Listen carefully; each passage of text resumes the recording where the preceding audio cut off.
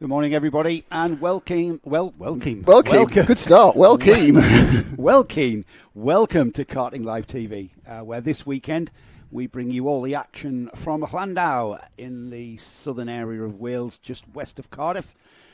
And it is the Access Karting Series. We brought you a round of this championship last season, and it was a delight to be welcomed in the paddock, which is a very, very friendly paddock. All of our paddocks are friendly, though, aren't they? My name is Joe Bradley, and alongside me for the rest of the day will be my ever-faithful co-commentator, Nick Dim. My ever-faithful spaniel. This is our first commentary together this season. And we're almost into June here, aren't we? Yeah. What do you think of Llandow, then? This is your first I have visit. never been to Llandow. I've been to Greece and the Isle of Crete, and I sit down in the rock, but I've never been to Llandow. Yeah, it's a great little track. I mean, on a racing point of view, it's got a number of plus points. I must admit, it's a little bit technically on a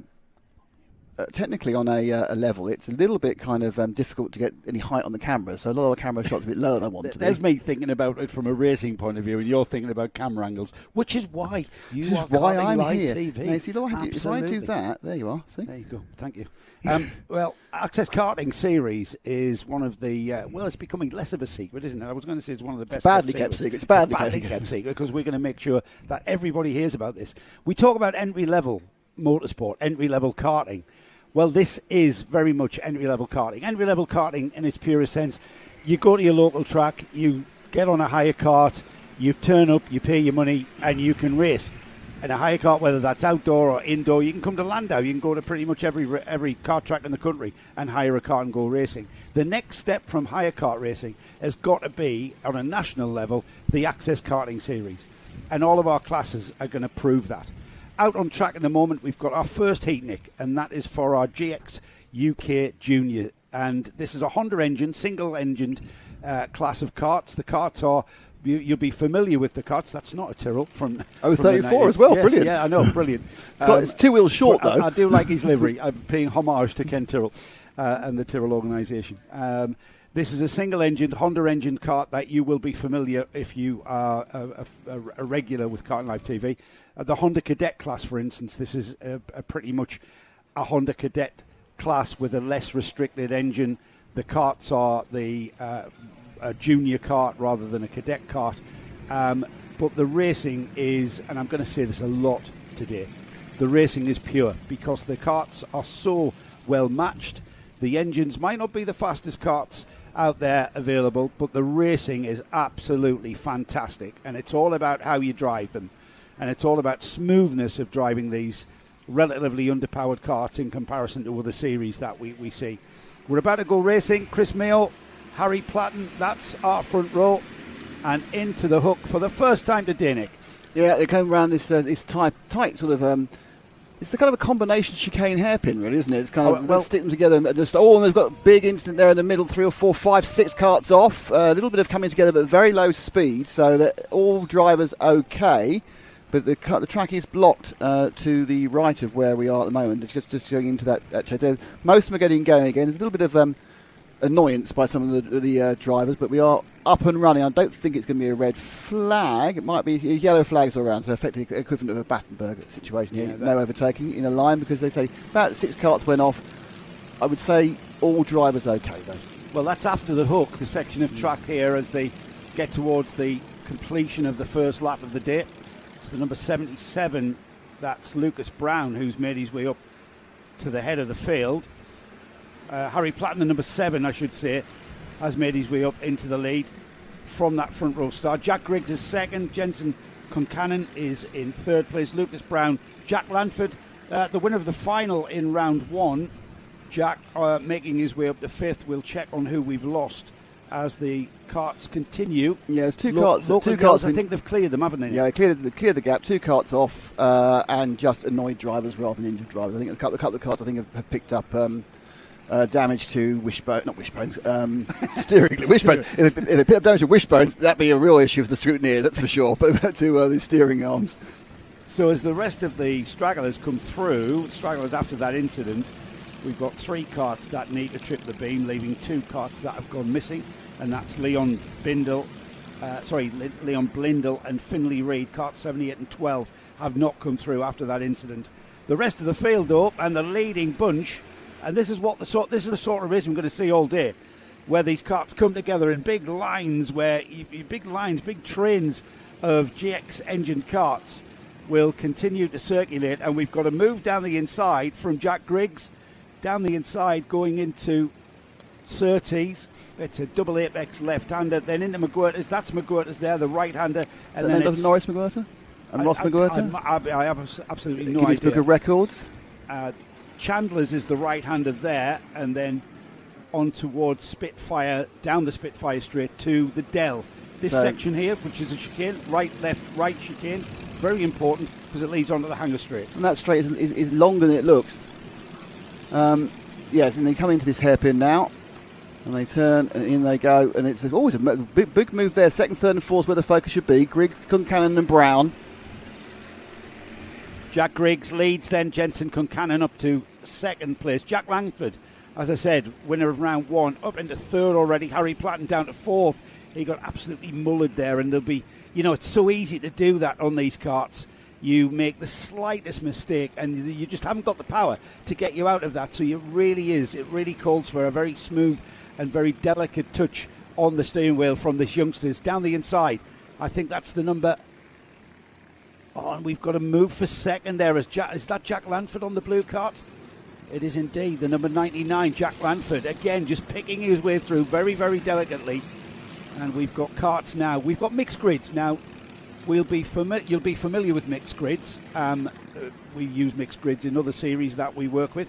The NKC, for instance, where each competitor will get a chance to start near the front, in the middle, and at the back of the grid for their 3 heats.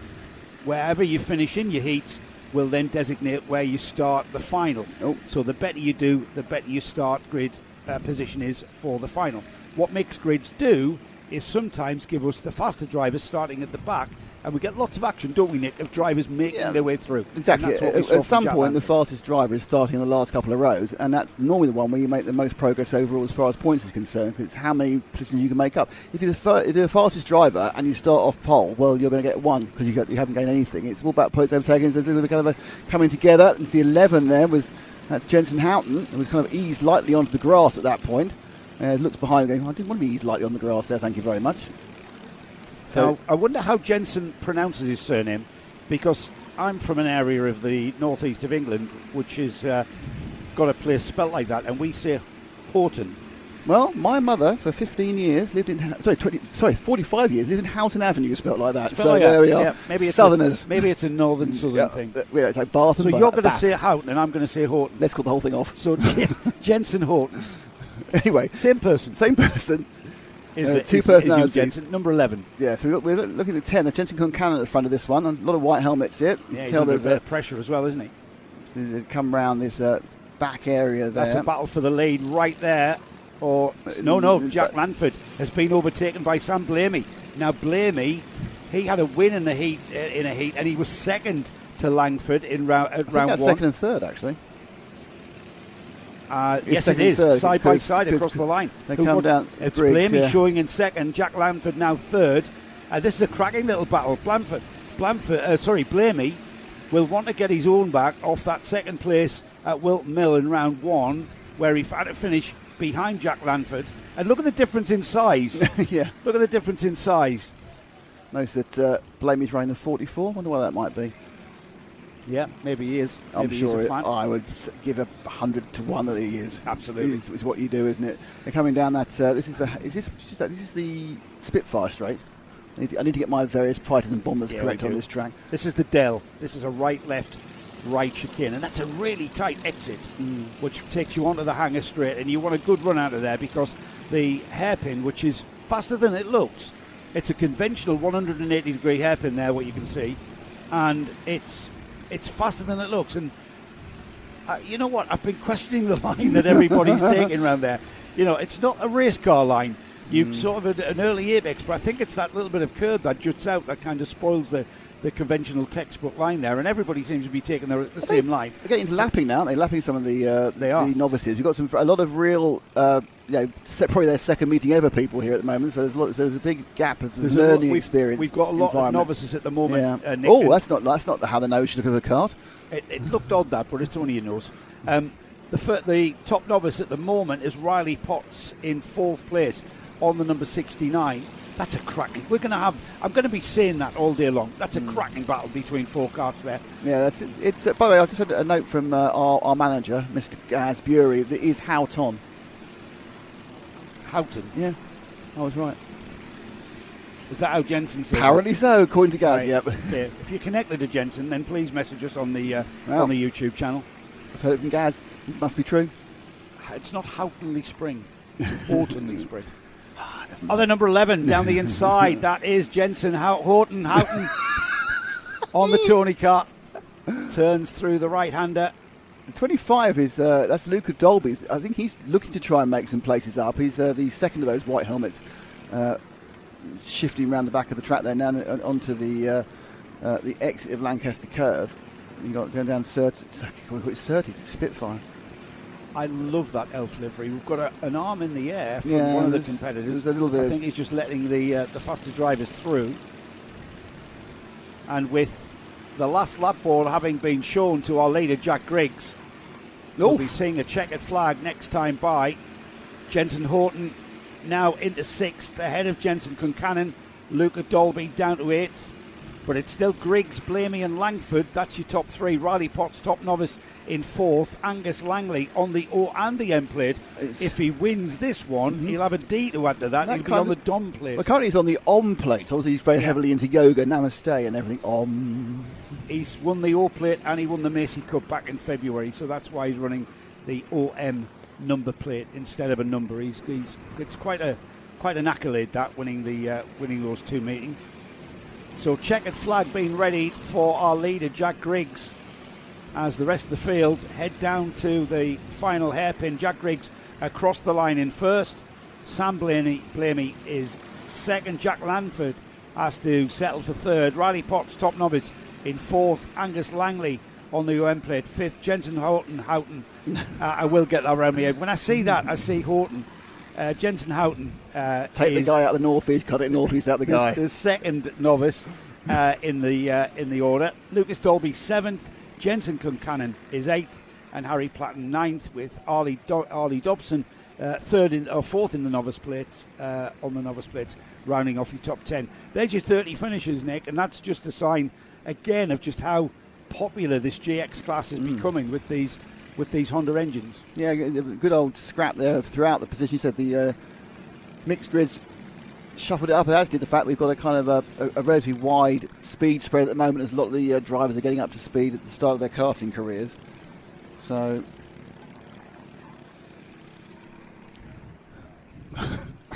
sorry, I've got another message from the boss. You've been distracted, haven't you? Yeah, no.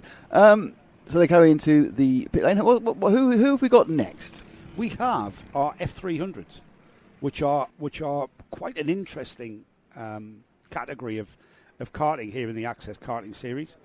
The F300s, whereas normally we have a spec engine for classes pretty much everywhere in karting, F300s are a little bit different insofar as you're allowed to run at least 4 of the manufacturer engines, which I'm just trying to find out. We've got a mix, 4 strokes, rotary engines from Exo. We've got Swiss Atlas V-twin, the V-twin, and we've got a Billand engined karts, and we've got not the biggest grid of karts out this weekend. 13 karts have come out in the F300s. The thing is, Nick, about these engines, they may all be different. They all deliver 400 horsepower. Not quite that, Nick. No, not quite that. But they are absolute rocket ships. Incredible acceleration off corners. They're running a relatively sticky tyre.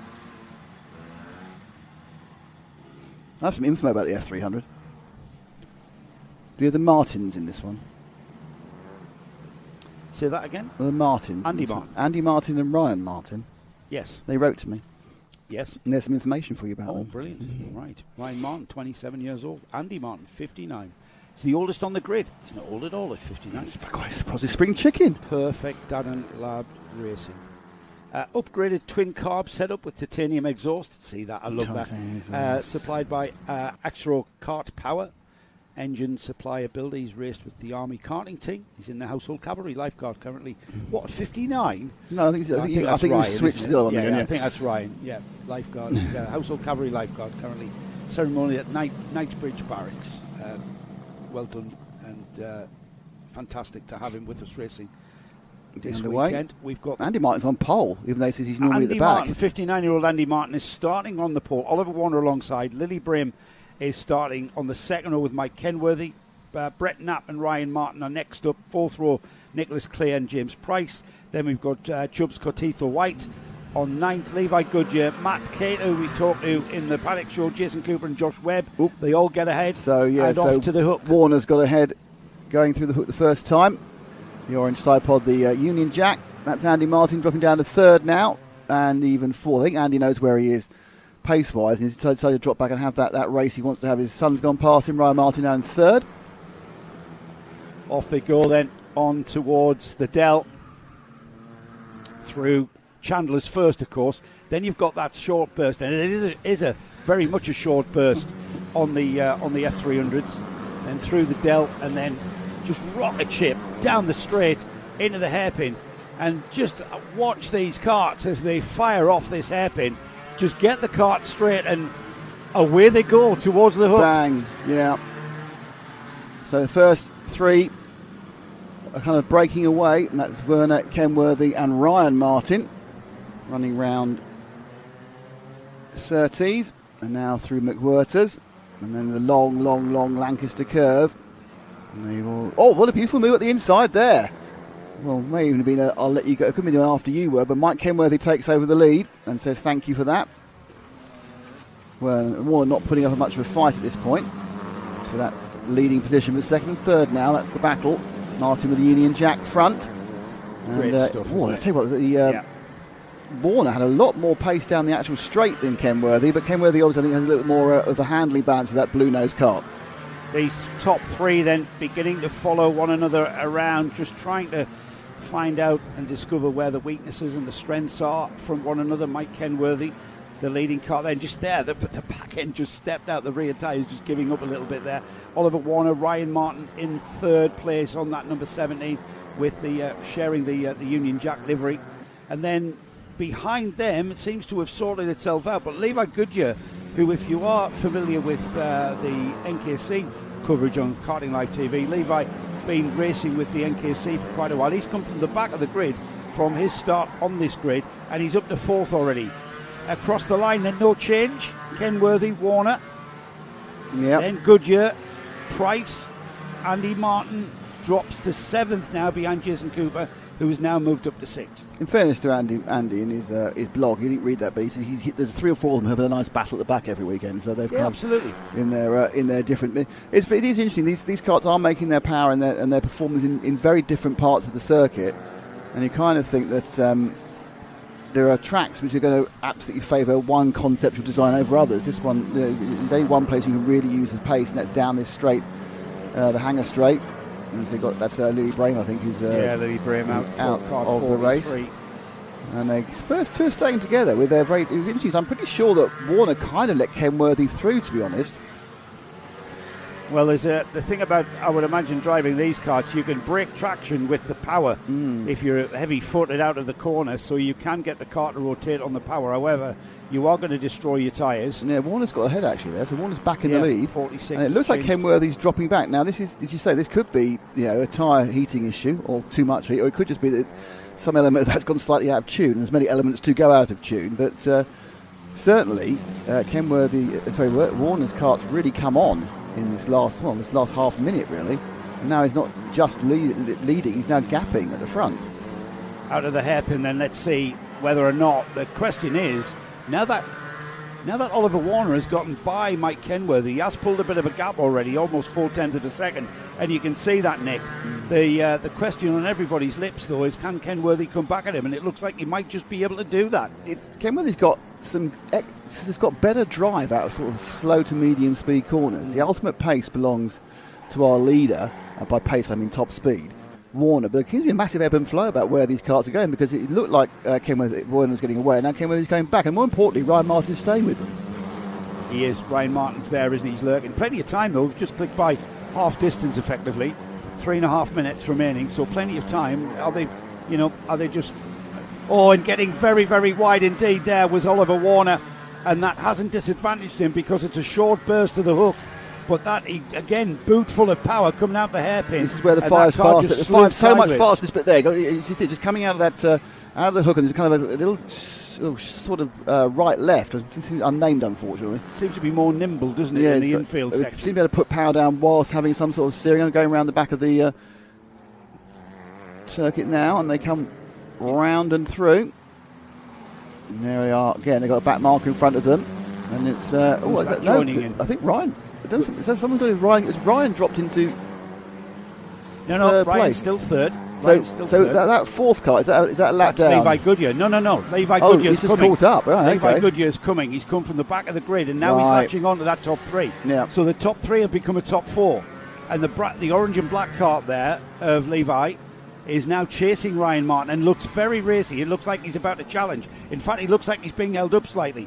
Trying to find a way around the through Surtees is very tricky, and then immediately into McGuirter's. But there's the move on the Lancaster curve, and into Chandler's as he moves into third, and he taps his helmet there to say to Ryan Martin, "They're all doing it. Let's catch them." It's about hanging on to those cards coming through the corners, though. Right, we're heading to the hairpin now. Now just watch. If you get that throttle in too early, the thing just slewed sideways. And Oliver Warner hanging onto that kart all the way to the hook there, through the right, then a hairpin left, and then into a right-hander. It's more of a chicane, isn't it? Yeah, Kenworthy, they're not showing that real leap of pace off that corner coming into the start of the Surtees complex. But now, top four nailed together. Martin, you say, in the fourth, but you wouldn't put money against him actually winning this at some point with the Union Jack nose coal. Four of them.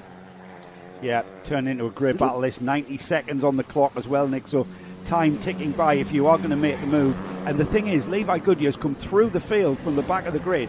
The orange and black kart now has got momentum. Oh, he's onto the back. That's the first one. He's on the back of Ryan Martin, and he'd be looking to get by.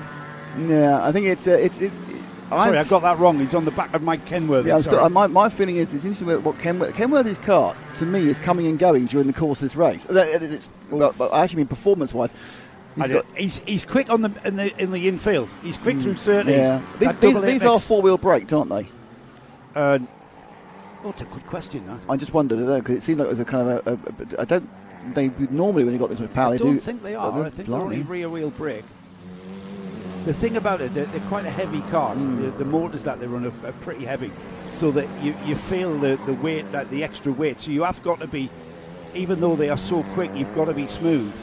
And they're very, very raggy. And it's going to be a chance for change of leader. Dropped it in there. So Kenworthy thought about it and backed out of it. It's the gap. It's the blast out of the hairpin towards the hook. There's just not enough speed, not enough pit, not enough distance, I should say. And Levi Goodyear's coming, isn't he? He's down the inside. That's second place. Yeah, inside at McGuirter's. He's into second. He's been eyeing that up for a couple of laps, I think. And now, can he take the lead? Tries down the inside into the Dell, but that gets a really bit tight. Sorry, not the Dell. Into Chandler's. Into the Dell now, which is a right, left, right.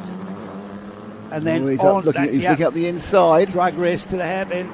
He's going to break up. But interestingly, there was a little bit more power there, speed from Kenworthy. So he was coming at the back of Goodyear. 1 lap to go. 1 lap to go now. They're on the last lap. Time running out for Levi Goodyear. It'll be a hell of a drive if Levi has gone from the back of this grid. And familiar with Rotax karting is Levi, so he's familiar with having a bit of oomph under. There we go, same again. There's the move again. The move coming again. He likes that area of McGuirter's, doesn't he? Yeah. And then he's got to head onto the Spitfire straight into the Dell. And then from the Dell, they'll head down to the hairpin. But these four being together the whole race, and when they've changed positions, they haven't dropped away from one another. So that bodes well. I'm not sure if it's a slipstream situation or not, I don't know. There's a challenge. They're almost too wide for second. What is it? Who came second? Is it? It's last lap now. It's last lap now. No, it's finished. We've got to check the flag, Nick. Okay. Right, so at the last corner, of the last lap, Oliver Warner went down the inside, and Mike Kenworthy on the number 5, the blue cart there, went with him. He said, hang on, I'm coming with you, down the inside of Levi Goodyear, who went into that corner in the lead, came out of that corner in third. So your top 3, Oliver Warner, Mike Kenworthy, Levi Goodyear. Ryan Martin had a great view of all of that going on there. Yeah, he couldn't get... I'm pretty sure he wanted to join in and go through the gap with Mike Kenworthy as well. But that was a great race from that number 46 there, the white helmet and the grey overalls there. He led pretty much the whole race. I think he didn't lead across the line for one lap, and then right there he lined it up and went down the inside of the hairpin. Brilliant stuff. So, full result? So Oliver Warner, he takes the win. Mike Kenworthy on the number 5 is in second. Levi Goodyear third. Ryan Martin was fourth. Behind the top 3 or 4, we've got James Price in fifth, Jason Cooper in sixth, Matt Cater in seventh, Brett Knapp was 8th, Andy Martin 9th, Josh Webb 10th, Nicholas Clear 11th, and we lost. We lost Nicholas Clear on lap 3, and we lost Lily Brame on lap 2.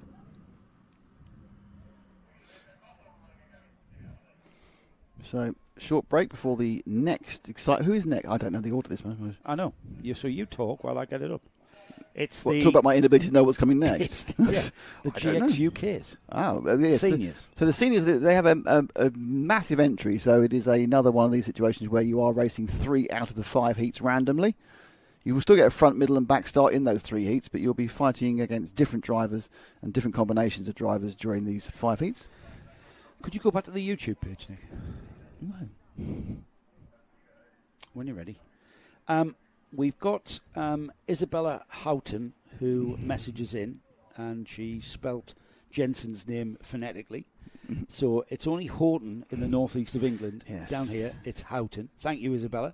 Down here, South Wales. It's everywhere apart from the northeast. Yeah, probably. Michael Burke, hello, evening all, just after 7 p.m. in Bathurst. Great to have you on board again. Hope you're enjoying the karting on Karting Live TV. A little bit of a different series. This, I love this series. This is very much start of the ladder of karting, isn't it? Yeah. And there's lots of ways that you can actually get involved. Entry level karting at its best with the Access Karting series. So the first heat for GX UK Seniors, again, single engine karts with Honda engines. These chassis are up to 2018. Next season, the regulations change where you're allowed 2020 karts, and every couple of years we're going to see that step change in the regulations. I've been told from series organiser James Purchase, which makes sense. So 2018 chassis, the regular kart chassis, 1050 frames that you would see in other series throughout, but they've got the GX Honda engine on, and again, the racing here is in its purest form. Your driving has to be absolutely spot on, meticulous, perfect, smooth. If you make the slightest mistake, you are going to get mullered, and that's what we're going to see. That number 5 there, Alex Van Gien. Check out Alex Van Gien's YouTube page if you want to know anything about GX UK Senior Karting. Alex's page is absolutely tremendous, and some of his onboard stuff certainly stirs me. I'm vicariously racing through Alex and his YouTube channel. I really am. It's really worth a watch, and there's lots of YouTube footage about how to get involved in this. So it's Matthew Roberts and Anwar Beryl Smith with Anthony Cassels and Connor Bolting. There you have 2 front rows as we get things not underway, Nick, as we've been given the wave around. Right, yes. First one. Yeah, it looked fine to me. I think we've got a few stragglers. I'm not sure everyone's in the right position, that's why. Third row of the grid is Ethan Hall and Alex Van Gien, who we mentioned. Damien Williams and Daniel Howarth are next up. Russell Endine and Adam Holloway are next. And row 6, Lee Jones and Simon Fuller. I just want to break away from the grid, though, Nick, and tell you it's James Ogden. He was never off the podium at Wilton Mill for Heat 1. He had a second, a first and a third in the heats, and then he went on to take the final. Now, James might not be in this set. Might not be in this one. I don't think he is. He's not down the order. Daniel Mentz was, again, never off the podium. A first, a second, a first, and then had to finish behind James Ogden in the final, and then Scott Williams a fourth, a fifth, and then finally taking a podium in the final. So that was your podium for round one: James Ogden, Daniel Mentz, and Scott Williams. Look out for those names. I'm not sure, John. You know what? I'm not sure any of those drivers are actually out in this first heat because of. I think we've got 60 plus 64 entries for this class. So heading down to the hairpin. Here we go. We should get them underway. 8 minutes and 1 lap for this heat. There'll be a restart as they come in and round the start-finish hairpin. By pit in and pit out, very condensed here at Llandow, and they are off and away and streaking down to the hook, and it's the 0 plate of Anwar Beryl Smith who takes the early lead, a little shuffling about there, and coming together, and they streak now throughout the exit of the hook and into Surtees. You've got to get those places made up in this first lap. Don't be told anything else. This is where you make your ground very, very early, especially in this class of kart, and that's what we're seeing Alex Van Gien do. Indeed, Alex up to third, gets his head down. Because of that place change in that order, we've had the first two breaking away a little bit of a gap. As we've got what, Nick? A couple of karts had an instant game around Surtees. We'll find out who they were. I think they were sort of mid to front grid.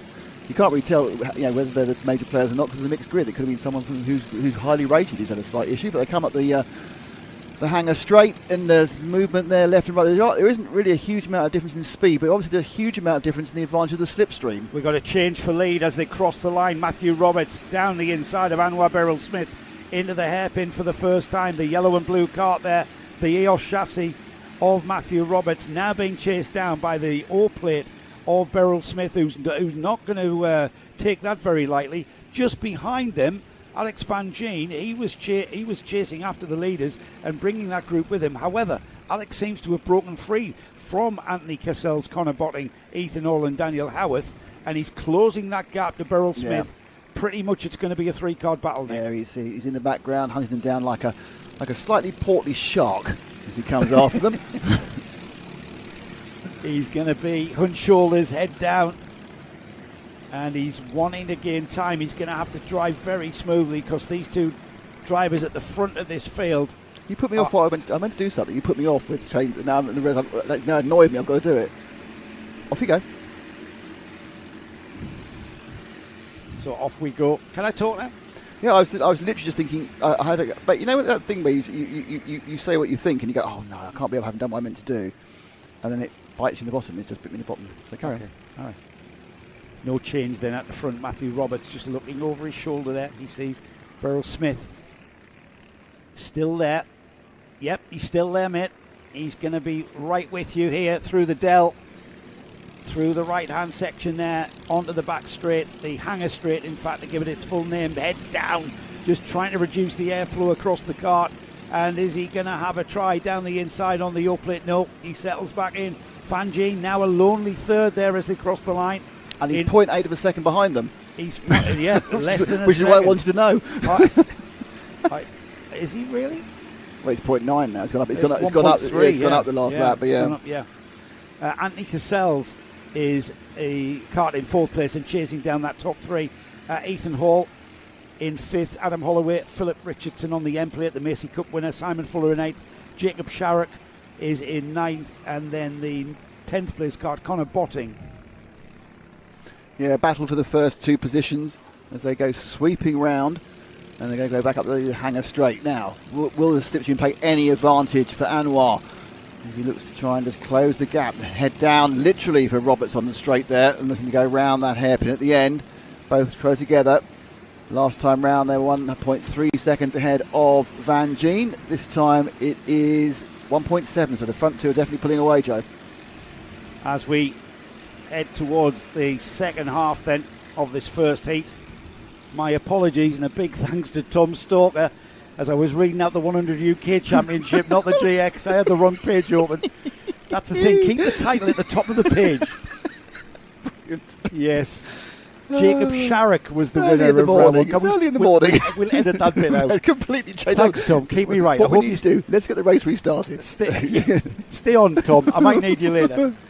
Yeah, Jacob Sharrock was the... we'll start again. Edit that bit out.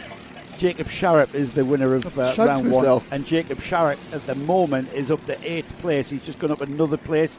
No change in the order of the top 3, though. White kart's a lapped kart. Yeah, the white one. Again, we have novices. We have novices in this massive field as well. People coming to grips with it. GX is the natural sort of first step into owner-driver karting now, because the vast majority of the team, and we mentioned Alex Van Gogh 30s, he did a very good video earlier in the week, just walking up to people, saying your name, your number, and where you come from. Most people have done rental karting. Some have done endurance rental karting. I would say 70% have moved up from rental karting, and 20% have moved down, inverted commas, in speed, not in competition levels, from something else like a Rotax, and 10% just go, I'll give it a go. I'm probably going to say this more than once, Nick. British touring cars aren't as quick as British GTs, but the biggest fan base will be for British touring cars, and that's down to the racing, and that's what I see with the GX engine karts. The racing is brilliant. It's pure. They might not be the fastest karts out there on any karting grid in the country, but they are the best when it comes to racing. And these two drivers at the front of this, Matthew Roberts, Anwar Beryl-Smith, who, by the way, Anwar Beryl-Smith, third on the podium at Wilton Mill, and again at the front, on the front pointy end of this grid. And we daren't take our eyes off this lead battle, because we know with 2.5 minutes remaining that Anwar is just lining up potentially Matthew Roberts. However, Matthew, it's going to be hard to get past him. He's carrying the number 3, Nick, because that's a seeded number. He was third in the 2024 championship. Yeah. So, he knows how to finish well, and we have got that's the elite level of GX UK senior there, right there at the front of this field. Right, Anwar got the O plate. That was the end of last season, the O plate. So that I can't remember. I think it was at Clay, actually. I think it was the O plate. Or was it the M plate? Then they had the M plate, which is the Macy Cup. So you'll see these O and these M plates on the various karts. Interestingly, it is a part of the rules. If you have the O or the M or later on the D, you have to run it. James Purchase told us yesterday, you have to have that on your kart. You can't choose to run a racing number. If you've won a special plate, you have to run the special plate. So it is what has been noted by a number of the drivers is after the growing success last year of GX, it absolutely exploded over the winter, and obviously that what affected me. We've received a massive spreading in the talent, both lots of novices, but also the sharp end has got significantly sharper. So that's that's not taking. And there's a move down the inside for Beryl-Smith. Didn't work. I don't think. We've got the switchback heading towards the loop. The ideal line as Beryl-Smith tried to go around the outside there, but Matthew Roberts had the ideal line by doing the switchback at the hairpin, and he resumes back to where it was with Matthew Roberts leading, Anwar Beryl-Smith in second. It's still Van Geen in a very lonely third there. It's going to be 3, I think, more. This one and 2 more after that. They got about 44 seconds. Lapping in 51, so maybe. So they're going to get 2 more off this. It's nose to tail as they come out of and down through the Spitfire Straight, through the Dell. Whenever I hear the Dell, all I can think of is Southampton. And they don't even play there anymore, do they? I think of Dingle Dell with Brands Hatch. Oh, you see, football or motor racing. Yeah. The Dell is Southampton, though, isn't it? I don't know why it's called the Dell. Oh, up the inside again. Is it going to work this time for Anwar Smith? No, it is, because Anwar Smith now has that line that Roberts had the previous lap, and he's going to make this stick. Used it quite nicely. He's got one more lap after this. That was brilliant stuff. He learned from that previous lap, didn't he? Looks over his shoulder. He's still going to be there, mate. The yellow and blue kart of Matthew Roberts is going nowhere. He's not suddenly put his brakes and decided not to bother anymore. Yes. He's still going to be there. He's going to be there all the way to the flag. I'm not sure that, in retrospect, that was necessarily the best time to do that. He's given Matthew 2 laps to get back at him now. Yes, this one and the next one. And I think what we're seeing here, Nick, is the nature of the Llandow track is you make a move at the hairpin, but coming out of the hairpin, you need to be on the right-hand side, especially in GX UK. Well, let's see what happens this time. Not quite. Carried enough pace. I think Beryl-Smith basically said, I'm going to give it everything to get around the hairpin right now. The other place where we have seen overtaking is basically getting it on the inside of McGuirter's.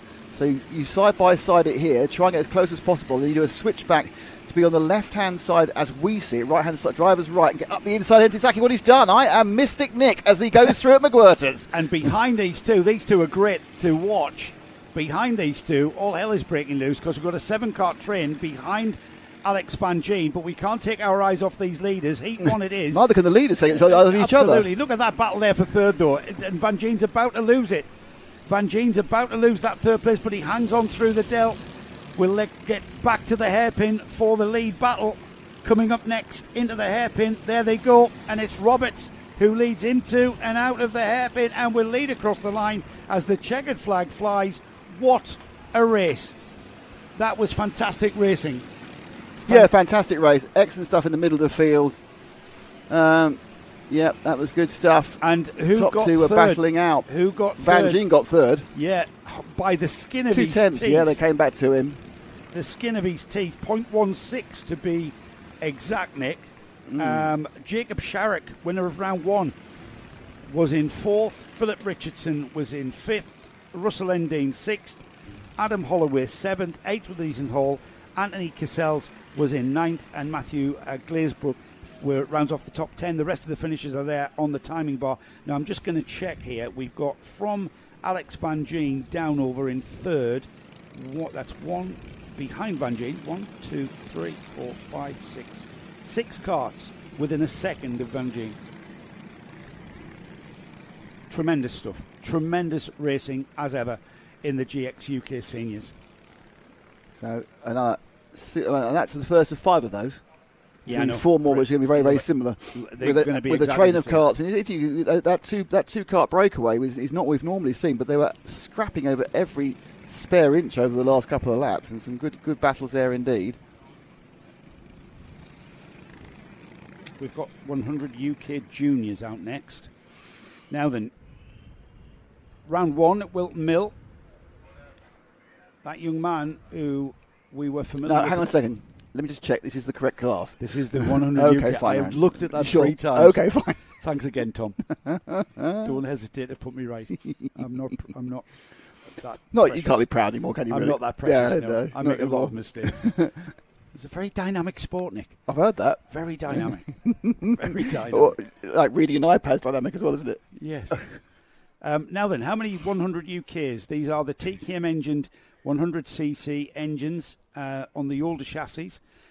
We've got the first round at Wilton Mill. So Sebastian Corking, who's got a little bit of Minimax Rotax experience under his belt. He then went into TKMs. Him and his dad Graham are having a whale of a time tinkering and fine-tuning the engines, which you were allowed to do. Now, just so you know, we do have a paddock walk, and you did speak to Sebastian Corking on that. I caught him coming. Now, we don't know. We know there's no lunch break, but we don't know we're going to be able to throw in interviews at any point from that paddock walk. But it is available for your own enjoyment at the end of the day on Karting Live TV, so you can watch all the interviews we did. Uniquely, it appears within Karting Access, I've managed to come to an arrangement with the marshals where they don't have a lunch break, so we just run all the way through. How do they do that? No, Yeah. no. I suppose you can have your sandwiches at your side, can't you? Yeah, it's probably... So Seb Corking took Heat 1, Heat 2, was second in Heat 3, and then took the final. Oliver Borg, who was on a novice plate on the number 34, he took a fourth, a third, and then was second on the podium. Yelena Osbar-Scott took a second in her first heat, fourth, a sixth, and then finished on the podium on the third step of the podium. Well, it's Kai Turner sharing that front row of the grid with Yelena Osbar-Scott. Yeah, and the first of what will be a number of the fantastic TKM sounds and smells. As, whatever you say about it, there's nothing better than a proper bit of two-stroke coming up your nostrils of a morning. There's not. It's Michael Burke down there in Australia. GX is a great class. I watch many of the drivers' videos. They're great, aren't they? Do have a look at them.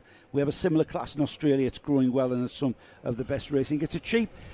it's an entry-level form of karting. It's an entry-level form of motor racing, and it really is a great way.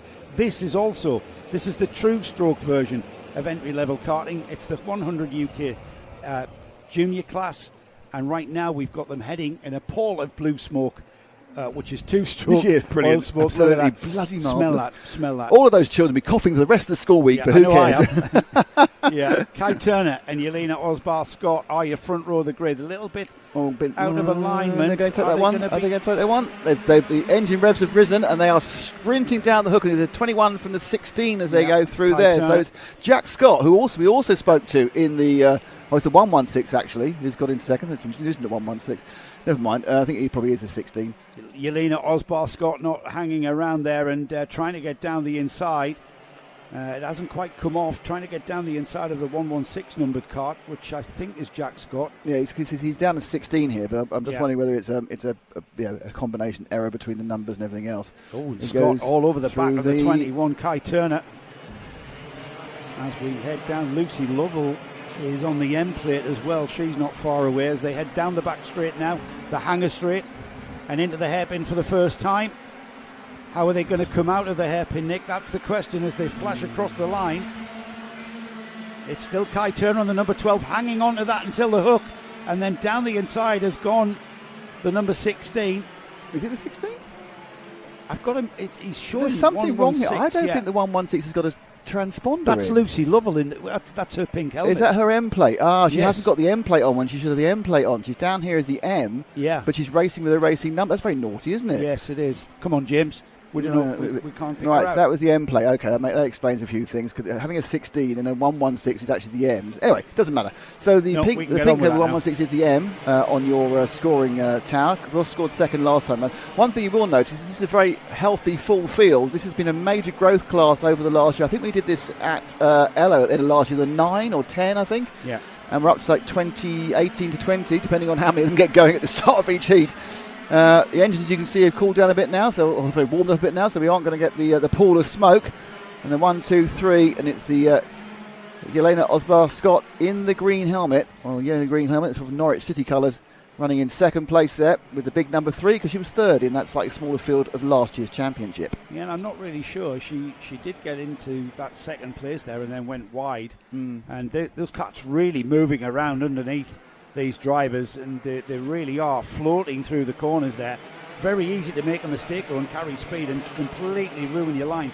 Llandow really does do that. It can disadvantage you. It can really bite you back. The sequence of corners here, you have to measure yourself in one part of the corner for the exit. Oh, it's a spin. Who's that? We've got a spinner. They're out of the cart. Whether they can push start their cart, I think they're allowed help. That was Ollie Robson. Yeah, they have. On all the junior classes, what you'll actually see is look at it again. Oh, yeah, it's moving out the back. They just. I think that was. I don't think he was helped. I think that just happened. Yeah, on all the junior classes, you'll see that a large number of helpers with orange high-vis will walk down. So I think there's one. I can count about 7. I assume that they're fathers and mothers of the drivers or volunteers. Yeah, I think so, yeah. And they're there to make sure if a cart, obviously especially these carts just don't start themselves again because they are clutchless versions of the TKM. They can get going again and they can rescue the cart. So I think it's quite a good idea. And an example really again of the way this is a kind of a family atmosphere karting environment. Though it's interesting, speaking to James Purchase yesterday, he was talking about the massive growth in numbers across all the classes and the kind of the little elements of growing pains it's putting in. You know, I think they're trying to rein back some of the over-competitiveness, especially that's what they did with the cadets. They kind of took out some of the pure race elements, and they're also trying to keep the family atmosphere while suddenly having, rather than 80 carts, having 162 to 200 carts. The competitive element comes into it, isn't it? When anything becomes worth winning, that's when it starts getting intense. There's competitiveness and there's over-competitiveness, you know, and we all know what it is, especially in junior karting. We know exactly what that is. Unfortunately, we've all experienced it. I experienced it last 2 weeks ago, the kart championship, where you see some performances, let's say, by parents which are, well, frankly disgusting. But anyway, that's not here. Here I haven't seen it. I've just seen everyone having a good time, and they're practically absent. I think competitiveness, this kind of grows in proportion to the amount of money you're spending. And oh, what happened there? He lost the drive there for the 35. I think he just kind of 38. Sorry, 38. That's Cosmo Cameron. Again? What I was saying about these carts? If you go in a little bit too heavy, the cart can slide there. He got completely crossed up sideways into the first part of the hook, and by the time he has to turn left, the cart's already. And he's off the throttle. Yeah, and these things don't particularly like that necessarily. We were watching the progress of Seb Corking there, who's moved up the order and in the fifth. Yeah, Kai Turner still in the lead on the 21. Yelena Osbar-Scott still staying ahead of Lucy Lovell. Oliver Borg is in fourth, but he's been caught massively by Seb Corking. Now there's the 34 there. Yeah, so you got 4 and 5. So the 4 and 5 are going through. That's the the 34 and the 52. So that's them just going now through to Surtees, and they're going to run now through McWhirters. Both mostly black karts. That's kind of a sort of, is it Haveline colours? Well, there's oil colours in that 52, isn't it? Orange. No. It's the German flag colours because Graham, his dad, and Sebastian is named after another famous German racing driver, Sebastian Vettel. So he's always kind of carried those colours, and he's got like the very similar colours on Vettel's helmet, red, black, and yellow. Back end. He's going to come out the back straight now. He's going to take on the hanger right up the inside there. You're seeing it happen around the hairpin. Corking goes into fourth place. Now, of course, again, these are mixed grids, so fourth place may be an excellent result for this particular first heat. Yeah, through the hook, and then turning right out of the hook, they go down a short stretch to the double apex left-hander here. There's two corners there. That's Surtees. Out of there, short blast to McWhirters there, the right-hander, all important. Now, this is a curving blast across the Lancaster curve into the right-hander here at Chandler's. Out of Chandler's, you head down towards the Dell, and the number 34 is coming back at Seb Corking there into the Dell. The Oliver Borg, number 34, just had a look, didn't he? But Seb Corking was oblivious to that, took his line through the Dell on towards the hairpin now, and we'll see what the gap is. No change in the first three. Kai Turner, Yelena Osbar-Scott, Lucy Lovell, Seb Corking now, and they're hanging on to him, Oliver Borg, by just 3/10, Nick. So the 34 there, Oliver Borg, hanging on to Seb Corking. Yeah, you kind of get past, and then you think, you have the advantage. It is, let's be honest, it's university now, it's easier to follow than to lead. And certainly Borg having no issue at all with staying within a comfortable distance of Corking. So they are spreading out a little bit now. It's a half-second lead for Kai Turner over Osbar-Scott, and then there's a second then back to Lovell, and then back to these two. It's now 2.5 seconds, and most of that gap was done at the early part whilst Corking was running through the field. Yeah, it's settled down, hasn't it? We've got Turner, the number 21, just getting involved in back markers now. He's got not much of a gap to Osbar-Scott, but the back markers is going to stretch that towards the last lap board, which will be shown this time by. There's the leader, Kai Turner, just turning through the right-hander there, out of McWhirters along the curve of the Lancaster curve and into Chandler's here, the right-hander. Out of Chandler, down towards the Dell. There's Corking staying ahead of Oliver Borg. Seems to have settled down somewhat, Nick. We've got people where perhaps they should be. Remember, mixed grid, so they were all over the place when this one started. The first heat for 100 UK juniors. Nope, restart on the side there. Oh, and that's a tricky place to be. That's right on the line there, but we will get that kart started. Avoiding action, just lifting off the throttle as you come out when you see that. So it looks like that third, fourth and fifth have come together, haven't they? The number 88. 88 is a lap kart. Yeah. Or will be a lap kart. It's been lapped by the leader. Now he's got Corking behind. Yeah, Seb gets down 68. the inside. That's our old eyes again, finally getting the correct number. That's where the light shines, isn't it? Yeah. So Seb looking over his shoulder there. The 34 still there, Seb. Oliver Borg is still ever present. If you had mirrors on that number 52 kart, you would see your mirrors would be full of Oliver Borg. This is the last lap, by the way, so sprinted by, and that's Kai Turner over the line. And that is the checkered flag. And they are all finished. Stayed the same, Nick. Kai Turner, Yelena Osbar-Scott, Lucy Lovell. That's your top three. Behind them, Sebastian Corking. Stayed ahead of Oliver Borg there. And then Jack Scott is 6th. Lewis Nagai is in 7th. Jaden Solo 8th. 9th is Devon Giles. 10th is Cosmo Cameron. And then we had Mason Pennington, Ollie Robson, Harry Bowler just coming through and across the line now to take his checkered flag. Zach Lowe across the line now. Logan Page 15th. And then it was in 16th, Leo Stern. Jessica Williams in 17th. And then Seth Jones, who we lost on the first lap there. Yeah, smoke suddenly came out to choke the engine. Just keep them running smoothly. That's how you get a little bit of extra oil mixture into the cylinder. Full throttle, hand over the air intake, and it gets a nice slug of fuel, cools it down, lubricates it up, prevents any chance of the engine nipping up as it just gets slightly hotter when it has no more air flowing over it. They slow down at the end of the race.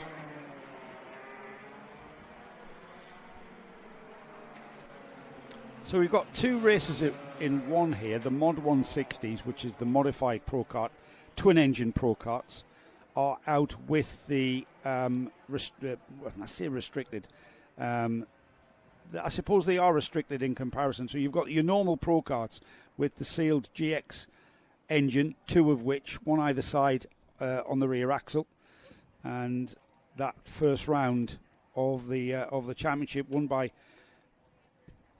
well, not won by Peter Stott. Where are they?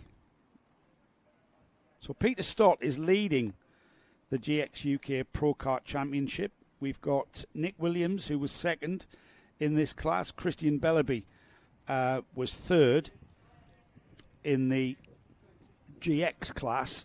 In the Mod 160s, we've got, this is a modified Pro Kart. This is a modified engine, I should say. The Pro Karts, chassis-wise, are exactly the same. We've got Nick Williams, Christian Bellaby, Richard Melton Baxter. They are our Pro Kart grid. At the front of the grid order, though, we are setting off the 160s. Now, these are modified. You are allowed to do what you want with the exhaust, and you're allowed to do what you want with the breathing, the air intakes. You can port the heads. You're not allowed to change the CC. You're not allowed to change the bore and stroke or bore the cylinders out to be bigger.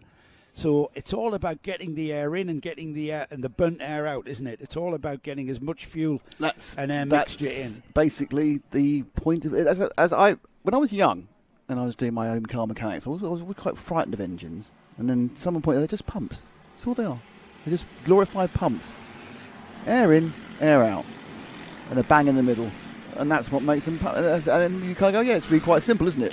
What blew me away was when I was chatting to some of the chap that organises the Pro Karts.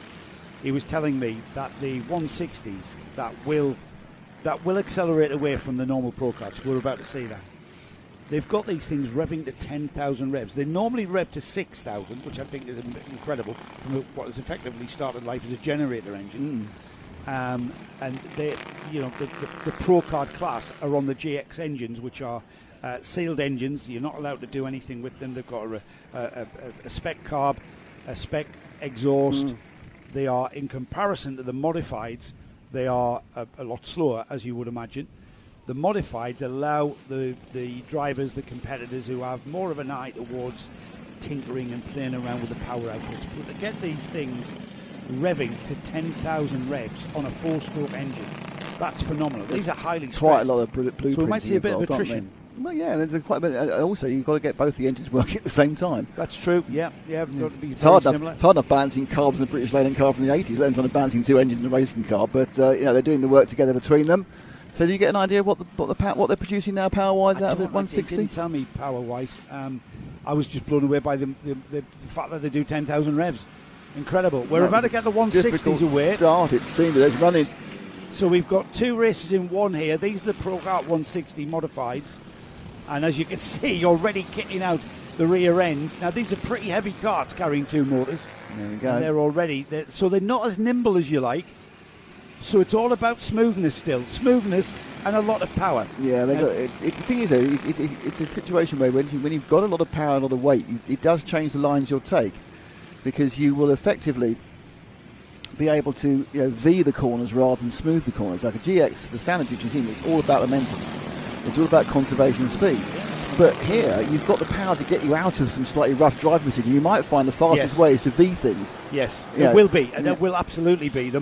If you can get that car pointing where you want to go, and then boot the power, both wheels, the last thing you want is to be spinning the axle up and getting it all sideways. Now, this is for Lara's benefit, our producer. We have two races in one here, Lara. So we've got the Pro Karts, who are slightly behind this group that we're following at the moment. And at the moment, this group's being led by James Walker on the 131, just pulling away slightly from the number 3, Chris Williams. Why is he running the number 3? He was third in the championship last year. Now, just behind these, we've got, we are still with the modifieds there. On a slightly different number plate, we've got the Pro Karts, which are being led by Nick Williams on the end plate, I think. There's already a very, very big gap. The difference in lap times is quite remarkable. Well, I'll give you an idea. 3.5 seconds, 4 seconds a lap. So the modified 160s are putting in a 47 lap time. The Pro Karts, they're lapping in 57s, 49s. So two seconds a lap difference. And that will all be to do with the power output and how you get down the straight a lot quicker. Okay. So these are your leaders of the modified 1, 3, 1 and 3. Coming on these two car battles. I see they look like their teammates with the similarity of the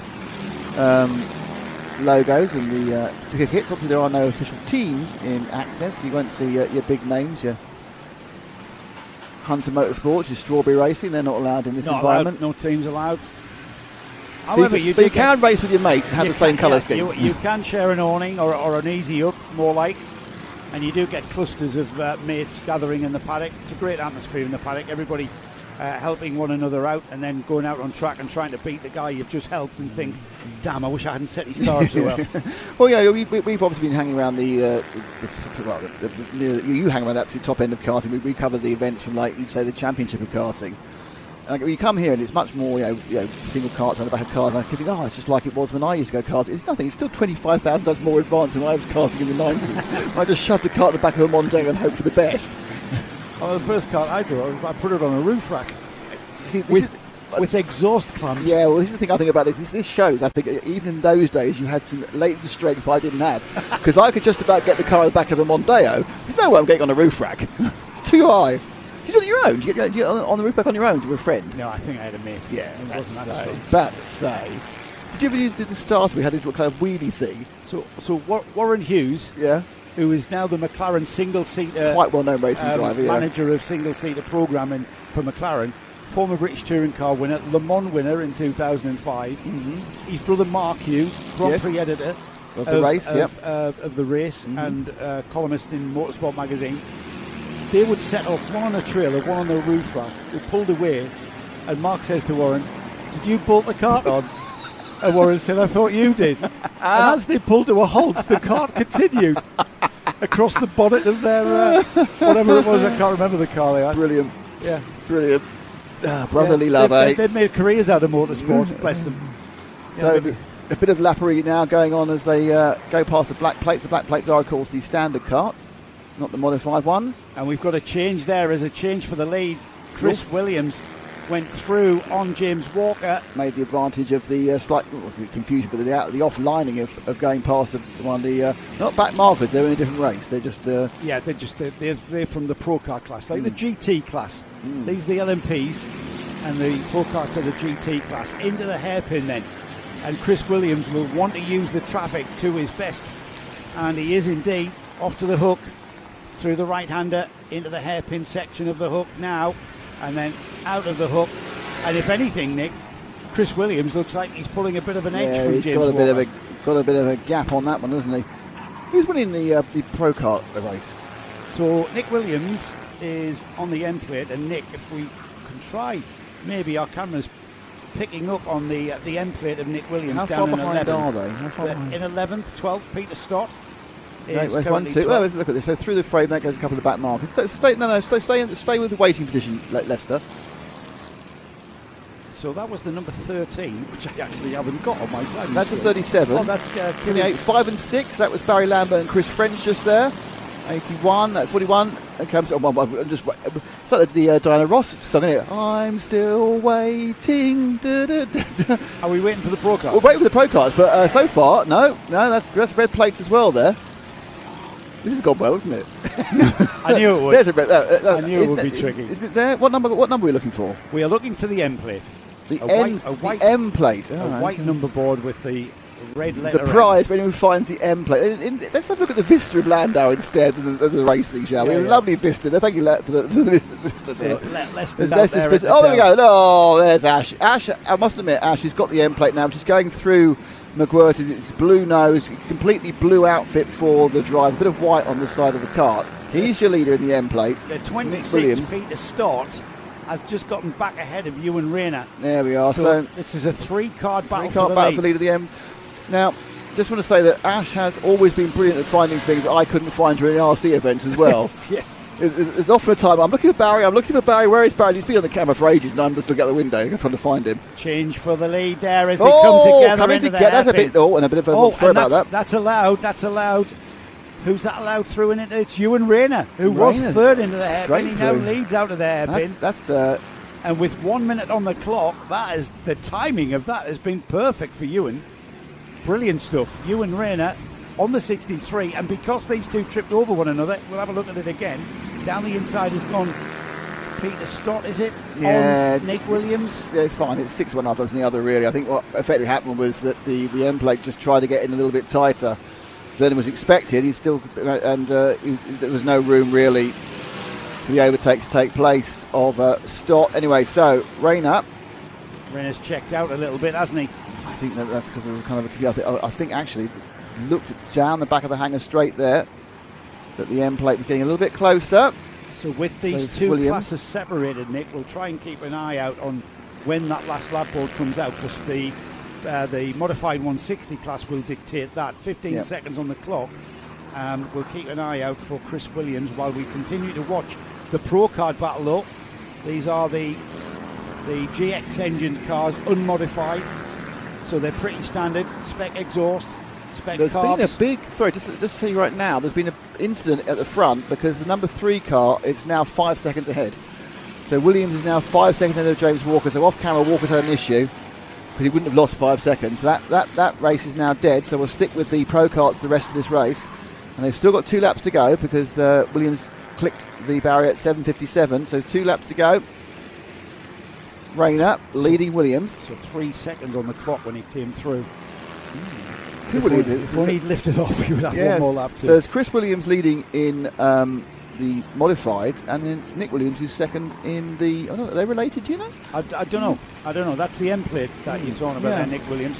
The leader, though, the number 63, that car there is chasing down, is Ewan Rayner.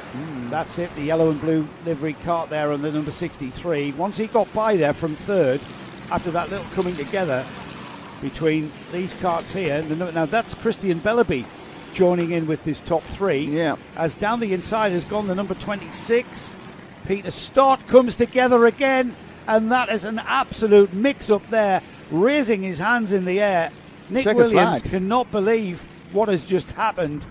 And right there, that checkered flag came out a lap early. Down the inside, and there, and across the curb. That was Peter Stott across the curb, which, again, if your wheels aren't on the ground, you can't stop and you can't steer.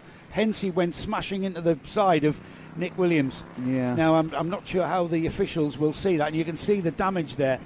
Or is that damage, or is just the nose upturned? Not sure. Right, we've got a result then. Chris Williams in the modifieds, the 160 modifieds. Chris Williams takes the win. James Walker second, Lee Mitchell third, Matthew Spragg fourth, Tony Whitehead, Barry Lambert, Chris French seventh, James Mary in eighth, ninth was Tony Weatheridge, and it was Kevin Pope rounding off your top 10. We're then into the Pro Karts, and Ewan Rayner took that win after that move at the hairpin there, or that kind of inherited the lead at the hairpin there, hung on to that. Christian Bellaby, another inherited second place, this time Christian Bellaby to the detriment of Peter Stott and Nick Williams, who finished in third and fourth. Richard Melton Baxter was next up, Chester Trollon, Jim Rutledge, Alex Mays, Ryan Clark were next, and then we've got Ben Wesley on the modifieds in 20th, Kirichi Yakali was on a Pro Kart in 21st, and Junior Jones, who I think we lost on lap 5, yes we did, or lap 6 it was, Junior Jones went out. And that, again, 2 races in one. We will always endeavour to do our best to bring you the action, and once that race kind of went the way of the leader in the modifieds, Chris Williams, once he settled that, it was all to fight for in the Pro Karts. The Pro Karts, uncharacteristically there, having at least 2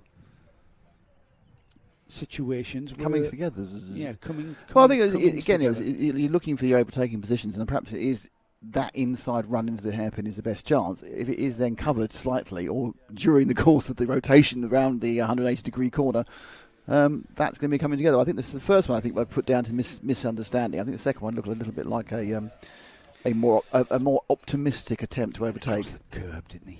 It's always never going to happen. Right, what's next, Nick? I'll tell you, shall I? Because I haven't got the timetable. I know, I have.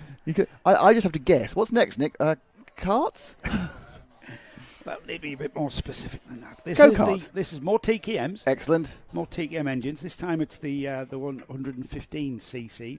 Can you explain to me the evolution? Oh, it's the evolution of 110. Of TKMs. Oh, right. When Formula TKM first appeared in the 90s, mid-90s, wasn't it?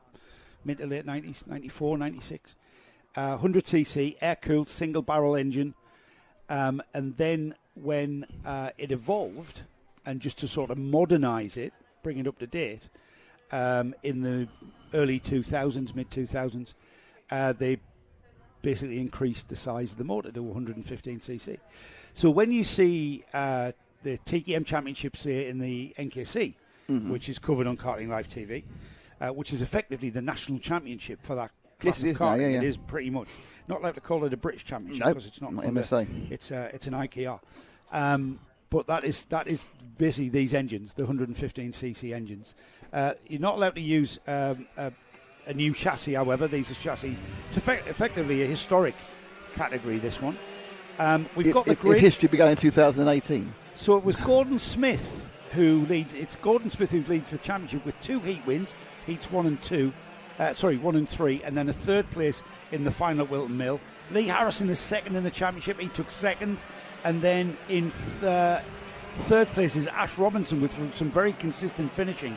A third, a fourth, a sixth, and a fifth gives him third in the championship. And then reigning champion Luke Ogden, he took the win at Wilton Mill, but he had a 16th, a second, a 16th, and a first. So it's all about consistent finishing, isn't it? Yeah, I mean, that's it. I mean, to win any championship is about, it's often about your worst results rather than your best results, and it's about, there are drop scores here. You can drop one round, and that can be a round you either have a bad day at or a round you don't turn up to. Yeah. So you haven't got to turn up to qualify for a drop round. So pole position, Lee Harrison on the number 78 there. Again, these two-stroke karts will be given another lap just to get them nice and hot and blown through, nicely lubricated. Lee Harrison, second in the championship after one round, is on the pole position. Chris Rance is alongside. Now, Chris, I don't see in the championship order down to 13th, so he starts alongside. Luke Ogden, current reigning champion, is starting on the second row of the grid alongside Matt Davies. We've then got James Munro and Ash Robinson on row 3. Row 4 is Marcus Gray and Bren Jessup. Dom Cliff and Charlie Machin are on row 5. Row 6 is James Cannon and Scott Rickson. Gordon Smith and Jordan Kendall are on row 7. Row 8 is Sam Taylor and Oscar Stevenson. And then there's Dominic Horton on the novice plate, starting in 17th. You can't really do that, Nick, because if you push this... No, just realise that. If you fall down the hole... Yeah, there's a kind of a delayed start, so I think they can take another lap round because there's karts still kind of joining the opening lap. I think, as always, some of the TKMs are a little bit recalcitrant to start in the morning, but they have had a warm-up, so they should have run through the early morning stuttering of these machines, but now they are running through. You can see the drivers choking the engines to keep them well lubricated. This is one of the reasons when they finally press the go button, you get so much smoke because they are constantly trying to keep the engines clean and lubricated. Performance TKM is running on the edge of nipping up virtually the whole time because the leaner you run, the more power you get. And having nipped up at the end of straights on many occasions at two-stroke, I know what's going on. The halcyon days of karting. And I have stared the chalk face at Buckmore Park straight in the eyes on more than one occasion as the engine goes. Absolutely. That long straight at Felton always used to put pay to that. Here we go then. We've got them all in a nice order and we will get a start. And they said it was going to be cloudy today, but I don't think they meant exactly as the car to put their power down, but it's certainly cloudy as they sweep underneath our position now through the hook for the first time. And it looks like they are As You Are. Is it the 78 who's taking the lead? It is indeed. Yeah, it is. Lee Harrison. And then it's behind, as it kind of grid order. Yeah, grid order, it seems certainly the first 2, 3. The number 90 slotting in there, and then the number 7 of Ash Robinson. So it is first, second, third, and fourth. Change. With a move down into second. Oh no, not coming because that's a very late entry to that corner. But he's coming again this time into Chandler's again. Oh, sorry, that's the Dell. Yeah. And he hangs on to that. That was really a clean, aggressive but clean driving there from the number 90 Matt Davis. Yeah, Matt was on a mission there. He wasn't going to be held up. I think he probably. I mean, when you're in a mixed grid, you've raced with these guys before. You kind of know who you think you're quicker than. And you think, I can't afford to be behind X, Y, Z if somebody else is in front of them because they're going to break away. With the surname of Davies, that could well be a local lad as well who might be familiar with Llandow, because that was very brave, going down the inside into the Dell and then finding himself on the outside through the left-hand bit. Now have a go at Lee Harrison, and the gap is it's down below 0.8 already. He's a little bit wide actually there, Davis. Look at the drive going too wide. He swept round and through the back half of he's put his wheel Lancaster curve. Put his wheel over the Chandler's, curve. yeah. He lost traction. And look at the disadvantage it's given him as well. That's allowed the karts behind him to come right on his tail, and we've got a movement down the inside as Ash Robinson. Oh, and he's going to lose two. I think. No, he lost it, got it, lost it back again. He's still there. He's still there again. He's still in third. That was he was in second for a moment. Yeah, and then but I think it was Ash Robinson just appeared to. He did everything right to the apex of the hairpin, and then just carried too much speed and went wide. Well, that's what you do, isn't it? You send it down the inside. You run out of real estate. Really, have to collect it up, because now he's under pressure from Charlie Mason on the 75, who is equally under pressure from Ben Jessup. I think everybody's under pressure in this TKM field. Do you know, there hasn't been so many people under pressure since David Bowie and Queen recorded the song.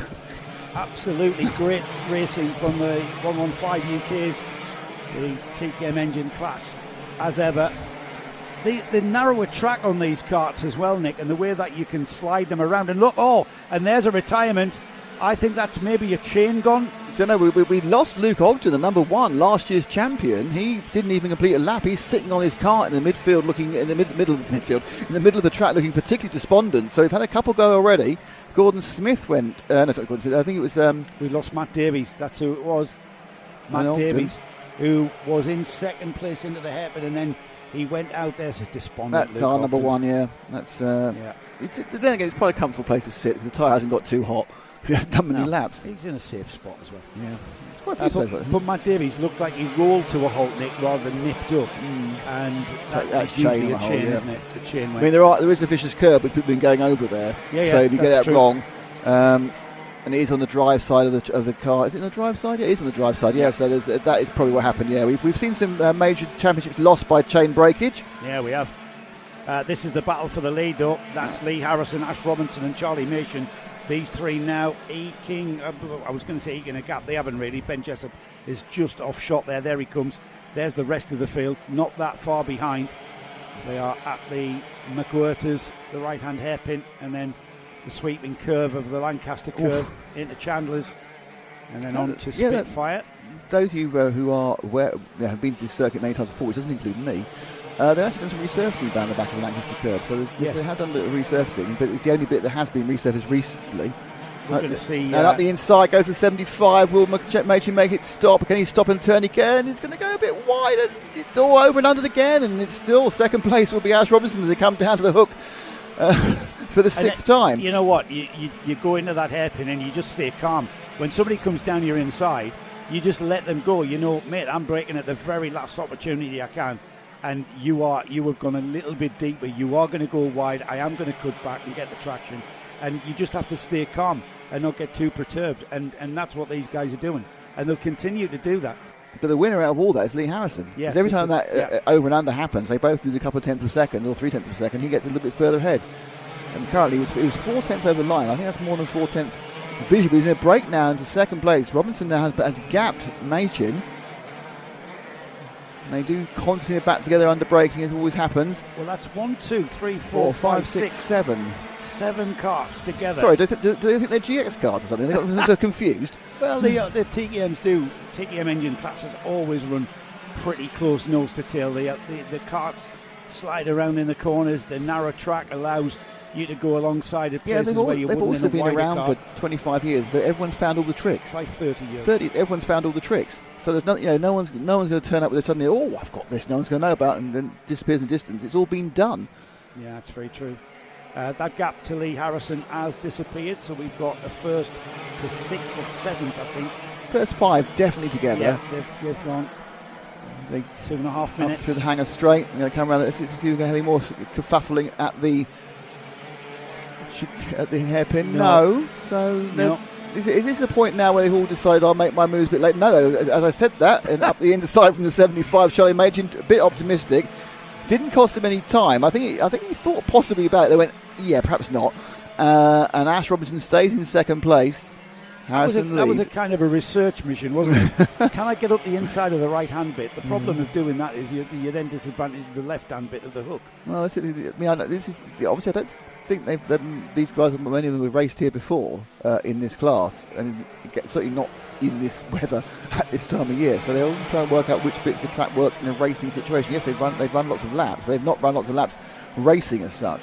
Here we go into the hairpin. Who's going to make the move? There's a move for second. Is it going to be a switchback? A little bit of wheel banging coming off there. But it's across the line. Charlie Mason showed in second place, and he stays in second place into the hook. Yeah, because what happened Harrison, there? Charlie Mason now in second. When Robinson tried to do the over and under, he actually hit the back of the cart, so he lost that over and under momentum. And he slid into him, didn't he? That wasn't deliberate. No, he wasn't. Oddly, it wasn't a block. It was just a kind of thinking I'm going to over and under.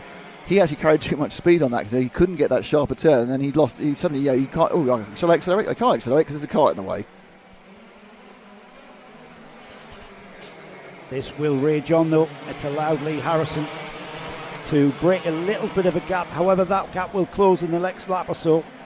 We are going to have 2 more laps after this one completed. The leader leads with the biggest gap we've seen. However, that will close up next. Let's have a quick look. Harrison, Machin, Robinson, Jessup, Scott Rickson, Dom Cliff, and then we've got Jordan Kendall, who is the cart that's just off the back of this train in 7th. Oh, it's a beautiful move there from the 3 cart. Jessup, all right, just suddenly found a huge amount of drive, picks up 3rd place. Robinson going backwards, perhaps he's slightly got his pressures wrong, but this is suddenly I've got 25 horsepower more than you. Look at Jessup up the inside here. Is he doing it with that was just last of the late breakers, wasn't it? Into that first apex of Surtees, double apex corners there, and by the time you get to the second apex, you've got it done. It's not over yet, though, Nick. I think Jessup's now really on the move, looking to get 1 lap to go board as they cross the line through the sweeps and into the hook, through the right-hander, the left-hand hairpin there, and then the right-hand exit, and then on towards Surtees.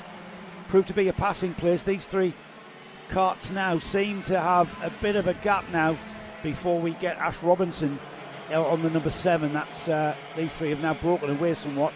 However, it's not over yet, isn't it? Kind of a status quo. Oof.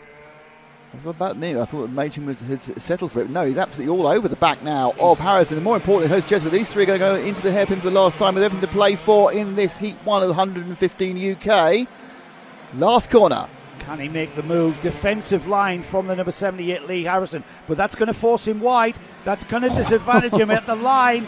It's Lee Harrison by 11 hundredths of a second from Charlie Mason on the 75. A further tenth of a second is Ben Jessup on the number 3. And then a little bit of a gap. The Dom Cliff in 4th. Ash Robinson 5th.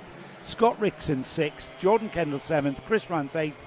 Marcus Green 9th, checkered flag for Sam Taylor in 10th, James Runrow 11th, Dominic Houghton in 12th, yes, Oscar Stevenson 13th, Matt Davies we lost on lap 2 with that chain. We think the O-plate holder, oh look at that, the O-plate and the number 1, Gordon Smith on the O-plate, he went out on lap 2.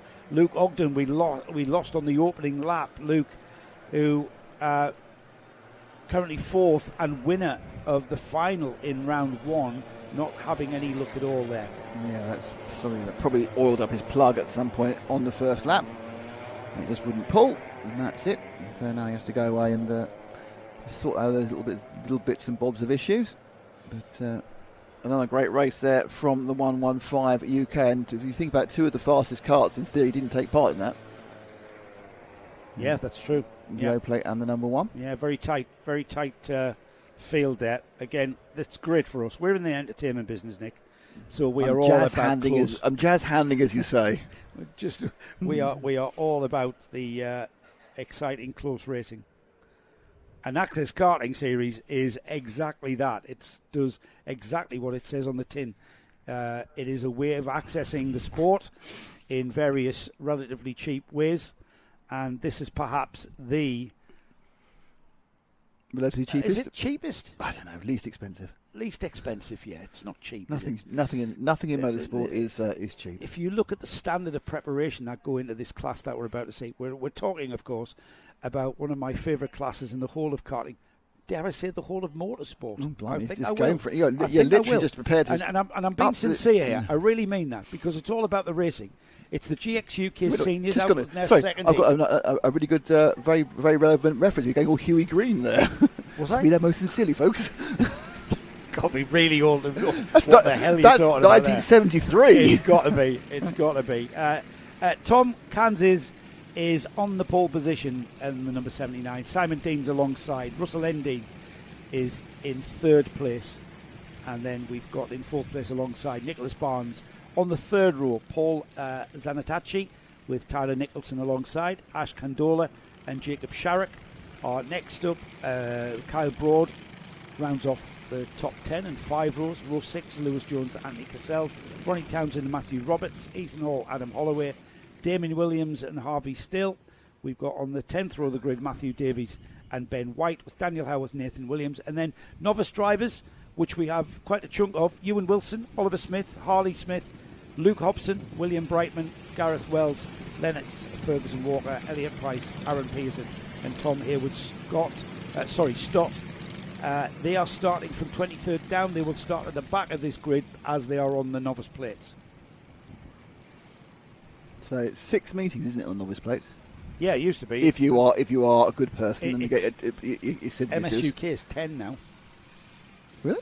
I believe so. That's ridiculous. Like a year. Here we go. Off the line they go. It looks like is it a start? Yep, it is. And into the lead has gone. Look, a single digit in the lead. No, it's not. It's not. Is it Russell 76. No, 76. 79. Is it 9 or 6? Kansas. Yeah. And the cart in second Nick reads place numbers from a distance and it goes horribly wrong. Russell Endine's in where's second. 76 gone now? Russell Endine is actually taking the lead. And losing it again. And almost coming back at him. He's got the ideal line into Chandler's. He gets it back. Tim Kansas says, excuse me. Oh, and Russell Endine says, no, this was mine. And I'll have it back as we go through the Dell for the first time. And these two were swap places twice already in the first lap. Well, they obviously decided they all want to be in the lead. And more important, though, Joe, they pulled out a massive gap on third place. They have. And that swapping and changing has not disadvantaged them when it comes to lap time on this opening lap. So who has picked up third place? It's working for the assistant, and it is going to be, it's Paul Zanatachi, Jason Sharrock, Lewis Jones, Ash Kandola, and Jacob Sharrock has made up 4 places there. Simon Dean, who was scored at the front, has come round in last. So our pole man didn't take the start.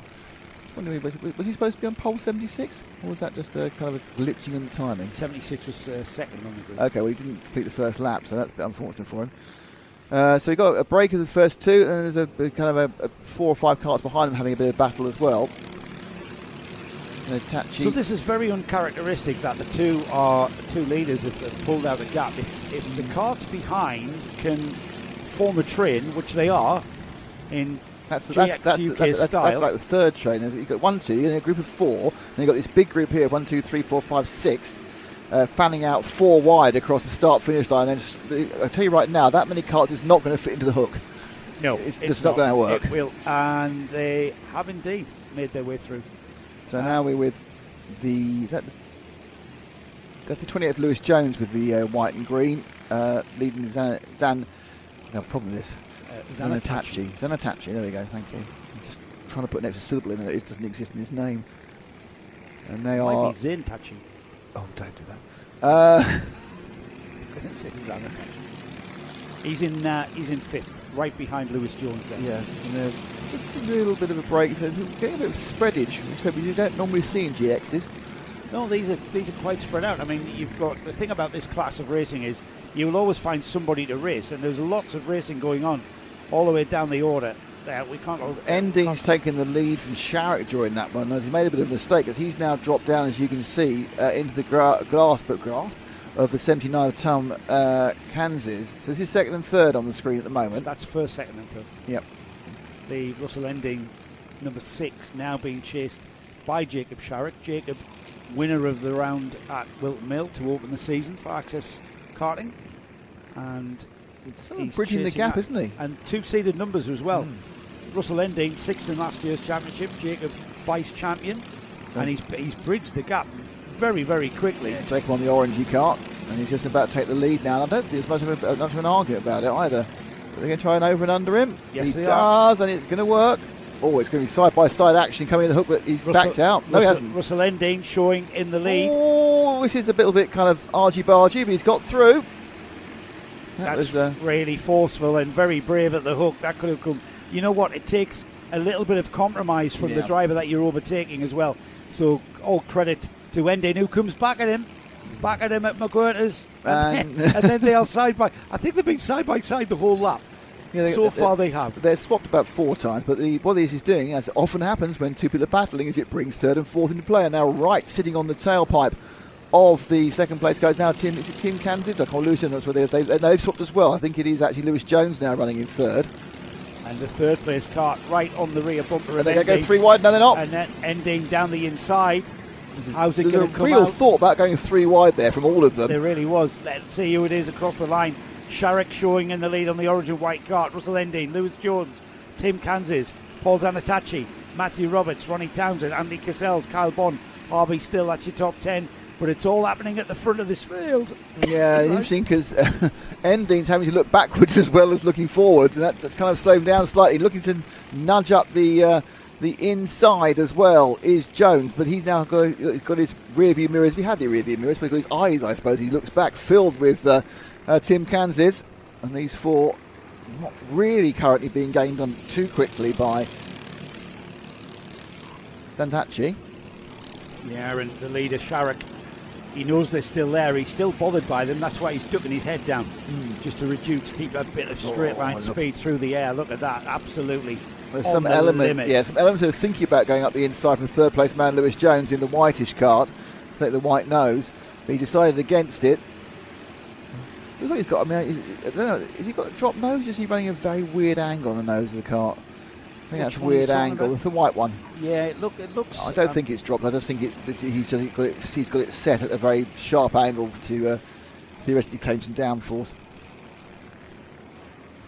Sweeping round back, and they're coming towards the camera and through Spitfire, and then into the Dell, and it's a calm lap for once, Joe. We've had virtually no overtaking. It's a high-speed game of chess, Nick. Oh. That's what it is at the moment. How close are they? Jacob, oh, no, there we go. They are actually so close you could pitch a tent as they go into the hairpin. That second and third change. He's looking to just nudge him along a little bit, but Endine holds it. No, still the same across the line. But they've allowed the leader to make a little bit of a break there. Sharrock's got himself half a second, which is like a mile, which is like 10 seconds in normal karting.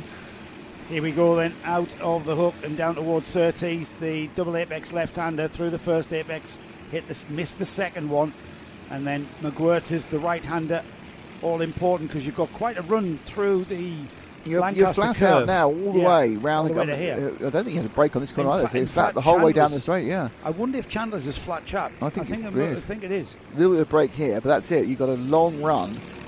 You're winding these things up, aren't you? Because they're quite low powered. Yeah, you've got to keep the momentum and keep the revs up. You've got to keep the revs up. Whole bingo card in one race here. Jones down the inside.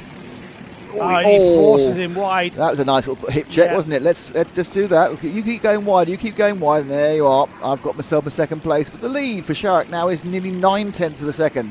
But Tim Kansas there in the green and black cart. He's been able to catch these two, and if they're not careful, when they start tussling into the hairpin, Kansas is going to be straight through there. Yeah, Endine was thinking about getting up the inside of McWhirter's, but wasn't given the space this time by Jones. And he now is side by side and has to back out as they do that right-hander through Chandler's. And a little bit of sort of driving blocking there, and back up the hanger straight. And this looks settled, doesn't it? The Russell Endine looking over his shoulder, rightly so as well, because out of the top 3, it's Endine who's about to be challenged potentially by Tim Kansas. It's going to be 2 more laps for this GX UK Senior Heat. It's the second time we've seen the class out. We've got the grid of 60 plus karts that are split into two groups. So we're not necessarily seeing the same drivers out. We will see the drivers who qualify for the A final. We've got a B final, of course, for the GX UK Seniors. And it'll be the top 4 that qualifies into the 8. Top 6, is it? Yeah, I thought it was James earlier. Yeah, James was always going to be different, isn't it? So we are getting towards that last lap board. The leader, Jacob Sharrock, Jacob, winner of the first round at Wilton Mill. He's broken the will of the rest of them in his last few laps. He's consolidating this, isn't he? And this is the penultimate lap. So they're about to start the last lap, if you say, Joe. Over they go. And it's a nice, comfortable lead of 1 second for Sharrock from Jones from ending. Kansas has dropped off it, so the battle really is second and third. The others kind of nailed into first and fourth. Now then, last year's champion, there is no number 1 kart in the field this year for GX UK Seniors, as the 2024 champion Bradley Philpott, who had a great season battling with Jacob Sharrock the whole year. He's moved into TKM. He's moved into the TKM class, and we'll be seeing him out later on as that battle for second. It's going to be a do or die in the hairpin, isn't it? It is. It's coming here. They're side by side on the hangout. Yeah, now this is the point that they can have a conversation, couldn't they? Want to do that? They're so close. They pretty much are. What happened there? Discretion, the better part of Valor, is ending. Chops across to the right. He's got the drag out. And as we see the line there, across the line, it's Lewis Jones takes it by 400ths of a second. Yeah, absolutely. Lewis Jones at the line gets that second place. He is 1.5 seconds behind Sharrock. Russell Endine was third. Tim Kansas fourth. Paul Zanatachi is in fifth. Matthew Roberts sixth. Ronnie Townsend seventh. Anthony Cassells is in eighth. Harvey Still is in ninth. And Ethan Hall, the driver that rounds off the top 10, the remaining finishers there. Top novice, well, that went to Harley Smith, who made his way up to 13th. Great drive. Second novice, Elliot Price, finished in 16th place.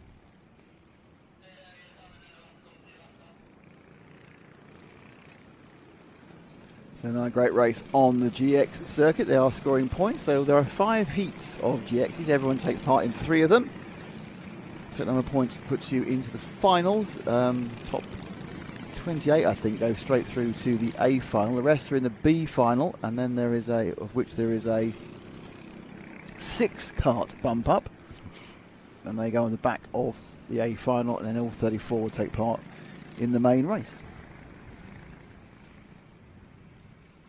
Beautiful day here at Llandow for round 2 of the Access Karting Championship.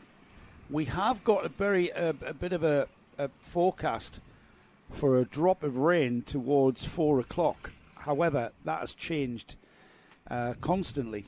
Nick's going to check it out. Checking out now. Let's see what I can see on the BBC weather, which tends to be slightly pessimistic. Dan Haynes is with us. Oh no, it's gone to 3 o'clock now. Has it really? Yeah. Oh, so it is coming. It's only 20% though. 80% chance of not. Dan Haynes, watching in at home. Hello, Dan. What a drive by Levi. Yes, it was. It was tremendous. Levi Goodyear, that is, on the F300s. And then masterclass drive by Seb. Obviously a Sebastian Corking. I nearly said Vettel. I think between the two of us, we've just about got one brain. Said Vettel. I nearly said Vettel. It's our combined age of 122, that's what it is, you see. It's a long drive, Nick. Different air down. It was only 15 minutes from the hotel. Are you feeling sleepy after a big breakfast? Maybe that's what it is. So we're about to go racing any moment now. In fact, we're about to go racing pretty much all afternoon. Just rescuing some karts. We are. It's 100 UK Seniors next. So the 100cc TKM engine class is coming up next. And I mentioned the current GX UK Senior champion from 2024, Brad Philpott. Well, he's out next. He had an interesting first round on these TKM engine karts at round 1 at Wilton Mill. Came fourth in the final, did Brad. Finds himself fourth in the championship, at a third place finish in the second heat. However, and this is all the information I gave you earlier by mistake, James really?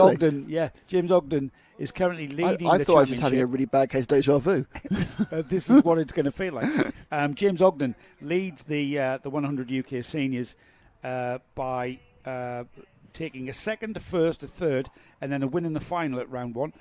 Daniel Mentz, another strong finish for him. Never finished lower than second. He had a first, a second, a first, and a second, which was a very, very strong showing. Scott Williams is third in the championship. He had a fourth, a fifth, and then third in the final. Third step at the podium. Can you stop giggling on air? Sorry, Ash is eating a sandwich. Brad Philpott. That doesn't sound funny. 18th in his first heat, a third, a fourth, and a fourth in the final. And then our very own James Purchase, who claims not to be quick. He's fifth in the championship. He had an 11th, a 7th, an 8th, and a 6th at Wilton Mill. And he starts this one from 7th place.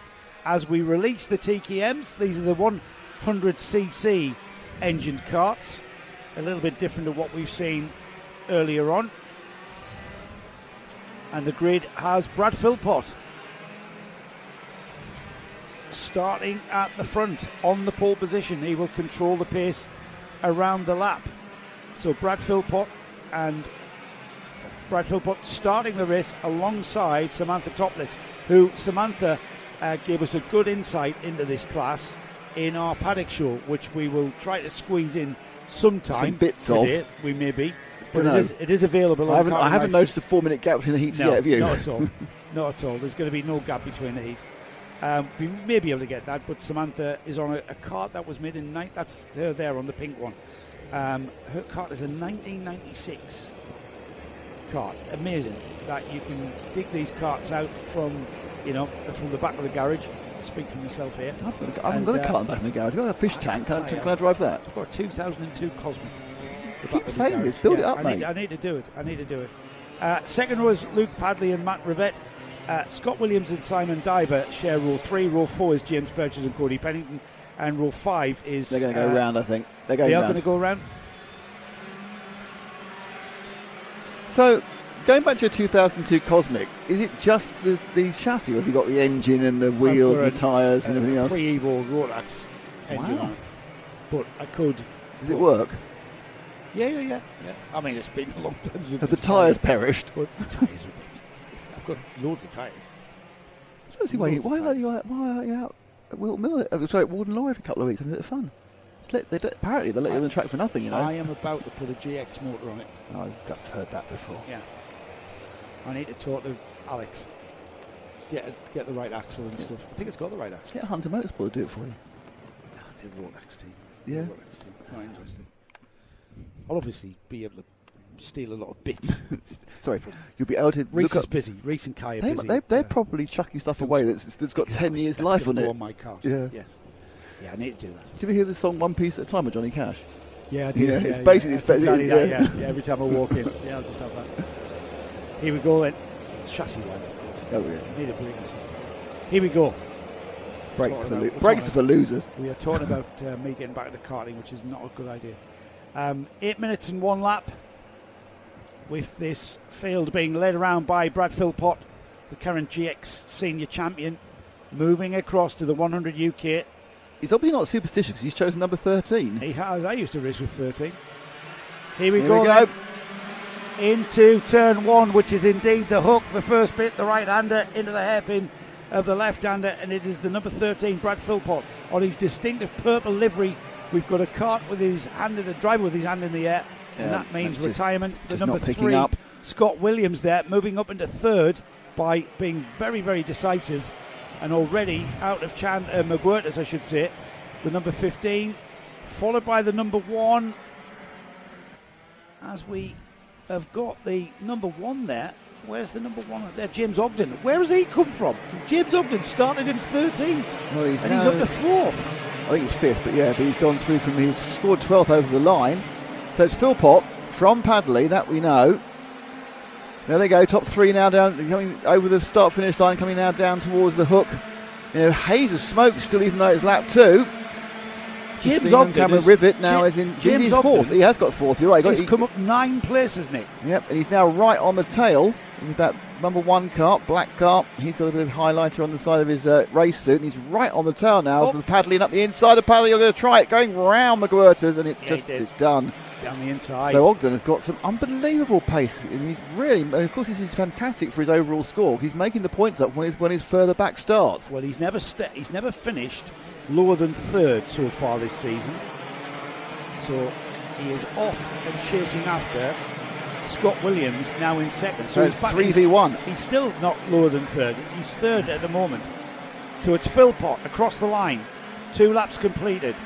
Williams, James Ogden, Padley, Dawkins, Rivette, Taylor, Brendan Williams, Cody Pennington, Ross Goodwin. That's your top 10. James Purchase, series organiser, is in 12th place. He's lost a couple of places there, I think. Just up the inside, looking to see Ogden there if you get past Williams. Both of them, though, seem a little bit more racy than Philpott. Philpott probably not used to being leading in a TKM kart. Looks over his shoulder, and you can see behind him a train now. They are nose to tail, 13, 3 and 1.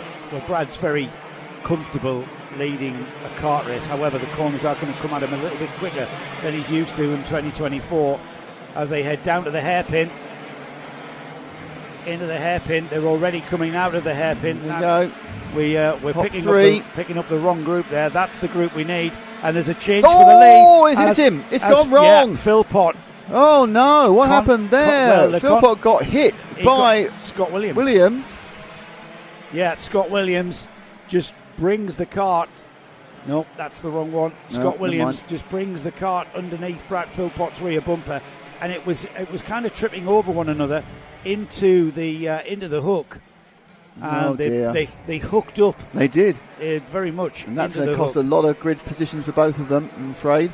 And the train now of karts without its leaders. And Philpott actually went over and scored on exactly the same time as Ogden. Williams saw his chance, but he just hooked up behind him. So leaders across the line now. 4 laps completed. James Ogden now in the lead.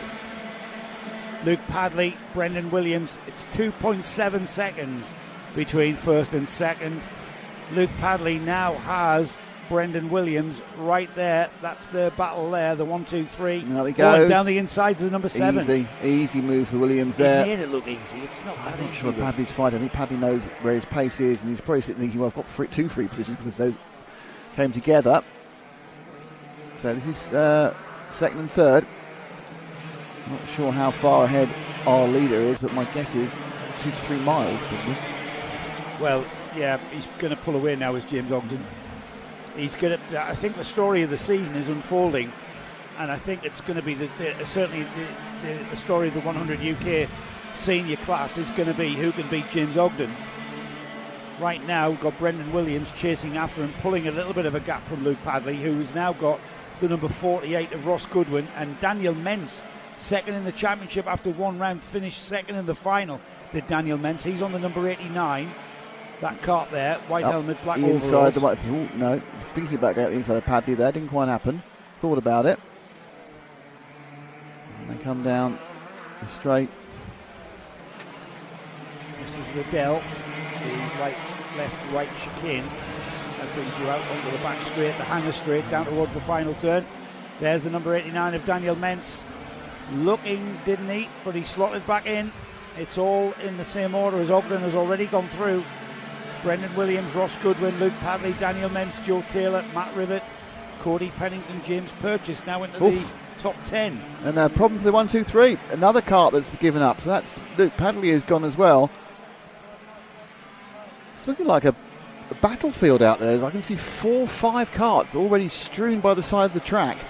We haven't managed to make the whole trip. I haven't even make 2/3 of the trip.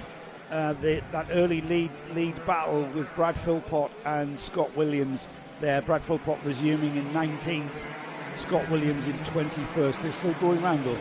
No, okay. Or are they? No, other cars Scott not running. Williams is finished on lap 3. Yeah, I can actually see Scott Williams now pulling his car onto the barriers.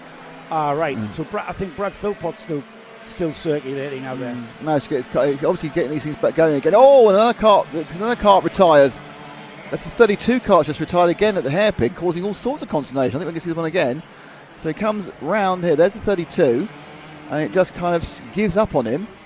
And oh no, he got hit. I think that may be another chain actually. No, you see? I think that was a chain again. It might have been a chain, but I'm not sure.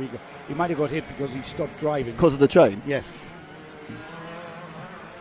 That's the reason I say the chain, I thought it was going to come off. They seem to be coming off at the hairpin. I wonder why. I think it's because they're taking the curve. Maybe, yeah. But obviously the 100 TKMs do have a slightly higher rate of attrition than the Rotax because they're older and they are more mechanical. They're more, they're just more oily and up and downy and physical and attritional. Yeah. This is a great battle hill. The number 7, Brendan Williams there. He's coming under a bit of pressure now. The white side pod of Ross Goodwin. The red overalls and the white helmet, that's Goodwin. Ogden's 6 seconds up the road, of course. Yeah, he's gone. He's checked out, hasn't he? Who's going to beat James Ogden this year? We've still got a minute on the clock. Well, obviously, if your two main rivals take each other off, it doesn't help, does it really? Well, that is very true. That is very true. Here we go then. Looking down. Oh, he had a look, didn't he? But again, that's a very fast entry into the Dell. This is where he needs to come out of the corner here, very, very quick, and use that speed all the way down the Hanger Straight in towards the hairpin. No, and there he's down the inside.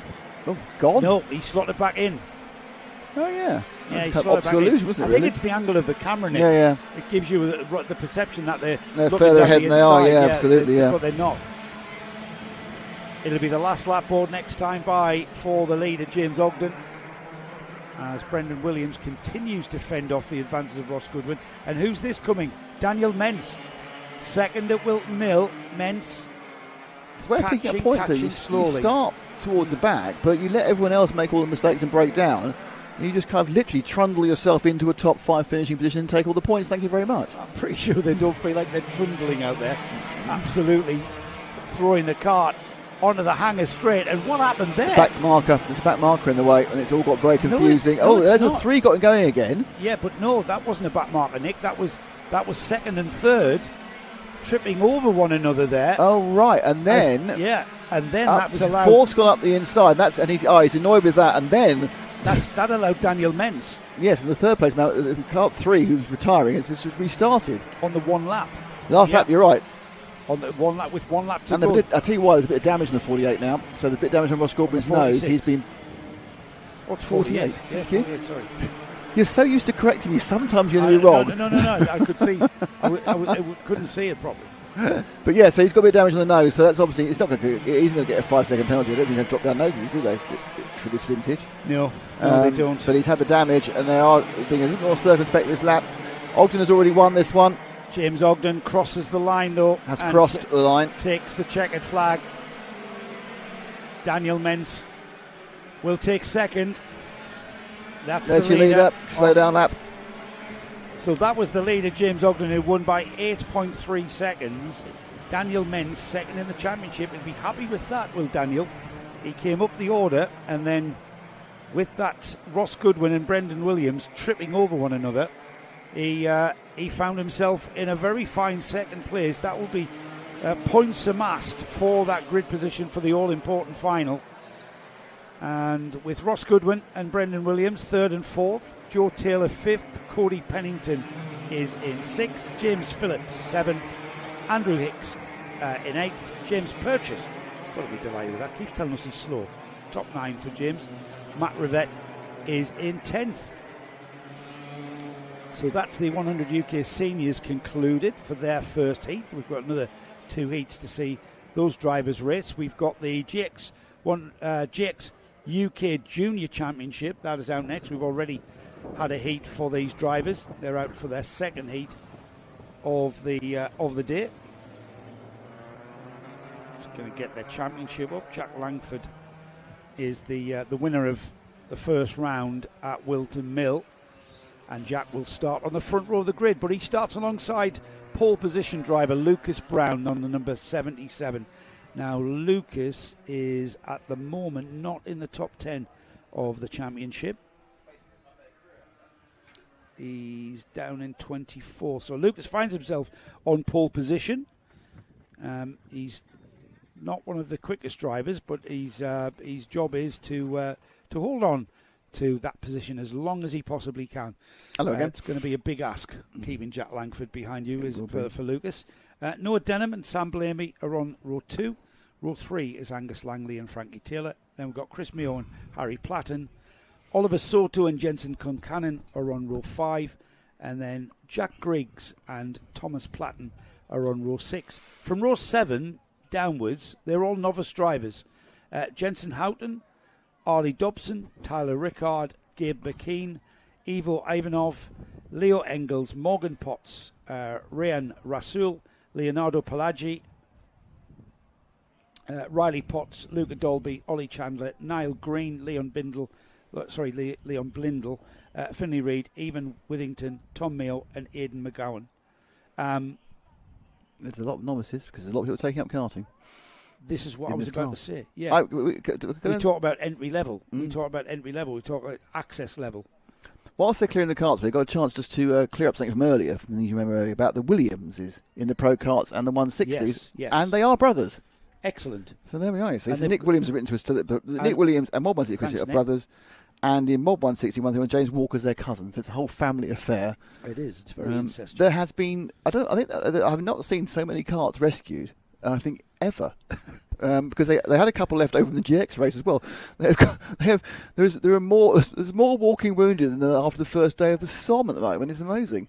Literally coming in. 1, 2, 3, 4, 5, 6, 7, 8, 9, 10. Just go to show. But luckily, it's a lovely sunny day. Most of the carts stop because they just need to get all the plugs up, so that's fine. Oh dear. It's a good visual image, isn't it? Yeah, it's just Who's playing Newcastle? Chelsea. They're playing Chelsea. Yeah. Oh, look at that. Oh, look at that. Isn't he stylish? I tell you what. High vis. That is Ash. Yellow. Oh. That is our cameraman, Ash. Come on, ladies. And his back gives up, doesn't it? Yeah. So he has to sit down He's 28. How can his back give up? He's just run a marathon, though. No, he hasn't. He does practice marathon. He did 20 miles. He's running the marathon in 2 weeks. He wasn't even being chased. I know. What was he doing running? Don't know. Right, we've got the carts on the grid. We've got the carts on the track. Where are the carts? On the track. Where's the track? Under the carts. Chris Meal, number 34. Round of applause for your kart livery. What is it? Who is it? It's the Tyrrell livery. Ah, right. And he is number 34, which is brilliant. He's got the Tyrrell. And what year is that? But again, the 034 was the chassis number. They were never P34. They were never actually the number. It was never number 34. No, it was never. Well, I think it's a homage to the P34. It is, He's absolutely. not allowed a second set of wheels though on his front end. Well, you can't be so that's either 76 or 77, wasn't it? He's got with the nose cone being white. It reminds me of the first City National Bank. Was it 76, 77, wasn't it? Was it 76, 77? Yeah.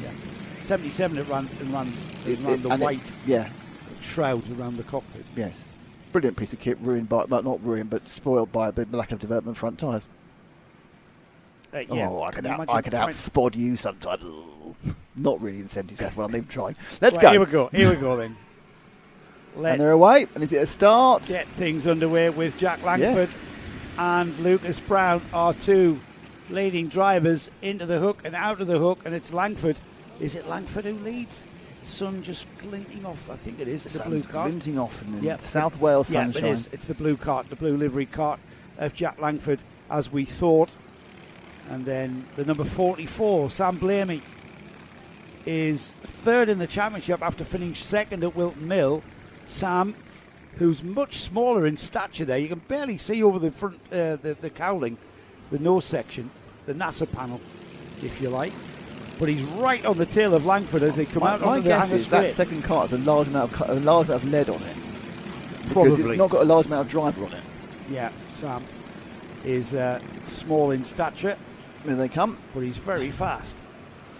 Now, interestingly, my feeling at this one is that there's been a kind of a decision. I think Jack Langford was doing the old let's tap the head, let's work together, because he's trying to produce a break on the field, and they have managed already to start gapping Frankie Taylor in third. Noah Denham, who's got from his Valeria has said on YouTube, go Noah. So I'm assuming Valeria is his mum. So he's got support, but he's running in fourth at the moment as they flash through. But the first two, they come down the Spitfire straight. And he's going to go. Oh, as I said, no one's gone past it, and they still haven't, but he gave it a go. That was brave. That was very brave. I applaud you, Sam Blamey. You were not wanting to be held up and sit behind the leader, Jack Langford, so you put the cart on the inside. And I tell you what, Langford's having to defend there down the inside as Blamey's got a lot of momentum out of corners and having to put his cart alongside. Here comes Frankie Taylor in third, though. He's going to join in soon. The white cart just coming into shot momentarily there as Langford trying to just eke a gap. The tyres will just be coming on even on this hot day.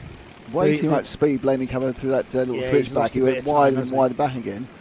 He just stuck his foot in basically and kept it there and saw what happened next. But the tyres beginning to come on now, and Jack Langford will probably have a cart that he likes and more preferable with. I mean, I've got a question about this, because these tyres is one set for the season. Yeah? Same for dry, same for wet. Yeah, one set for the season. Okay, how much do they come on and come off, depending on the temperature? Well, there's Blamey down the inside. And Langford will not sure that he's lost the lead. Everyone's seen that now. Yeah, not sure that he's lost the lead. But they've got the tyres, once you've got some... I know I've seen some videos where when they're cold, they've got nothing. Once they get to... It is the ramp on a harder tyre as severe as the ramp on a softer tyre. Softer tyre will come on quicker. But will the difference between cold grip and high grip be greater on a softer tyre or on a harder tyre? Or it'll be the same? I don't know what you're saying. Right. What are you saying? Okay, so you've got a cold tyre. A cold tyre. So that's got grip 1 out of 10, right? Say, and you've got a hot tyre. Now, is the grip in comparison, not ultimate? You mean initially when you first leave? Yeah, no, I'm saying initially. Is the difference? Well, the stickier tyre comes on quicker. So yes, and the stickier tyre has ultimately more grip. But is that its comparison to its cold grip and its high grip? No. So what I'm saying is, you've got a sticky tyre and it's not quite a temperature. Can you throw it around more than a hard tyre? You have no idea, do you? I don't really know what you're talking about. I think you do, but I think it's well, I know, but what I'm saying is, if you look about it, you would pressure a stickier tyre differently to a harder tyre. But when you say they come on, and I'm going to stick with this one for a while because the lead's changed. Yeah, Blamey. When you say they've come on, is that difference greater with the soft tyre or is it greater with a hard tyre? Because you think about it. What I'm saying is, minimum grip is the issue, isn't it? If your minimum grip on the hard tyre is less than your minimum grip on the soft tyre. Towards the end of your second lap, into your third lap, the tyres have come on. I'm going to have to write this down because you're not answering my question. And now I feel upset. I really don't. The stickier tyre will give you more grip than a harder tyre. But both tyres will have an optimum tyre pressure and optimum temperature. Yeah. My question isn't really about that. My question is about the driving differences. We wasted a minute and a half not understanding a question and answer, which is pretty much part of the course, really. Blimey, Blamey, what I want to say here. What I will do is I'll write that down for you in triplicate, and you can answer over the weekend. Somebody's going to help us out here. Well, someone might know. Somebody might have a clue what you're actually trying to say. I think what I'm saying is quite clear. Let's come back to this because Sam Blamey is having 3 or 4 months' time. Please, Sam Blamey is driving an absolute outstanding heat here. Jack Langford is down to second. Langford was the driver to beat. Certainly at Wilton Mill, but Blamey, he had a heat win and second in the final, and he's pulling out. He's got by him, and he's pulling out. Was 6/10. It is now almost a second. So the battle's behind them now. So let's just drift back, Ash, and we'll watch the battle behind them, which is another gap. They've got third and fourth. Then we've got 5, 6, and 7. 5, 6, and 7, I think, is led by. Is it Noah Denham in the 9 there, or is he? Yes, that's Noah Denham in the 9. Yeah, Noah Denham on the purple and blue cart, or the blue and light blue cart. Then there's 69 just come through there. It's Riley Potts has just taken Thomas Platten as they went through McWhirters. So this is the kind of the battle just off the podium, not the podium for the heat, but you know what I mean. So Riley Potts now coming up to the back end of the number 9, Noah Denham. 9th in the championship last year, carrying the number 9 this year. And there, again, we've got a move down the inside, but Noah comes back at him. Oh. Who's it going to be? There's waving of arms going on here. There's a lot of arm waving, I'm not really sure what is trying to be communicated here. These two are right to get... Oh, little bits of they've hit each other about 4 times through the hook there, only lightly, tyre to tyre, but it's the same result. Noah Denham's still leading. Is it Riley Potts feeling he's being held up slightly? Potts down the inside. And that was close because he took 2 wheels onto the curb there. Luckily managed to keep his line and didn't go kind of springboard himself into Denham. And they sweep through now. So let's move forward to the OM plate. So maybe Potts will stop waving his arms around now that he's cleared these. I think so. Yeah, I think it's the next 2 further ahead who are more interesting now, which is the Griggs and Langley battle for 3rd and 4th. Because Langford is a long way behind. There we are. That's Langford over there. There we are. That's the 3rd and 4th battle. Is he going to change now? It's thinking about it as they come down towards us side by side into the hook. Will he sweep across the front? No, it's the blue card. It's the OM plate that picks up 3rd place from Griggs. He's not giving up yet, though, Griggs in the yellow machine. Yeah, Angus Langley has to settle back to into 3rd place ahead of Jack Griggs. It's Jack Griggs who has to settle behind now. We've got potentially the last lap board next time by. Sam Blaney is absolutely on fire. Get another one. They'll get another one. Jack Langford has dropped to 1.8 seconds behind in 2nd spot. Then we've got this kart here, Angus Langley, with Jack Griggs now glued to that rear end. Oh, and he just lost a little bit of time there. Rear end just trailing over the curve down. There. Is it side by side? I think he is. Yeah, the 33 up the inside. He's really shot hard. And will he get over and under? He won't. That's good line. Good line. That lead has changed again. But it won't show on the lap chart as Jack Griggs will come through in 3rd again. Angus Langley now 4th. Riley Potts stays ahead of Noah Denham in 6th. Thomas Platten 7th. Harry Platten in 8th. Jensen Houghton in 9th. And Leo Engels is your top 10. Just gotten ahead of Morgan Potts there on that lap. So last lap board next time by, Nick, for Sam Blamey. We'll see if we can pick up Sam. Battle's still raging. It's 3rd and 4th. Top 2 comfortably away. They've both got a sort of approximately 3 seconds between them, and it looks a little bit like it. Suddenly, the 33 of Griggs, who's under heavy pressure from the OM plate machine, has managed to pull away. Yeah, they're all getting a bit stretchy now. On to the last lap. Oh my goodness! Blamey is gone 4 seconds clear at the front. That's our 2nd place man in the blue, and there's our leader with the green nose. That's right, Ash. He's absolutely on fire, this youngster. On the 44, quite a well number, the 44. Maybe just goes to prove that it isn't all about size. Or perhaps it is if you're small, I don't know. Lapping the 16, is that? One of the many novices out there learning the ropes. And if you look at sits composed in the wheel of that kart. He's very small in stature, isn't he? He just sits there, just barely turning the wheel into the final turn for Blamey. There he comes. Checkered flag for the 2nd heat for the GX UK Juniors, and Sam Blamey will take maximum points there to get him up the grid for the final. It was Jack Langford who didn't have anything in the toolbox to come back at Blamey once he got through. Jack in 2nd place. Jack Griggs finally finished 3rd, or hung on to that 3rd actually, didn't he? Angus Langley 4th, Riley Potts 5th, Noah Denham was next up in 6th. Then we had Thomas Platten and Harry Platten in 7th and 8th. Jensen Houghton 9th. Leo Engels rounds off your top 10.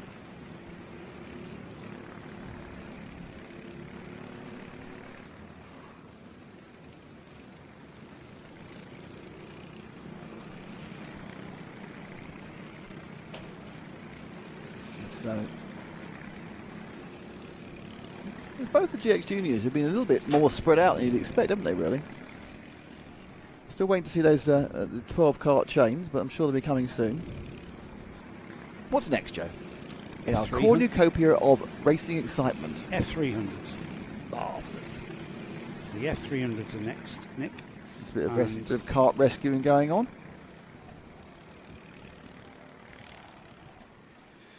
I mentioned the different engines in this class. The F300s you're allowed to run, not just anything you like.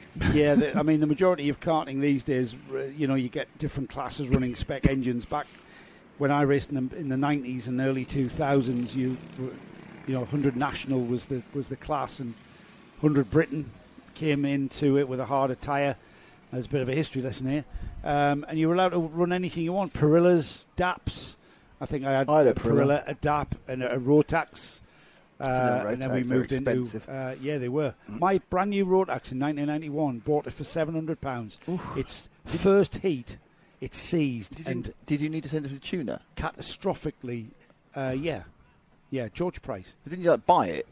And then send it to a tuner. So yes. it was like X £100 to buy it, yes. and then it's £395 or £400 to get tuned up. So it probably cost us about £300, so £1,000, right? First heat, catastrophic disintegration. It went home after its first heat, £1,000 worth of aluminium bits. Was that user error or manufacturing problems? I think it was manufacturing problems. That's Rotax. Did you know that a Rotax Max engine comes with a guarantee these days? No, really? It comes with a guarantee. For how long?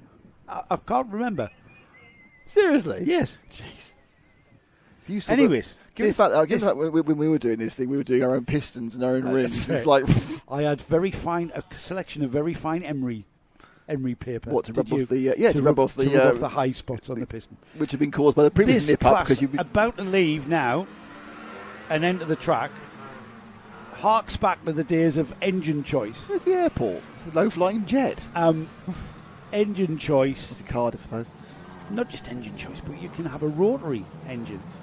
The Wankel engine is part of this series. Has anyone got a turbo? Because that'd be fantastic. Nobody's got a turbo. The X-Row rotary engine are allowed. The V-twins, which sound phenomenal. Sound phenomenal. If we can sort of capture that sound, Nick, that would be great. And then we've got the Swiss Autos and the Billans. Now, I've driven a Billan back in the day. I honestly always thought a Billan was a sidecar. Rolf Billan was the multiple world sidecar champion, but obviously, they're running two-stroke engines. You can run any or four-stroke engines. Billans, these F300s, right? And just talk to Alex. They've got too much power for their tyres. They really have, and we're going to see. You need a delicate right foot, quite frankly. So that's me right out of this one then. Yes, you are. Your switch foot is not going to be of any use because you can just spin up that rear axle very, very easily. Oliver Warner's the driver to beat, certainly from round one.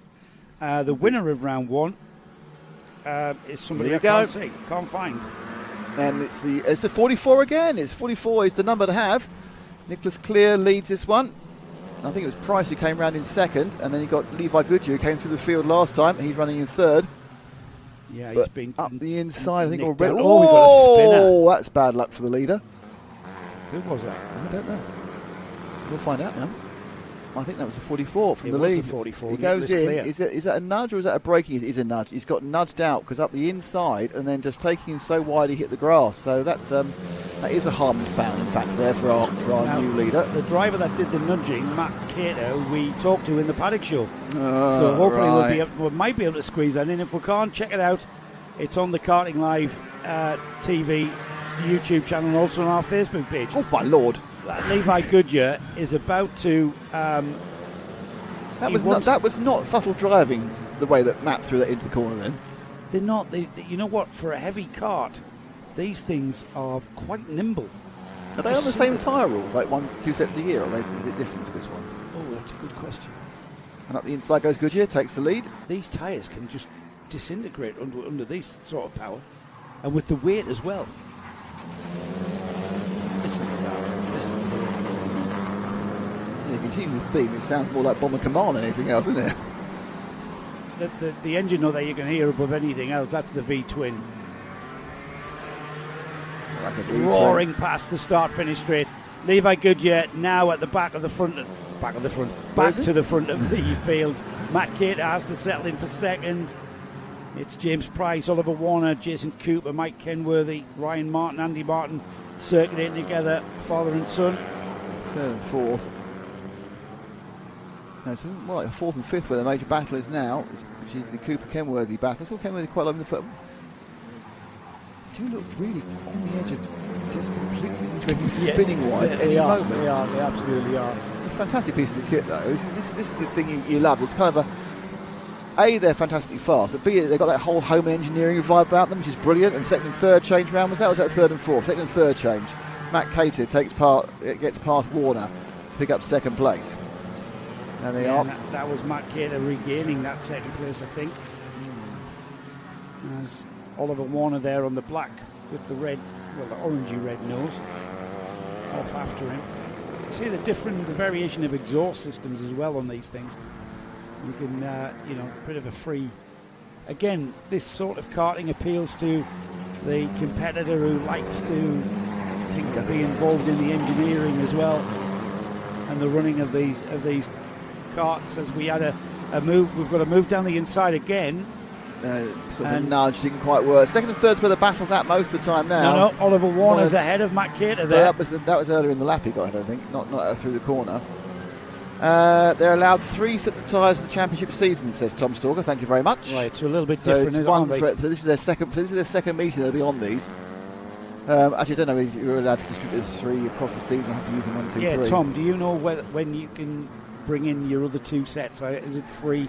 You just manage them yourself, or do you have to use 1 set for 2 rounds, the second set for rounds 3 and 4, etc., etc.? Because it would be very easy to destroy your tyres on these things. Again, that was the 5 that Kenworthy picked up. Kenworthy, Cater, just using it on sheer grunt there. Matt Cater going down to 4th now. Yeah, just isn't sheer grunt as he just comes out there. Look, not like he's got a better drive, but just here I go, just up the inside, glance to the right, and Cater lets him go. That was all about coming out the dell a little bit, getting on the power a little bit early in there. Having a little bit more power, I think, getting as well. The traction, isn't it? Well, it's a good point about traction. Yeah, if once you spin, you try and get them to re-grip, and of course you obviously heated the surface of the tyre, which doesn't help. But, he's on a charge again. Up in behind the number 64. Come together. No change that time at all. That's James Price now lining up a move on Matt Cater.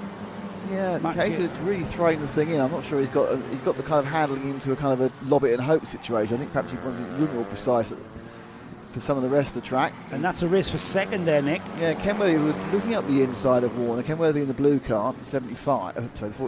The 5, not the 17 on numbers of 5. He's the second of those 2 karts with a yellow helmet. But comes up the down, well, he managed to secure the drive. Oh, no, Warner actually was a little quick up the hanger straight. Yeah, that was just about coming out the dell, wasn't it?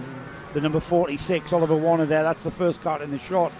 Going a little bit wide, a little bit of variation of opinion on line out of the hairpin there. But the number 5, Kenworthy, absolutely all over the rear bumper. And he wants to power out towards Surtees. Not really a passing place, is it? Tries to use the tin opener, didn't quite come off. Now into McGuirter's, the right-hander. It'll be a blast down. Oh, look at that. He's hugging the inside line. Now, this is a curve, but the outside line is going to be even quicker. Got it on the inside. He got it, and he's gone so wide and lost the drive. That was so close. He got it 3/4, 75% to 90% done. Just went wide, and at that time it had no grip. Couldn't put the power down, and that 4-corner attempt to pass had just played Cater back into the position again. And who's that coming back into it, Nick? Matt Cater, yes? Yeah, and he's bringing another 3 karts with him. Come on, James Price, Jason Cooper and Ryan Martin. Let's have a train. Join in with this. We've almost got a train from 2nd down to 7th. I've been trying to think, by the way, as these karts have been flashing underneath, we've got a window open, we can actually hear the karts. When they go with the trailer karts, it doesn't sound like a kart race. It actually sounds like a motorcycle track day with all the different engine notes and quite a lot bassier than karts normally are. I mean, the rotary engines out there, they're absolute screamers. They've got a completely different exhaust. You've got the twins and you've got the single, some big singles. The Billand does a grunt, like a growl. It sounds a bit like the Cadillac, the Cadillac hypercar. Hasn't got milk float power to start with, though. No. Bit of a change, I think, in the middle of the pack there. You just see the way that, for a heavy cart, these things move around quite a lot. There's the number 5 down the inside into Surtees. He's going to make it stick as well as they get to McGuirter's. Yes, he does. Out to McGuirter's. He's got that 2nd place. Yes, it has temporarily put Warner in trouble with far as Cater's concerned. I don't actually think Cater's got that bumper shouldn't look like that, should it? I've been looking at that. Squished. It's not a new aerodynamic design on the front of the 40s. It's been punted to the back of somebody else and redesigned that way. Oh, concertina up there. as they cross the line. Levi Goodyear's gone 6 seconds up the road. That's Mike Kenworthy on the number 5. Oliver Warner is on the black cart behind him, chasing him down. Yeah, this is the penultimate lap. Matt Cater it is in 4th. Cater, who's kind of sort of, I won't say he's gone back, which is unfair. He's certainly not moved forwards, but he's found his place, and now he's actually into the case of actually challenging for a little bit of one further position up the grid, looking to get Kenworthy in this last 1.5 laps or 1/3 laps. Usually, Nick, when you see an oversteer, a cart sideways, it's because it's carried too much speed into the corner and the rear end's just given up on you. With these things, they can break traction and cause oversteer with the pedal, with the throttle pedal. It's just fantastic to watch. Tremendous to I think drive. also with the weight, they have getting the cart rotated is actually significantly more difficult. So actually throwing it in and having that power he spoke about to mop up the issues is probably in many ways the fastest way. Slightly damaging to the tyres, but apart from that, it's probably the best race. Oh, in there. Oh, too wide. Too wide for Matt Cater there. Just getting it on the dirt. So easy for that to happen. You're just getting on the throttle as early as you can. Levi Goodyear is on his last lap, and he's already coming. He's about to pass the line. 6 seconds past. Yeah, there he goes across the line now. He crosses the line now to take another fine heat win. Oh, it's going to be on the line. Oh, it's so close. I tell you what. It changed. Warner got it. Warner got it by 0.02 of a second. Mike Kenworthy almost did that. He held the inside line.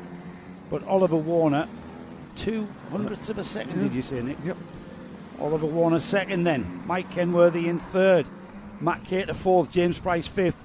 Jason Cooper, it was in 6th. Right there with him in 7th is Ryan Martin. It was Brett Knapp who finished 8th. Nicholas Clear 9th. And then we just wait for Andy Martin to finish. Lily Brame comes through in 10th. Andy Martin finally finished 11th. And then Josh Webb in 12th. Tom Stalker is still with us, as and when you like throughout the year. It's just a maximum of 3 sets of tyres allowed. So thanks for that, Tom. So it is as I thought. You're just allowed to implement your tyres as and when you like. Just before we move to the next class, we'll just mop up the Mod 160s. The rotary engine is something you can buy off the shelf. It currently retails at £4,500 and has 44 horsepower on a 17 kilogram weight. 17? Yes. Well, that's what it weighs. Yes. But of course has no engine braking. Yes, of course. As Rankle? As rotary Rankle engine. I've got a Rankle engine. As rotary Rankle engine do not. So thank you to Tom Stalker for the information regarding the tyres. If any of the rest of you have any information you want to give us, we'll accept it. Even it's just about things we've said that's wrong. I think we've been going for, how long are we going for? 2 hours and a bit. So we've probably made, 17 to 19 mistakes. That's fine. At least. Absolutely, at least. I've confused Joe entirely with my conversation about tyres. I'm going to have the conversation with him really slowly in the car on the way back and see. I don't think he understands what I meant. we literally haven't got time. I think it was two men divided by a common language then. We haven't got time to quibble over. Got 4 hours on the way back in the car, so it's fine. What you're trying to say. I got it really slowly on one hand, on hand B. Yes, you are. I need a diagram. I need a spreadsheet or a pie diagram. Should I do some of those little printed labels as well and stick them in parts of the car? Yeah. Yeah. So what were you on about? When does a sticky tyre come on quicker than a hard tyre? No. Right. No. Is a sticky tyre stickier than a hard tyre? No. What then? Right. Let me explain. There's your hard tyre on lap 1, and it gives some grip. Yeah. There's your sticky tyre on lap 1. It gives some grip. 4 laps later, they're giving more grip. Okay. Is the difference between the minimum and the maximum greater with a hard tyre or a sticky tyre? Because yes, the sticky tyre has more grip when it's warm, but it also has more grip when it's cold. So is it a bigger difference? Because having seen the GX karts on those videos, I think I know what you mean. The GX karts, they've got nothing when it's cold. Yeah. Like they've got nothing. But on a sticky tyre, you still got something. Yes, but then you go to wow, and the hard ones, and you go to That's my question. Do you understand it now? Yeah. Sticky tyre is more grippy when it's cold. So therefore, a hard tyre actually is harder to manage through a run because you start with so little grip. Well, yeah. If you go out and brand new sticky rubber. It gives you 0 for about 3 or 4 corners, and then it starts coming in. But getting the tyre, whether it's sticky or what, the stickier tyre, obviously, it's creating more friction, it's creating more energy. That will get hotter quicker than a hard tyre. And plus, you can sometimes overheat the surface of the tyre, which causes the tyre to grain. You need the carcass of the tyre to be hot. So you need to bring it in. If you overdrive the tyre in the early laps, it will just overheat the surface of the tyre. You need to bring it on in a certain way. And that's what we see. We see drivers manage on the first 2 laps in every form of karting. I don't know what they're like on the F300s, where you're kind of just hanging on to the thing. I have more F300. Guy Hefford said the Wankel engine is close to 36 to 40 horsepower. That's all. All right. It's hardly worth bothering, is it? What did it say in the sales bump? In Gaz's sales bump, it said 44 horsepower. All right, but F300 UK spec, because they do balance the performance, I think. Yeah. In a way. Still 40 horsepower. Yeah, I know. This is what I mean about hanging on to the thing. Rotex is 28, is it? Or 25, is it? I think the senior is 28. I think 28. I think senior. Yeah, and they all go down, but junior obviously. Yeah, it's a lot. I mean, we used to be running 17, 15 comes to mind. I think 17. I think when I was doing it, was like 17 to 19 was really good. 19 was really good, and I think I could get my hands on like a 17. I still kind of go over those modified pro carts, revving to 10,000 revs. Well, yeah, I mean, because of what it's based on. It's just based on a chunty generator engine. It's designed to do 2,000 revs forever. It's not designed to do any of this stuff. That's right. Forever. Yeah. I mean modified massively. You mentioned blueprinting. Yeah, I mean blueprinting. You've got the way to do it. Obviously, is to reduce reciprocating mass as much as you can. So I'm sure they've got strengthened light and common rods. They'll have shaved off all the what do you call the edge of a piston? Is it what's it called? Shoulder. Yeah, and the frill I want to call it. But I mean the. Yeah, let's move on, shall we? Because this is not working on TV. We're not on TV. You showing me your fingers. We've got the GX UK Seniors Championship out again. We've got that man Jacob Sharrock out on the second row, but Paul Handley and Oscar Prioretti is on the front row. I'm going to stop you there because Tom Stalker has been helping us with the GX. And he's happy to help. Says, I'm missing it this weekend and back at the Rower onwards in GX. He's coming back in GX. But wife's about to give birth. Yeah, it's like first child, Tom. Where's the timing? Where's the timing? Can you not count back 9 months? This is the season. Well, he can't. When the moment's there. Congratulations, Tom. Yeah. Welcome to the real world. Yeah. Your life will never. You'll be unable to remember anything of your life before you had kids. It didn't exist. Apart from a haze, it was better. It didn't exist. It's a hazy memory. You think that was someone else, not me. I've been having sleep. Yes, Tom. Good to have you. Well, nice to see you back there. Come and say hello. Here we go then. Paul Handley and Oscar Prioretti are on the front row. Jacob Sharrock and Ash Candola are on row 2. Harvey Still, Sam Gunston on row 3. They're already at the hairpin and already about to take the start. Does the starter like them? They look pretty good. He did like them. We're away, and it's the number 24, Oscar Prioretti, who leads into and indeed out of the hook. But that number 99 of Paul Handley is going with him. Easy to see Paul in that livery, isn't it? He's about to... there's kind of a thought there from the 45 of going up the inside. Decided against it. I think 45. It is 40. It is. Sharrock through into third. And he's taken the number 48 of Harvey Still with him as well. So Sharrock in the orange and white cart there. Yeah, that's the driver to beat, I think, in this class this year. Yep. So the lead is with Jacob Sharrock in the 2.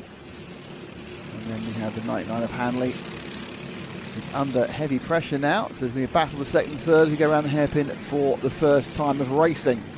Here we come then. And it's going to be a drag race. Yellow flag somewhere. Yellow flags. Yellow flags into. Well, sort that one out because they came into that zone absolutely 3 wide. The cameraman, the still photographer is a guy called Dale Baldwin. Apparently, I've just been told by Gaz, who's doing cameraman identification, but everything else. Here we go then. Race for the front of the field into Surtees. The double apex left-hander, and they're tripping over one another. Prietti knows he can feel the little bit of love taps coming from Jacob Sharrock. And these two, being nice and tidy, have pulled the gap by the time they get to Chandler's. The run down to the Dell now. And Sharrock there on the orange cart will just sit nicely on the rear bumper and just get that momentum to pull alongside, or shall he? I don't know, I think he might be under the impression, let's try and pull a gap. I think also there's yellow flags there, so I think he's saying you can't pass there, makes this definitely a yellow flag.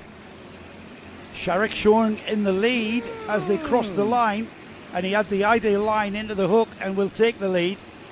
Hangs on to the lead out of the hook, and Prioretti didn't really fight hard. Yeah, there. I think he knows how quick that number two is. I think there's some flag confusion there about what was allowed and what wasn't allowed. So maybe some handing back going on as well at that point, because the yellow flags are in now for a couple of karts which just pulled to the side of the track. But they were kind of waving in random areas at one point. Through the Chandler's goes most of the field, 1, 2 and 3 together. Third place is Harvey Still in the 48. And there's another batch of karts who are tied together in the lower top 10 positions. Up towards the hairpin. Any change this time around. And it's pretty much a run of... We're almost getting the train you wanted, Joe. It's just not quite formed together yet between 4th and 5th. We're going to have Sharrock has got away. It's getting away, but the next 10 are covered by 2.4 seconds. I mean, as the years go by in this GX senior class, you've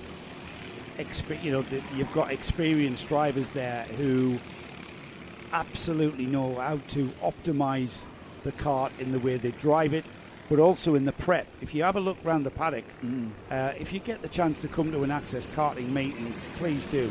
If you're interested in racing in any way, shape or form, or if you're interested in getting involved, this is what it does. It's certainly what it does. Oh, nice move out there. There's a hot down second, the inside, third side change. by side. Still takes it, I think, as he gets scored above Preddy. Harvey Still into second. He is. But have a look at the standard of preparation on these karts. They are absolutely meticulous because they're so close. Getting the bearings to run free and using friction materials and stuff, low friction lubricants and stuff, and spin your axle and it should just revolve forever. Very similar conversation I had with another well-known kart preparer in another pretty much standardised class. But when I said it's not much you have to do, he said there's more to do. Because to get that small margin, isn't it? I think you might know who it is. He's got a hotline to an aerodynamic team. Well, yes, but that's in his nature, isn't it? Yeah. But I said to him, it's a lot easier, obviously, because you haven't got to bother about the engines. He looked very indignant. He did, didn't very he? indignant about that whole thing. We're talking about Mighty Bambinos and endurance racing legend Nick Tandy. But, again, the engines here are... there's some difference. The differences are very much more limited. So you are then looking at the marginal gains on an underpowered machine. And as you rightly say, it's about reducing friction. It's about looking at what you can do with the aero. It's about even like weight distribution, which if you've got some ballast, because you're not too big a lad, you can move it around, and that makes sense. But I think with the point you make about this, I think it's interesting that what you've got here. Oh, how's that happened? That he hit the curb. How has that happened? Into the Dell. Terrible bad luck for the kart following him. Oscar Prietti. Oh dear, made a mistake by dear. just getting his rear. He hit the rear. We were right on it as well. Good stuff from our camera. Man down there. No, he hit the tyre. Oh, he hit the tyre. That's desperate bad luck for the guy following on. Oh dear. That was... that really is... What can you do, yeah. Bad luck, because you've got to be right there. You've got to be on his rear bumper. And he just clipped the inside wall. Got that very wrong, because there's a reasonable distance of... It's not just curb then tyre. It's curb and a bit of grass then tyre. Everyone makes mistakes and that can happen. I think he slightly put himself offline the previous corner as well, actually. I think he was slightly wrong coming into the part of the Dell. And that's the nature of Llandow, the track here. Where each corner leads on to the next sequence, and certainly at the hook, and then this part here, the Dell, the right, left, right. You get the first right-hand bit wrong, you're going to mess up the next bit, and if you get them both wrong, you're absolutely going to destroy your exit speed. So across the line goes Jacob Sharrock. 2 seconds the gap to Harvey Still. Then we've got Ben White, Ash Gondola, Alex Horn, Paul Handley, Tom Angier, Philip Richardson on the end plate there. So we're looking at the third place man. That's Ben White, the leader of this run of karts. Behind him, he's 22, double his number, but just one position behind. Well, and a pit best of 45. Bad maths there from me. It's Ash Candola, then Alex Horn, not that one, Paul Handley, and then Tom Anger. That's the karts in view as another stream of machines come down. They've got something groups of 4, actually, quite interesting. That's the ideal aerodynamic phalanx for them to carry on in. Great battle there. 4-card battle from Ben White, Ash Candola, Alex Horn and Paul Handley. It's who's going to make the move. It's the 45 of Ash Candola. Down the inside, everybody goes with him as they come out of the hairpin and across the line. It's Candola, Ben White, Alex Horn, Paul Handley, Philip Richardson getting involved as well. Sorting themselves out still. How close are these people? So close you could pitch a tent over them, Nick. I missed an opportunity there. I know, I can't believe it. To use a cliche of mine. Up the beautiful move up the inside there. Move. That was very clever there. So the 66 of Horn gets past. Well, I'm not sure how many laps it will stick for because they are very close, these guys, and they're coming and going. But the right red machine of Alex Horn moves through into an overall. Is that fourth he's moved into? Is it third? It's hard to tell with the kind of coming and goes everyone else. I believe. But he's now head down and trying to catch up third. It's Sharrock from Still from Candola.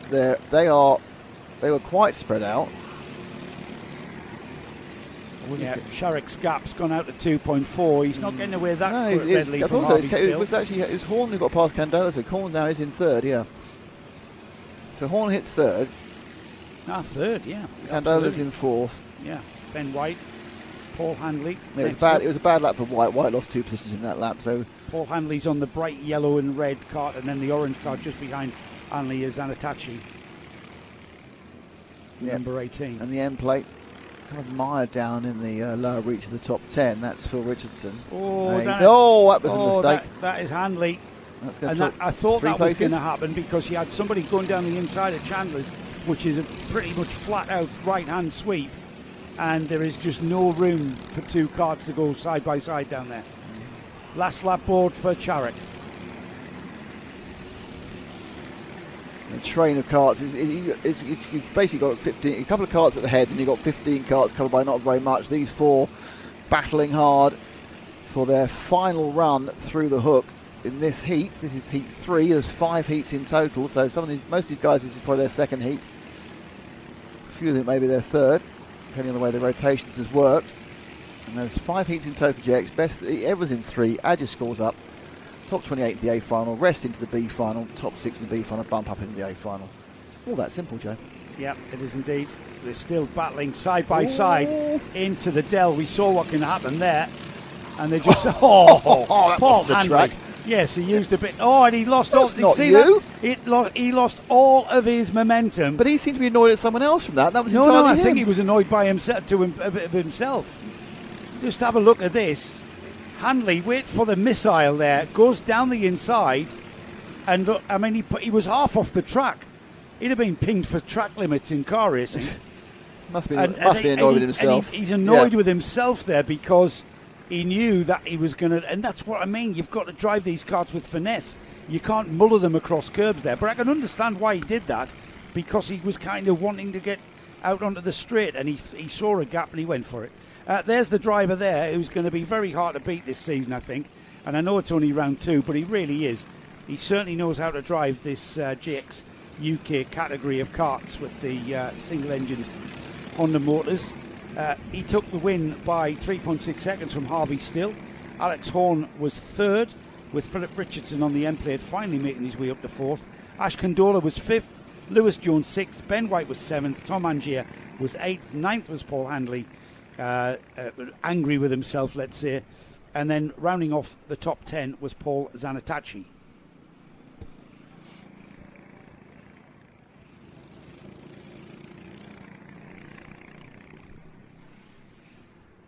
So as yet, no indication of this supposed rain that's supposed to be coming. We are now currently at 12:30. Told you it's not coming. A lovely day. It's a lovely day. Told you it's not coming, man. Bit of kart rescuing going on, as we do see occasionally. It's quite a good circuit to rescue karts from, unlike like Forest Edge last time out, where you had to stick on the back of a lorry and then get driven back off the circuit again. There's quite a couple of easy ways to get them into the back of the paddock. There's an easy way to get them. There's an easy way. You turn me down. Yes. Yes. So do I. 1, 2. We've crossed over with John Edward. Okay. Okay. So, next up is the 100 UK Juniors. Just waiting for them to clean themselves up. You can see there's a bit of rescuing still going on. And we've got a bumper showing for the juniors, 18 starters. I think we had before, we had about 10 last time, right? So we've got Oliver Borg in 1, Seb Corking in 2. Starting 3rd is Harry Bowler. Then it's Mason Pennington starting 4th. Seth Jones, Lewis Nagal, Jaden Solo, Kai Turner, Yelena Osborne Scott. She starts 9th, Lucy Suffolk 10th. Cosmo Cameron, Jack Scott, Ollie Robinson, Devon Giles, Logan Peage, Jessica Williams, Zach Lowe and Leo Stern. Those last 3 kids are all on their novice plates. So, here they all go. Now, normally, because it takes a little while to get the up and running, and certainly because they're starting much more one by one, as they have to be hand push started effectively, we will get 2 warm-up laps. So this warm-up lap will be we'll have a second lap as well. Most of the karts running relatively unliveried, as you can see with the black side pods. There's junior TKMs. A few have put a bit of sticker on. The famous, please slow down, says the marshal. But I think they are going to run around again. I might be wrong. They might try and get them around in one go. It's not a particularly popular thing for TKMs. You like to have a couple of warm-up laps just to get the engines up and running. I mean, it isn't a cold day, so it's not quite so bad. A few of the various helpers are running out onto the track. And you see a sudden propensity of a lot more. You've seen walking down the centre there of the orange. They're going to go around again, I'm sure, and they do.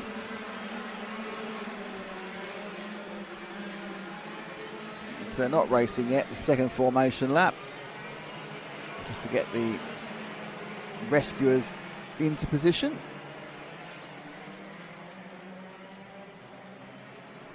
And karts now flowing through the Werters.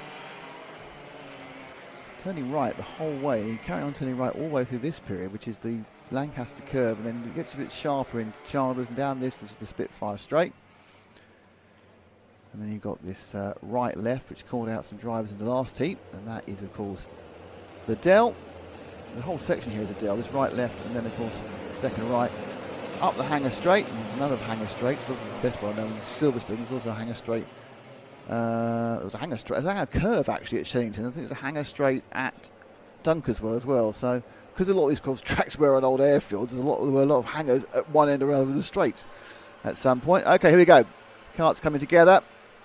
And they get ready to go. A bit of choking, full engine on, and they are go. And it's a proper start. And it's a 34 from the 52. So Corking settled into second place with the kart with the yellow and deep red.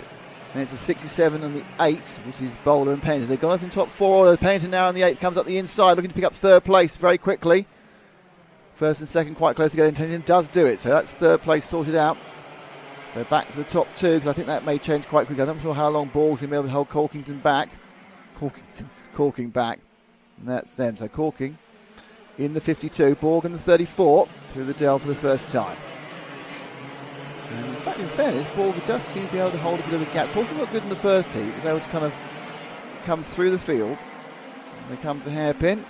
No chance of a move for the first 2. They've got a beautiful break, though. The first 2 are a long, long way away. Wait for time to come through.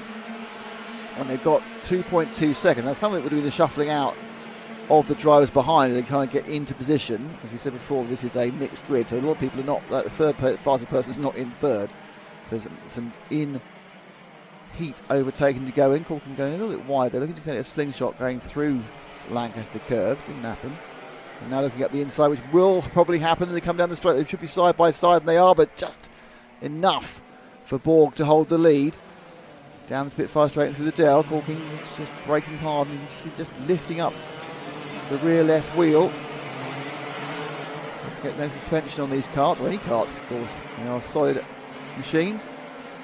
So we're Axel, and that was a good run by Karting up the inside. They're going to come down together, and is Karting going to let this one go? No, he's not. So Karting picks up the lead. I think possibly Borg could have forced the issue, but decided not to. Discretion, perhaps a better part of valour for the young man there. And Karting leads. Took him 2 minutes. Joe comes back eating an egg, which is worrying. Going to go back round the Lancaster corner again. And I'm not sure whether this is the end of the battle or whether Paul can stay tight on Karting now. It's not a surprise that Karting's hit the lead. Don't forget, this is not necessarily the fastest drivers across all the races, all the 18 drivers.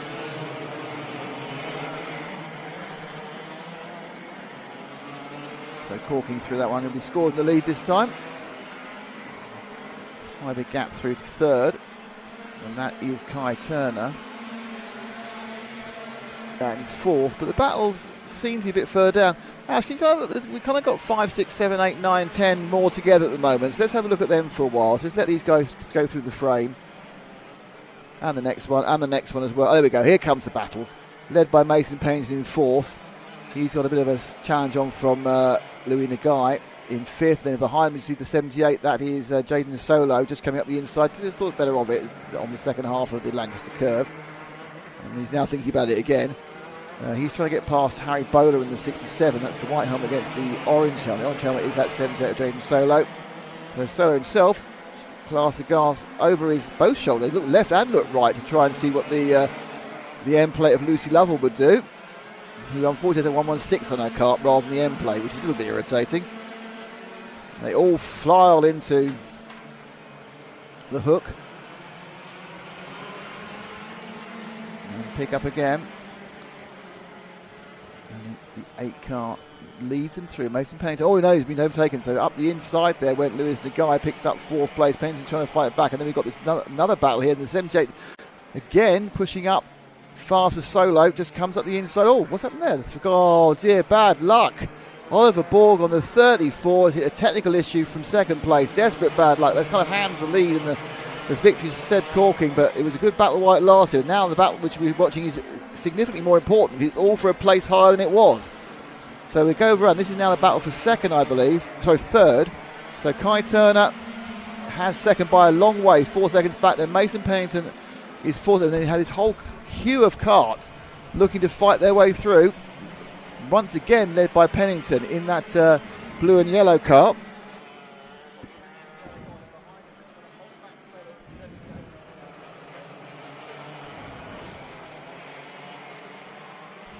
Great, exciting, close racing as ever in the 100 UK, the TKM Engine Junior Karts with the 78 there. Jaden Solo. Too many buttons, sorry. He's looking for a way by, isn't he? Was I talking to myself there for a second? There was a few seconds where you were being really entertaining, yeah. So we never got those, sorry. That was your best commentary ever, you just missed out on. It was, just. And you know what? They are being chased down by Jane Solo, Lucy Lovell on the end plate. Yelena Osbar-Scott, she's not far behind as well. These two being caught, I think, Nick. So yeah, Lovell's come from way back in this particular one. I need to have a word with her for not actually having the end plate on the card, but having the 116. But yeah. Apart from that, I blame the team manager. Yeah, me too. It's absolutely, James. Yeah, too right. But yeah, this has been interesting. Whilst you were away, you missed Seb Karting getting the lead, but unfortunately, the 34 car of Oliver Borg unluckily broke down from a very strong second place. Oh, and that's there for these cars red. But certainly, I would say that both Lucy and Yelena Osbar-Scott are moving through from the back. In fact, you can see Yelena there was looking, I think, at the 3 car, looking at the back end of Lucy there as well. Can I just say I'm delighted that Lucy is out here this weekend. She had a horrendously frightening looking accident at Wilton Mill, and there was somebody put out the stills, a photographer captured it, and even Lucy didn't realise. Well, she didn't remember it. She got knocked out, didn't she? She doesn't remember it at all. She didn't realise how hard a hit it was, and damaged the chassis, broke the chassis. Was that James's 30-year-old chassis? that she was on and damage that. She's about to come under attack here, though, if she's not careful. She's under attack and attacking, yeah, Joe, and that's she is. That's a kind of always a challenge, isn't it? Absolutely. It looks like Mason Pennington has not got 3 wide as he goes in the hairpin. It's solo. Oh no! Do you want to speak, Nick? No, I want to look at. I want to swallow more words and then expand them in a random order, which just has names. Solo, bidding, or. She's lost out. I'm like Lucy. That bloke on the Catch the Pigeon. That was. Here we go. Let's have another go at it. One day, we'll Lucy 3 wide. Lucy down the inside. Yeah. One day I'll manage. What's that? The 4 and the 3 have come together. Yes, that's Osbar Scott and Ollie Robson. Turn me down, will you? It's not so loud. Yeah, Osbar Scott and Ollie Robson and Yelena Osbar Scott, who was looking like she was about to get ahead of Lucy. So Karting's gone through. 9 laps I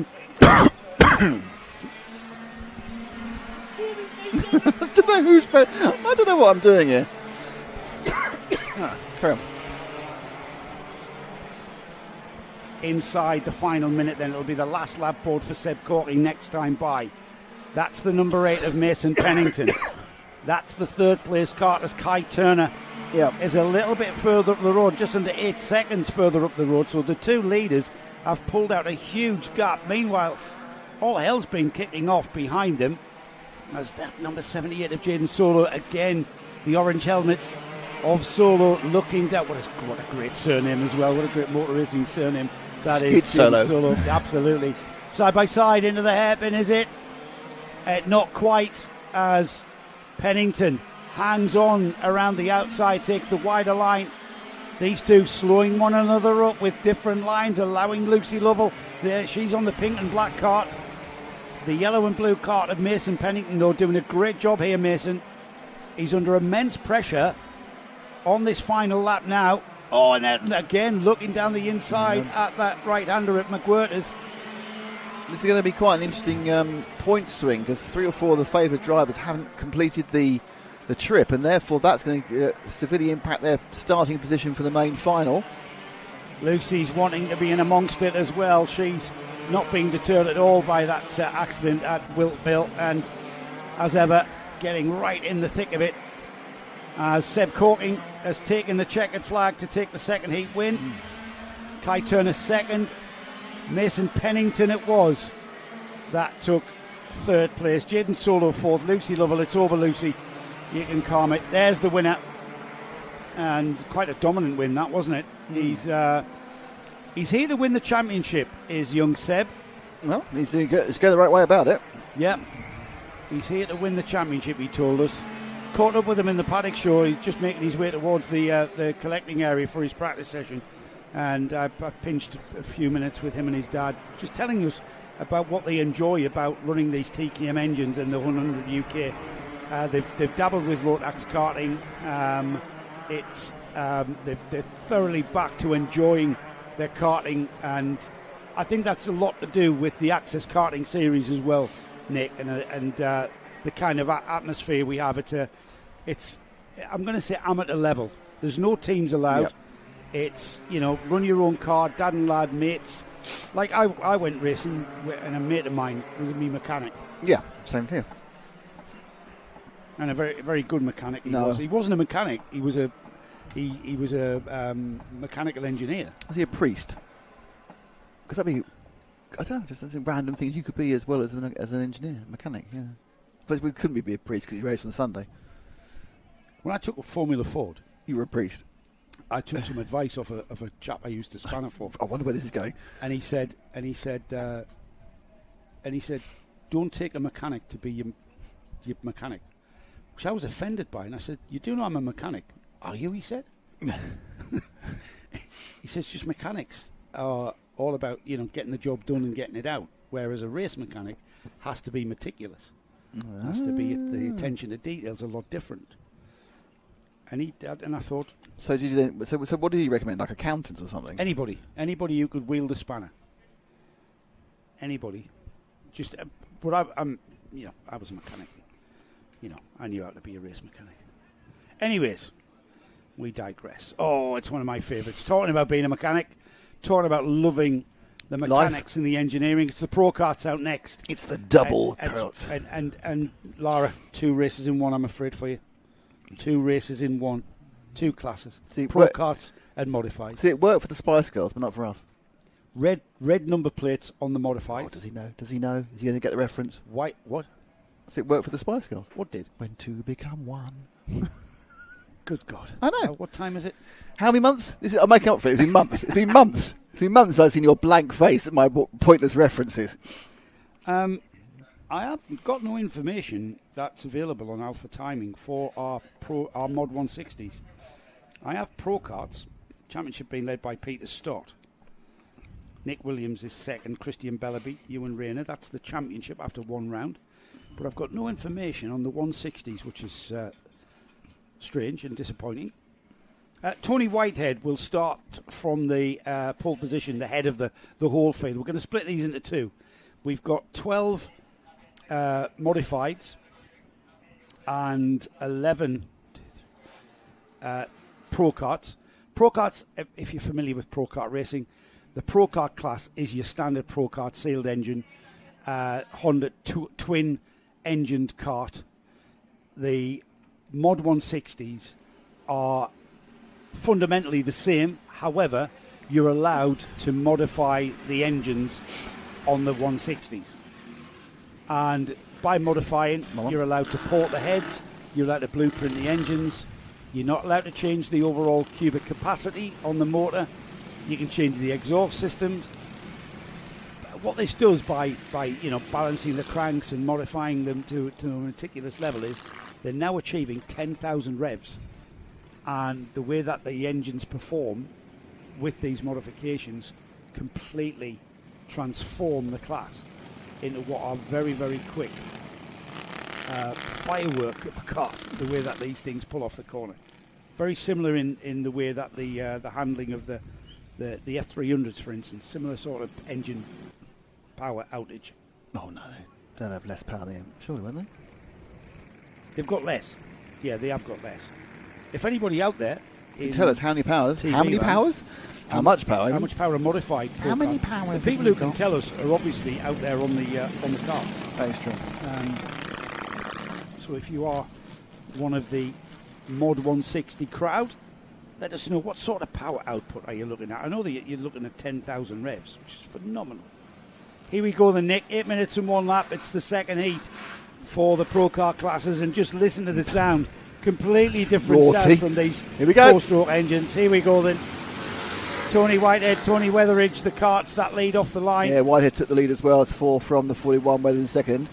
Just trying to see that it is the 28. They've got it in order. 28 and 30 seconds. So Sprague and Mitchell. That's the top 4. The Mitchell looking to take 2 places in 1. Through inside 30s. He's certainly picked up 3rd in the all-black machine. And a little bit of scuffling behind there. The 131, James Walker. He did well in the first heat. He's now running 5th. Not sure whether 3 is a Chris Williams. Don't forget the Williamses we know. Williams, Chris, and Williams. Nick are brothers. They're in different classes, but the same way. The ex-nuclear Pro Karts have gotten underway as well. Their race has started as the modified 160s come into the hairpin for the first time. It will be across the line. Tony Whitehead, Lee Mitchell, Tony Weatheridge, James Walker, Matthew Sprague, Chris Williams, James Mary, Chris French, Ben Wesley, Barry Lambert, Kevin Pope, Junior Jones. Here come the Pro Karts. Let's see how they come across the line. As they're just coming out of the hairpin. As a change for position there as Tony Weatheridge comes under immense pressure from James Walker.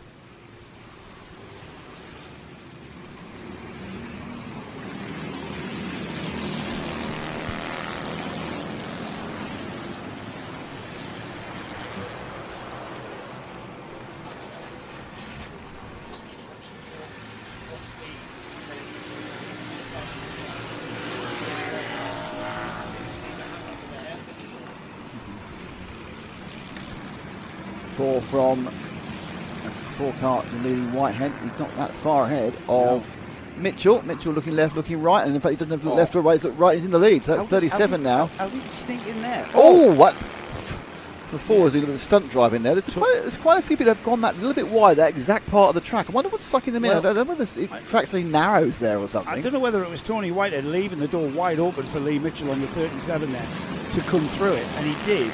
And then therefore Tony Whitehead, who kept his foot in, but he was on the outside line. So the trajectory of the car took him around the outside line, and he ran out of road basically, put his rear wheels off the curb and onto the dirt. He gathered it up though, it wasn't a problem. Lost a bit of time, but he's fine.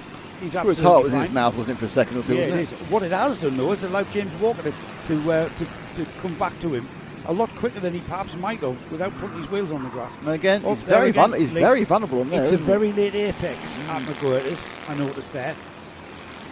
It appears if you don't do it, you can get yourself up the inside. Well, I thought when I did my track walk, I thought that's a potential overtake spot. If you just put your cart in there. Don't ask, just do it. Yeah. Don't ask for permission, ask for forgiveness. That's the one from the stewards. So there's corners that we see quite, there's a lot of corners. The Stewart's hairpin and chicane at Rowra, for instance. Yeah. Massively late turning. It's the same as McGuirter's. Not as pronounced as Stewart's at Rowra. The series, of course, will be visiting Rowra in Cumbria. With the TK, with the kart championship, yeah. So there's like a bigger grid, isn't there, of pro kart, of Mod 160s and pro karts? Yeah, there is 11. There's 11, pro karts are led by the... There's only one more. There's only one less, I should say. The 26 leading the pro karts. There's what, sorry? Car 26 leading the pro karts. Car 26 leading the pro karts. Yeah, it's Peter Stott. Yeah, I'm just trying to the character have a building look first as they heat. go. Up they go.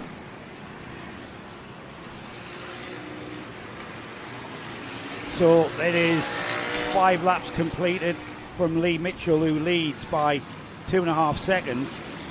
Tony Whitehead is being hounded by James Walker, Matthew Spratt, Chris Williams, Chris French, Tony Weatheridge, Brian Lambert rounds off the top 8. Meanwhile, back in the world of pro karts, we've got Peter Stott, who's got a comfortable... Ash, can you try and pick up the pro karts? That's number 26 is coming towards you now on a white plate. You stay where you are, Lester, for a moment. He's got a comfortable lead as Peter Stott. Let's look at the pro karts on Ash. There we go.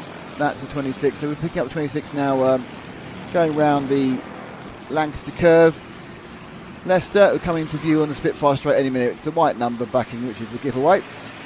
There we go. That's your pro kart leader, 26. And how far ahead is he of the... Well, he was 1.2 last time by. And as he heads down the hanger straight to the hairpin. And second, the battle in pro karts. Yeah, third and fourth battle. Blue kart in third. Hairpin's hang back a couple. Hairpin's got a name, Nick. Raymond's. Oh, right, okay. I like the hairpin. The hairpin. I'll drop back a couple to the blue kart. He's hearing me. There it is, the yellow one more, and then the blue kart. There we go. Ewan Rayner, and then that's the M plate holder, Nick Williams. Nick actually messaged in, didn't he? Say his brother, yeah. Yeah, I'm a brother. One of the brothers. Who's behind him? The 66. Christian Bellaby. 2/3 of the number of the beast. Yeah, it's James Walker, isn't it, who's currently lying second in the 160. Going up straight, these things. Who's their cousin? Oh, he's the 66 no, down the inside. Through Raymond's. Oh, I think the hairpin's better, but yeah, Raymond's, I don't know. Slots back in. Inside of 2 minutes now, Nick. Yeah, in the mod class, it's a very, very long lead, and there's no real battle there at the moment either. This may actually be the closest battle at the front of either class at the moment. Yeah, Nick Williams on the M plate. That stands for the Macy Cup, which the Access Series ran in February down at Clay Pigeon. And the winners of the finals get to run the M number plate for the rest of the season. Very tidy looking pro kart that in the blue. Yeah, it's very Williams, there's some quite nice liveries out there. Yeah. He's matched it well. He's put it together well with his ensemble of helmets and yes, overalls as well. It's a lovely thing. It looks like as they cross the line then, Peter Stott leads the pro karts. He's got just over a second lead from Ewan Rayner, and then this battle here for third and fourth. the Christian Bellaby on the number 66, the white pods, black and orange overalls, black helmet, looking very sinister, doesn't it? That all black helmet of Christian. Behind these two here, battling for third and fourth, is Richard Melton Baxter, Jim Rutledge, Chester Trelawn, Alex Mays and Ryan Clark. It did look, Nick, that it looked like Christian Bellaby was perhaps in a position to challenge Nick Williams, but that's hasn't come to any sort of fruition, is it really? I'm going to say right now, this race hasn't been a classic in either class, but you know they can't all be. There's 40 races today; they're not all going to be classics, aren't they? Yeah. It's these karts need to be driven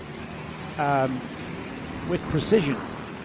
Pro karts, they're quite heavy with the two engines, and they're very rear heavy. So the moment you get offline, the moment you start losing speed, as we saw there, the Christian Bellaby moving straight back onto the rear bumper of the blue kart, and that's because Nick just missed a couple of apexes there and just lost a bit of time. He's coming back at him now. Yeah, it's a good chance. I don't know. I don't know. He's actually. He was thinking about it. He's gone out. No, came back in before the rains entirely there. Try the over and under, kind of half-hearted. No, it's not. It was 2 laps ago. I said this was a bit weird last time. They kind of stopped these guys a lap before the others. It was kind of a bit weird on the actual checkered flagness. Well, they should have 2 laps, but they didn't do it. The overall leader is just coming across the line now to start the last lap. Yeah. So we may be able to pick him up, just coming through the hook now. Then from the hook onto the infield section towards Surtees. Number 37. That's him there. Well, good job there. Was that Ash? No, I think it's Lester. Right? Lester, well done. Number 37. There's his shiny helmet. They were. So as everyone else comes round. Here he comes. He's leading the 160 class. This is the modified pro car class, and he's leading it in some styles. 4 seconds gap there, and you can see very, very composed at the wheel, isn't he? He's not under any stress really. No, he's not. That's fine. He's fine. Thank you very much. Out of Raymond's Neck and takes the checkered flag to take heat number 2 for the modified 160 class. The rest of the field come through. Chris Williams right there with James Walker. Chris Williams snatching that second place, I think, from James Walker. Right at the line, 37 thousandths of a second there, the gap. And I think Williams just did that there on that last lap. It's Matthew Sprague 4th, Tony Whitehead 5th, Chris French 6th, Tony Weatheridge in 7th, Barry Lambert 8th, 9th was Junior Jones and Kevin Pope. It was Peter Stott who took the GX Pro Karts with a gap of 2 seconds, is that? No, Ewan Rayner caught right up to him, actually. So not much of a gap at all. 3/10 at the line between Peter Stott and Ewan Rayner. Nick Williams was 3rd with Christian Bellaby, not quite able to get by him. Richard Melton Baxter was 5th. Jim Rutledge next up. Chester Trelawn, Alex Mays, Ryan Clark next.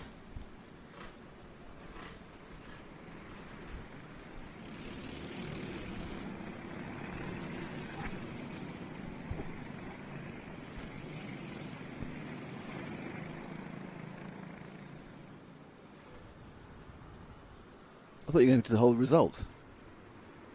I just did. Was that all the results? Pretty much. We're so in tune. You looked at me, I looked at you. No one said anything. Well, I'm trying to get the grid up for the next heat, and I just thought... Is that all the results? And I looked across. Is that all the results? You kind of dropped off. You were drifting there, weren't you? No, I was listening to the results. You're not watching the MotoGP, are you? Where? Yeah, exactly. I've got a pair of glasses and a phone. Right. Do you want to know what's coming next? No, you've hurt my feelings now. You've called into... Well, you know you did something about 5 minutes ago. I did, yes. Is it done yet? Yes, there's your grid. Let me read the grid. There's your grid. Thank you. It's TKM's next. That's what I'm thinking about. This time the 115s. The 115 TKMs. CCs, okay. that is. No, do you know what? I realised that. I actually do realise the CC thing. It's amazing, isn't it? It's Dom Cliff from Charlie Machin, James Cannon, Scott. He's eating another egg. He's eating another... Listeners, he's eating another egg. Scott Rickson's in 4th. The O-plate of Gordon Smith is 5th. Jordan Kennel starts this one in 6th. It's Sam Taylor in 7th. Lee Harrison in 8th. 9th in the grid is Chris Rance. And it's Luke Ogden in 10th.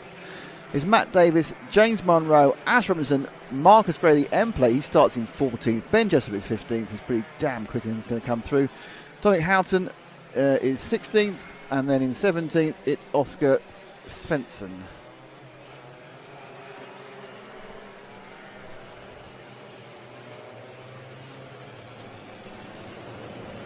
So just as they will trundle around, it looks like they're trying to rather force the issue and do it in one lap, which is quite surprising. Let's see what happens. Will they get a go on this one? Will they go round again? So they're going to get a go. Well, they're very, very heavily spread out. Now they've managed to arrange it again, as TKMs always do, to get a second go round. In the front, Dom Cliff and Charlie Machin. Machin had a good run in the first heat. Second heat of 3. It's gone past sort of 5 past 1 here. I do think the weather's just chilling down and winding up, so there is a chance we might see a little bit of precipitation later. So the cat amongst the pigeons. Remember that, for example, the GX class does not have any wet tyres. They don't have to do any wet event on slicks. Everyone choking their engines up, which is why it's foggier than the 1950s London over there. And there's a bit of blow. And the wind release will clear the smoke relatively quickly. And even doing a little tyre warming as well as they come up to the Dell. Released up the hanger straight, glance over the shoulder from Dom Cliff as he looks to see whether he's leading this correctly, just getting a little bit of extra pace, just trying to make sure the engine's clear out. They're in a reasonably good line, the two lines are there, a little bit of power there, and they'll be going around Raymond's. Here we go, getting underway for heat number 2 with a specialist jammy Dodger. They're off and they pile into the hook. And it is the 29 of Dom Cliff who manages to take that early lead just ahead of Charlie Machin in 75. And they sweep. Oh no, Machin says, no thank you, I'd rather be in the lead at this point.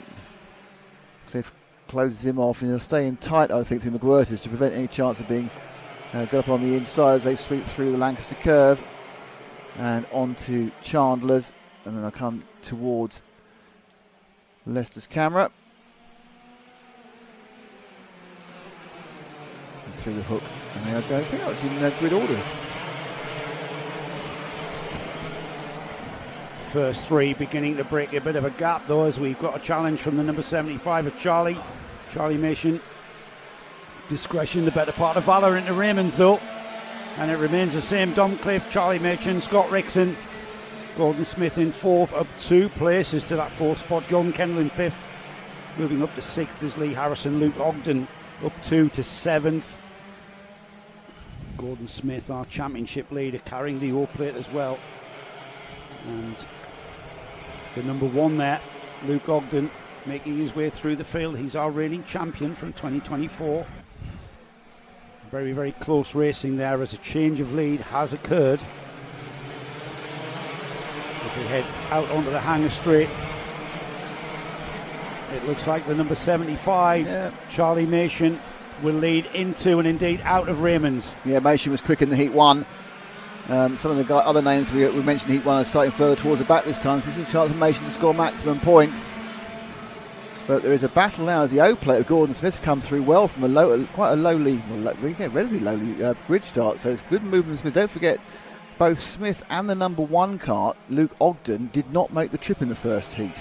Yeah, good point. So they lost points. They are obviously, you would think the O-plate and the number 1, 2 of the fastest people in there, but they both scored big fat zeros or very low numbers with problems in the first 2 laps. That's going to mix the grid up for the final, though, isn't it?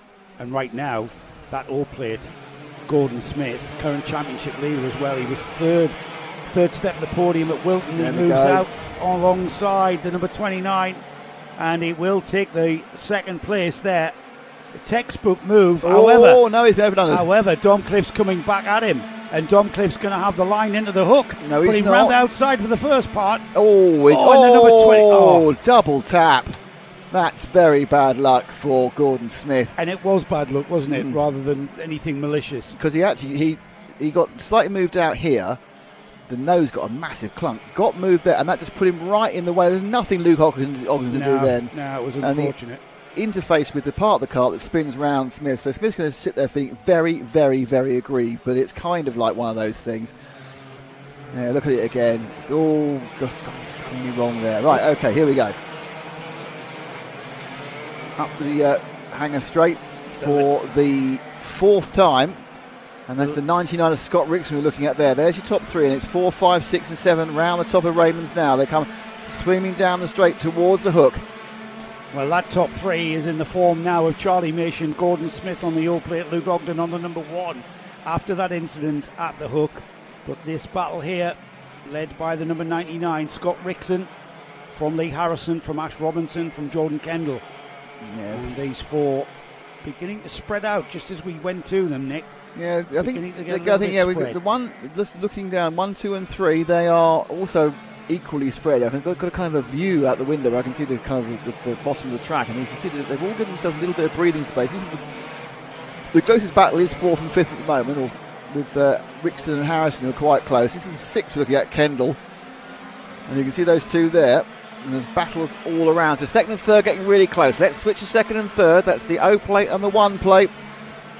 Right on camera now, thanks to the boys. And as they go on towards Surtees, it's Can Smith, who won the O plate at the end of last season. They hang on ahead of Luke Ogden, but I couldn't get the whole long-winded sentence out before the business had changed. And I knew you weren't going to, because Luke Ogden, remember, won the winner of round 1 at Wilton Mill, and current reigning champion in the 115 UK class. And it was only going to be a matter of time, as he looked like he had massive pace there, and still just under 3.5 minutes of this heat left. And Luke Ogden is going to absolutely optimise that kind of recovery drive to save what he can of what is going to be a mixed grid for him. Well, he's getting experience of overtaking, which he's going to need, because he's not going to go off the pole for the main final, having had a pretty much 0 score after a mechanical issue in Heat 1. Yeah, that's now, right. Is he going to drag Smith to him? But I think Charlie Machin, to look quick amongst his peers in the first race, doesn't look quite so quick. Now Luke Ogden's got a bit of fresh air. Well, I think it's more of Luke Ogden looks a bit quicker. And here he comes. He's already getting the slipstream now on the short straights here through the Dell. He'll want to be absolutely latched underneath the rear bumper there as they head down towards Raymond's hairpin. The final turn here at Llandow. And it's still Machin who leads into and out of the corner. But look at that. Luke Ogden now absolutely glued to that rear bumper.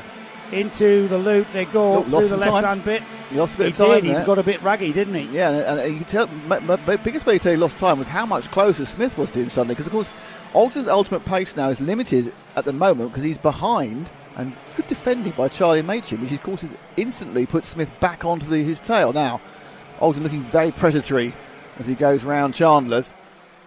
Now, there's no real obvious move here until you get to the end of the hanger straight. And it's all about the exit of this corner, Joe.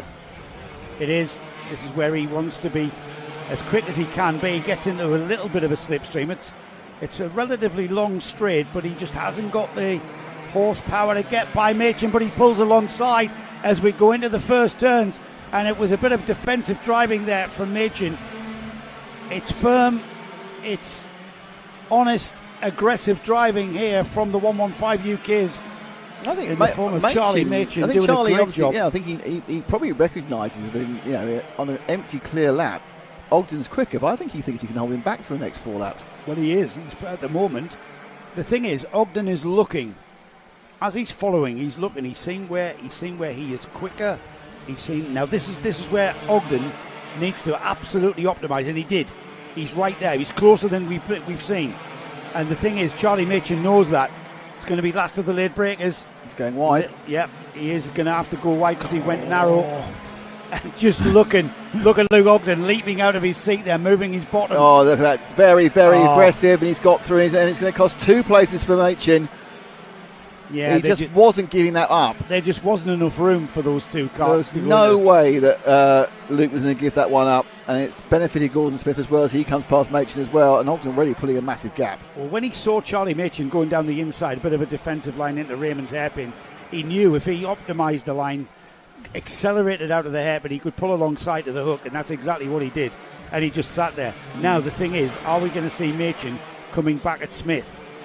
Yeah, because Smith hasn't demonstrated he's that much quicker than Machin, whereas Ogden certainly had on a clear lap, and I think you can already see by the amount he's pulled away in a few corners that Ogden has the pace at this particular time. Showing in the lead for the first time on going into the last lap is Luke Ogden, with Gordon Smith now holding off Charlie Machin. Gapping him as well slightly. So the two drivers that scored 0 points in Heat 1 are maximising their points in this second heat. Yeah, they're going to have to do that in the third heat, though. Yeah, and even then they'll be like 4th and 5th in the grid. Because someone will put together 3 proper scores. Yeah. It's just one of those things, it's just a bad luck, and there's nothing you can do about it. Certainly with TKM, you kind of expect it every now and again. You're going to oil up a plug or have a slight mechanical issue. It's just the way they are. That's in many ways, that's the joy and the pain. Yes, makes the joy even better.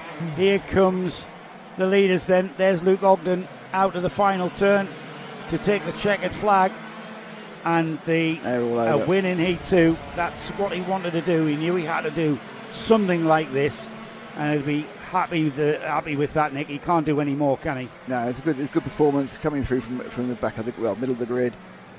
Had to work for it, and he had to be robust, I think we would say, in some of his moves to make it happen. I don't think anything was over the line, but it was certainly robust. You've got to be aggressive in motorsports, controlled aggression, firm and fair. Firm but fair, like 1970s tackles. I didn't see. I didn't say anything. Let's have a look at the top 10, and it's Luke Ogden who took the win. Gordon Smith in second, Charlie Machin in third. Lee Harrison was fourth. Fifth place was Ben Jessup. Ash Robinson sixth. Matt Davies seventh.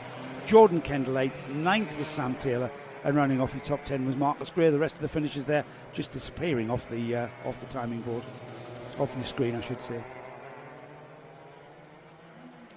It's the fourth heat for the GX UK Seniors coming out next. It'll be the Macy Cup winner, Philip Richardson, that will lead the field off from the front row. He will have Alex Horn on the number 66 alongside him. Second row will be Kyle Broad and Ben White, with the third row of Daniel Howarth and Lee Jones.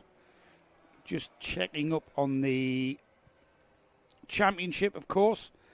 That man, Jacob Sharrock, is not part of this one. Second place in the championship, Anwar Barrell-Smith, winner of the O-Plate last season. He is starting this one. He starts in 11th. Philip Richardson, the Macy Cup winner, as I said.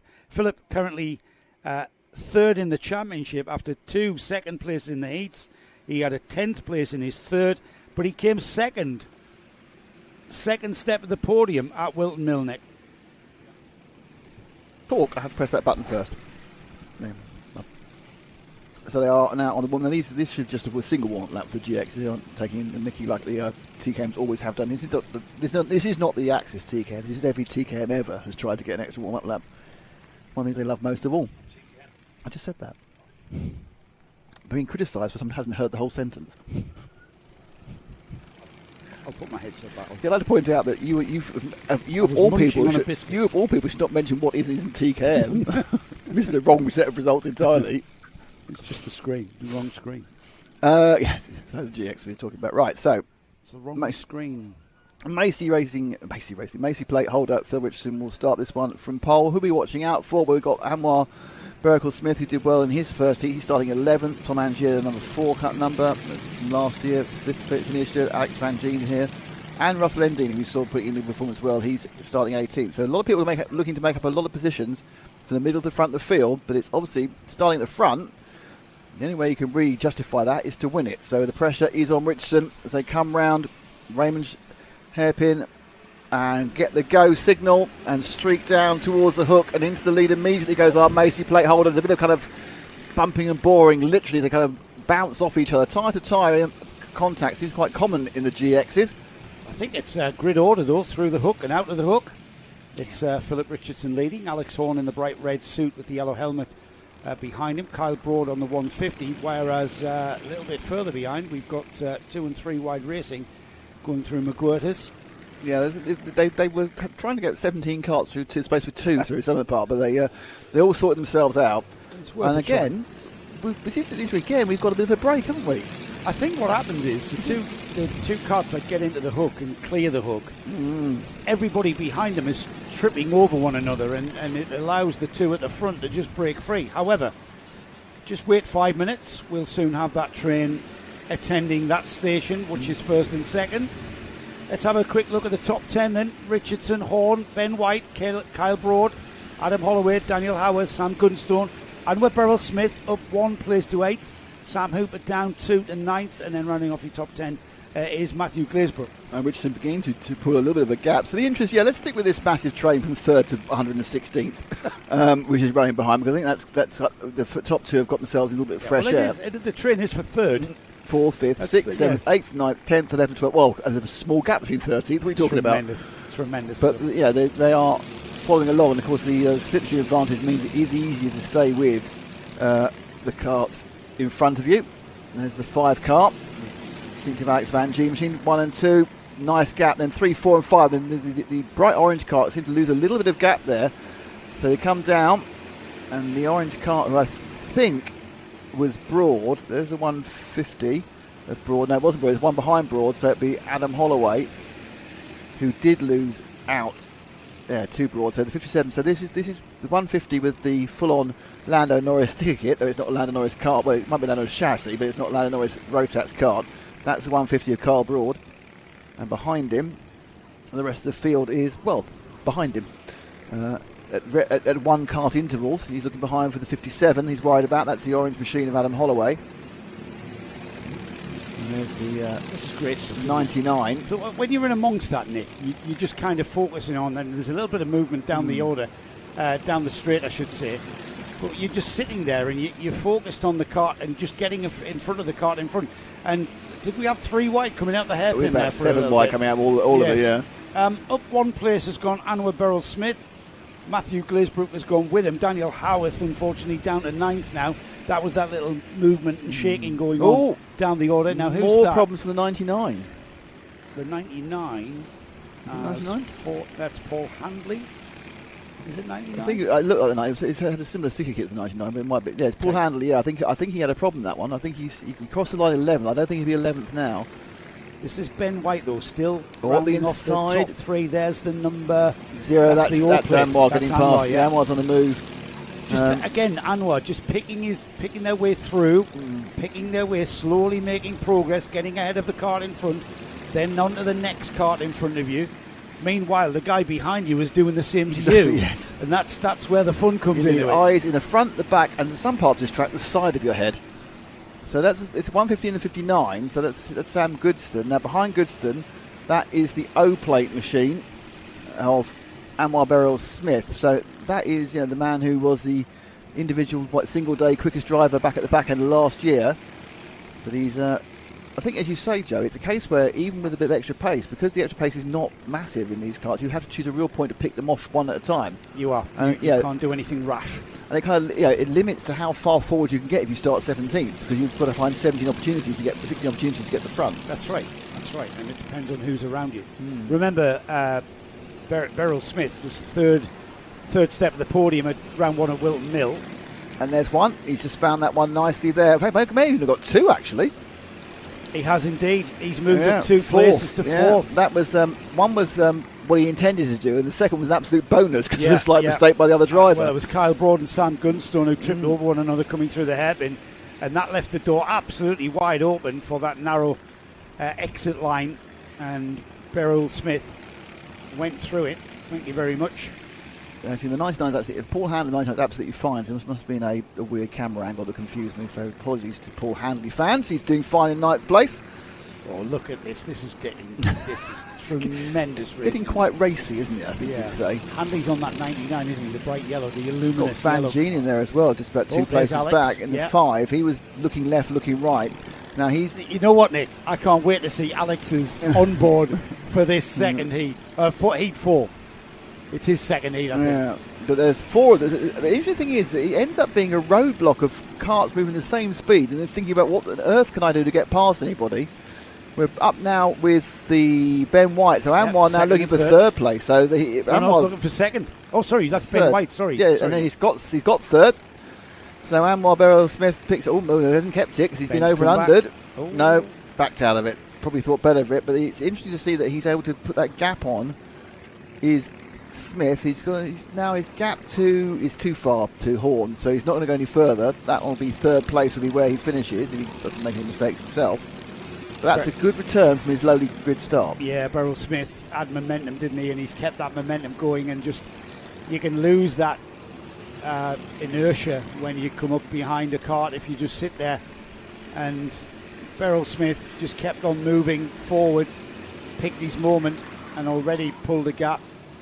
So Ben White has got Kyle Broad on the Lando Norris kart. I said it was for second. You were right. I thought I saw what I saw.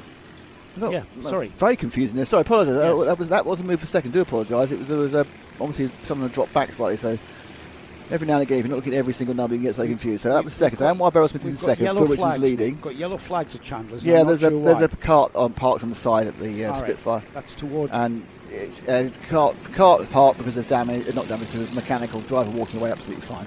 Okay. Getting down to witching now, though, isn't it? Inside.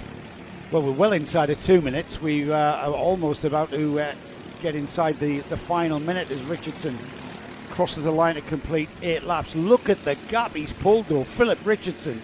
You do not see that very often in this class of GX karting. It's 6.5 seconds there to Anwar Beryl-Smith, who's picked their way through. Where did Anwar start, by the way? I think he was like 10th or something, maybe lower than that, actually. 11th. Yeah. And just that's took the time. Meanwhile, while Beryl-Smith had been making their way through, Philip Richardson was saying, I've just got on with it, didn't he? And it's very rare to see a gap like that at this class. The Handley in 7th, so I'd like to thank Paul Handley for having a distinctive set of colours. It gives you a chance to position where everything is. So that's Holloway we see driving Wavers in the 57. There they go round right now. That's the 5, 6, 7 battle. It's all 3 wide. And I think the 59 of Gunston has kept it. He has. There's a bit of a scrappage on between the rest of the 3 of them. Are really fighting tooth and claw around every single corner here because they are pretty much identical pace. But if you can just get up the inside, Hanley looking for something special. But the best place to overtake in many ways is just here on the inside. Didn't have the front end bite for the 57 there of Holloway. And it's another no change but plenty of action couple of corners. We are getting towards that point where the end plate of Richardson, who we have completely had to ignore, is just coming out of Raymond's now. He's about to start his last lap, yeah. And he will see the last lap board. Meanwhile, everything being spaced out behind him with Anwar Beryl-Smith now settling in. Anwar about 6.5, is it? Let's see where it is as she crosses across the line. Yeah. 7 seconds here. He's got a bit closer. I think as you're not. There's the leader, though, Philip Richardson. Philip, third in the championship, came second in the final at Wilton Mill, and looking good for a strong. He's 7 seconds ahead. He's still leaning forward. He is. He'll keep on that. He'll keep in that rhythm. It's all about rhythm, and he's keeping. Look how much of the curb he used. Doesn't need to. He's got a huge lead, but he keeps that rhythm going. The moment you start trying to pace yourself and break the rhythm, it all goes to. Look at that. He looks behind him and there's nobody there, and he thinks perhaps that's the first time he's looked behind him. Yeah, okay, where is everybody? Where is everybody? What a great sure I was in a race. Right, checkered flag flies. Philip Richardson takes the win. That's going to be very, very strong for him for the grid for the final. Anwar, 7 White, seconds. Kyle Broad, and it's Sam Gunston in 5th, Adam Holloway in 6th. Paul Handley comes through to 7th. Oscar Paratori is in 8th. Alex Van Gien picked up 1 point towards the end. He is in 9th. Alex Horn is in 10th. Tom Angier is 11th. Ash Candola is 12th. So Ash dropped out from a good start. Russell Ending didn't go anywhere in that one. Stays 13th. Dan Howarth is in 14th. Then Sam Hooper, Matthew Glazebrook, Anthony Cassells. And final is Nathan Williams, Oliver Smith, Joe Harris. And that is your top 20.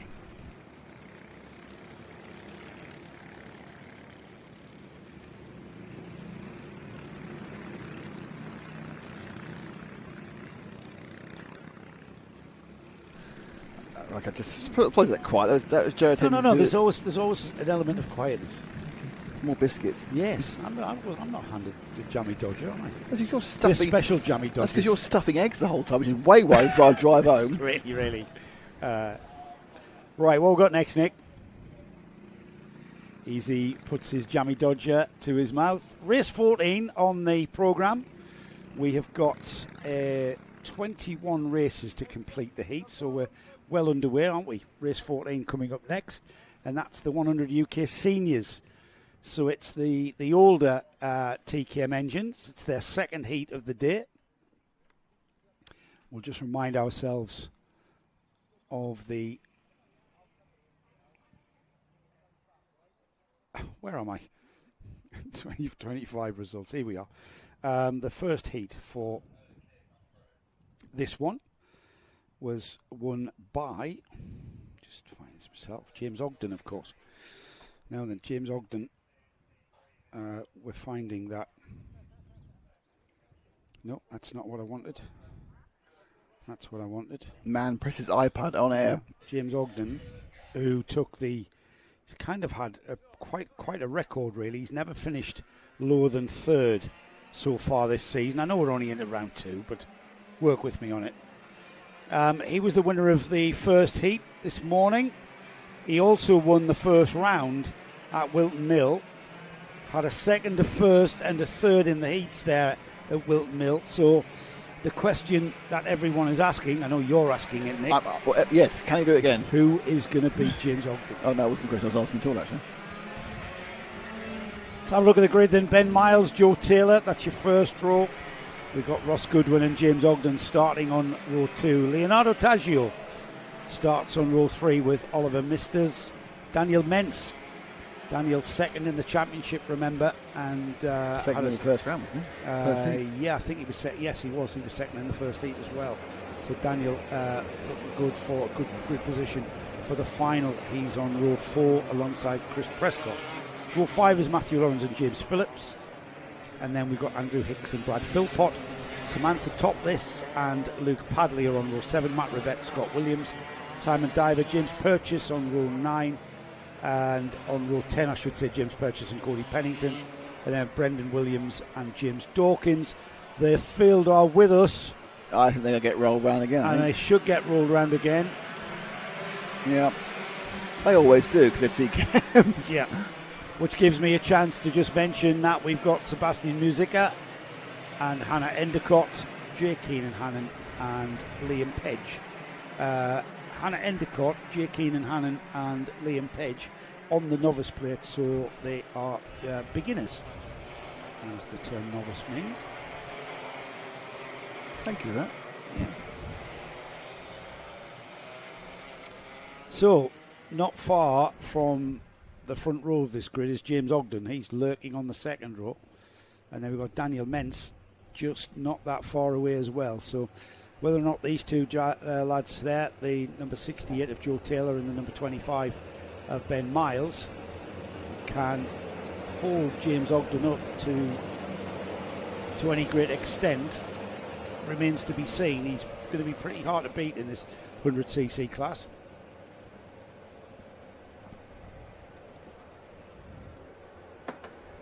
Heading down the hanger straight now.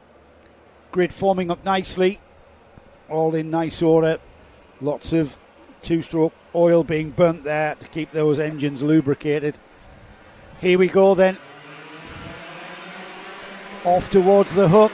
Yep. And it's Joe Taylor who leads into the hook. He does. And he's got quite a sensible run through the hook that time, actually. There wasn't too much side-by-side action. He just slowed everybody down. And a nice move up the inside there. Ross Goodwin. I think he actually rolled across the front of his bumper, didn't he? The 48 into second place. And who's that coming through to third? It's Ogden. James Ogden. Looking over his shoulder there. And there's a move for the lead. A move for the lead at Chandler's. Heading down towards the Dell now. And it's Ross Goodwin who leads. Yeah, he's had to fire like a bullet out of gun for the first few corners here. Perhaps he knows that Ogden's quite close and wants to try and get past him. Ogden moves into second place. Quite an easy pass, up hanger straight. A little bit of lack of basic speed, it seemed there from Taylor. We will drop down to third now, I think. This lead battle behind him. This lead battle, Nick. Ross Goodwin, James Ogden into the second lap. Daniel Mens up to fifth, moving up 2 places, by the way. Daniel will want to be getting as close to that number that's one. The lead change. It is. Into the lead goes Ogden. It's taken him 1 lap and 5 corners. It's the nature of that McGuirters. It's kind of a double apex. You've got a very fast entry into a late apex to come out of Surtees. You keep off that curb, but that leaves the door open. But you have to have enough front end bite, which he just did. And he did use a bit of curb. So I would think that theoretically, Goodwin thought he'd done all right on that one, but theory and practice were completely different. Ogden coming up the inside. Well, Goodwin was on the optimum line through that corner, but by being on the optimum line, you're leaving the door open. No. And Goodwin just lost about half a second with a weird bit of oversteer moment in the hook. He sort of slipped and gripped and stood again. You see it? Just went up in 3 wheels and gripped again. So that's stand by for the emergence of Daniel Mens, who's that third place kart with the black suit and the grey helmet. Oh, so he's breaking through. Yep, he's come up 2 places there. That driver there. It's been the Ogden and Mens show actually since round 1. Mens won Heat 1, Ogden won Heat 2, Mens won Heat 3, Ogden won the final. That's how Wilton Mill went. Well, Mens is going to go across the line. He's only 2.06 seconds behind Ogden. I think he's got a more realistic chance of picking up this man, the white side-podded second place man Ross Goodwin. And it's all about points. You get points for the heats, don't you, as well, which count towards the championship. So every time you get in the kart, there are points for the championship. Obviously, most points are in the final. Second place Ross Goodwin with his pure white side pods there. No sticker kit needed to keep the weight off. Into and out of the Dell. Got a yellow flag there for somebody. Broken down kart. We've got fine. a kart there. 93. He's fine. It's just a kart issue. I did think he was going to try and start it there. But I think he was just pushing it off out of harm's way. I think he's looking at it going, it's not working. He's just gently tossed the gloves in, so he doesn't throw them down. So he's not annoyed by something. It's just one of those things. In the how far do you throw your gloves equals how annoyed you are. Motor racing or certainly karting concept. 83, Jim's. 93 is. Oh no, 83, right? Yeah, it is 83. It's James Purchase. Oh, it's the boss. The boss is broken down. Nightmare.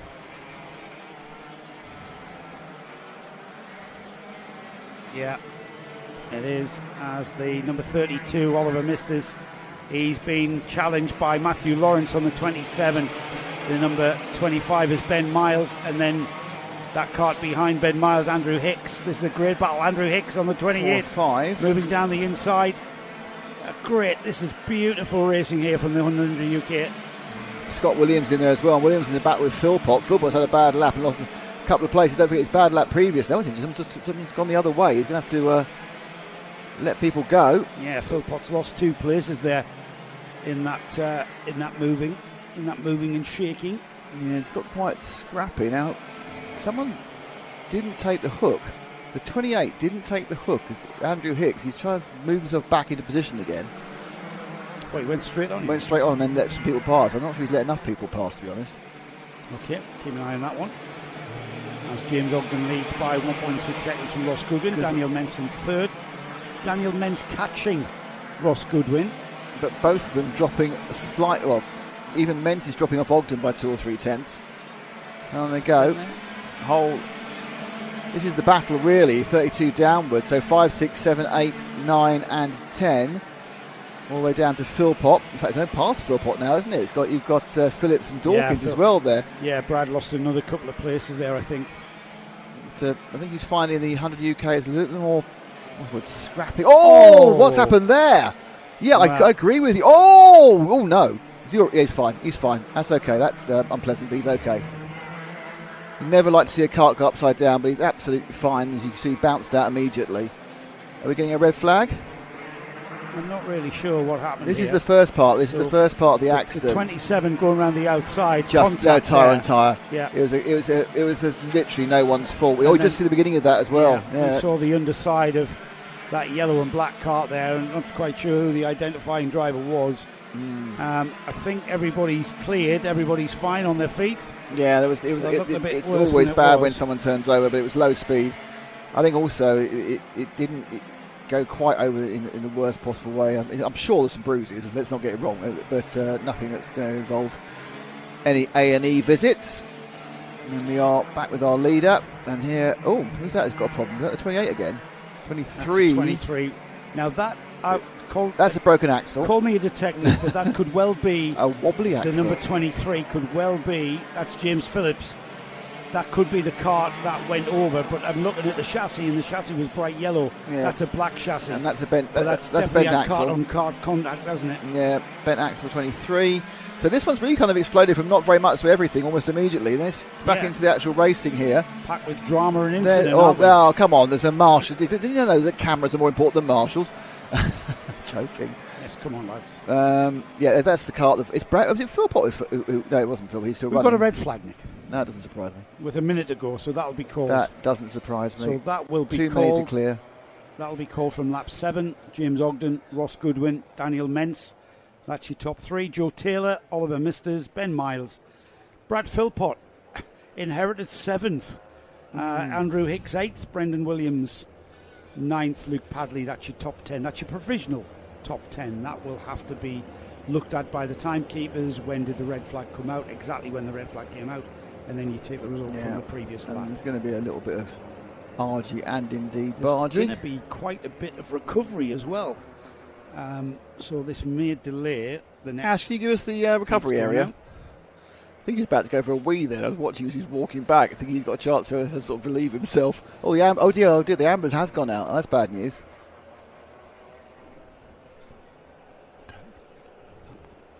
So that is the 100 UK seniors out, full of drama and incident, that one. Next out is our GX class, this time for the juniors, GX UK. Their third and final heat for this one.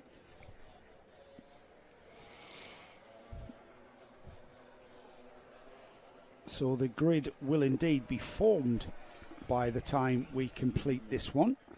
Still we'll give the timekeepers a chance to work out the grid for the final. So GX UK coming up next. We've got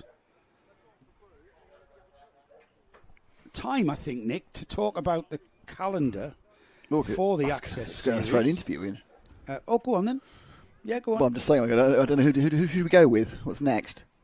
GX UK Juniors are next. Did you talk to any of those? I can't remember. That was yesterday.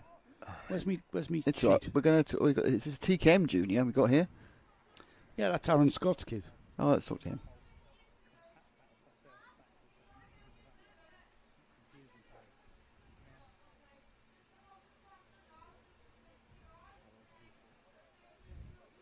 This is me pressing button. Man, you're just waiting to get the end of a certain piece, okay. and because of the red flag, we're going to throw an interview. And the interview will be with Scott Junior.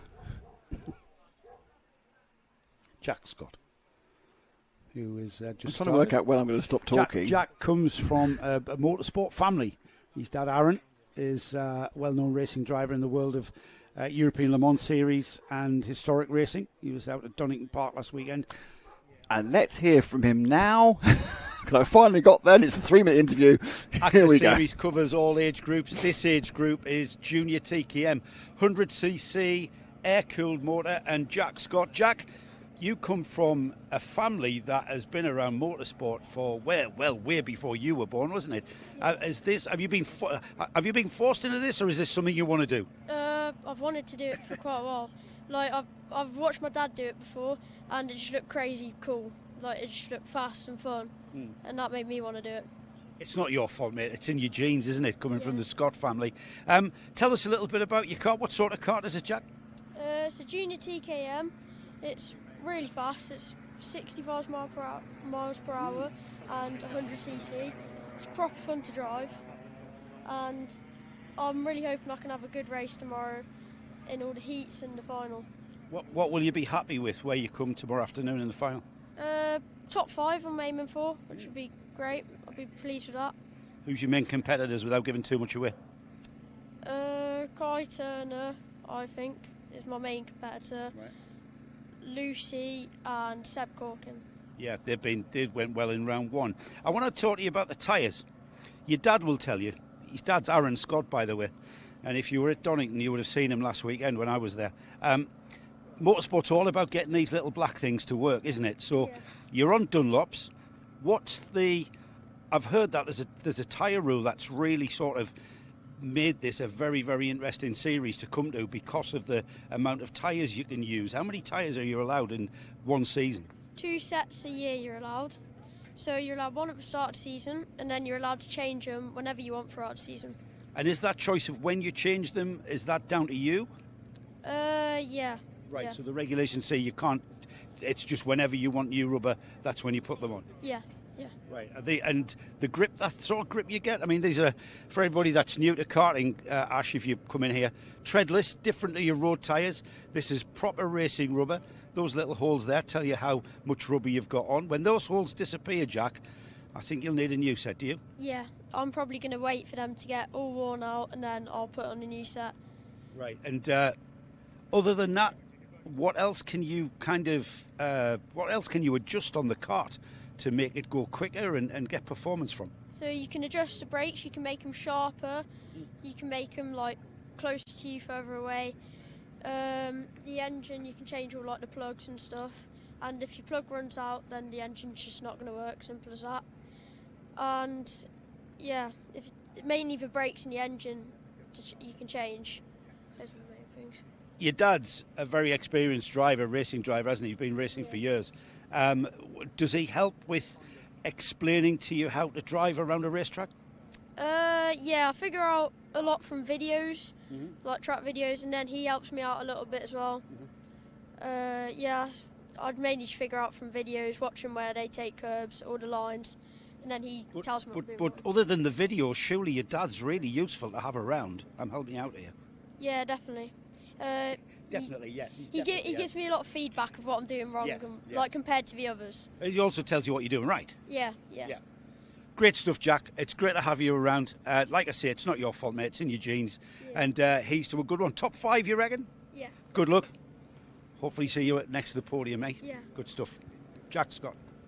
Access Karting has got an eclectic mix of karting classes that you won't see in other series, and one of those classes, and certainly in last year's when we covered the Access series last year, I went away thinking I need to have a try of an F300, and Matt Cater here running the 64. Matt, this became one of my favourites because, quite frankly, these things are like rocket ships off the corner.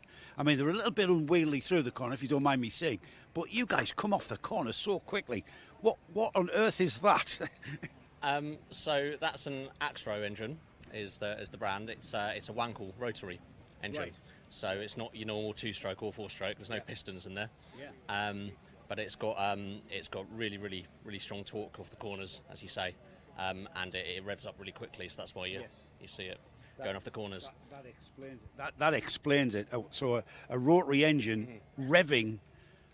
What? Yeah. What? Tell me what revs you get. 11.5. Right. Yeah. Yeah. It sounds like it. Yeah. No, they sound great as well, don't they? Yeah. They absolutely do. Maybe that's why I became a fan. Now, kart-wise, this is kind of a generic Tony kart that you will see in various other classes of karting. Bolt a Rotax onto this, and it's exactly the same kart. It's just the engine's different. We set them up in a slightly different way because of the power delivery is different.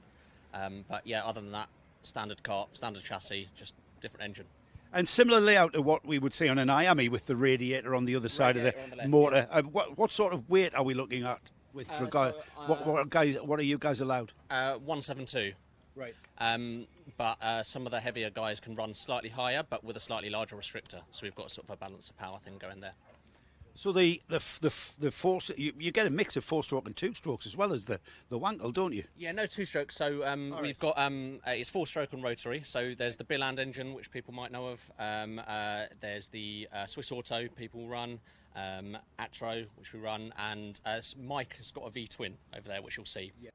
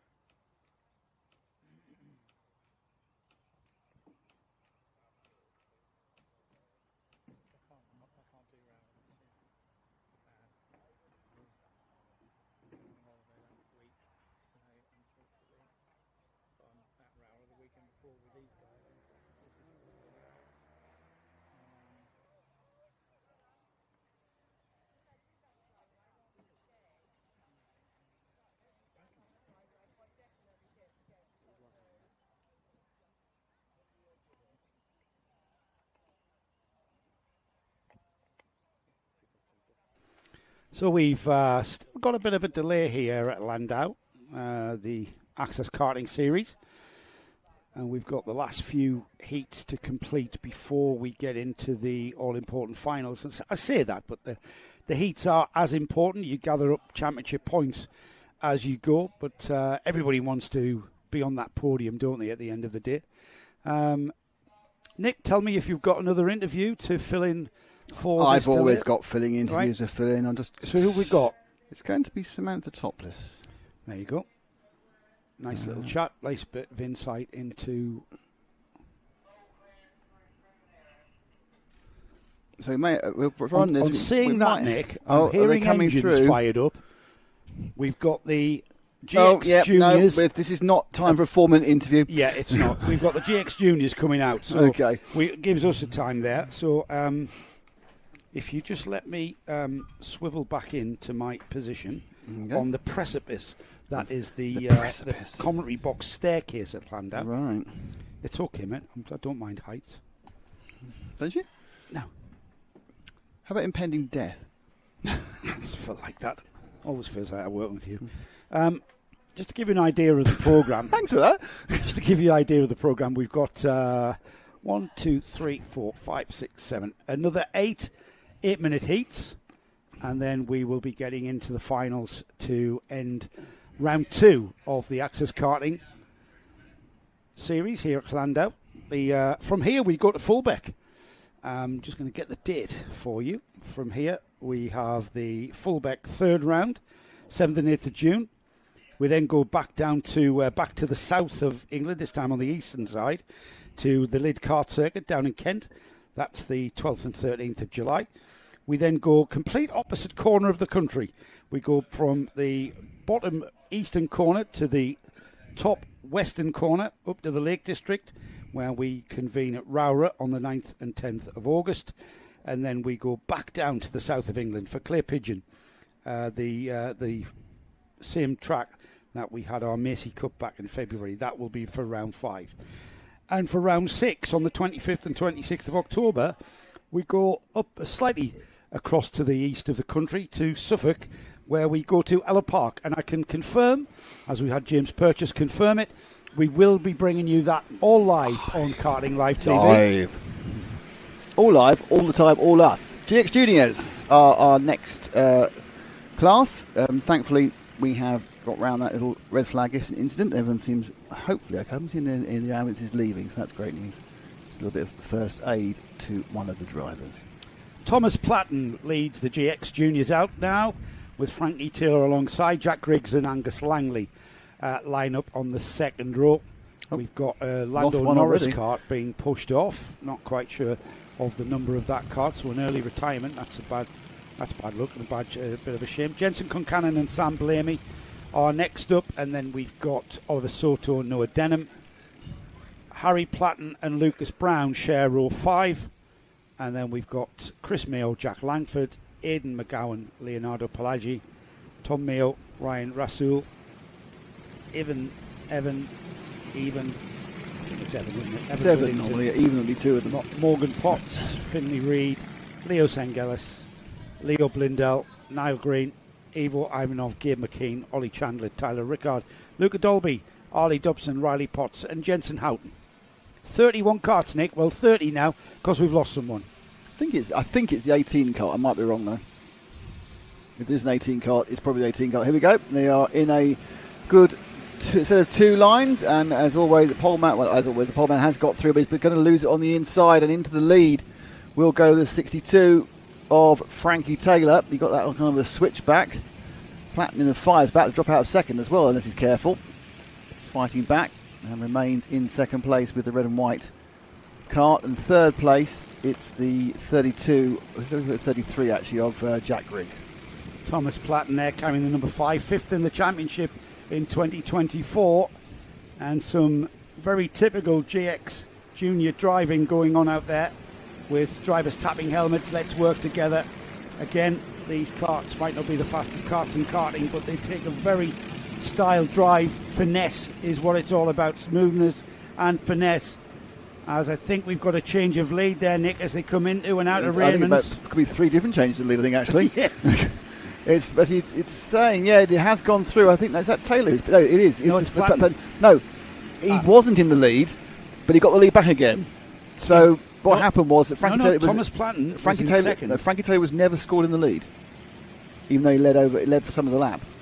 Frankie Taylor's not in the lead. No, he was in the lead for a bit of the lap. Oh, I see what you mean. Right, yes, he was. You are hard of understanding, though, aren't you? Well, it's you. You're talking riddles. My first is in B, but not in trouser. He's not. That's what you sound like. That's what you sound like. He may not be in the lead. I might say that to you, but not to anyone listening. Listening public and going, Joseph, he's very hard of understanding, isn't he? It's nothing to do with the accent as well. It's the rubbish he's talking. I haven't got an accent. You have the accent. Of course. As you know, we're in South Wales. We've both got the accent. Both got the accent. Yeah. Look at Platten, though. Platten has moved out and pulled a gap of 0.6 of a second, and that's because behind him, Sam Blamey has made his way through the field. The tiny Sam Blamey. I need to meet Sam and just see how tall he is. Probably got a really reclined seat. He's right. He's so small. There's not much of a bend to his knee either. Looking at it, there's no bend to his knee either. His legs are completely straight, and he's got pedal extensions. And he's got pedal extensions. This is Leicester just sent me a message, by the way, saying windy now. Now, is that Leicester or is that the weather? Well, the weather is changing, and I've seen a very strong possibility of heavy rain between 4:30 and 5:30. That's finals time. That's finals time, yes. So, if you haven't got your wets pressured in the paddock, then you'd better get them sorted out, because we may need them. He's a challenge for second as the 1-2-3 first three karts come together. There are no wets for GXs. Not for these, no. I think the juniors are allowed, aren't they? No wets for GXs. Up the inside, though, to change for the lead of Blaney now takes it going through Surtees. Will he hold on to it? He's got the 5 of Platten coming with him. And then it's the 44 of... Keep moving. And they keep moving now. So, leading Platten. Sam Blaney, Jack Griggs, Frank Taylor. Angus Manley in the OM plate, running in 5th place in the back of that queue. As they all go over Raymond's now. The OM plate, there's 5th, a blue one. They're looking to get past. And Taylor. And then, so Blaney, who actually got ahead and ran away with it in that 44 kart in the last heat. And up until that little switchback thing, and he is quick through the hook. Was being closely monitored by Platten in the red and white. And Platten himself is absolutely not letting Blaney get away. He's only got the front and got away last time round. And obviously he's quite a small figure, but the karts are all ballasted up to the same weight, so whilst he may have advantage aerodynamically, where he may be, he hasn't got any advantage in pure rider and kart combined weight. And there's the OM plate up the inside, and that's Langley looking to pick up. Actually, Langley being overtaken, by Langford in the 99. And those two blue karts fighting out 5 and 6 at the front. So it's all about the 1, 2 and 3. Blamey not breaking away. Patton keeping him honest, and Griggs with a watching brief. Yeah, Sam Blamey's really been quick this year. Remember, second on the podium at Wilton Mill. So he's got speed and pace, hasn't he? And he's just so composed there. That's the ideal line through McGuirter's there. See how wide it is there. He's almost going to the left-hand side of the track in the corner, and then absolutely firing out onto the straight. Here he comes towards the Dell. Into and out of the Dell there, and just pulling a little bit of a gap to Platten. Jack Griggs right on the rear bumper of Platten as they head down the Hanger Straight into Raymond's hairpin. And the concertina up, Nick. Yeah. It gave us kind of a false impression that Blamey had lost all that gap, but the gap's barely discernible, isn't it? It looks like at some points you're thinking there's going to be a move for second and first, and the next time I think you can move between second and third. It's almost like kind of a piece of elasticated string. You have the number 5 car to Thomas Platten, who's swinging backwards and forwards between Blamey and Griggs. At the moment, it looks more like Griggs is going to move forward, but he's got to get past. Platten does a kind of a brief head down. Put my head down and pick it back up again. Didn't really literally didn't give it any sort of time that could have any advantage over anything. There's the next three behind them. We'll stick with the top three, please, Lester. For a microsecond, you get less airflow. So it's marginal gains, Nick. I think that's probably redefining marginal. That's Here the we most go. marginal. 1, 2, and 3 again. Second and third really going for it. The 2-minute bell has sounded, not literally, metaphorically in my head, which means that time is running out for any kind of gains to be got. Don't want to be metaphorically in your head at any point. But I wouldn't. It's not pleasant. But they are saying, Blamey's got half a second, and it does look a little bit more now like the Platten's more on the defence than the attack. And they come through and round the Lancaster curve. Yeah, Platten looking over his shoulder just to see where Griggs is. There he is. He's still there, mate. He's still there. He's spent more time looking over his shoulder. Oh, a little bit of a shove-ish, yeah, and that's cost him in the end. That was more tripping over. And that's what I mean about the GX Momentum's class. gone, yeah. Once you lose that, it just dissolves in front of your eyes. And now we've got a very well-spaced out top three. He's just not got the power to make up. I say that he's now managed to get himself towards the back of the tail of his tail again. They've got 3 laps there. They've got this one and 2 more. So they're sub 1 minute, aren't they, for their laps? Yeah, so they're going to get another one, and then another one, and then another one, which will be 3. What were you saying again? I don't think I was. I was just trying to work out what you were saying. I tell you what, I can tell you though, Jack Griggs has, after that little trip over into the Dell, he's pulled that gap back. It's took him maybe a whole lap to get by here. We're back at the Dell. This is where he tripped over him. Not this time though. Maximises his exit. This is where the challenge is going to be. They're almost side by side down the Hanger Straight towards the Raymond's hairpin. Now he slots in back behind. Just didn't have the power or the straight line speed really, as they're almost side by side towards the hook, but no. Yeah, coming into the hook, you can, if you're alongside, you can, if you want to, force the issue. You know, people don't always want to. He wasn't though. He was a full car's length behind. Oh, he's got the inside now. Nice little darty move there by Griggs, and he's taken Platten. I think when Platten wasn't really expecting it, and he uses all of that line through McGuirter's. Oh yeah, let's catch him. Yeah, the last lap board's coming up, man. It's like, yeah, okay. Now that you're second, I'll don't overtake me, please. Yeah, I'll just say, yeah, you're not going to catch the leader, mate. So I'm going to have a go. I love that. I love that attitude, especially from the juniors. Let's have a look at that move. It's into Surtees, isn't it? Yeah. And we've seen people sneak down the inside of Surtees. Surtees is just a straightforward 90-degree left-hander, followed immediately by another 90-degree left-hander. But once you've gotten through there on the ideal line, you know, it's hard to. And they have now got the last lap board. There's your leader just streaking out the view of the camera, and then here are second and third. And so I don't think that Platten's necessarily given up. I don't think without an error he's going to be able to get past. I don't think there is that level of speed difference anywhere within this class. Yeah. Acknowledging friends or family in the paddock. Thank you very much. I'm second. I am doing second. Thank you very much. Griggs. Yeah. Hello, man. It's all because of your support I've managed to make second place in the Heat 3. Get the kettle on. I'll have my lunch when I'm done with this. Yeah, pot noodle for me. Thank you. This is the third and final heat for the GX UK Juniors. There's quite a bit of yellow flaggage now. She can't get past anyway. So yeah. Car parked on the outside the straight. So there is. So you can't even go side by side, I don't think, without possibly incurring the wrath of the stewards. Just round the last corner, there's your winner. Well done, Sam Blamey. Crosses the line, and there's second and third, Griggs and Platten. In Langford, in the end, I think he's just going to get the fourth place from our OM plate, Angus Langley. And then we've got Noah Denham.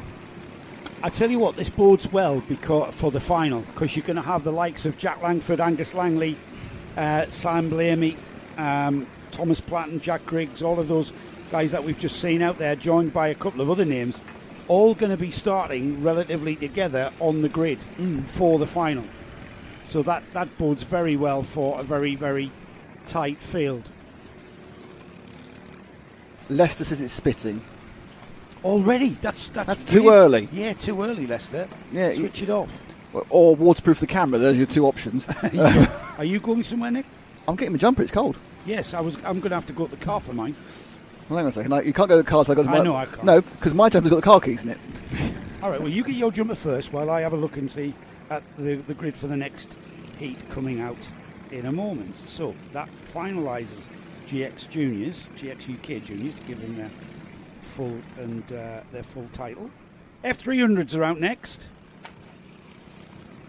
and I'll leave Nick to take you through the grid while I get a jumper, because it's gone. What was really hot when I had a little toilet break earlier, I went outside. The wind is coming through through the open floor. But it was scorching. It was scorching an hour ago. This is the wonders of British weather. This is British weather, not Welsh weather. Okay, here we go. So the F300s, their final heat of this round 2 from Llandow in the Dragon Cup. It is Ryan Martin was starting in pole. He'll have Jason Cooper next to him. And it's Brett Knapp and Matt Cater, that's 3rd and 4th. Mark Kenworthy and Levi Goodyear, who really does seem to have the pace on most of the teams, other teams out there. That he's in starting 6th.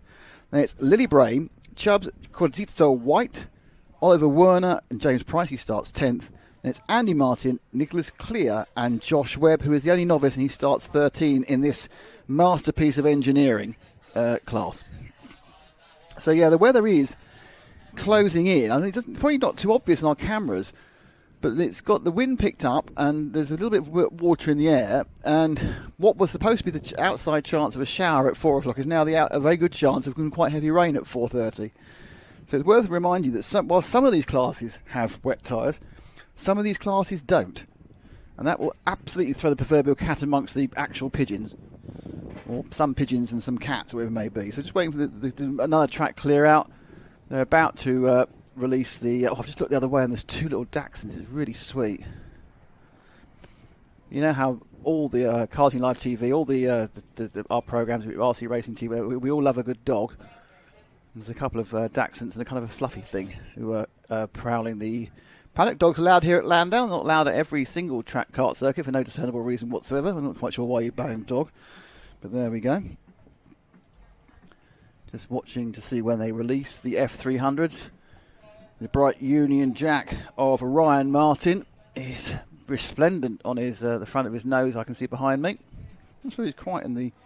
Yeah, just off camera to the right-hand side. If you see the Welsh flag that's flying proudly on our screen, just to the just a little tiny bit further right is where the collecting area is, and they're moving the track. One final kart being released. That's the 50 kart from the last race, who's got a very, very, very, very bent axle. He's just getting him off. I think when they get him off, they'll be releasing the karts. That's more like that number 50 kart is now much more like a fairground ride than a racing machine. You'll have your fillings out in about half a lap.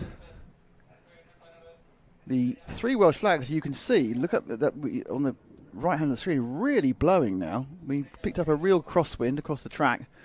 Not that the direction of the wind is that important within karting, as it can be within full-size racing, but just waiting to see. And they have released it.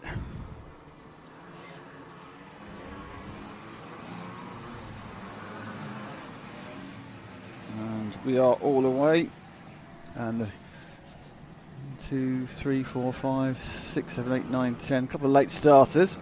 I'm not sure we've got a complete field, actually. I'm not sure we've got all 13 out now. If you're moving through the day, perhaps a couple of karts are running a little walking wound, or perhaps someone decided to drop the 3rd heat and worry about the final.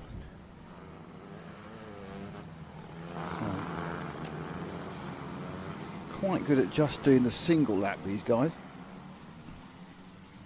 As we wait for the F300 Final Heat to get underway. Coming along the Spitfire straight.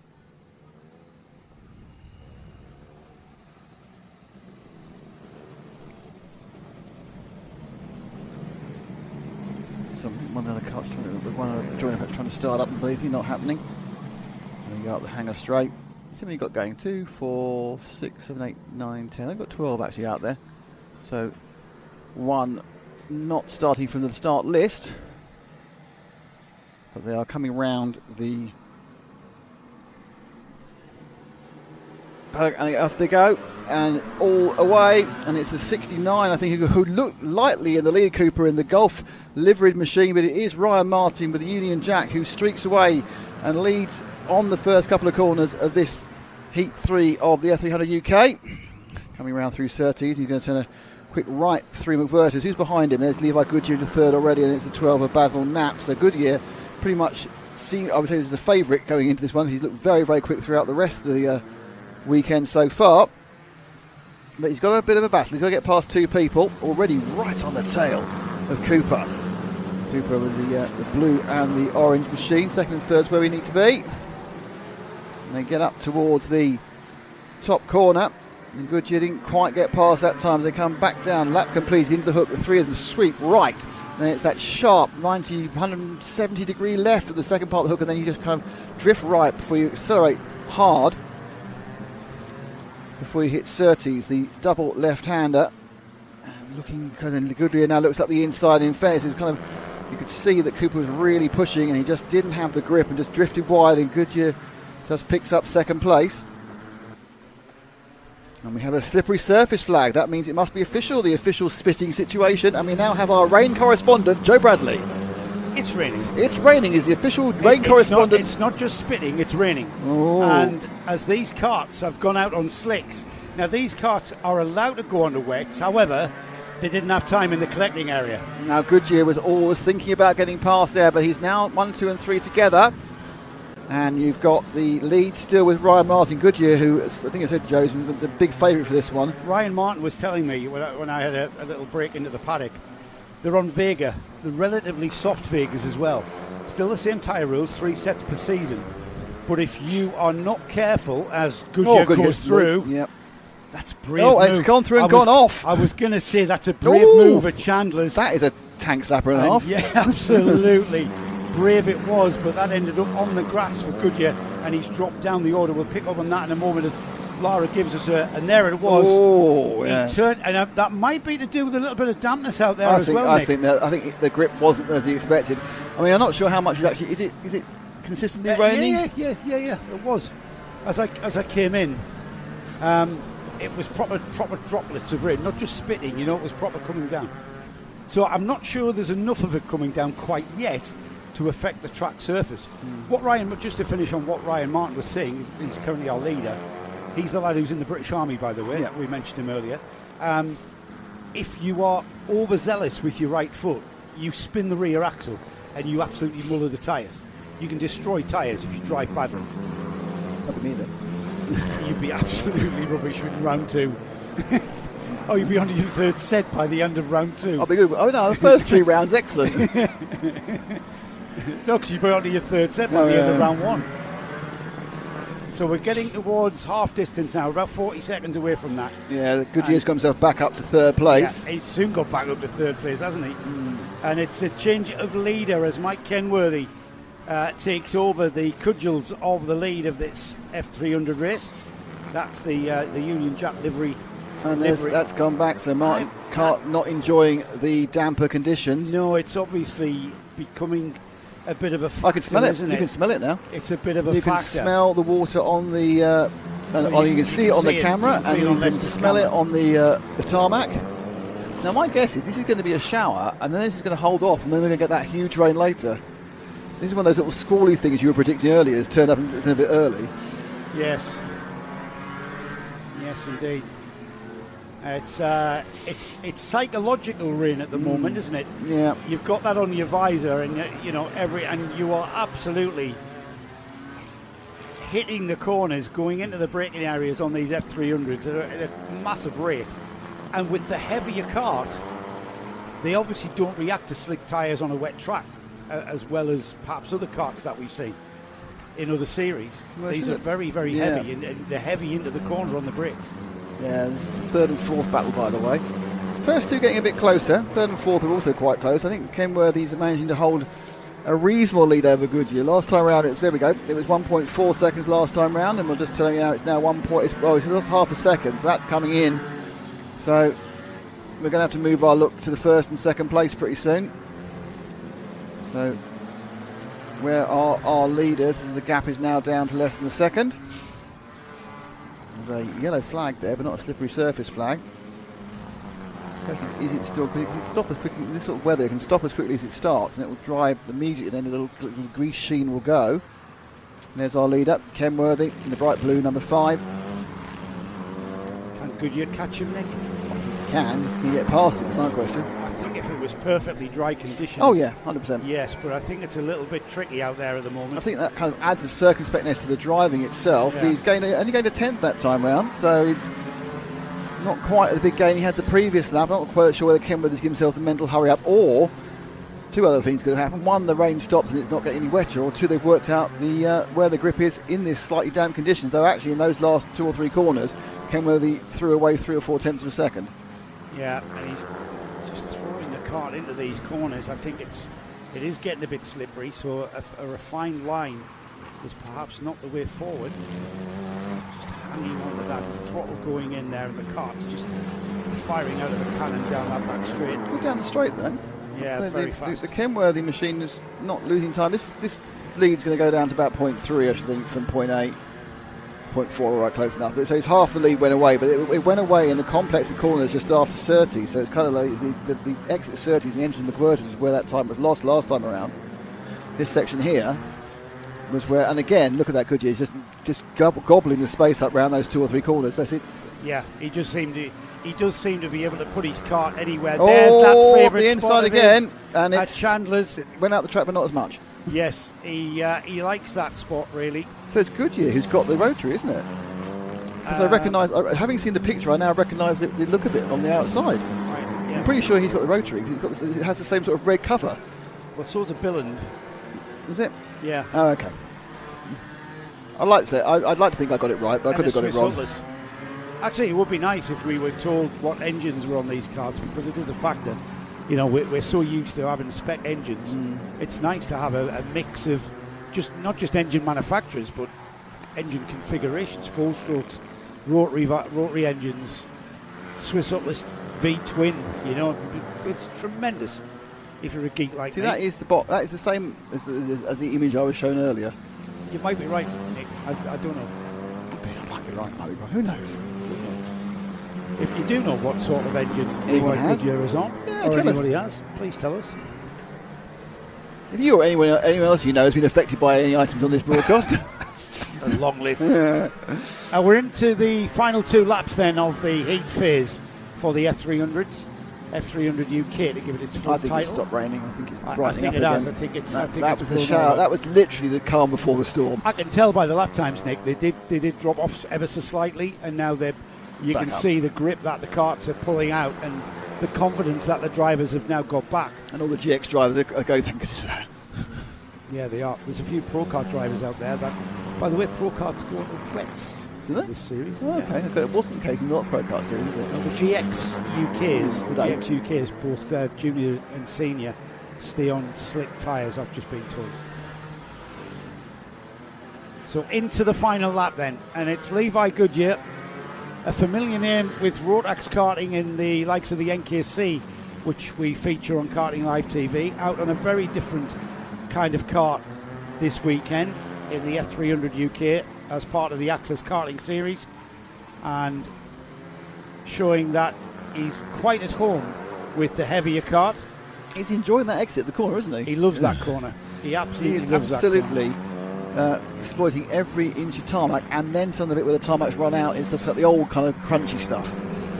Yeah, absolutely. There he goes. Good checkered flag, and he'll definitely start on pole for the main race later on. Checkered flag flying by the series organiser, one of the series organisers, that's James Purchase. And the rest of the field come through. Mike Kenworthy held on to that second place from Oliver Warner third. Ryan Martin came through in fourth. Matt Cater in fifth. James Price sixth. And then the rest of the field coming through, Nick. Yeah, you got seventh place Brett Knapp. Making a finish. There he goes, he's finished. Goodyear was on a rotary, says DD Kart Racing. So I was right. So you're right. Yeah, good spot. Well, I just spotted the engine cover, and Very I good just spot. given that Gaz had just sent me the picture that how much it cost and how many horsepower it meant. I suddenly quite fancy one of those. Well done, man. Well done. You got something. That's naughty. Damning with faint praise. As the F300s make their way back to the paddock, that is their grid formed. Oh, right. That is their grid formed. We'll have information on that. It's all provisional. They've got to get through scrutineering, remember? So it's all provisional, but it is the third and final heat. This is the last GX heat as well, isn't it? Heat 5. It absolutely is. Yes, GX seniors. Now then, just looking down the order to see where we have Anwar Beryl Smith is starting on a 20th spot. And where's Philip Richardson? Philip Richardson isn't out. So where's... No, and neither is Jacob Sharrock. Where's Jacob? He must have done 3. He must have done 3. Yeah. So the only driver that is out there that is in championship contention after round 1, that's a whole round, a long way to go. That's still 100% of the championship so far. Is starting in 20th place, and that's the O plate holder, Anwar Beryl Smith, who took the O plate at Ella Park last year, wasn't it? I think it was. Was that not the O plate? No, that was the final round of the championship. Right. Okay. Pole position, though, is number 25, Matthew Davies. I'm not sure if Matthew is indeed a local driver with the surname Davies. It's a very Welsh name. He will start alongside Ronnie Townsend. Matthew Glazebrook and Lewis Jones start on row 2. Simon Fuller and Tom Angier start on row 3. Row 4 is Sam Hooper and Harvey Still. And then we've got Tyler Nicholson and Alex Van Geen starting on row 5. We've got Paul Zanatachi and Ethan All starting on row 6. Oscar Priotti and Lee Jones start on row 7. Row 8 is Alex Horn and Nicholas Barnes. Then we've got Tim Kansas and Matthew Roberts. Paul Hanley and Anwar Beryl Smith start on row 10. Row 11 is Steve Gross. And then the first of the novices, Gareth Wells. And then the novices filling the back of the grid in 23rd, 24th is Elliot Price, Sidney James. Then we've got George Streetley, Harley Smith, Tyler Davies, Daniel Harris, Ewan Wilson, and it's William Brightman who rounds off this absolutely excellent looking 30 kart grid. Have I said that I really love these GX UKs? 17 times. 17, is that Which all? is kind of... I need to mention it's it a more, bit low, really, for you normally. It is. This is pure racing. Here they come. They're going up the deceptively long hanger straight, to be honest. I mean, you know how many metres it is, because I kind of thought it was like a little short straight, but actually it's quite a long straight. It is longer than, right behind it looks.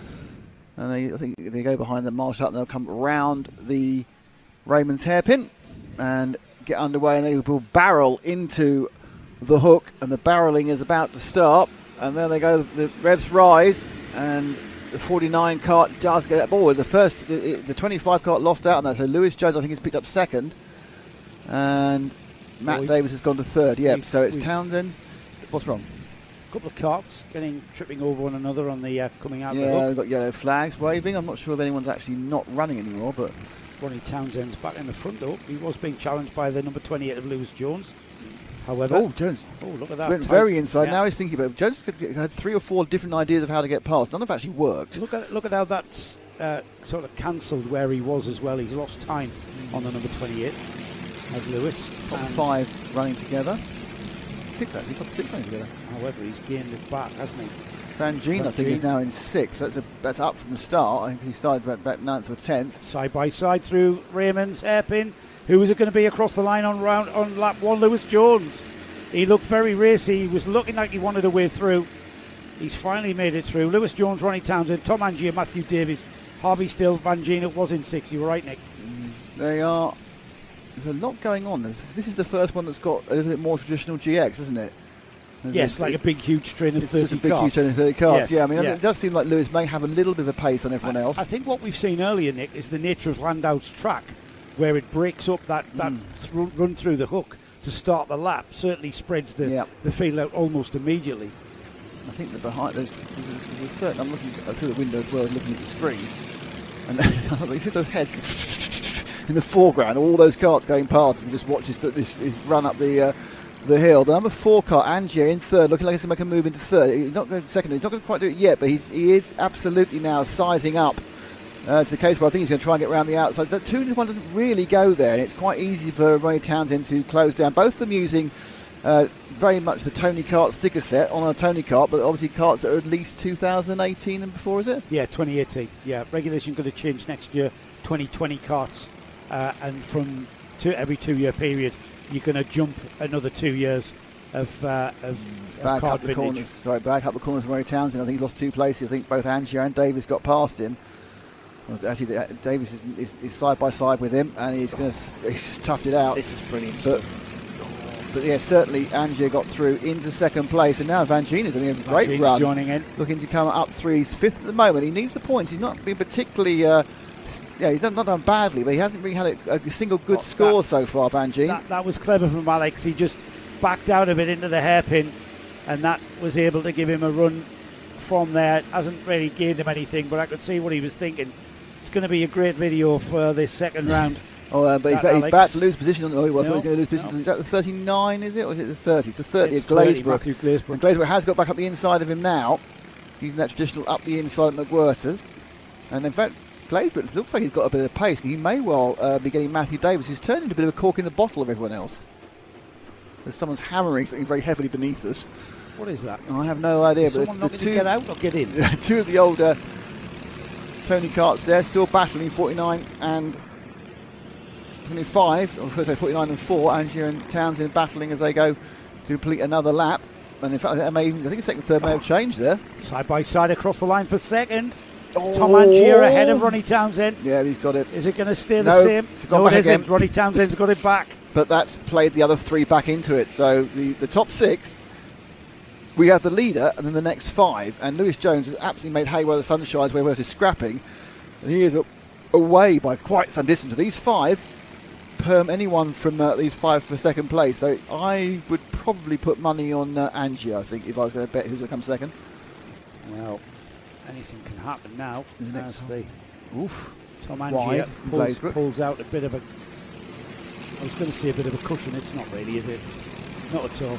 Van Gien had to check up there, unfortunately. He didn't get any sort of run. He checked up. It's not where you want to check up as well. Glazebrook just wasn't where he thought he was going to be on the track. Beautiful lead there for Jones.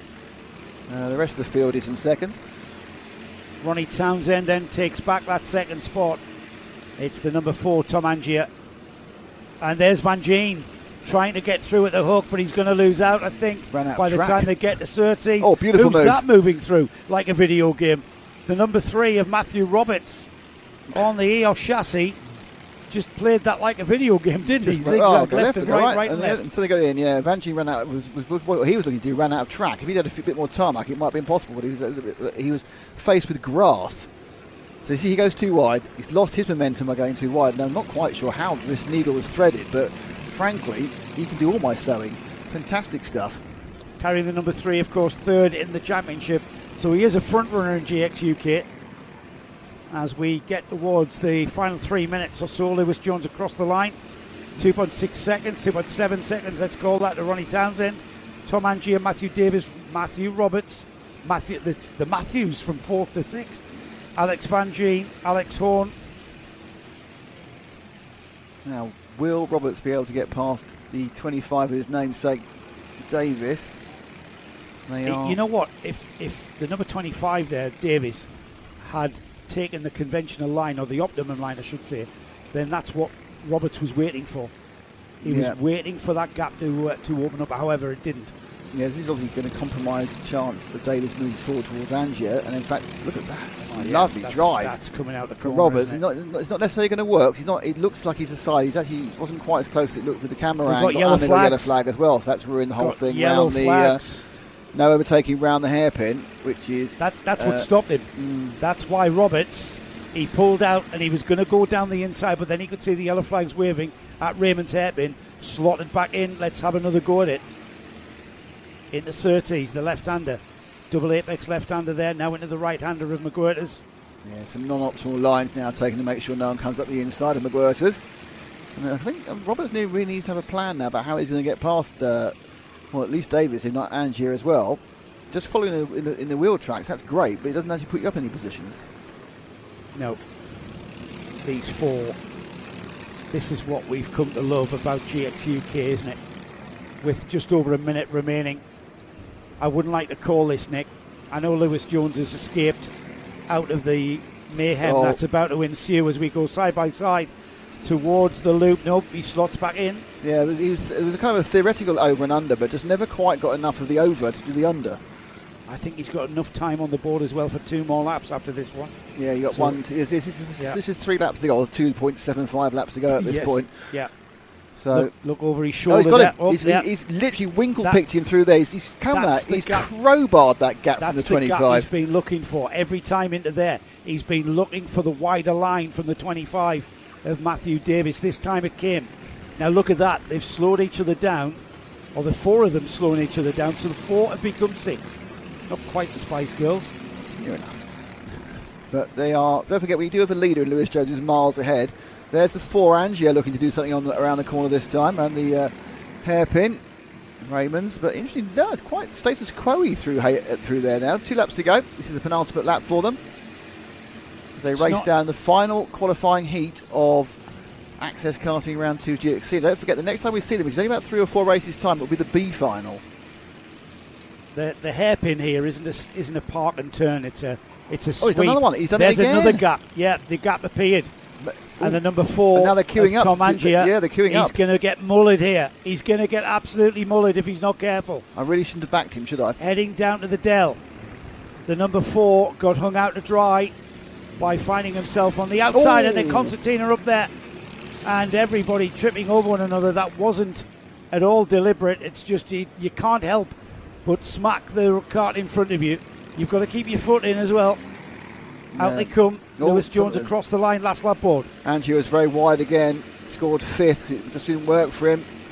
So it's Jones by 4 seconds, give or take. Then Townsend, these 2, 2nd and 3rd. Roberts has slowly, methodically worked his way through the field. Now is Townsend going to give him the opportunity coming up in about 50 yards? No, 5 yards, actually. And no is the answer to that question. But the exit's worked on the exit this time. But not quite enough. Oh, come on, faster. More power. Oh, Jeremy Clarkson shouting for power. There's the train from 4, 5, 6, 7 and 8. You can't do anything rash, Nick. You've got, even though you want to just get ahead of those carts ahead of you, you can't just do anything rash or else you just get mullered, like we saw what happened to Tom Angie in the number 4. Van Gien trying something spectacular there. We've got the flag flying for Lewis Jones. We stick with this battle there.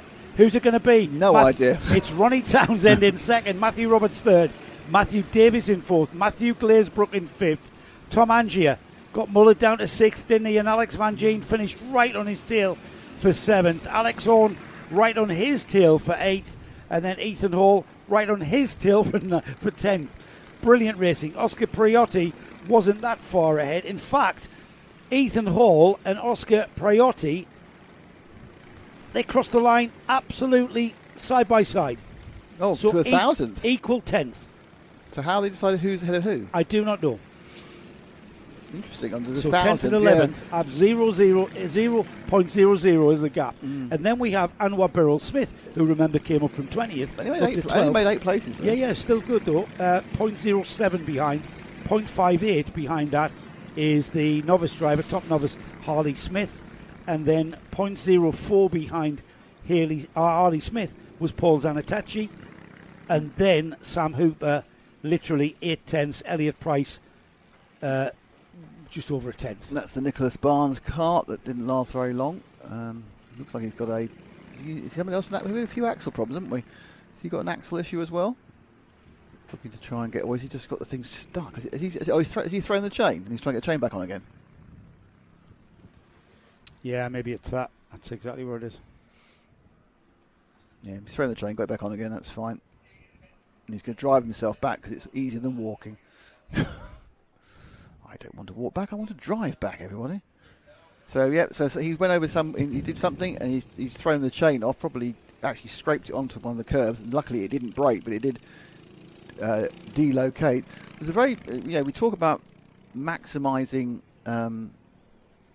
the powertrain, and the chain tension is a major part of that. Massive. So he may have thought a slightly looser chain tension will give me less power loss, but then you're running a risk, aren't you? Hull Street race, 1991, ahead of Guy Smith. What, the Guy Smith? The Guy Smith, won Le Mans? 2003 Le Mans winner. Yeah. Also won at his Lotus Cortina at Donington last weekend. Leading him by about 10 carts lengths. And I'm stroking it home. Chain came off over a bump. That could have been your Le Mans win. That could have been me, mate, in that Bentley. That could have been me. Could have been me. But it wasn't. Oh. Kai Turner is out in the number 21. Kai just paid us a little bit of a visit. You can watch all of Kai's antics in this 100 UK Junior category here in the Access Karting Championship on Kai's YouTube channel, which is at Kai. Kai Racing. At Kai Racing. It's KYE. KYE Racing. So, slight problem for the 67 going in. He's one of our fans of the NKC coverage. Really? So thanks. He's the fan of the NKC coverage. Thanks for coming. Thanks for popping in and saying hello. We've got some people to put up with this, but he's the fan. He came in to promote his YouTube channel, of course. So that's another one that we need to check out. I'll keep checking people up. Yeah. Right, here we go. Devon Giles on the pole position. Jaden Solo alongside Louis Nagai. Lewis. They're going to go round again. They're going round again. They're a TKM. Lewis Nagai on the second row with Ollie Robson. Row 3, Seth Jones and Jack Scott. Mason Pennington and Cosmo Cameron on row 4. Row 5 is Harry Bowler and Lucy Lovell. Seb Corking and Yelena Osbar-Scott. That's a top-of-the-table clash on row 6. Oliver Borg and Kai Turner, who we've just mentioned, on row 7. Logan Page and Leo Stern are on row 8. And then we've got Jessica Williams and Zach Lowe rounding off what was an 18-kart field. And a round of applause for James Purchase and the team. He gets all the accolades, doesn't he? Yeah. And the team. I should mention James, the other guy, but most important is James something else whose name completely escapes me. You should never mention that then. Yeah, shouldn't you? Right. Should we just scrub that bit off? We can edit that out. I know that we talked about him yesterday. I know. But we both have brains like sieves. The two James. If you're going to try and put facts on us, write them down. We're both very old. Anybody saying that? Ian McCarthy, multi-class, multi-engine, talking about the F300s, multi-weather, superb days racing. It's very true. It is. Thanks, Ian. Great to have you along. We can promise you more weather to come. And Goodyear was on a rotary. We read that bit out, didn't we? Yeah, I think because I was right. Here we go. Here we go. Into the hook then, for the first time, the 100cc TKM Engine Juniors with the number 28 of Devon Giles into and out of the hook in the lead. The number 18 there almost gets snagged by Ollie Robson, but Ollie Robson, I think, on the number 4 up to third place. And the orange helmet of Jaden Solo hanging on to that leading cart of Devon Giles as we head out. And that's the 57. 57. He's had problems before with Zach Lowe, but he didn't really get going on the warm-up lap either. So a recalcitrant TKM engine, not the first time and won't be the last time. We've got a spinner there. That's the 38's gone round. That's Cosmo Cameron. Now, the problem is, this was the Rotax, you have a clutch and you carry on going. It's not. It's a TKM. Now, we got all the junior class have extra helpers to get the karts going again, so he should get rolling again because he hasn't damaged it. He's just got it round the 3, and he is up and rolling again. So Cosmo will come in towards the back of the field, but still score some useful points. Jaden Solo it was that crossed the line in the lead in that orange and blue kart, and it's now Devon Giles who comes under pressure from Ollie Robson on the number 4. 28 says, let's go after him. Come on, let's go after him. Yeah, let's tap. Well, he was the early leader, remember, Devon. At that point, he didn't want anyone to go after him at all. Yeah, I noticed as well, Lucy Lovell coming up to 6th, up 3 spots there. Kai Turner up 5 to 7. Oliver Borg up 6 places. How's Corking's trip going? Corking's up 3 to 10. Is he be your pre-race favourite for massive gains? Well, he was absolutely relatively dominant at the first round, and he's had some good runs this morning. So yeah, I mean he's on target for a pole position for the final. As they're coming together there, the kart's concertinaing, and a little bit of contact there. No harm, no foul though. As they continue on, Devon Giles is under a lot of pressure now with mixed racing, mixed grids. Devon does have quicker karts and drivers behind him, and it's not up to Devon to let them through though. He can hold them up, he can drive his line, he can race them as long as he wants. And it's getting very, very close into the Dell. Yeah. But he's doing a great job, is Devon. Ollie Robson there, thinking I'll go in, I'm taking the Dell. Didn't work, and he's Devon's lost momentum. That's run by his mum, by the way. Oh, brilliant. And more importantly, what happened for Ollie there is he lost momentum by making that initial attempt to go up the inside of the Dell. I think you'll go for seeing he's dropped a few positions, I think. Look at that trainer kart. Devon Giles doing a great job for us in keeping all of these karts compacted. He's doing a great job as well for Jaden Solo. Solo has disappeared up the road slightly, but behind Devon, who's doing an absolutely sterling job. He's right on his marks, isn't he? Yeah. Keeping the pace right up there. Of course, what is preventing a concerted attack by Ollie Robson. In fact, he's being attacked by Jack Scott, who's being attacked by Lewis and Guy, who's being attacked by Lucy Lovell. So they're all effectively, because it's the forward and back. It's giving his chance. Giles actually is just running his lines perfectly at the moment. He is. He's doing a cracking job, is Devon Giles. As the number 4, Ollie Robson, finally makes the plunge and goes ahead of him. So Giles moves down to 3rd, Ollie Robson up to 2nd place. So next in line is Jack Scott, who we talked to in the paddock. Aaron saw Scott that one from the Scott there dynasty. Got him quick up. Yeah. Jack up and ahead of him and into 3rd.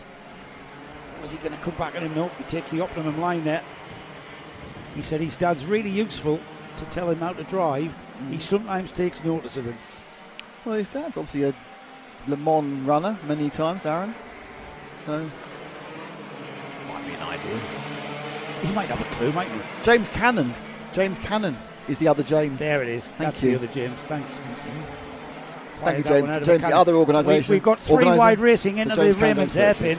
You just talk amongst yourself, mate. We've got 3 wide racing into that Raymond's hairpin.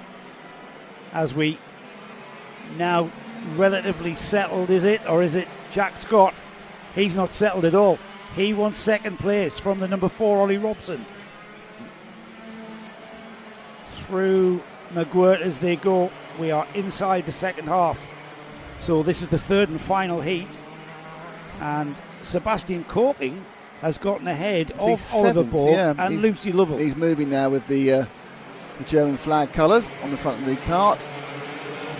I think he's found this one more difficult because everyone else is really kind of on the ball. Everyone's had more track time, more racing track time.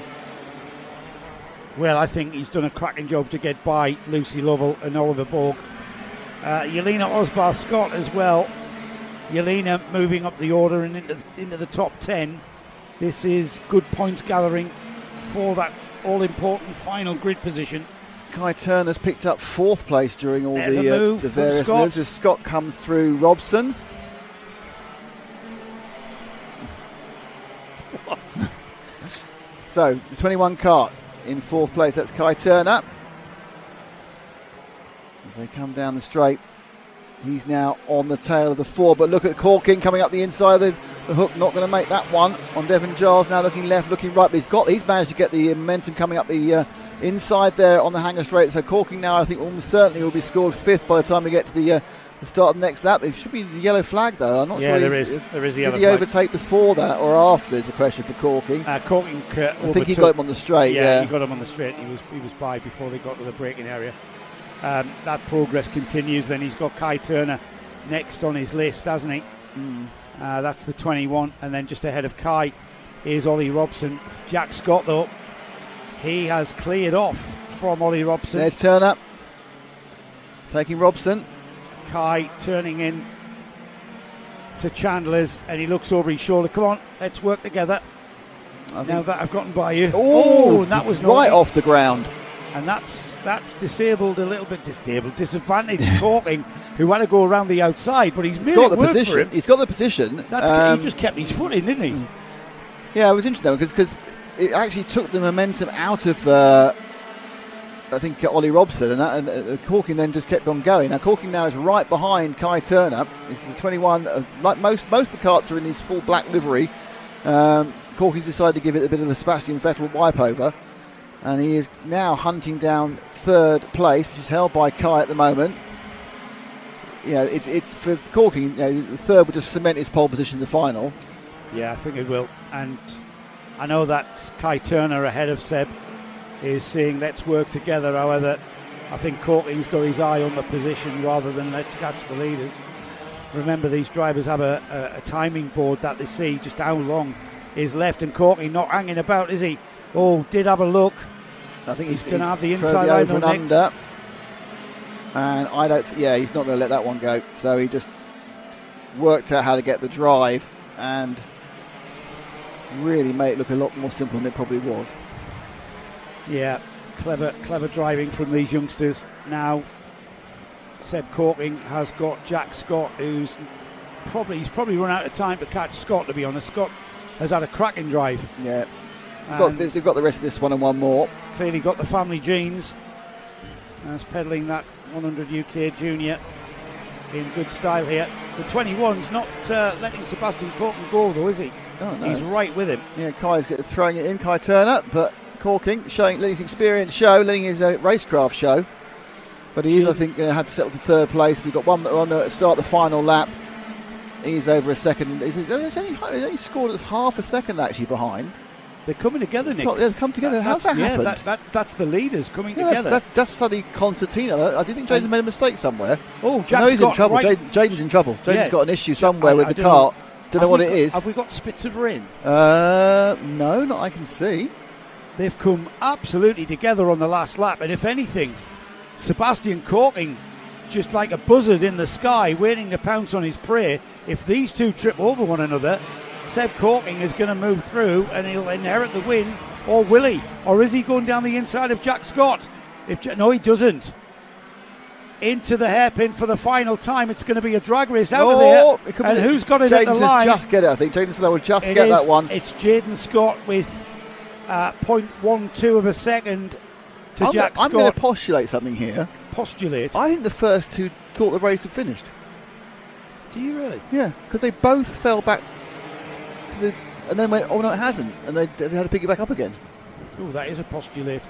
Can I just mention, Seb Corking finished 600ths of a second off the rear bumper of Jack Scott, with Kai Turner in 4th, Oliver Borg 5th, Lucy Lovell 6th, Ollie Robson 7th, Devon Giles 8th, 9th was Lewis Nagai, and rounding off the top 10, Mason Pennington. There's the rest of your finishers there, and that is the grid sorted then. All provisional results, of course, that we announce. Yes, there's obviously the trip to the scrutineers and any potential conversations with the clerks. Right, we've got 2 more heats. Then we've got the GX UK Senior B final. Then we've got the final heat for the 100 UKs. For now, though, we are going into the world of Pro Karts. And again, Laura, this is two classes. So when we've seen the pros go through, if we pick up the Pro Karts coming into the hairpin on their first lap, we'll see who's in the lead of them. They're on the white plates. Okay, so when the I'll give you the nod and say go to the hairpin, and then we'll go to the hairpin and wait for them. Okay. Rather than getting the boys to search for them, we'll pick them up the hairpin and we'll just we'll check them through on the first lap. It is cold, Nick. You know why? You've got all the windows open. We have to have all the windows open. I know. Because that's how television works. Because of you. No, for the viewers.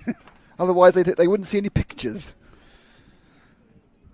Right, we've got the Pro Karts out. Modified 160 Pro Karts out. No blueprinting. Oh, no. I've been told. Because you don't really get anything out, but all sorts of other shenanigans. Are you allowed to lighten your flywheel and your con rods and everything else? Are you allowed to reduce I remember what it's called now, the skirt size of the piston? The skirt, of course. Of course. Anybody who wasn't tuned in earlier will have no clue. Jake Blamey sends us, Sam is in the Heimer opposite the control tower. He's 4'10" and 11 in the what's the Heimer? The Heimer is a motor van, motor car. Yeah, not right. Motor car. Yeah, so he's opposite us. What do they call them? Don't know. You know, cars which are also motorhome. Flipping heck. Well, he's perfect racing driver size, isn't he? Absolutely. As he's showing us. Right, so these are the modified Pro Karts. They sound completely different to the Pro Karts that you will see behind them. So it's 2 races in one. These are the non-modified, the sealed GX units, the kind of things you'll see in the BPEC, the British Pro Kart Endurance Championship. They are in the second group. These things are rocket ships. So the twin engines, so they're a bit heavy, but they rev to 10,000 revs, and they're about 14 horsepower. So 28 then, for a pair. Yeah, which is a chunk of time, so 28 horsepower. Power to weight ratio is getting towards Well, they are getting both of the back sort of levels, aren't they? Here we go. Barry Lambert, Matthew Spragg, Ben Wesley, Lee Mitchell. That's your Pro Kart Modifieds. And it's Ryan Clark and Ewan Rayner with Richard Melton Baxter and Jim Rutledge, your first two rows of the standard GX UK Pro Karts.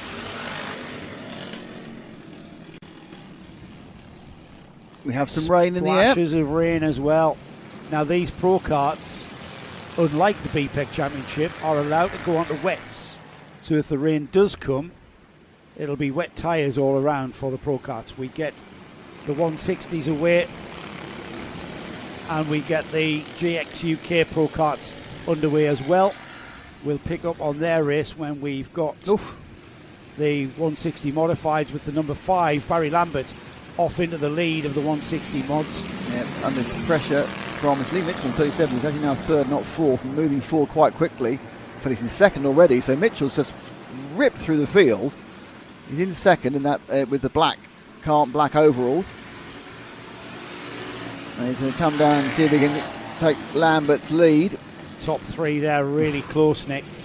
Lee Mitchell. If Laura can give us a look at the hairpin, we've got the GX Pro Karts heading down the hanger straight into that one. Looks like nice line of stern racing there as they come through. Ewan Rayner was the leader, Peter Stott in second, Nick Williams, Christian Bellaby. Thank you for that, Laura. 63 is the leader of the Pro Karts. Just picking up their battle as the modifieds come down to the hairpin. Can we go to the hairpin again, please, Laura? And there's the lead. The overall lead of much the more race. line of stern. Yeah, they are. They're more bunched, aren't they? Into the hook. I think that's because the 37 of Lee Mitchell hasn't got past yet. I think he's got a little extra pace, as we've seen earlier. Currently, he's being contained by Lambert in the 5. And he's been challenged at the inside by the 28 of Matthew Spragg. Yeah, he got the tin opener out there and put it back away, didn't he? Spragg lost some momentum because of that, and the 41 of Weatheridge has gone past him. So Tony Weatheridge now picked up third place. Sort of black and green on the front of his kart. These two mainly black karts with a black outfit, and then a spurt of power, not particularly useful. But now it looks like Weatheridge is thinking of making a move at the end of this lap into Raymond's hairpin.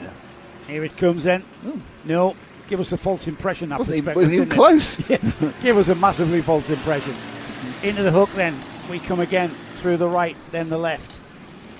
And then that quick blast down towards the left-hander at Surtees. These two beginning to break away. Barry Lambert leading in the blue and white overalls. The sort of green visor of Lee Mitchell. About to be joined by Matthew Spragg. He's about to lose the lead as well, I think. It's going to be tight going round the bottom of Chandler's, but he was kind of 4 corners back. The problem started. He just was a little bit wild. Well, wild's the wrong word. A little bit kind of flamboyant, shall we say, round McWhirter. He didn't get the sub-drive, and then it just left him too far, losing pace, and let Mitchell through. But he's now also, this is the 5 of Lambert, under pressure from Spragg and French. 4 becomes 1, I think, as 4 becomes almost 8 as well, if that small gap between 4th and 5th can be closed. Meanwhile, Lee Mitchell leading this Barry Lambert, Matthew Spragg and Chris French now joining on the back of these. Looks like the orange helmet there of Matthew Spragg, though, wants to get by, and there he is. And the gap was left. Yeah, I mean, that was pretty much the easiest pass you're going to see all week, really. It's kind of almost like, here's a space, would you like to go into? Yes, I would, thank you very much. That's the nature of that corner, isn't it? It's caught out a few people. So the 5, Lambert starting to lead now third. It's a good result. But the 6 of Chris French now is hunting him down as well, with the black overalls.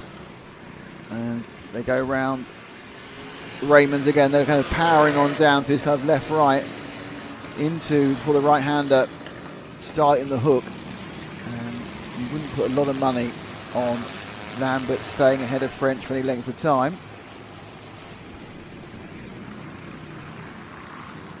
First two breaking away ever so slightly then from the number 6 Lambert and French battle. The Lambert and French battle now reversing itself, as Nick said.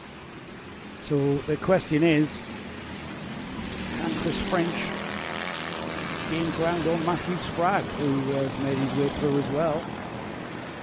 We're inside the second half then, and it's the third and final heat, so the grid will be formed. The leader has pulled out a bit of a breather. 7/10 is all that he can breathe. Matthew Sprague has got about 7/10 as well, so it looks a bit equidistant.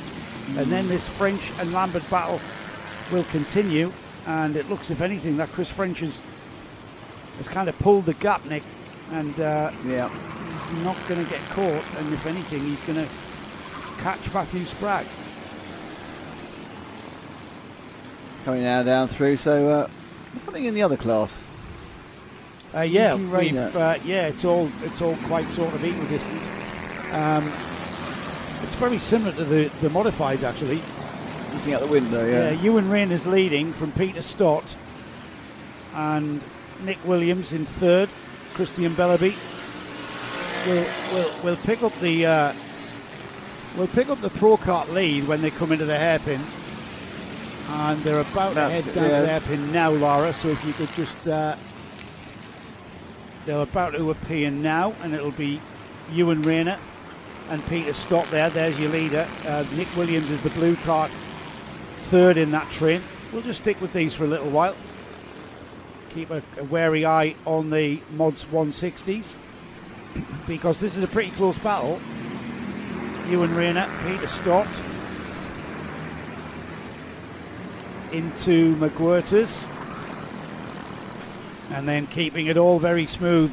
The heavier rear end on these karts call for a very smooth style of driving. You can't really pitch these karts in. You've got to drive them into and through the corner. So for a sprint race, you need the front end to bite. You need the rear end to rotate for you. But the balance has got to be there. It's not, you don't want it to rotate too much, because that pendulum effect, you've got a lot of weight in that rear end. The two engines at the back. It's like when you've gone corporate karting, you've got one of the big heavy, and it's wet. Yeah. And suddenly it's just a big old pendulum. It is, and you start to catch. Yeah, once these things start going on you. They don't come back very often. The 63 there, that is Ewan Rayner. And now this two-card battle about to be joined by the Macy Cup winner. Yeah, Nick Williams, I think he seems to have featured well in all the heats, so I think he may well be starting off pole in the main final in an hour and a half's time or so. It's my guess, because he's been there or thereabouts. And I think three good scores. You haven't got to necessarily win anything. It's all, as we said before, in mixed heats, it's all about your worst result. So we are we going to see the last lap board this They will, I think it's going to be on the cusp, right? They don't do 47-second laps, do they? So we are just going into the hairpin now on the mod spots, the mod 160s. Pros are coming up the hill. Let's find out if they can get an extra lap or not. Yeah. No, I don't think that's the lead. That's not the leader, is it? No. Oh, he's just done it. No, he's just missed it. Just missed it. So we're on the last lap. No, we are on the last lap. Missed it by half a second.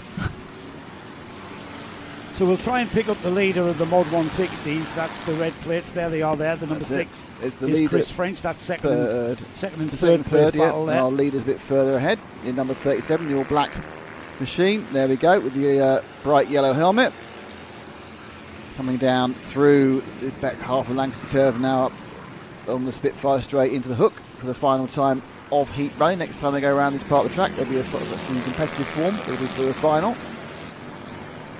Onto the hangar straight then for the final time. The checkered flag that is about to be unfurled for Lee Mitchell, who comes out of a Raymond's hairpin. And look at that for second place. It's okay. The number 28, Matthew Sprague, held off Chris French for that second place. French having to settle for third. Chris Williams is fourth, James Walker fifth, Barry Lambert sixth, Tony Whitehead was next, then Kevin Pope, Tony Weatheridge, James Mary. Ewan Rayner coming out of the hairpin now in the lead of the GX Pro Karts. And that is Ewan Rayner across the line with Peter Stott in second, Nick Williams third, Christian Bellaby fourth.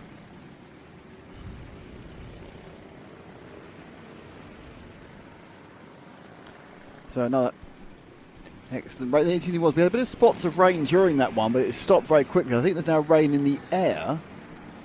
Though looking towards where the weather's coming from, I think it's over there. It's looking all right.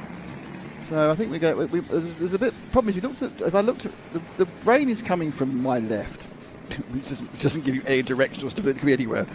But if I look at my left, it's nice. But look more to the right, it's a bit kind of grayer. So there's kind of a 50-50 whether they're going to get hit by major weather. As Joe decides it's time for fruit. I don't know what I'm asking what the fruit's all about. He's offered me some fruit. Man offers fruit. So hopefully you're enjoying the Active Karting. Just to give you a rundown as far as Karting Live TV is concerned, we are back in Wales next week, believe it or not, broadcasting all Sunday from the Kart Championship at GYG. That's back to your more, what would say, the obvious kart ladder with the Junior Rotax, Senior Rotax, Mini Max, Bambino, E-Bambinos, Mighties. That's at GYG. A fantastic track at GYG. And it will be on air, I think, from 9 o'clock next Sunday. It's the other end of Wales, and you will have the dulcet tones of Henri Baudet, who I was told today is partly Canadian, which I didn't realise. Henry Baudet. I thought he was American. Well, I thought his mum's American. Should we ask him then? Let's ask him next time we see him. We'll ask him next week. So Joe and Henry will be doing the Chattingtons at the next one. Better pull that over, Nick. That's fine. It'll come off. It's fine. And that is what we're doing next.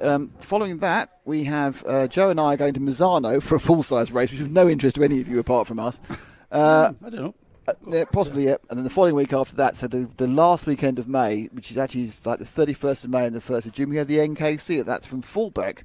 And we are very much looking forward to enjoying the new Fullbeck entry road for the first time. Apparently it's been resurfaced. It has. I've driven past it. I've been down it. I've been past it. Have you? Yeah, seen it. Certainly.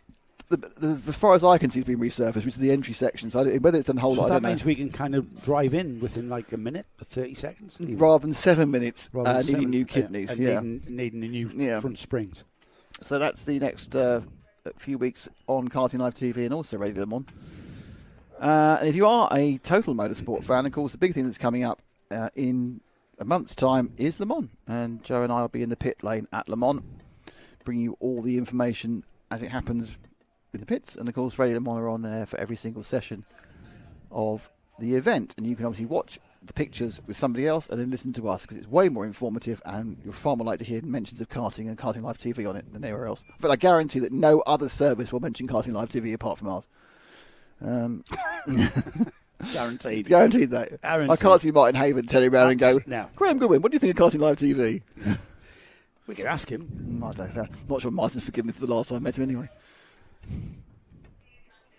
But yeah, Martin would love this. Haven would love this. He does. That's true. Anyways, shall we drag ourselves back to? What is next? We have got quite a lot of rescuing going on there. Third and final heat for the 115cc UKs. Okay, that's the TKM engined senior class. We've got a grid of 17 that have taken to the track. Ben Jessup and Sam Taylor, that's our front row. Marcus Gray and Jordan Kendall are next up. And then we've got Ash Robinson and Gordon Smith on row 3. Row 4 is James Munro and Scott Rickson. Matt Davies and James Cannon, that's the other James, are on row 5. Row 6, Luke Ogden and Charlie Machin. Chris Ranson, Dom Cliff are on row 7. Row 8 is Lee Harrison and Oscar Stevenson. And Dominic Houghton. Who? Houghton. That's not how you say it in the Northeast. Is on the other row. 9th row by himself, rounding off 17 carts. On his own. Don't happen. Now, my guess is they're going to go round again. Just a hunch. I might get wrong one day. They're pretty much together. Really? They're not going to go round again. Are they going to go round again? No, they're not. Wow, that's the first time they managed to get a start out of it.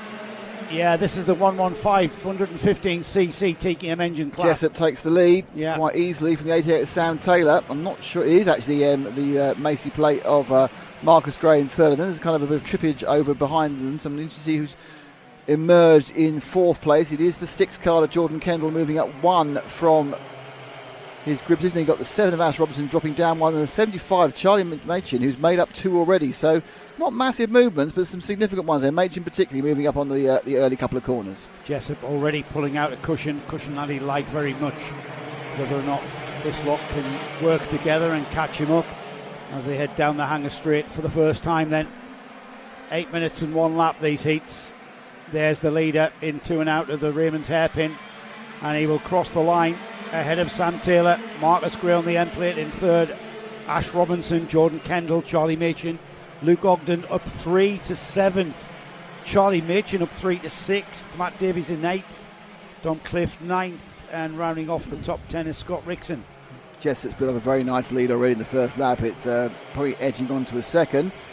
Marcus Gray in the Macy plate. Third. You can see they're not spending money on helmet colours because they've all basically got white. Those taking third and fourth, all in their first 4 all in plain white helmets.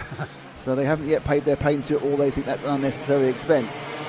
There are 3 of them very, very close. And we're seeing this quite a lot now. They come out of the exit of the hook. There's kind of slightly different speeds, and people are having to work out, can I afford to even check up, or do I just take a risk of a little bit of a bump draft to keep the momentum going? 1 and 2, slight gaps in 3, 4 and 5 together. That's Jessup from Taylor. Then 3, 4 and 5, you can throw a tent over them. Isn't that the organiser, what you say? Marcus Gray, certainly over those 3. And Jordan Kendall. Yeah, certainly over those 3. I need to get in the exact distance which a tent can cover. Oh, and there's a move down the inside. The Jordan Kendall on Ash Robinson slides very, very wide in doing so. Carried that momentum with him. The number 1, Luke Ogden, coming up on the back of these and bringing the 15 or the 75 of Charlie Machin with him. These are very fast 115cc UK drivers here. Yeah, Ogden in the 1, all black car, of course. He's had a great result with a win and a terrible result with a non-finish. So he needs a good one again here to get himself up in sort of like second row of the grid. 2 wins and a DNF will probably put you 3rd, 4th or 5th on the grid. And obviously you can work from there. And there's a kind of a change position as well at the top. And I'm not quite sure who got that change position. It was Ogden. Ogden goes from 7th to 4th in 1 lap. He's really wound this thing up, and he's now chasing down Marcus Gray in the end plate. It was Ash Robinson who got hung out to dry coming out of the Raymond's. He ended up right on the outside of that corner.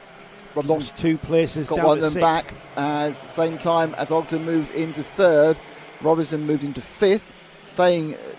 None of those guys stayed in the same position, but it's still Jessup and Taylor. Yeah, they've kind of pulled out, haven't they? Because this lot here are squabbling over real estate, aren't they? It's great to watch, though. We're not going to complain. And look at that train now, Nick. Look at that train of carts heading down the straight towards the Raymond's hairpin. Yeah, they are.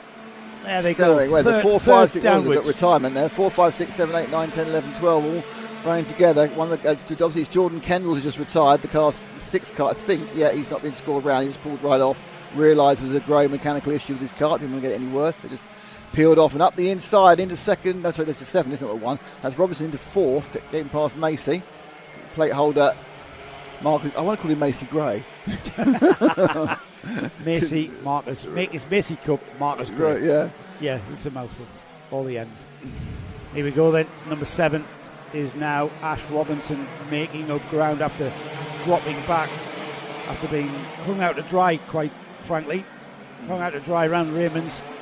Here they go side by side into the hairpin. No, it all settles down, almost 3 wide. Yeah, Luke Ogden's picked up 2nd off camera. Ash Robinson back up to 4th. Look, Marcus Gray down to 5th. Luke Ogden has taken Sam Taylor. Yeah, it took him a second. I couldn't quite see what that was looking back at it, but he's now got to make up 2 seconds to try and get past Jessup. So those 2 have broken away in this 1-1-5 final heat. But every single position is so valuable here, not just for points in the heats, but also for just positions on the grid. And you can see how if you're in the middle of the field, there's a good 10 carts there who I reckon are pretty much exactly the same pace, really. And it's where if you can get yourself 4th in the grid or 14th, it's quite a big difference, depending on your point score. This is great. TKM Racing, though, the 115 UK class here in the Access Karting Series, doing exactly what we thought it was going to do, with just big trains of carts there, so equally matched, aren't they? And out the front, Ogden picked up 0.8 of a second on Jessup in that lap.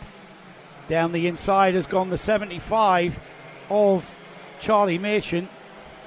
Has he made it happen, or was that the 78 down the inside? That's a bad couple of is corners for incredible. Marcus Gray. I think he's lost 3 positions. I think he has. Harrison, Machin and possibly Smith got past him, yet they did.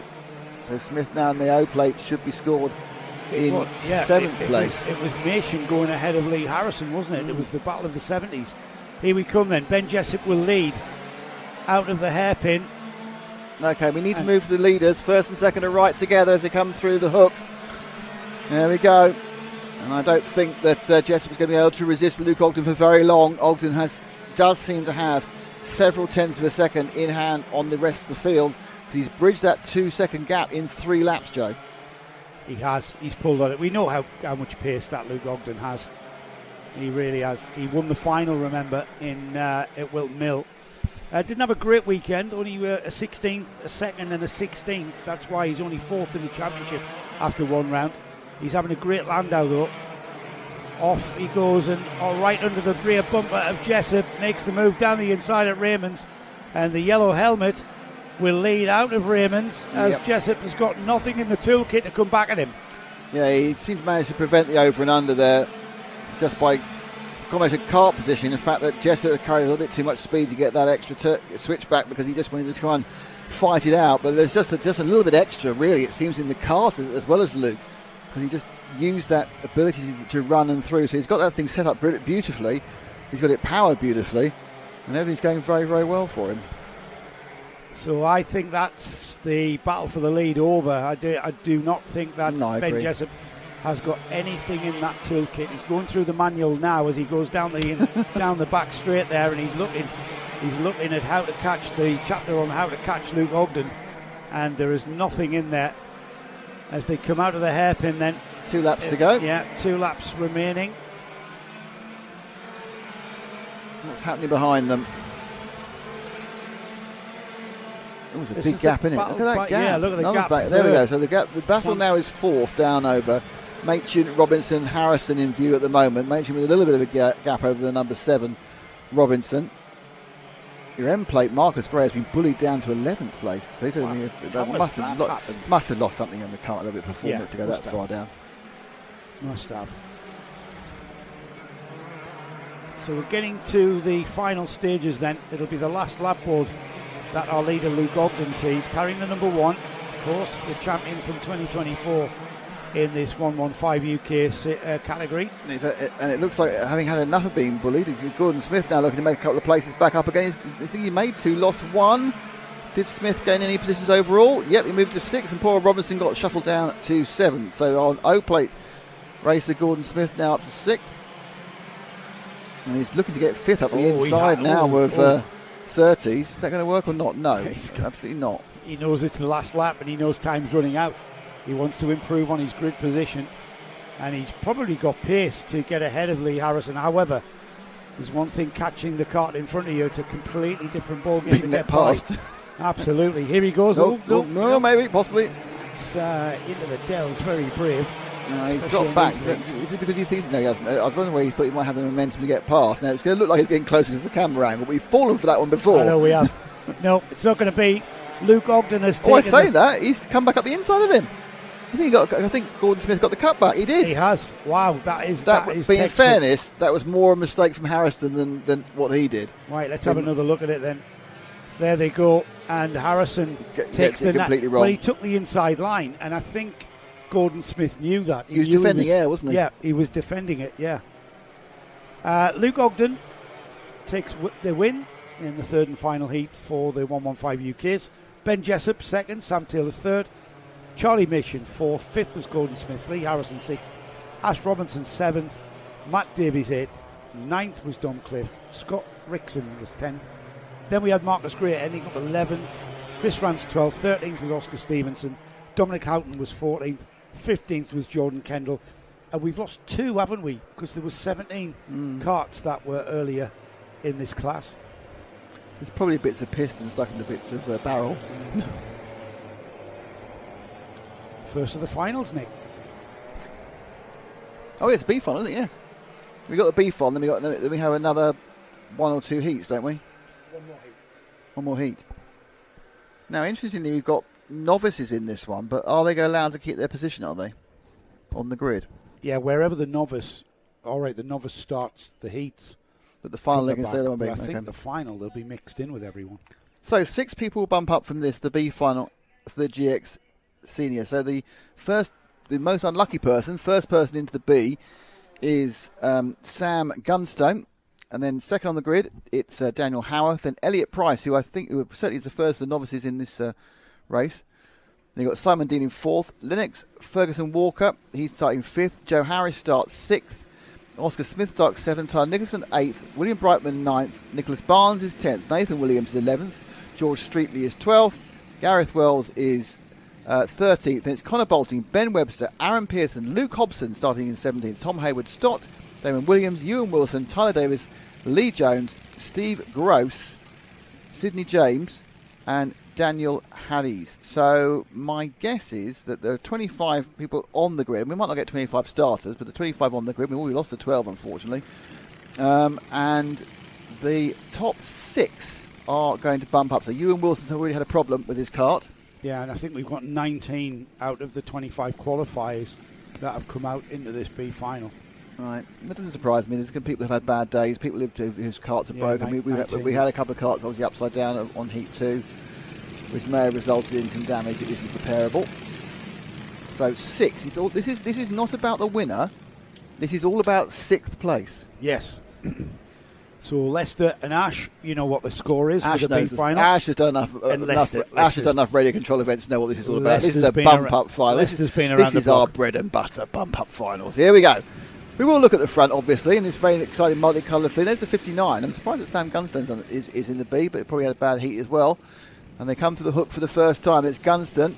He's got the 71 behind him for Howarth, who's having a little bit of a scrap with the 36 of Price. And from memory, Price was the first of those on a novice play in this final. Yeah, he is, Elliot Price. Not looking like a novice, the way he was elbows out there. Racing Dream is the number 76. I say 76. 16, do you think, possibly? Next, Ferguson Walker. There's the 59, though, Sam Gunston. Absolutely line astern. These single-engine GX senior karts certainly race in a very pure fashion. You cannot make any mistake whatsoever. You cannot be irrational. It's only a 6-minute race as well. It's really short. Yeah. 6-minute B final. It's an absolute repechage, really, in many ways. They try and blast their way to the final. So you know, if you are towards the back because of a really bad day, you've got to make your moves quickly. Well, the number 23 of Joe Harris is the scored first 6th. Yeah, is that the last I think qualifier. That is. So behind the red one. In fact, he's just lost it. So one place further back, Ash. That's it. So it's now that 11 who's in 6th place. That's William Brightman has the last bump up position. And there's several other karts coming through the field now, looking to take it off him. So 44 is in 5th with the Birrell machine or the Birrell logo. And that's your 6th place man. That's lucky 6th, number 11. William Brightman currently bumping up to the A final, but that could change it. Yeah, that could change. He's not massively under pressure, is he? No, in fact, there's an interesting gap between 7 and 8 as well. So as they come through, Joe Harris is the kart in 7th place. That number 11, that's the 44 of Oliver Smith in 5th. Oliver Smith in 5th, looking to perhaps move to 3rd, which obviously would move to 4th, which makes it a bit easier. It's that yellow and black kart there. That's our final qualifier, the number 11. And it's the blue and red kart of Joe Harris. He's the first of the non-qualifiers. And there's a bit of a gap, isn't there? There's a gap, which is just against everything else ever be. There should be these 9 karts just battling over the last couple of positions. That's how it should be. But these things change very, very quickly. The bump-uppers and the non-bump-uppers can change in a moment. Now, as you've said, the kart racers are aware of how much time is left. They are not aware of their position unless they have been very careful and counted from the front. I mean, if you're near the front, you can usually count back. You can see who's ahead of you. So you've got an idea. So I'm pretty sure the number 11 will know that he's the most vulnerable. He can see the karts up ahead of him. You can see across the grass. Yeah. So you kind of go. Plenty of mistakes been made on that front before. Well, yeah. I mean, yes, but I mean, you usually able to tell. Yeah. So he'll know, and that's why he's really coming back towards Oliver Smith, the 44. And of course, if you're going to be on the A final, you're going to be, I think they're allowed. Are we allowed to start 34? 34, yeah. I mean, it's not certain that all those who qualify the A final will be able to start. We have had a bit of attrition in the last round of heats. So there were 5 heats altogether. Yeah. There go the first 4, 5, 6. There we go. Great battle for second. It's all about qualifying, though. It's all about being in the top 6. And Daniel Howarth in second, Elliot Price, Lennox, Ferguson, Walker, they're all sort of squabbling and stuff, and that's allowing Oliver Smith, William Brightman, and Joe Harris just can't close that gap, can he? Joe Harris on the red, white and blue kart in 7th place, just cannot see that gap's been like that for the last few laps now, Nick. There's slight confusion here. There's 7 karts in that train to 6th place. What do you mean? Well, there's 7 karts. 1, 2, 3, 4, 5, 6, 7 to the kart scored 6th at the moment. I'm not sure, and I don't think there's someone who's a bit backmarked by a lap. Perhaps there is, I don't know. All right, so there's the leader, 59 through, Sam Gunston, Daniel Howarth, Elliot Price, Lennox Ferguson, Walker, William Brightman ahead of Oliver Smith. Yep, he's finally got ahead. Yep, he's even finer. The driver that is the most vulnerable, and there's the move. While we were counting sheep, the move was made by the number 11, William Brightman, who moved ahead of Oliver Smith. Now Oliver Smith is the most vulnerable, and look at that, nice. Joe Harris has finally been able to close the gap. Yeah, so it's the 44 versus the 23 for the final bump-up position. That red, white and blue kart is the first non-qualifier. So that's the 11, the 44. Oh, and look at that, Joe Harris alongside, about to become the final qualifier, just behind this lot here, into the hairpin. And yes, the blue kart there. He's going to be over and under, though, I think. He is indeed. So what can the 44 do? Can he tough it out? Through the hook he does. I am bumping up. You are not bumping up. This is where it's at, Nick. Yeah. This is the 6th place battle. The last of the qualifiers. Now willing it to get an extra couple of miles an hour. Oh, there was 7 karts because the 12 was an interloper being a lap down. So the 44 and the 23, they are battle for 6th and 7th. One of them will bump up the A final in an hour or so's time, perhaps a bit more than an hour. And one of them will be eliminated viciously from the entire competition. It's last lap board next time by as we get into the Dell. There are literally only seconds on the board. Sam Gunston's going to come round and see that welcome sight of the last lap board. These two here, though, this is the important position. That is 6th place right there. And it's Oliver Smith in the red and white kart. Joe Harris with the red, white and blue kart. He is the first of the non-qualifiers unless he can get past that red and white kart ahead of him. 2 places to do it. The first one is just coming up now, and it's not happening now. He's trying to gather some momentum, but it's kind of worked against him. Can he just eke out an extra mile an hour as they go through China's last time and down the Spitfire straight? But the question, it doesn't look quite good. It looks like the 44, looks like Smith may have him constrained or control, both of those. He's just a do or die move, but he's coming inside. Yes, and it was a mistake there by Oliver Smith. That has now allowed Joe Harris alongside. It's going to be the last of the lid breakers into the Raymond's hairpin, and it's Harris who leads into the hairpin. He stood him up at the apex. He's lost momentum, though. Over the line, it is Smith by 900ths of a second in the end. Unbelievable. 900ths of a second in the end. He just lost momentum, and you just can't pick it back up in these GX karts, can you? 900ths of a second, Nick? No, 100th of a second. Yeah, I was going to say. It's 100th of a second. Sorry, 100th of a second. It's 100th of a second. Yeah. I was no, that's way too much. You're quite right. You know what? I mean, that could have been either of them. What a great race that was to be the final qualifier. Here it is again. Harris in the blue and red overalls, down the inside of the black overalled Oliver Smith. And then as they come out of the corner, he lost momentum by standing him up, didn't he? Trying to stop him doing the undercut. And that was how close that was. Phenomenal. No, so the bump-up finals are always great. Lucky that one was great, so that's all right. By the way, Sam Gunston took the B final win. Daniel Howarth was second. Elliot Price third. Lennox Ferguson Walker was fourth. William Brightman was fifth. And the last of the qualifiers were Oliver Smith. Sometimes you get a trophy for winning the B final. You sometimes do, yeah. It's the last heat of the weekend, and then we've got a number of finals to get through. So 27 races in all is what we've brought you today. I think it's going to stay dry. It could well be. Look over there. That's not rain. That's my hope, anyway. No, it's not rain, is it? But it could absolutely tip it down. I could look very silly as we get covered in. Shall I press that so you don't know? Shall I read it out for you so you can have your sandwich? God, there's everything going on here.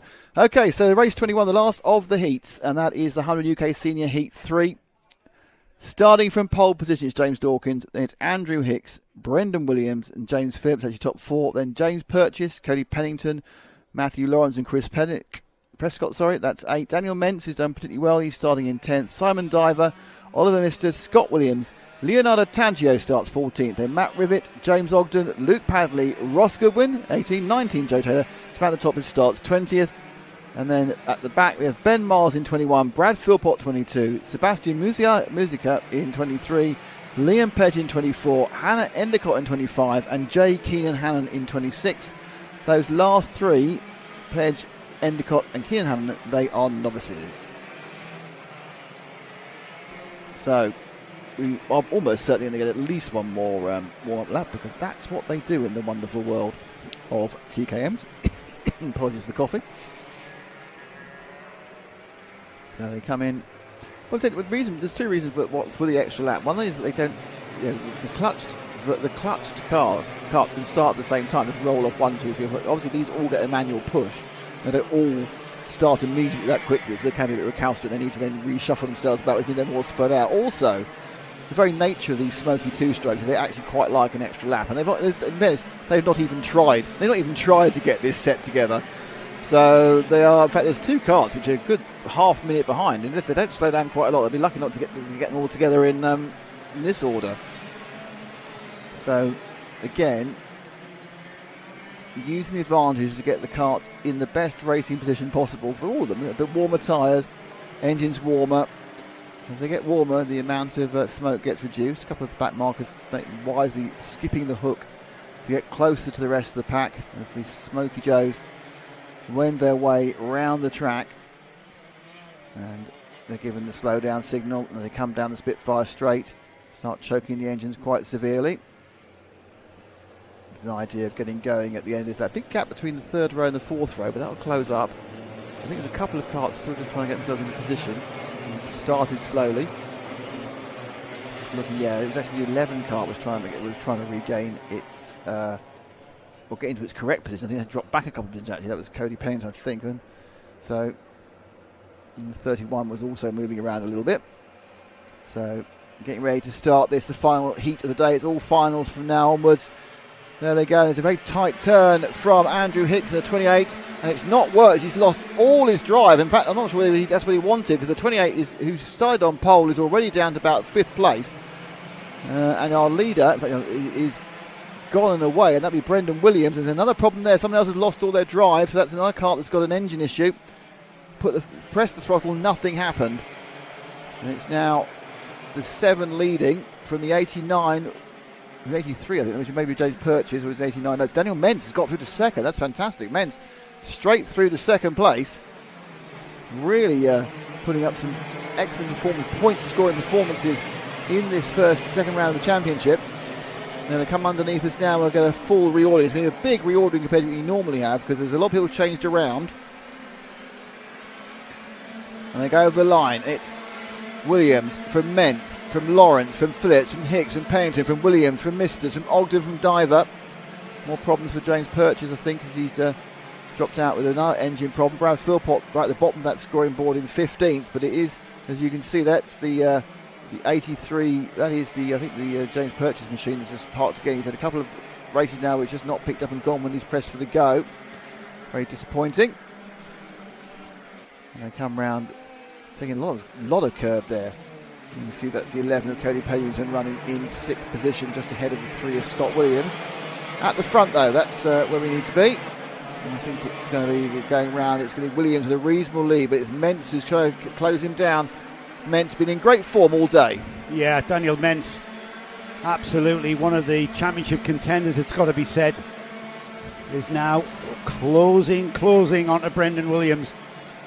He's not going to be long before he's absolutely going to be latched onto that bumper and then looking for a way by. Given the massive knee bend on the number 7 kart for Brendan Williams, I get the guy that's quite a tall lad in that machine. Yes, that's a good point. Well, Daniel Mentz was on top form at round 1, and he's had a good run here. He had a first, a second, a first, and a second. Second being in the final, and I think he's had a good second round as well because he's kind of been in contention, hasn't he? Yeah, here he goes, going for the lead down the inside at Raymond's hairpin, and that was textbook. But he's going to do the undercut, and he's lost out. He's not going to have the racing line into the hook, and has to slot back into the number 7. Yeah, good one for Brendan there. I'm not having any of your mischief, sir. If you're going to overtake me, you're going to do it properly. Well, the number 7, carrying the number 7, because he was 7th last year in this championship. But you're right about how tall he is. Look how much. And you can kind of feel him hunching his shoulders, can't you? I know. But it's interesting because I think this also, there's been a big growth in the 100 seniors as well. And, all these championships have added extra entries. But that obviously rises, all water raises all boats, isn't it? The water raises all boats, and it raises the whole level goes up. Yeah. And so, you need to raise your level and your preparedness, and it looks again like Mentz is going to get it right this time. Yeah, he's just eased him out nicely. A bit later move. Yeah. Good thoughtful way of getting past. Totally fair. Yeah. The 7's not totally sure he Bit likes textbook. it. Went down the inside, did Daniel Mentz but then he stayed alongside Brendan and just was able to keep him on his left.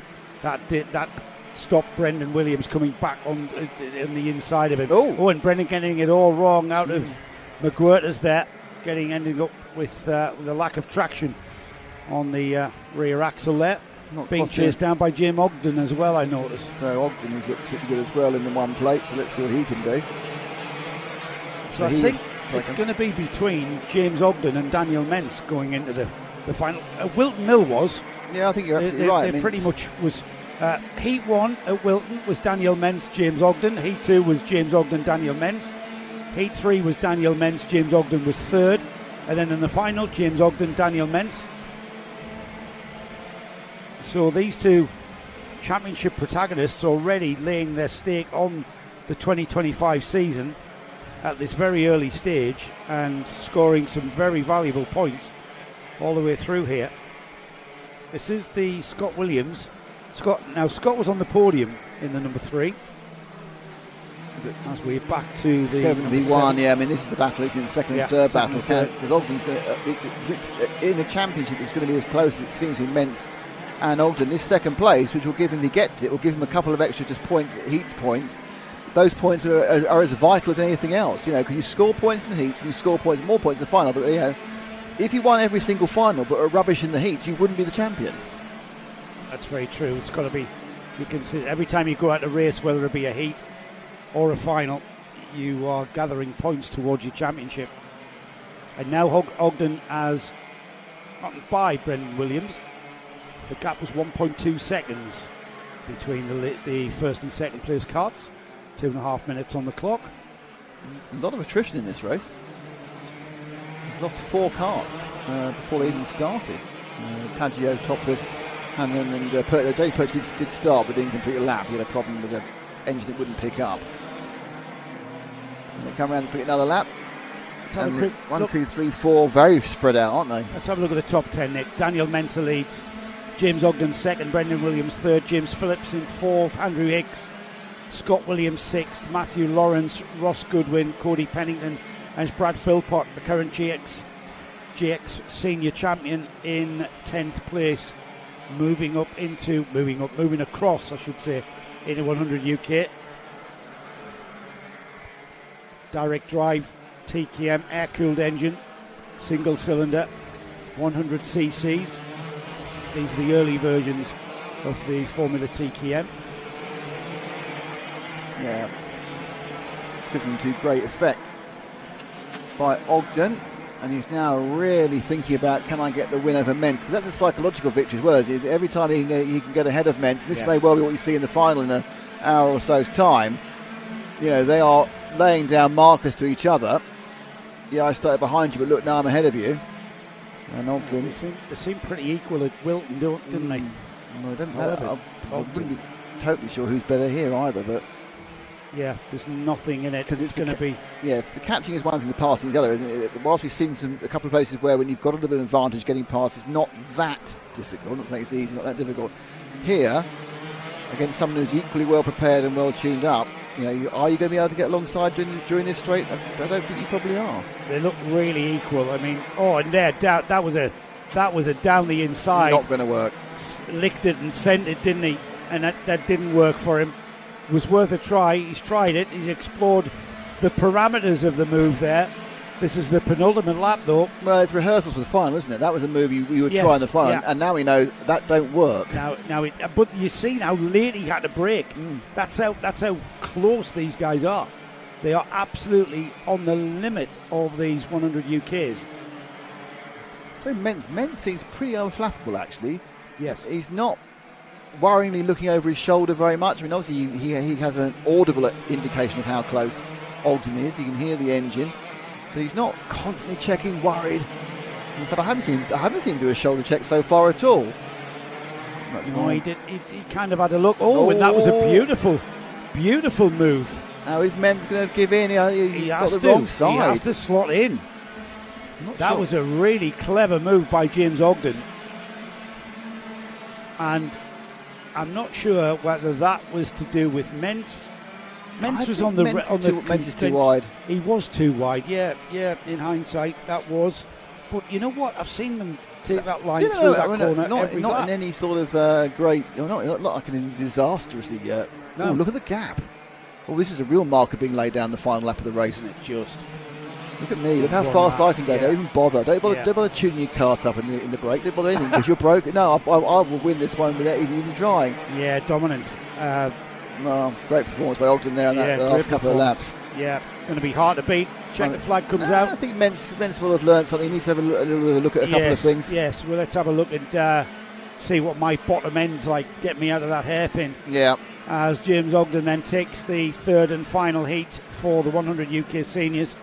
Daniel Mentz finishes second, Brendan Williams third, and then fourth place is James Phillips, fifth was Scott Williams, sixth Andrew Hicks, seventh Ross Goodwin, eighth was Matthew Lawrence, Brad Philbott moved up to ninth, and then Oliver Misters was your top 10. The rest of the finishers there on the timing board. Better result for Brad there because he started right at the back, so that's going to give him some points. But I think Philpott's video diary of this event is going to mostly focus on the fact when the accident or the coming together they had during the hook on the first heat, which took him out of contention for a top 5. Well, Nick, that concludes all of the heats and the B finals. Let's just have a look at the programme for the rest of the afternoon. We've got our GX UK Juniors coming up next for their championship final. We've then got the F300s.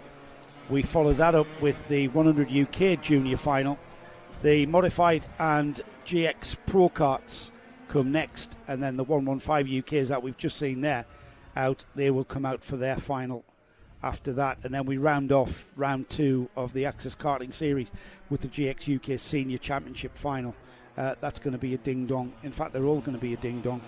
As next out, we've got that 4'11" Sam Blamey lining up on the pole position after an absolutely splendid day, racing against the likes of Jack Griggs, who lines up alongside him.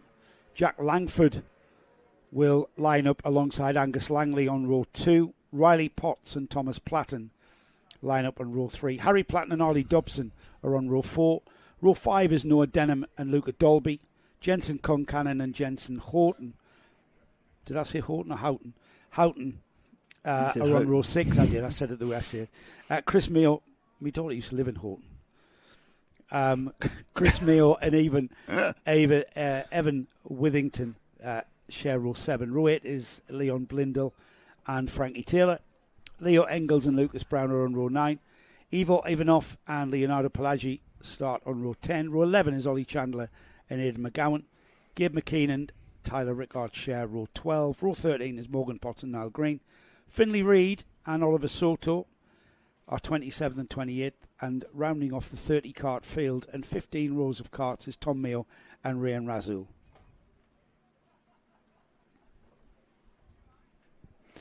Yep, finals are about to start. My confidence in the weather's dropped down a little bit again. Well, the sun's come back out. But it's looking quite greyish to the distance. This first 2 or 3 finals, it's whether the last couple of finals get precipitated on. Shall I have the... Yes, get the Met Office one up, which tends to be slightly more... The app of truth. The app of truth, the annoying thing about your app, especially at Wilton Mill, because Wilton Mill is a really weird circuit where the wind just blows in with the... It's supposed to be raining according to the app of truth. Oh, the app of truth is wrong. Light rain, which is blown across. Well, that could be just skirting us. No, it should be. What about... Oh, it's gone. Gone. Bang. When's bang? What time's that? Rain coming at 5:30. Oh, it's right on the edge, But Wilton Mill, little bits of showers squall up occasionally. I always go, it's going to be dry. It's going to be dry. And you show me the app and it says it's not going to be dry, and then it rains. No, it's good, isn't it? No. I've already had an app show me it wasn't going to rain. It's the Met Office weather app with the satellite that shows you the cloud formations and the weather coming across. It's in the GX Juniors, have they been starting the novices at the back every time? No, the novices are mixed in. No, this is the final. Of course, they're mixed in now. When we started the race, where they they started at the back. So Riley Potts has done well. Yeah, absolutely. So Riley Potts could be a dark horse here. Keep an eye on Riley Potts. Yeah. Starting 5th, but having had to start behind the whole of the. Well, we're not a novice, we're experts, but people with licenses. Yeah, absolutely. Here we go.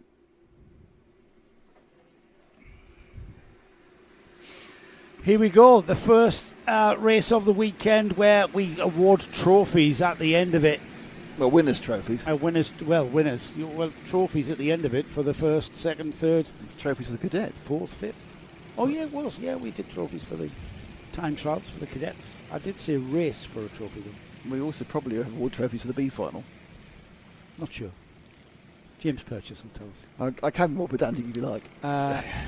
The Krabby John, how old are these lads? They are 12 to... He's talking about the 100 UKs. They are 12 to 15. Year of your 16th birthday, you can move up into the seniors.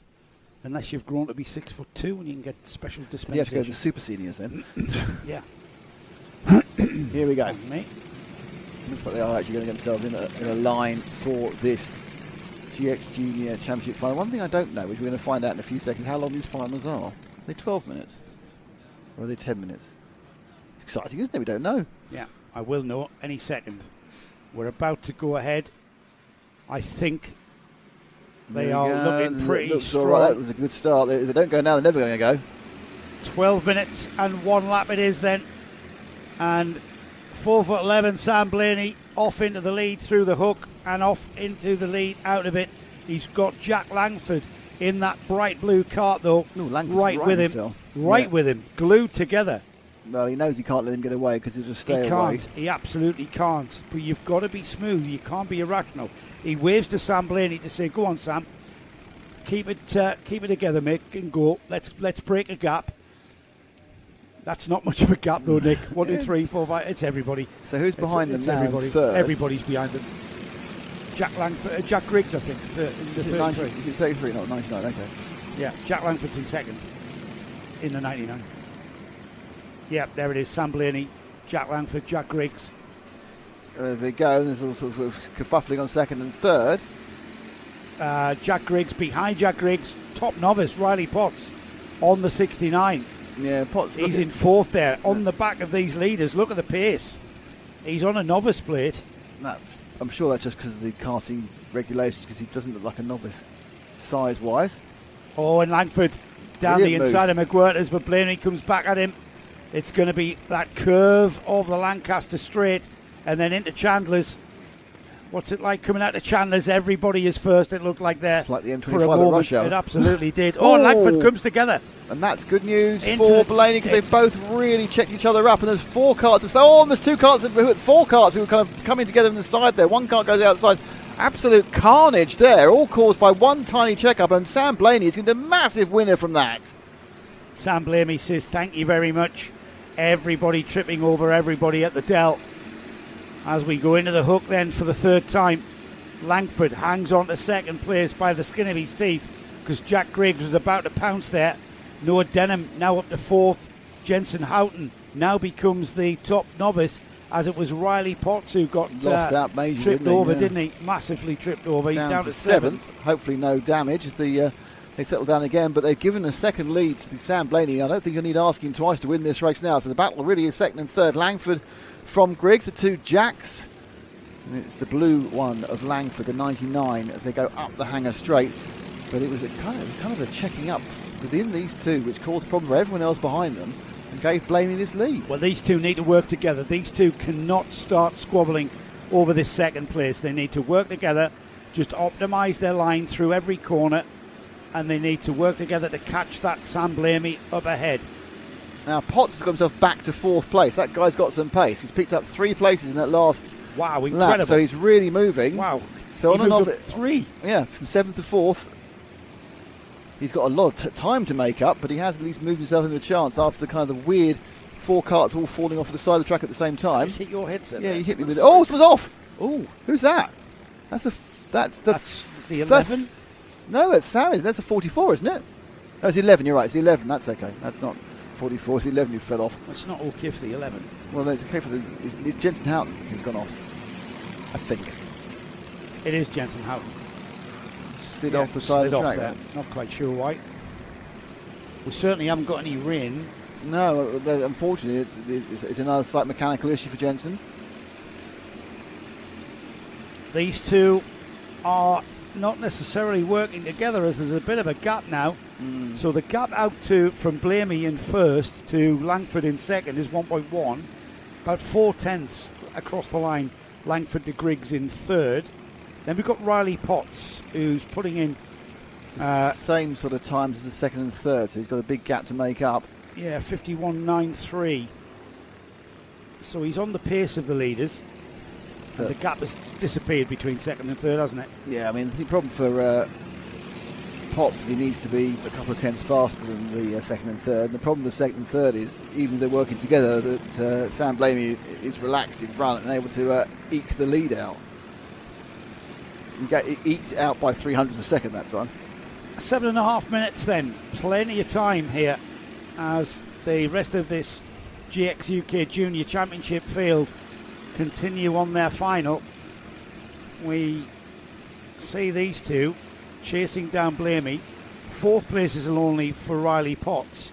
There's plenty of action down the field though, Nick. Maybe we should have a look and see if we can pick up. We've got a go on Evoy from top of it. Luca Dolby for the win, says Ola North, and Harry Power says go Bindell, which is Leon Bindell. Currently in 10th. And I'm sure all of them are in that shot. Yeah, Luca Dolby is more problems. Who was that? That was the 36 had the big issue. Arlie Dobson. But that's what happened really. He comes in and gets tapped from behind by the 23. And then gets knocked Leo Engels. So yeah. Leo Engels. Did you get this one? Leo Engels left his marks. Oh, you got that gag on a postcard? Have you got it? Yes. Yeah. Thank you. Yeah, thanks. It's the only reason I'm here, you know, and to press. I'm only here for this and sort the RF out. That's why. That's why I turn up. Angus Langley is the driver on that OM plate kart. He won the O plate. He won the Macy Cup. The blue kart there. He's currently in. Where is he? I've lost him. He's currently in 6th. Out onto the back straight now, the hanger straight. Down towards the hairpin. I think that kerfuffle a few laps ago may have robbed us of a fantastic race because Sam Blamey is only pulling away by 100th of a second a lap. Yeah, they've kind of lost contact, and it's hard for them to regain that contact, isn't it? Yeah, right. Potts. If anything, Jack Griggs, that yellow kart, that's the 3rd place kart, the yellow and blue one. The blue and white one, Langford. He just can't break Jack Griggs. Can't break away from him. And I'm not seeing an awful lot of desire to change positions either at this point. And the gap's going out because Blamey is on fire. 51.46. Side by side as they go through the Dell. Realistically, at this point, they probably know they can't win, so they have to work out what they're going to do tactically to stay ahead of each other for the 2nd place. Down towards the hairpin, and it's side by side action as Langford tries to hang Griggs out to dry. He's looking over his shoulder. Griggs has shown his cards. We are inside the second half, which is a relatively long final for these youngsters. We've still got 5 minutes of racing to go. There's we're now having humour from the chat, by the way. Harry Power, but he's talking about Angus Langley. If Angus Langley, who'd get the D plate, so would he become OMD? Yeah, I mean, Orchestral Manoeuvres in the Dark. Brilliant. He becomes OMD. I've been saying he becomes Dom, which isn't as good. OMD's much good. Well done, Harry. Yeah. But we do have vacancies available for co-commentary jobs because it can't always. He's far too funny. Can't always be me doing the very bad and very obscure gags. If we go something who did gags from like 20 years ago, people might get rather than all my 70s and 80s stuff. We could be really in. And it's wide there over the straight. I think second and third were thinking about changing positions.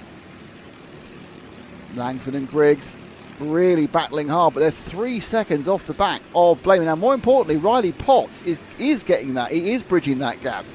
The distance between the two of them now is 1.4 seconds in third and fourth. That's come down from 3 seconds. Now, some of that, I think, is because they aren't maximising their individual forward momentum because they're arguing. They've been going side by side through the hairpin for a start, which slows them right down towards the hook. And look at this. They're weaving around, and that's not the quickest way around. No. Weaving around towards the dell. Well, Potts is definitely gaining. Just remember this distance. He was 1.4 behind at the end of last lap. We've still got 3.5 minutes and a lap to go. So there's your leader. Goodbye. Thank you for being in the show. But that's about it. Now side by side, second and third again as they battle through the Raymond hairpin, and Potts has now pulled it down to 0.7 of a second. So this 2 is going to come 3 very soon as they battle for second, third and fourth. Don't forget, one of those is a position that's not on the podium. So this is the podium battle with Blamey, barring any sort of financial disaster, any sort of mechanical disaster, is going to win this one. And Riley Potts, by the way, a fourth, a third, a seventh, and a seventh at Wilton Hill in round 1. And he's really coming fast. Yeah, he is. So he's a very fast novice. Here he comes. If anything, he's got so much momentum. If he times this right, that momentum could carry him alongside certainly Jack Griggs. I'm not sure whether Griggs now got the hurry. I think I better get past Langford. I could be in serious trouble for my podium position. Who knows? And he has. Side by side absolutely, again. He's got the hurry up because he realises that he's now got a challenge. I'm pretty sure he'll tough this one out. And it may be, yes. Potts has gone through with him. No, nice cut back from Langford there. Yeah, that was. Said you're not taking me. Yeah, but Griggs. It was Langford. It's Griggs who's got it now. But Potts has got Griggs now. So Potts moves into third position quite easily, and it came down to it. Now he'll have a chance to chase after the bright blue and white machine of Jack Langford. Taps his helmet. Oh, for goodness sake. Taps his helmet. Come on. Let's catch Langford. Let's catch Langford and help me overtake him. Nice one, Riley. Blamey's lead has gone over 5 seconds. Yeah, and now Riley Potts is very well established in that third spot, isn't he? He's had so he finished. He's got a third place finish in his second heat at Wilton Mill. He hasn't had a podium, as far as I know. He's on a novice plate, so I suspect, he's only started racing. I don't know how many races he's done, Riley Potts. If anybody knows there, please message on YouTube.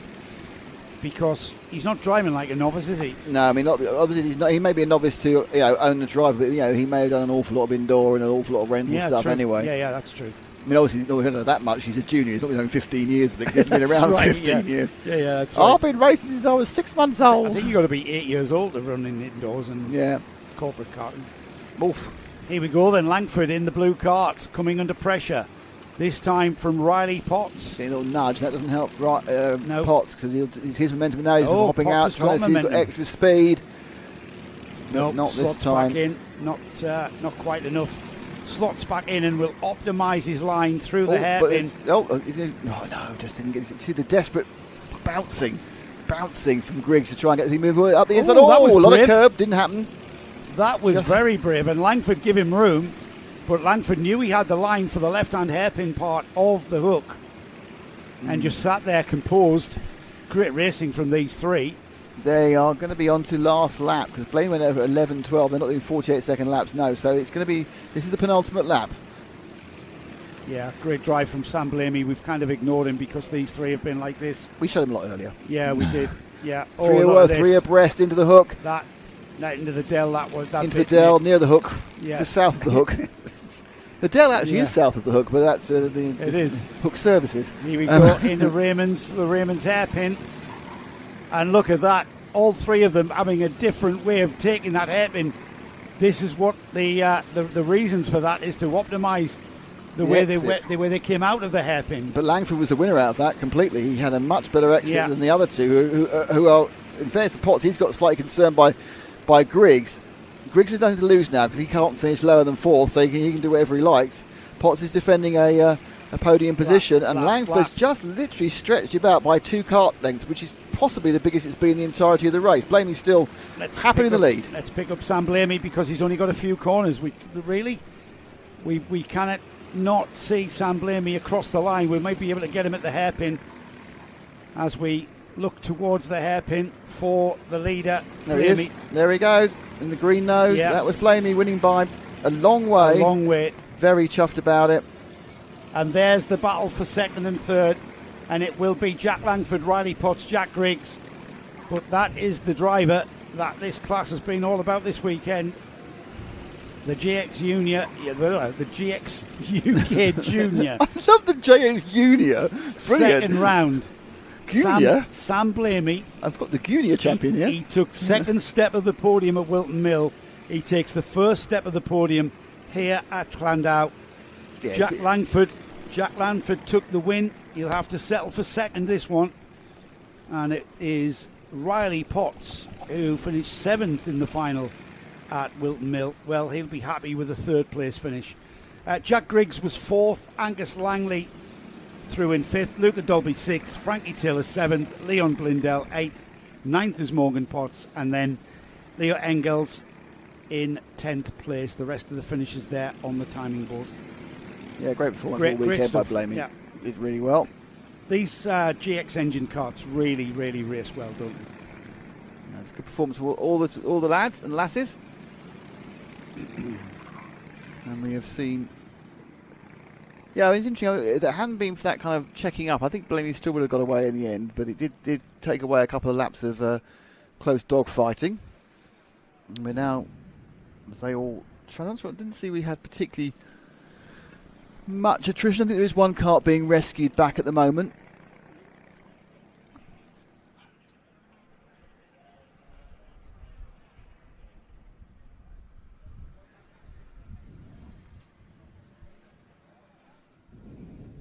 And next up is going to be the mods, is it? F300s? It is. So it's the big boys, well, the big boy karts. The F300 next up.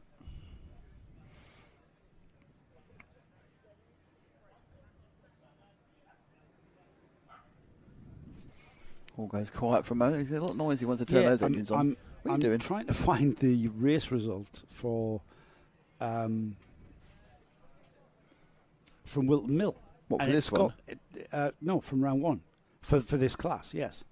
And it's got the winner as Jack Goodyear. Right.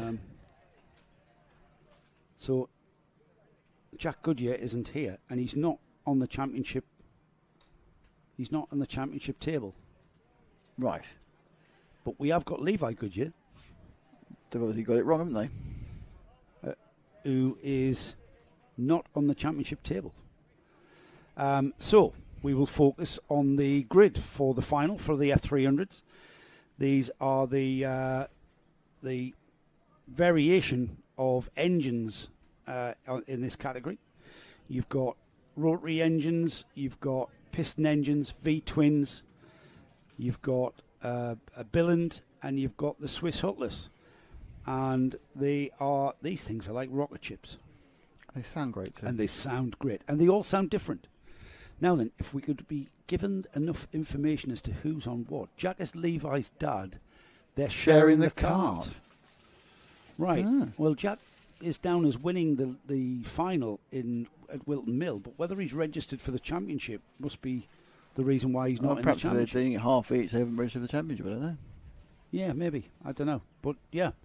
So Jack can pedal as good as Levi.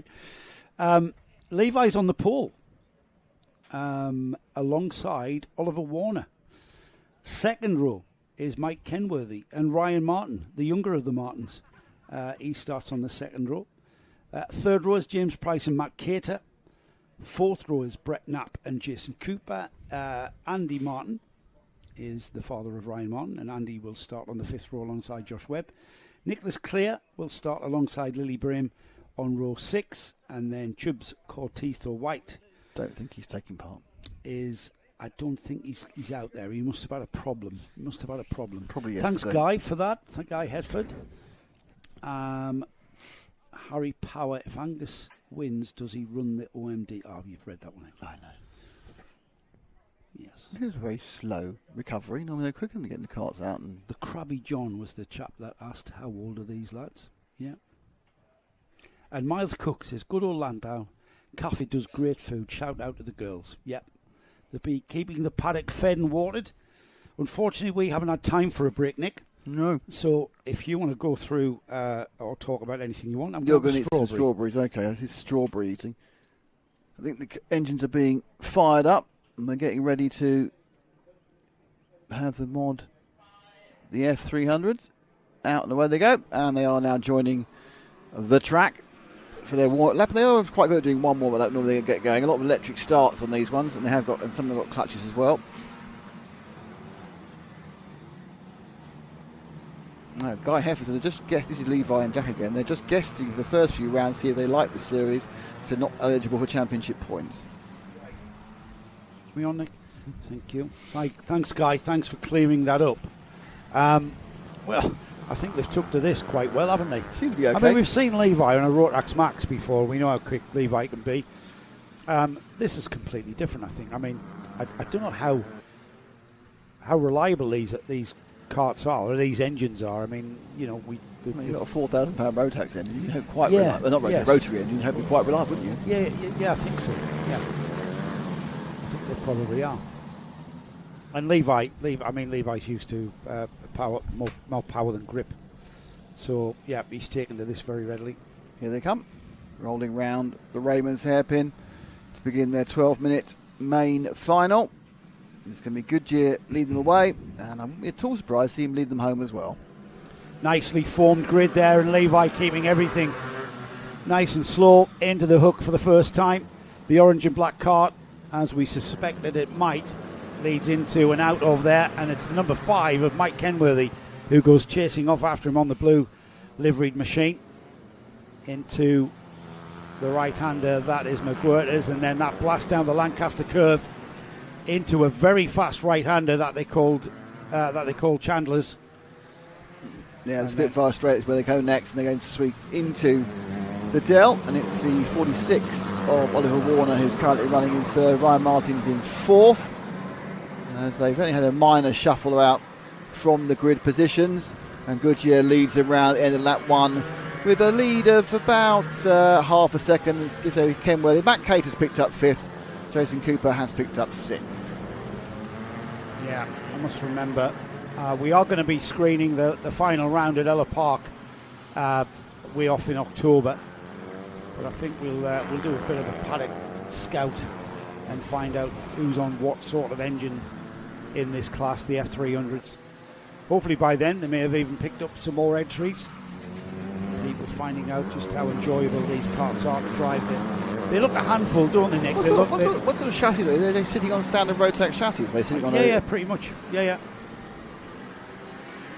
No, look, great fun. I mean, I think, not racing against teenagers is a plus point for me, and having more power than sense is a plus point for me. I'm the person who's just put an order down for a 208 horsepower motorbike. At my age. Yes, exactly. And you've got they're very physical carts still, these things. The grip level, they're on a sticky Vega rubber, or stickier than what we've become accustomed to. And it's very easy. Ryan Martin, that cart there, the number 17, was telling me, because I asked the question actually, how easy is it to ruin your tyres? And he said it's, you can spin the rear axle up with too much throttle coming out of the likes of the Raymond's hairpin there, and the tyres will burn off and overheat very, very quickly. So there's an element of tyre management going on there, Nick, which is what we like. Yep, Matt Cater, we're just watching a second ago, just battling with Ryan Martin. We're back up now with the battle for the lead, and in fairness to Mike Kenworthy, Goodyear's not got away. So we actually are getting a bit of a battle for first and second. bit of tyre management from Levi, perhaps. Kenworthy's got, he looks very much more to the left-hand side of the car with his massive engine on the right-hand side, whereas Goodyear with the more compact Wankel engine can have a more traditional kart positioning. And the two of them go. There's a race breaking out for the lead here, Nick. Levi went down the straight towards the hairpin on the right, and then at the very last went across to the left to take the optimum line. And Kenworthy went with him, basically. Kenworthy's not letting him get away. Has he been sandbagging? No. I suppose it's difficult, isn't it? Kenworthy is in the championship. He knows that Goodyear's not in the championship. What do you fight with? Do you fight because it's not that you aren't going to miss out on the points? So you kind of go, right, I'll get it. So, but when it comes to the final, it's about getting the trophy, isn't it? Because Levi, if he wins, will get the trophy. He might not get the 50 points or the 100 points. But now it's all about the trophy. And perhaps Kenworthy feels, well, this is way more used to be giving a bit of a scrap. Though I think in this lap, Goodyear's pulled out a little bit. It's the driver in third, Oliver Warner, who came second behind Jack Goodyear at Wilton Mill. Right. And he's currently leading the championship after a first heat win, a second heat, second place, and a third heat in his third heat. And then he came second in the final. He's ahead of Kenworthy in the championship. So Oliver Warner, by sitting there in that third spot, he's going to keep himself potentially, without the results of today's heats in front of me, and off the top of my head I can't remember. I think we've spoken about Kenworthy more than we've spoken about Warner. I think so. But then that's not the greatest measure of success of a driver or not. That's right. Sometimes we talk about all sorts of rubbish that doesn't apply to anything. Now, in fairness, it really is. This is not. I'm saying it's a good performance by Kenworthy. He's kind of belittling his abilities, saying, "Oh, he can't possibly hang on to Levi Goodyear." It's just what we've seen from Levi during the heats would make you think this wouldn't happen. But Kenworthy really hanging on well, not dropping anything at all. He actually got within 700s last time, but that was kind of the over and under. He's absolutely keeping Goodyear honest as they go around the Lancaster curve. And any second now onto the Spitfire straight. And again, sitting in his wheel tracks. And the question, I suppose you'd have to say, Joe, is it a case where one or other of these karts is going to be much harder on its tyres and they're going to see fade? I don't know, as it goes down the inside into the hairpin, but no, slots back in behind Goodyear. Goodyear's really deep on the brakes, isn't he? I mean, I actually don't know, Nick. I mean, you could argue or speculate that Levi Goodyear is just doing enough to keep ahead of Kenworthy. However, I tend to think they're not. I tend to think they're driving really hard. Here's an idea. Levi and his dad have bought a set of tyres and they've run them for these 2 meetings. Yeah? However, Kenworthy can finesse one of his new sets and run them in the final. Oh, you're being far too convincing. So he could be on new tyres against tyres that are 6 races off. Yeah, but it's just a straightforward race, isn't it? Yes, but you're on new tyres. Well, Levi might as well put a set of new tyres on this weekend. Yeah, but they're sucking in seeing it. They're not throwing their cash in. Of course they are. Let's write this into a play. Of course they are. They're absolutely going to optimise Levi's run here. How much set of Vegas in the cost you? £180? Does Guy know anything different?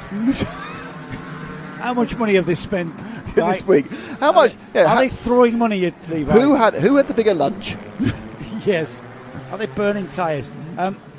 Lindsay Driscoll, go Mike.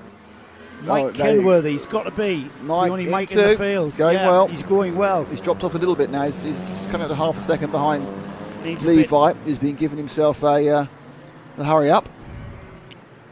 He needs a bit of subliminal messages. You know how Lindsay? Levi's dad won the last round? Does that mean it's in Levi's genes? You mean Levi is in Jack's genes? Levi genes? I know what you mean with the Levi You connection. didn't laugh enough. It's rubbish. Right. Someone's not being hired for the next event. What do you mean? We are Karting Live TV. You mean? Oh, possibly. That can all change. I can find another technical setup than this. Possibly. Matt. Yeah. Yeah. On the phone to Matt. Get on the phone to Matt. Text him now. Matt knocked himself out this week. What do you mean? He was carrying a heavy chair above his head and dropped it. And he ended up in hospital having an MRI scan. He literally was moving furniture, be like, all of that, just dropped a chair on his head and knocked himself out. That was my infrastructure at Forest Edge, where I didn't need Nick at all. No. Bear that in mind, eh? Divorce on air. For the first round of the NKC. Here we go then. With 4.5 minutes of this F300 final, we've got Levi Goodyear. He's being chased by that blue kart of Mike Kenworthy. No. I think he's... We're being helped out here. Ian McCarthy, the Levi gag was pants. Excellent. See? Excellent. So the chat's had the best two gags so far. He's here all week. Tip the weight tree. We can be here all week, but next Sunday we're at GYG, so you can carry on with this. So you'll have to talk you'll have to talk to Henry as well. Please don't. There is a good sequence of carts there, all four. Are we confident the first two aren't going to overtake each other? Yeah, I think so. Oliver Warner's being chased by let's Jason drop Cooper, back. We've got 3, 4, 5 and 6 together. That's the one. Thank you that's them. to Leicester. I'm sure Ash will pick them up. He does. I will keep an eye on Levi Goodyear and Mike Kenworthy. Yeah, so it's Werner in the orange and in the Gulf colours. It's Jason Cooper, then Ryan Martin with the UK flag on the front, then Matt Cater, who we spoke to, and you can see in the paddock show with the Tony Kart colours. Yeah. Cracking racing, high-speed train, this, isn't it? And just look at the way they push out the corner there. They just fire out of the corner. The hairpin, coming out the hairpin is my favourite. Here they come. They turn in. Oh, very, very wide. That's surely a position lost there. And away he goes. He fought it back because he hooked it up despite being completely the wrong part of the track. So across the line, Oliver Warner was in fourth and Jason Cooper was ahead in the Gulf cart, in the Gulf livery car. By the time they get to the corner, the hookup. The being fired out of a cannon, Oliver Warner, being fired out of a cannon from the Raymond's hairpin. Tremendous. Just have to get the line right. Squirt the power on into the Del. Right, left, right. This is the one. Get the power down. Martin all over the back of Warner. Martin 17 car, Union Jack nose cone up against the Gulf colours. And then fired out of a cannon. Here we go. Bosh! Woof. Across the line. That orange and black cart of Oliver Warner. I think it's a situation where you know what he's doing, don't you? He's doing the Jacques Villeneuve, isn't he, with the 126C? Rubbish in the corners, but all the power in the straights. Gilles Villeneuve. Jacques. Yeah. I do apologise. The wrong Villeneuve. Yeah. Massively wrong Villeneuve. Yes, he is. Yes, he is. He is. Absolutely. I'm not going to say. I'm not saying that Oliver Warner's cart's ill handling. I think it's just better on the straights. There's a change. Oh, good move by Ryan Martin. How did Ryan Martin get by there?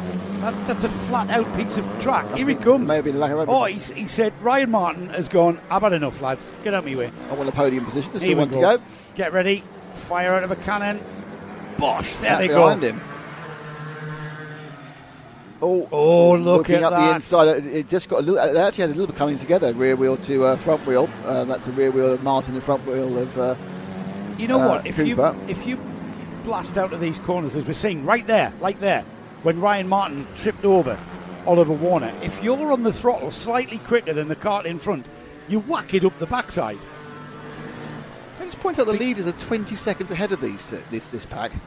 Yeah, that's a good point. That's because they've been swapping and changing, aren't they? I think they're in traffic. Where are our leaders? No, we don't want to. We're going to stick with this into the last minute. Look at this. It's just they're all hanging onto the carts through the corner, and then the grip comes in, and off they go, off towards the hook. Yeah, they went through, but just a report on the leaders. They went through some back markers. It's massively extended the lead for Goodyear over Kenworthy. So this is the action on the track. And the 17, they're all right together again, working out how they can get past the Werner machine, which is good enough around the corners and an absolute rocket ship out of the corners. So down the straight, sorry. I think you also got a Van Kalen by look. So they could just be similar. You said the Swiss Billand, you said the engine cover. Similar up the inside there. Back to try and take fourth position. And it works so far for Cooper. And it has worked. So Cooper takes fourth. Martin in fifth and Cater in sixth. And a nice little gap there as we begin. Any second now, we're going to begin the final lap. They've got 2 laps to go, these guys. The leaders will come over the final lap any second. Up the inside, thinking about it, was Cooper trying to get past Werner. This is brilliant. Last lap has been started by the leaders, but it's a lap and a half for these lads. So they've fallen 23 seconds behind, and it's their squabbling and the pace of Goodyear and Kenworthy. Fire out of a cannon towards the last lap board. There they go. Right, sure. When do you want to pick up Levi Goodyear, Nick? As soon as possible, because he's about to go up. He's about to go up to the. Can you give us the hairpin camera? Thank you, because next round will be the orange nose of Levi Goodyear. And look at the gap he managed to get over Kenworthy in the end. Kenworthy kind of went, not so sure the last couple of laps. So Kenworthy picks up second place. Mike Ken. The way that you say that, Kenworthy. Oh, right, Kenworthy, right, Mike Kenworthy. Mike Kenworthy, yes. Mike Kenworthy second. Who's going to get third? Currently leading the championship is the number 46. That cart there at the head of this train. Ooh, and yes, he will well get covered the third off. And final step of the podium. Well covered off. Brilliant driving from all of these F300 drivers. Oliver Warner it is then. Jason Cooper fourth. Ryan Martin fifth. Matt Cater rounds off. What we'd have to say about this is this is basically hanging on to these is like being on the rodeo, isn't it? It kind of looks like that. I mean, I know you're kind of composed, but you kind of see it's. You know what it is? They're pulling so much G, and then you see the front end of the cart come lift like a gearbox car because of the rate of acceleration. It's funny. It's certainly it's certainly a class of karting that I thoroughly am enjoying. From not just the racing, but the actual engineering of it. Tremendous choice of engines. You know, rotary engines, 4-stroke piston engines, brilliant. Just brilliant. What have we got next? Let's have a look and see what final we have next. It's the 100 UK Junior Final. And on the pole position is YouTuber Kai Turner. Kai Turner Racing. I think it's Kai Turner Racing, or is it Kai Racing? Kai Racing is his YouTube and Facebook. Check in, get some background and fly on the wall stuff from the number 21 team. Actually, I say team. No teams allowed, are they? So the 100 UK Junior Championship has been, well, it was certainly dominated by one driver at Wilton Mill, and that was one Sebastian Corking. Sebastian, former NKC Minimax champion on the Rotax Max kart. He's come to TKM Racing about a couple of seasons ago. He's run by his dad Graham, who looks after his kart in all ways. And Seb is managed by his dad and his mum Mandy, and is thoroughly enjoying this new lease of life in this form of karting. And came out of Wilton Mill, won 2 heats, second and the third, and then took the final. He's not on the pole position here, though, because he's alongside Kai Turner on the front row of the grid.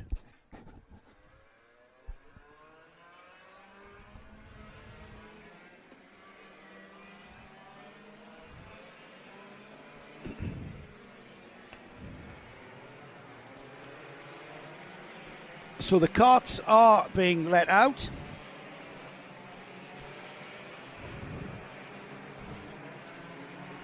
The grid is looking like this. As I said, Kai Turner, Kai Racing, number 21, is on the pole position. Sebastian Corking is alongside. The second row of the grid is Jaden Solo and Lucy Lovell. The M plate holder, Lucy Lovell, the Macy Cup winner, had a big shunt at Wilton Mill, so it's great to see Lucy back and as competitive as ever. Jack Scott is the driver who's on the third row of the grid. Jack, with his dad, being run here by his dad Aaron, knows a thing or two about racing. He's on the third row of the grid with Mason Pennington.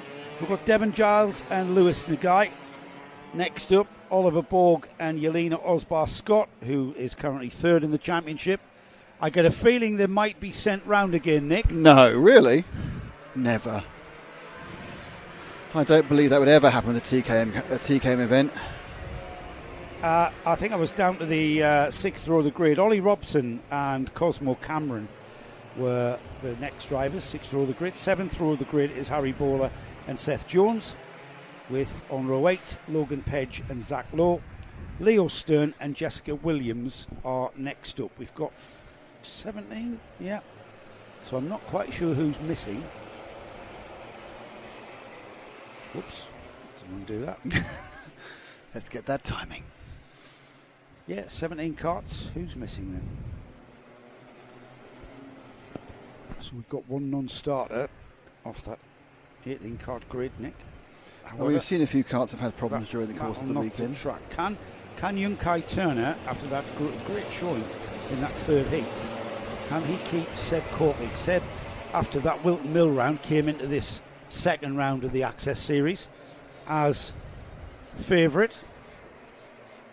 They're going to get underway now as they go round through Raymond's hairpin, and they get ready to roll down the straight, and off they go, and it's a clean start this time. Corking on the outside, going into the hook for the first time, but it is Kai Turner taking the lead, and then sweeping through that little switchback before you get into Surtees, but up the inside immediately Corking. I'm going in the lead. He tries to get on the Surtees. He's going to make it happen. Seb Corking, birthday boy, turned 14 yesterday, of course. Saw his Facebook. Birthday boy is leading. It's where he wants to be. He told me yesterday in our little chat for the Paddock Show, he wants to win the championship. He's here to win the championship, and he's on target to do so far. Wasn't hanging around either. He wasn't hanging around at all. Not going to wait to get past. No, he did not wait a moment, did he? 6 corners in, and he's leading, and he's now trying to gap Turner. Turner himself is not under huge pressure from those behind him, and they go round. And there's a third and fourth battle there. Though actually, in fairness, Turner just did lose a bit of pace around the corner. And it's Solo and Scott and Borg and Giles and Robson and Guy, Pennington and Yelena Osbar Scott has come up several positions from a poor grip position. Yeah, she has. Into 10th place on the end of the first lap. Yeah, she's actually. I'm not sure where she started. I think she started virtually last. Obviously, the reason she started so far, there must have been an issue. There must have been an issue. Yeah, she actually event. Qualified in 10th. She's then made her way back up to 10th after that problem on the rolling lap. Beginning to form into a bit of a battle for third, isn't it? Jaden Solo and Jack Scott are the drivers there. The orange helmet of Jaden Solo with Jack Scott right with him, and Jack Scott down the inside at the hairpin, and he goes very wide indeed, and normal service resumed with Jaden Solo in third, Jack Scott, Oliver Borg, Devon Giles in sixth, Ollie Robson, Lewis Nagai, Mason Pennington and Yelena Osbar Scott not really moving up the order there and staying in 10th. Yeah, Corking really laying down the law at the moment. Pulled out a second from Turner, and Turner himself has got 7/10 over Jaden Solo. As we look at the moment, bright orange halo, bright orange helmet of Solo, and they jiggle down the quite rough exit to Chandler's, and it's coming up through now onto the Hangar Straight. Much after you as you were during this last lap, not a lot of movement, everyone's settling down into this quite long final. It's a 12-minute final, half as long again of course as the heat, but there's your leader Corking, big lead, small lead, or small advantage by Turner, and then they've got a train of 4 carts who are thinking about doing something about it, but didn't do anything about it last lap. It's got potential though. I'm going to use the term high-speed game of chess going on here. Is here. it just because you haven't used it enough recently? I haven't really, no, because it's been very busy out there on track. High-speed game of chess here, because I think we've got a bit of a waiting game here. Kai Turner, second place. The orange helmet of Jaden Solo, Jack Scott, Oliver Borg, Devon Giles. They're all maybe with 9 minutes remaining. They've been advised. Whether they've taken that advice on board, well, yeah, you've got to watch your tyres. Maybe they are. I mean, they are driving as fast as they can. Don't get me wrong, but there's that element of, do I need to try and make a move at this stage of the race? Yeah, I mean, I think obviously on the whole, kids forget all their instructions within 15 seconds of hitting the track. But hopefully these guys are slightly better. Slightly better train, but yeah, I mean, it does seem to be a little bit more circumspect than some of the heats we saw. People realise they've got time to make their moves, and more importantly, they don't want to have an error which drops them back several positions. But Corking now has a 2.3 second lead, so the battle here is for second. Turner not being able to break the rest of the field, so hit that second place, and the orange helmet is third place, Jaden Solo. Behind him, Scott and Borg, so those 4 really are battling with a chance of second place, but Corking really has made first his own already. Jaden Solo puts in a lap time that is a personal best and goes a tenth quicker than Kai Turner. Turner looks composed though, doesn't he? He's very rarely, if any time, looking over his shoulder there, the number 21.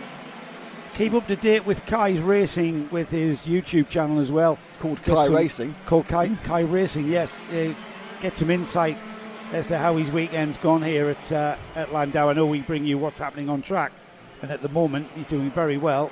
One thing I will say is with the Access Championship, there are a lot of people who are doing vlogs in the various classes, and they will tend to use a bit of stuff from our coverage, and obviously give you information about what happens and how to join and how to also take part in what is obviously very open and very much a situation where, you know, I suppose I'd almost say a non-threatening way of starting karting. It's an easy way to do it. Yeah, I mean, yeah, it's very friendly. It's everybody, you know, it's got the right.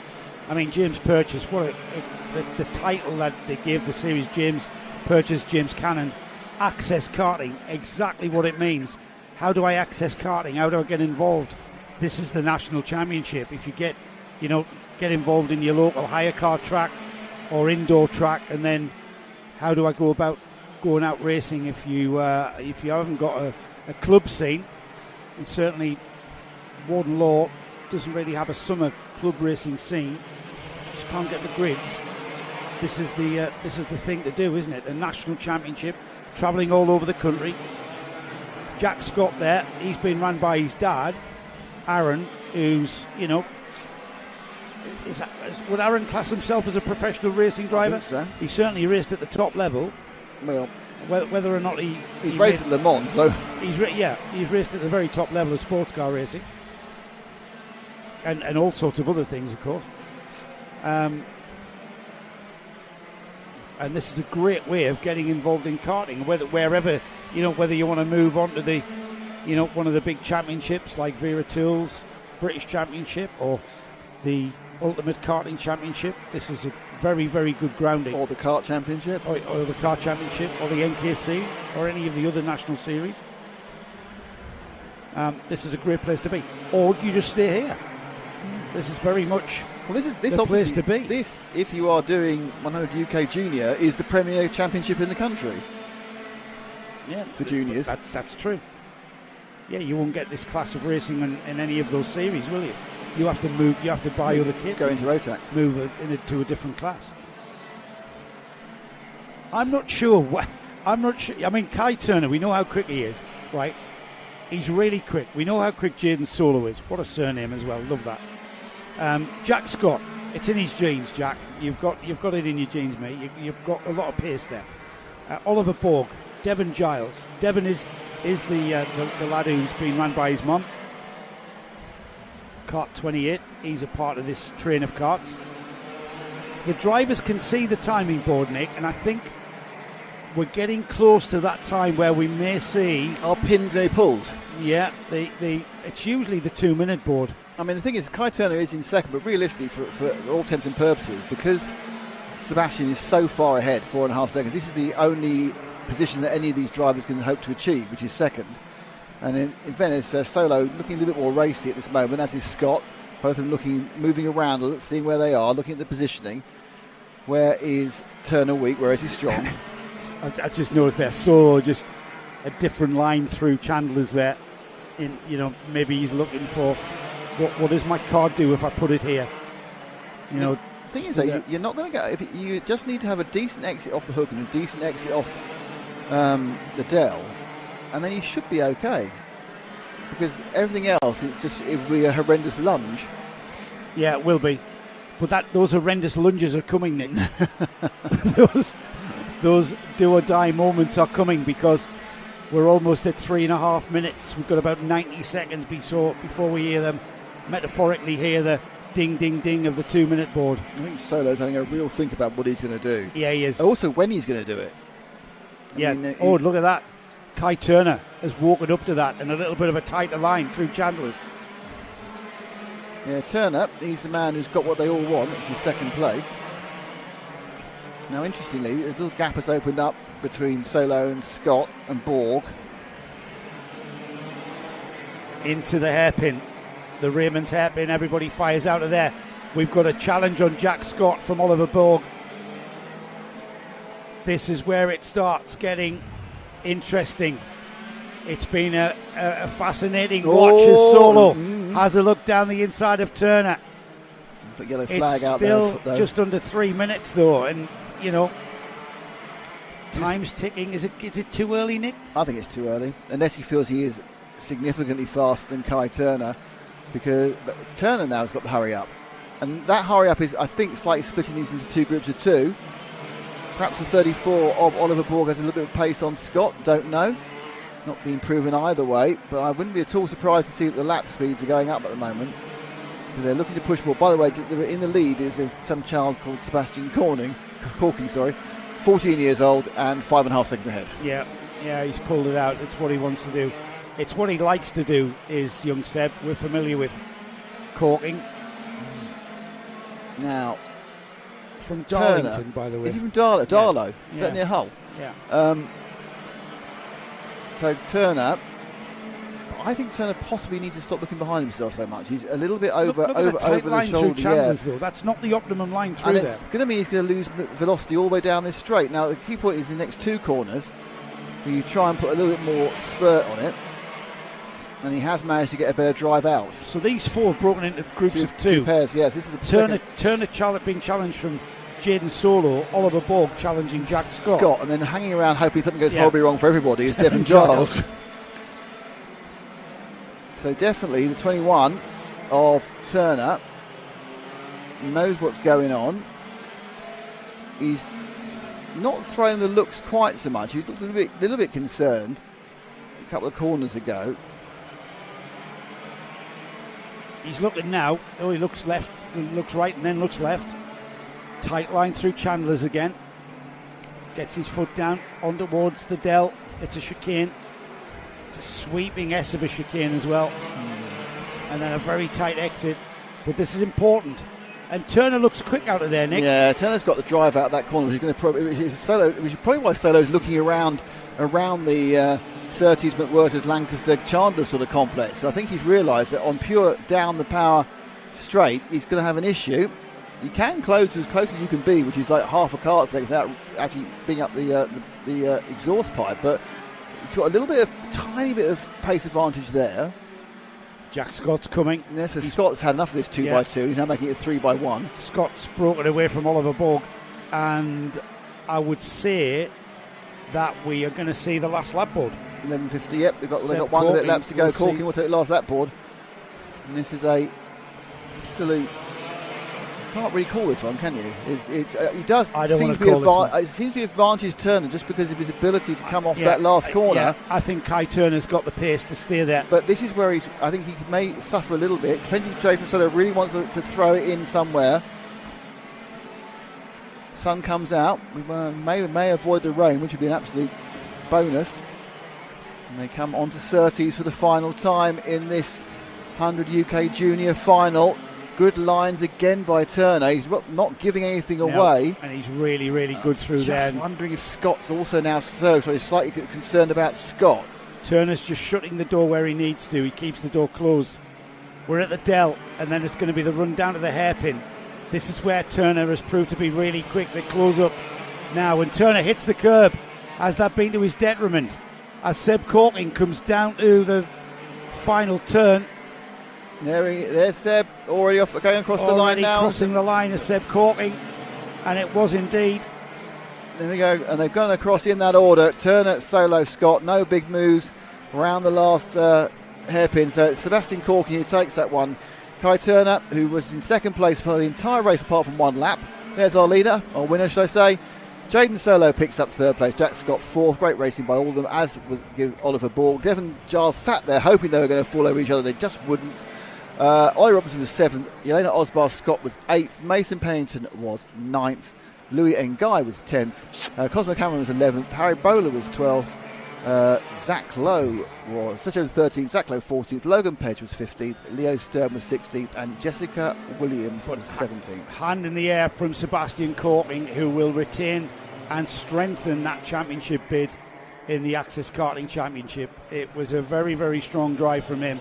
5.2 seconds at the line. I think I saw a 6-second gap on the penultimate lap, Nick. So a very, very strong showing from him. The question in the 100 UK junior class is, of course, who's going to beat Seb Karting. Kai Turner put on a good show, and Kai should be happy with second place with a great drive to keep the advancement of Jaden Solo at bay. And Jack Scott was in it, wasn't he? Jack Scott very much in it. Oliver Borg was also there or thereabouts, and Devon Giles keeping a lovely watching brief. That was a good solid race from all of those youngsters. Now we have an update on the previous race. Won by Levi Goodyear, and he said in the F300, said, no, we were on old tyres all day. So he didn't just throw money at it like you implied. So hang on, no, we was on old tyres all day. That's what I just told you. Well done, mate. No, I read that differently though. What you said, like in Greek or something? Yeah, no. Yeah, well done again, Levi. Surely you're going to stick with this championship, win a championship, mate. Just keep winning. And that kart looks great to drive. Just keep taking the pots home. So old tyres. So the old tyres were working well. Old tyres. What's next? Pro karts. Well, the Mod 160. Oh, this is interesting. They've mixed them all up. That can't be. That won't be how it is. Surely. Can't be the way we're going to have this. No.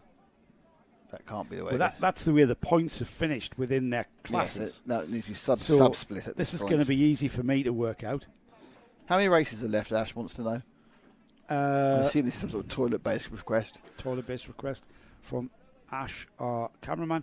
We have got 1, 2, 3, 4 left, Ash. 4, Ash? Lindsay Driscoll. Yep. Mike K. My ace cousin. Loving the commentary, guys. Doing a grand job. Well, thanks for keeping in touch, Lindsay. And yes, Mike did a cracking job there, didn't he? On the podium. He'll be at the trophy presentation later on. So, the Mod 160s, Lee Mitchell on the pole position from Chris Williams alongside. We've got James Walker and Mike Sprague on row 2. Row 3 is Chris French and Tony Whitehead, with Barry Lambert and Tony Weatheridge up next. Kevin Pope, James Myrie, with Junior Jones and Ben Wesley rounding off the 160 modifieds. The Pro Karts have Ewan Rayner and Nick Williams, no surprise there from those two. They're on the front row of the GX UK engine Pro Karts. Christian Bellaby and Peter Stott are on row 2. Jim Rutledge and Richard Melton Baxter on row 3. Row 4 is Chester Trullon and Ryan Clark, with Alex Mays and Kiri Chiakali next up, rounding off the GX engine Pro Karts. So 2 races in one. We'll try and spread the love and show you as much of each of those classes that we can. If there's a cracking battle, though, that's where we focus. Yeah, we'll go, no, cracking battle. Forget the love. We're going to show the stuff that gets the numbers. Sun is shining, not raining as we expected at 20 to 5, so that's good news. No. We get another hour's worth of decent weather and we'll be fine to get to the end of the event. It was 4 to go, not 3 to go. I'm laughing because I'm reading Gaz Bury's message. Further to your point of access karting, watching it today is making me ponder a return to racing. I'm under no illusions at the age of 38 that'll be an F1. Yes, mate, this is where it's at. I'm even pondering a GX. You can't race there, you're the commentator. I know. There we go. Weekend free. Final in the mod Karts has gone underway, waiting for the second batch to cross the line as well. But that's our first team away and running. And into the lead almost immediately has gone the 37 of Lee Mitchell. Looks like it's the 3 of Chris Williams second, and then go underneath me. You can hear the much less raughty sound of the standard Pro Karts, and we'll pick them up a bit later as the field sweeps through for the Mod Karts. 37 from 3. I'm not sure it's the 131 still in third, might be. Not yet, it is 131 of Walker in third, and then it's the bright orange outfit as they come up very noisily up the straight. You can probably hear it echoing onto my microphone all round in a very neat and tidy way around the Raymond's hairpin. If you are just joining us for the finals, these are Pro Karts, twin engined Pro Karts, that the likes of which you see racing throughout the UK. These karts that are on the red number plate with the white numbers, they are what's called the Mod 160 category. That is with the Access Karting series. And these are modified Pro Kart engines. They are start off life as the regular GX type Honda Pro Kart engine. Get breathed on. You're allowed to tune. You're allowed to tune the valve timing. You're allowed to port the heads, get more air in, get more fuel air mixture in, and you're allowed to tune the exhaust to get more burnt fuel air mixture out. It gives them an ability to rev to 10,000 revs, would you believe? 10,000 revs. The other Pro Kart class that are out there, which we'll have a look at in a moment, which will also have a rundown of who's where, they are on the sealed GX Honda engine, the likes of which you'll see running in the BPEC, the British Pro Kart Endurance Championship, and the like, and other Pro Kart series throughout the UK. And they're a little bit less powered. They only rev to about 6,000 revs, and they are less, I would say, less demanding. Less power, less G-force. Yeah, it's got the same weight though. Well, less demanding in looking after them as well. Yes, much easier. You've got two engines sealed. There's not much you can do to them apart from make sure you keep them clean and keep everything ordered. A little mistake there from the kart in fifth, went wide coming out of the corner. Interestingly, we've not seen Mitchell disappear in the distance in the black machine. He's been kept honest by Williams and Walker in the very similarly liveried 3 of the 131. And then, of course, in fourth place, it is Matt Spragg. And as they run down, what we need to do is just have a look and see where the Pro Karts are. Yeah, they're being led by Ewan Rayner in the 63. Pete Stott is maybe up in the second, ahead of Nick Williams on the end plate. Christian Bellaby, the number 66, as the leading Mod 160s come into view. To be honest, Nick, that is such a great battle there. That it's I'm finding it hard to pick up the GX Pro Karts. Yeah, they got themselves spread out a little bit. I think there's four of them. I'm trying to see where they are. That's not them. It's red on white or white on red. It's quite hard to tell. Oh, you know, 1, 2, 3, 4, 5. 1, 2, 3, 4, is it? 1, 2, 3, 4. Yeah. 4 kart train at the lead of the Pro Karts. Who are you going to choose? So let's see if we can pick up. Actually, you pick up the Pro Karts. They're coming to your right now. Those are 4 karts, and you pick them up. And if we go to Ash now, we should have them. There we go. Look at that direction, and a fantastic producer called Lara as well. Oh, there, we've got to change for the lead. Go us! Look at that. The 26 takes the lead. Who's the 26? It's Peter Scott. Gets into the lead from Ewan Rayner.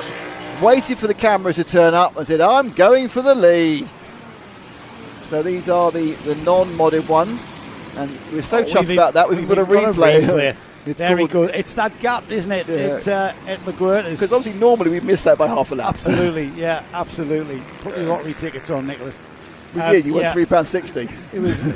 It's that wide entry into McGuirt's there for the late apex to get you out of the corner well, and that just opens the door. So it's Nick Williams in the M plate. It's the Macy plate. He is running in third in that blue machine, and then in fourth place it's Christian Bellaby. In the all white, as the cart breaks down underneath us. You hear that? Yes. Bang, bang, bang. I've no idea whether it was who it was. It wasn't one of the leaders of either classes, but it was not well. Oh, now then, Peter Stott has got very comfortable in that lead, hasn't he? Ewan Rayner struggling to stay on terms, and the end plate, Nick Williams, as I say that, he closes the gap up to Stott. Yeah, and this is the problem. Magnificently. We've now got 2 leadership trains. Yes, we have. Which leadership trains we go to now? I don't know. We've got 2 high-speed games of chess. No, really? 2 games of chess going on. Okay, I think we need to go high speed. Yeah, we need to go back to the. Can we go to the fixed hairpin cam? Hairpin cam, please, Lara, because this is the lead of the the modified. They're all together coming down towards her again. Brilliant. And thank you, Lester, picking it up now. The black 37 of Lee Mitchell just hasn't been able to break the spirit of either Williams, Walker or Spragg, and they follow him through. The lead is currently under 0.4 of a second. It's kind of oscillated up as far as 0.6 and as low as a tenth. But this is your top 4, and then hanging on for dear life is Chris French in the 6 machine. But, yeah, he's trying to get back on terms, isn't he? And I think if they start squabbling amongst themselves, he will.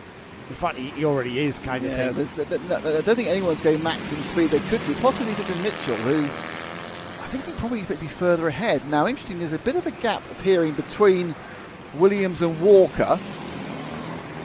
It's disappeared going into the braking zone, but that's a good lap for Mitchell. He's worked out, we're now watching him, he's gaining a couple of tenths of a second. Yeah, but we've just gone by half distance, so there's still half of this race left.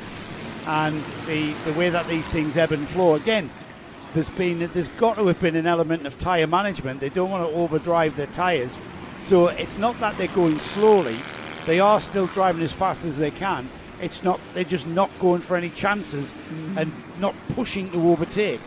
Yeah, so they're just kind of managing their position, managing their tyres. However, I'm saying that, Nick, they're spreading out. Saying that they are, and then what's happened actually is Matthew Sprague dropped off not dropped off the train, and is now heavily under pressure from the 6th kart. Who's gone past him. So I think there's a problem. I think Sprague's lost some power or something. He's easily overtaken by Chris French on the 6th. Top 3 go through, and the lead has gone back down to 0.3 of a second again. You just watch it. Look, the 6th kart just goes past him under power. So, and the only reason that's going to happen with these matched machines is there's a slight issue with the 28 of Matt Sprague. Anyway, there we go. Oh, there's a battle for the lead there. 37 just holds up the 3. A little bit of kind of, it was getting closer again as Mitchell was suddenly found Williams up his inside going round McWhirter's, and they are getting all very feisty now. Where did that come from? Because Mitchell, the last time I looked, had a very comfortable cushion. That's disappeared, or has it reappeared again? It's come back again off that attempt. After that lunge. And again, the 6 was... Why is it constantly... That's 6... that's why. That's not a pass position. Matt Sprague has dropped right off. I think he might not actually be competing at the front anymore. Sprague's dropped a long way back. So he did have an engine problem. I can hear a misfiring cart beneath me, and that'll be Sprague, unfortunately, dropping out of overall 6th place. Bad luck, but he'll live to fight another day at the next round of the championship. Right now, the 1-3-1 and the 3 are having a battle, 2nd and 3rd. Williams and Walker, and the Lappery here is giving a chance actually for Mitchell to get ahead. Great, multi-class racing, isn't it? The Mod 160s, the LMP cars, the Pro Karts, the GX engine Pro Karts, being a GT class. And it's how the leading Mod 160s get through the GX karts, the GX engine karts. Are we going to see a change of position between the second and quite third? The 3 and 1-3-1? They look like they were. Are they running the same livery? I think they're teammates. They can't be teammates. There's no teams allowed. It's friend mates. They're just mates. Yeah, we'd be teammates. We'd be teammates. We're working together. We'd just be in the same. We'd be different classes. Who'd be number 1? We'd be in different classes. Because you wouldn't tell me anything if you were in the same class.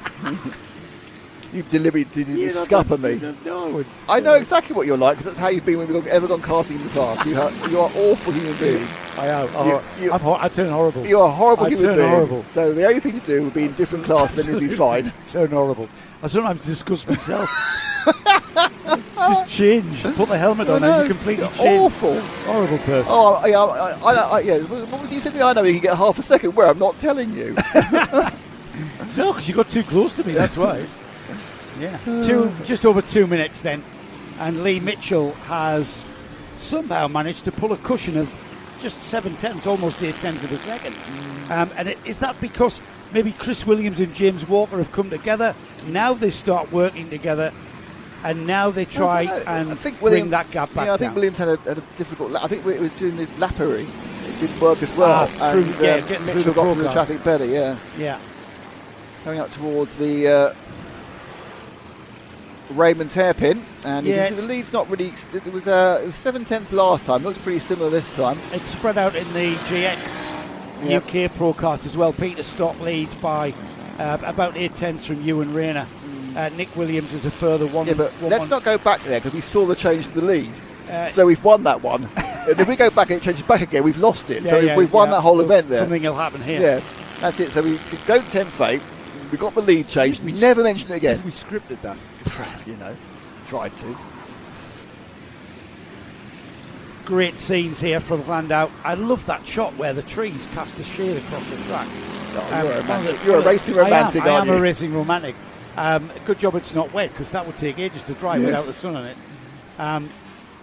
We are inside the final minute, but I think they've got enough time to come round for another 2 laps.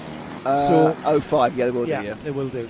Oh no, 05 they will. Yep, they'll get round. There's 2 more laps to go. That's definitely 3 more laps, sorry. They've got this one and 2 more. That will definitely be the case. So 2 more laps after this one.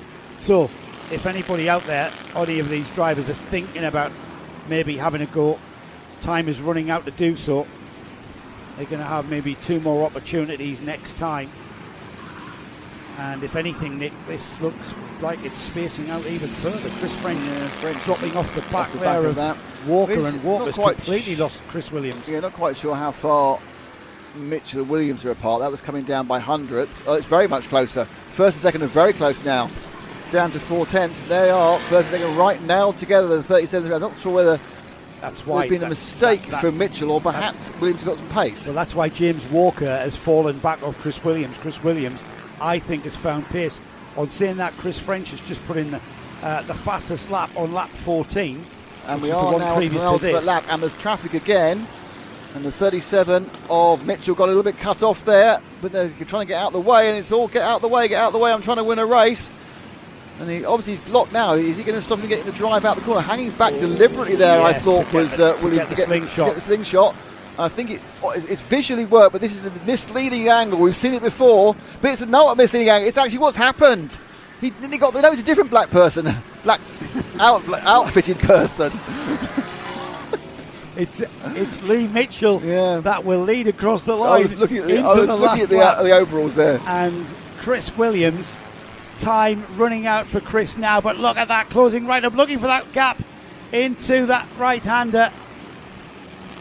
Out of the right-hander onto the Lancaster curve towards Chandler's. Oh, he's pulled as well. It's not going to happen there. Absolutely put the hammer down. Yes, he has. Mitchell saying, nope, I'm going to win this one. I nearly lost it due to that kerfuffle with the back markers. Now I'm just going to push in and show you what I can do. 2 corners to go. Keep going, Joe. Through the dell and onto the hanger straight for the final time it is. Lee Mitchell looks like he's pulled out a bigger gap than we've seen for the last few laps, and he has indeed, as he crosses the line to take the checkered flag and the win in the Mod 160 class. Lee Mitchell will be on the top step of the podium in first. In second place will be Chris Williams, and all credit to Chris Williams for absolutely taking it to Lee Mitchell, making him work hard for that. A delighted group of people, I think, is what we're going to find in the Pro Car paddock.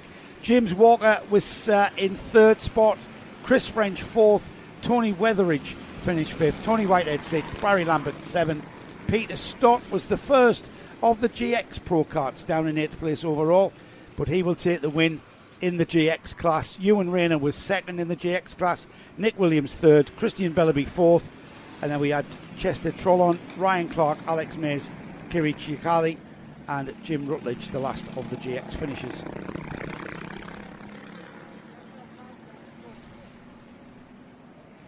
Great fun. Yeah, it was really good. We've got the 115, the more modern TKM engined class out next. The 115 UKs, 17 karts that qualified, and we've got a grid that has been produced. And if you'd like to read the grid down, Nick, I'm going to have some fruit. I need fruit. It's for the throat. Fruit. You have throat fruit. Okay, one thing I haven't got, which I do need, is my glasses. So, in the 115 UK 225 final, it is Charlie Matchin in 1, Ben Jessup in 2, Lee Harrison in 3, Ash Robinson in 4, Sam Taylor in 5, Luke Ogden in 6, Dom Cliff in 7, Gordon Murray in 8th, and he's the O-plate. Then it's the Macy Cup, Gordon Smith in behind him in 9th. And then you've got Chris Runts in 10th, Matt Davies, Jordan Kendall, Scott Rickson, Dom Houghton, Oscar Stevenson, James Munro, and James Cannon at the back of the grid. Great stuff. I managed to read out 17 names with very few mistakes. You did very well. Thank you. Your pronunciations was were pronounced correctly. Gordon Smith is the championship leader. He came 3rd at Wilton Mill. He had 2 heat wins though. In 2nd place was Lee Harrison. He's currently 3rd on the grid. Where's Gordon Smith qualified then? Down in 8th. Ash Robinson had a 3rd place heat win in at Wilton Mill. Came 5th in the final. It's Luke Ogden carrying the number 1, the reigning champion. He finished second in Heat 2 and took the final win at Wilton Mill. So Luke Ogden is 6th place. This is going to be a cracker, Nick. It's going to be a cracker because we've got a few potential race winners here. And there's only one class. I'm going to get confused. And there's only one class, which we do very easily. Yeah, we do easily. So this is the 115cc TKM engine, the evolution of the first of the TKMs that appeared in the mid-90s. They changed from 100cc's, which we have here today, of course, in some of our classes. And then they went up to 115cc, just to in a kind of evolutionary way. No. Oh, right, well done. That is the wrong page for that. You're a very advanced person. We're going to get it rolling. We're going to go around again, and they are. No, we look like we're racing. We're racing, and it looked like the 75 took the lead there. No, yeah, he Charlie did. Got through down the inside of the number 3, Ben Jessup, and it will be the number 75 of Charlie Machin that leads certainly through Surtees 1, Surtees 2, 2 apexes there that form this corner. It's the number 3 of Ben Jessup, and then Lee Harrison glued to the number 3, and he's down the inside at Chandler's. The race down the Spitfire straight towards the Dell, and it's the 75 from the 78. So Harrison's made an excellent start, a couple positions off the line, and they go up the hanger straight for the first time. A little couple more moves there, a bit of bullying actually. Oh, moving, easing out, and it does seem that Who's having a bit of an issue? Yeah, it's Ben Jessup who's starting at the front, but has kind of not really come on song yet, whether he's not got his tyres up to temperature or whatever. But he's been a bit of a sitting duck, it appears, to several karts so far. Now, whether he can come back forward again as things warm up, I don't know. Well, behind these two, that kart there, the number 7 is Ash Robinson. And then Luke Ogden carrying the number 1. Luke moved up 1 place up to 4th. Ben Jessup absolutely mullered down to 5th place, wasn't he? Lost 4 places there from the lead. Gordon Smith through in 6, Sam Taylor, Don Cliff, Matt Davies and Marcus Gray on the end plate, rounding off the top 10. Ogden looked quick on the 2 heats which he was able to run. The first heat he broke down, which is why he's starting a little bit way down the grid. So certainly one of the pre-race favourites despite his lowly starting position, and currently challenging for 3rd position. A little bit of break for Machin, half a second. It's a little bit of breathing room. They've got 2nd, 3rd and 4th right together. And that's Harrison, Ash Robinson and Luke Ogden. Through Surtees, now the leader has gone already into McGuirter's. Everybody on a textbook line through there, nobody leaving the door open, nobody trying. And as I say, that the tap of the helmet from the number 3 or the number 7 I should say, Ash Robinson. Yeah, he's not hanging around. No, Ogden. He's not. Ogden through. He didn't take any notice of that tapping of the helmet. And let's work together. Yeah, let's work together now that I'm ahead. I'm ahead. We're all working together. Yeah. We're a team now. You're behind me. Yeah, now we'll work together. That's the O plate coming through. Gordon Smith just moved up ahead of Ben Jessup again for 5th spot. Yeah, both the O plate and last year's champion had a couple of bad heats in the qualifying. That put them back on the grid. But leading is Machin, who's looked pretty solid in most of the heats. Not breaking away this time from Harrison. So 75 and 78, and obviously now being hunted down by Luke Ogden in the black machine. He's got those blue overalls. So looking very, very composed there is Charlie Machin. Hartley's looking behind him. He knows Lee Harrison's there. You kind of feel it. You can hear the engine of your opponent when they come up behind you. And who is this coming into play as well? Luke Ogden, of course. The number 1, Luke Ogden, winner at Wilton Mill. Is he going to make it 2 out of 2? He's got to get past Lee Harrison first, then Charlie Machin. And there's plenty of time to do that. Yeah, they've got more than standard race length still to go. Just about 3 minutes 20 down, 8.5 plus change and a extra lap still remaining. So effectively, they've probably got probably another 9 laps minimum to work out what we're doing. Ogden looks a little bit of an idea up the word, and he's carried on with it and got the momentum. How did he do right that? Through Lancaster Grove? I don't know. He just suddenly seemed to have an extra gear almost. How did he do that? How did he come out of that corner there and so with such a tight a line? And was able to move alongside, just punching out the corner. It's got to be figures in 90 through the corner. being able to pass Lee Harrison in such style. Now he's after Charlie Machin. Now he's after the overall lead of the race. And now we've got the duration of a normal heat with 8 minutes on the clock. He's got a whole heat and 1 lap to get by Charlie Machin. No changes other than Marcus Gray has dropped down to 11th, would you believe? Scott Rickson up into the top 10 now. Some excellent ability to turn and put the power on for the one kart. He's going up the inside again, this time of Machin as they're going to go on the main straight, but it wasn't. I think he had to give best as they came off the exit and onto Spitfire. And they now go through the gel up the hill now, is it? But it's not. I don't think it's really about power. Not quite proved me wrong at the end of this one. It's about momentum, I think. Oh, here they go. Oh, and he's going to drop down, I think. He's going to drop down to 3rd, isn't he? As they kind of come together there. Lovely shot into the hook. And he's back down to 3rd. And Lee Harrison didn't need a second invitation, did he? Ogden and Machin came together, and that gave a bit of momentum for Harrison. He was able to take the inside line, power it past, got one, not both. But obviously that's good news for Machin as well, because you kind of feel that his major challenge is going to be from Luke Ogden. Well, we've lost Dom Cliff from about 7th spot there, just dropping to the tail of the field. I'm not sure if he's pulled off. But this, he's not completed the 6th lap, so yeah, first 3. Machin, Harrison, Ogden down the Hanger Straight. Raymond's Hairpin is next. All very similar lines through there. Are they going to calm down and maybe follow one another? Through and on towards Surtees. They've got the right-hander here, and then is Ogden weighing them up? Where's Ogden weighing them up for? He's moved down the inside of here at Chandler's through this right-hander. His strength seems to be the ability to put power on with the steering angle applied, and therefore kind of go round the inside of people. It probably just means he, at that point he's running just with better grip. So the top 3 is where it's at as they go through the hairpin at Raymond's, and they are line astern, 5.5 minutes to go. Now this is a case where they're just going to discretion is part of valor and not push it for a bit. Top 3 have a break of 1.3 seconds from the next 3, so they are separating in a comfortable way to start being a bit silly later on.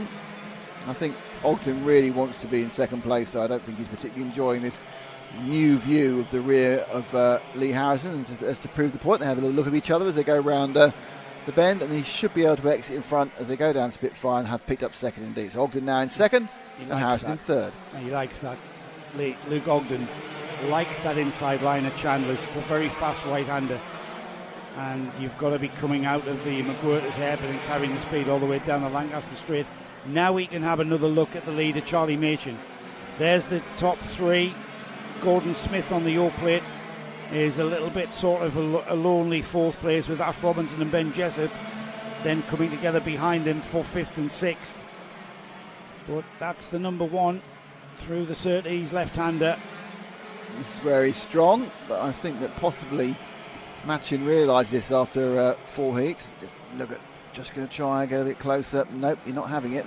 Slightly offline, Charlie. They're a little bit more to the right than normally, which will compromise his speed down the straight, but not really an overtaking point. It's really about this corner here and getting the power down the Hanger Straight is key. And in fairness, Ogden a bit closer. He is. He's lining him up, but whether it'll come now. And Machin, a little bit of a defensive line into the Raymond's hairpin. He knows that Ogden's coming. Now, where's he going to come? He's going to be into the left-hand part of the hook now, and then the run to Surtees. He's got a good punch out of there as Charlie Machin. This is where he's got to be careful, though. This is where you can leave the door wide open into this left-hander.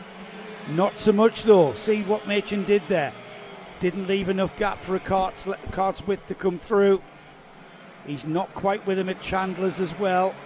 They're going to have the run down to the Del chicane. Now, interestingly, when we were up the Hanger Straight last time, Ogden moved to the left with the idea of doing the wide in, sharp out, getting up the inside. Didn't quite work. Machin saw it, and again he's wider. Now he's going to try and get back up the inside, and he's done it, but he's now a battle down to the straight. They're bouncing on, trying to get him on. Wheel to and wheel. Ogden looking to do, and it took him 2 laps. Oh, that is wheel to wheel, and off the track, wheel to wheel, and back on the track again. Yeah, it got a bit naughty, didn't it? They were wheel banging coming out of the hairpin all the way to the hook. I think that's probably going to be allowed. I don't know. I don't know. We'll leave the officials to sort that out. But we saw them coming side by side, and then they contacted bang there. One there, yeah. Wheel banging there, turn into the right-hand part of the hook. Wheel banging again. That put Machin over the grass, and that's when he lost all of that speed. Now, I'm not quite sure about how the officialdom works within access. I'm pretty sure with some of the other championships that would be there'll be a conversation afterwards about it. But obviously there's an opportunity here, perhaps for Machin to try and get a 5-second gap. Well, Ogden has now pulled a second on this battle here for second, third and fourth.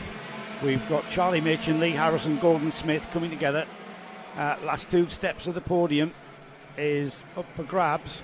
Yep. And there's 3 carts that are wanting to grab it, I think.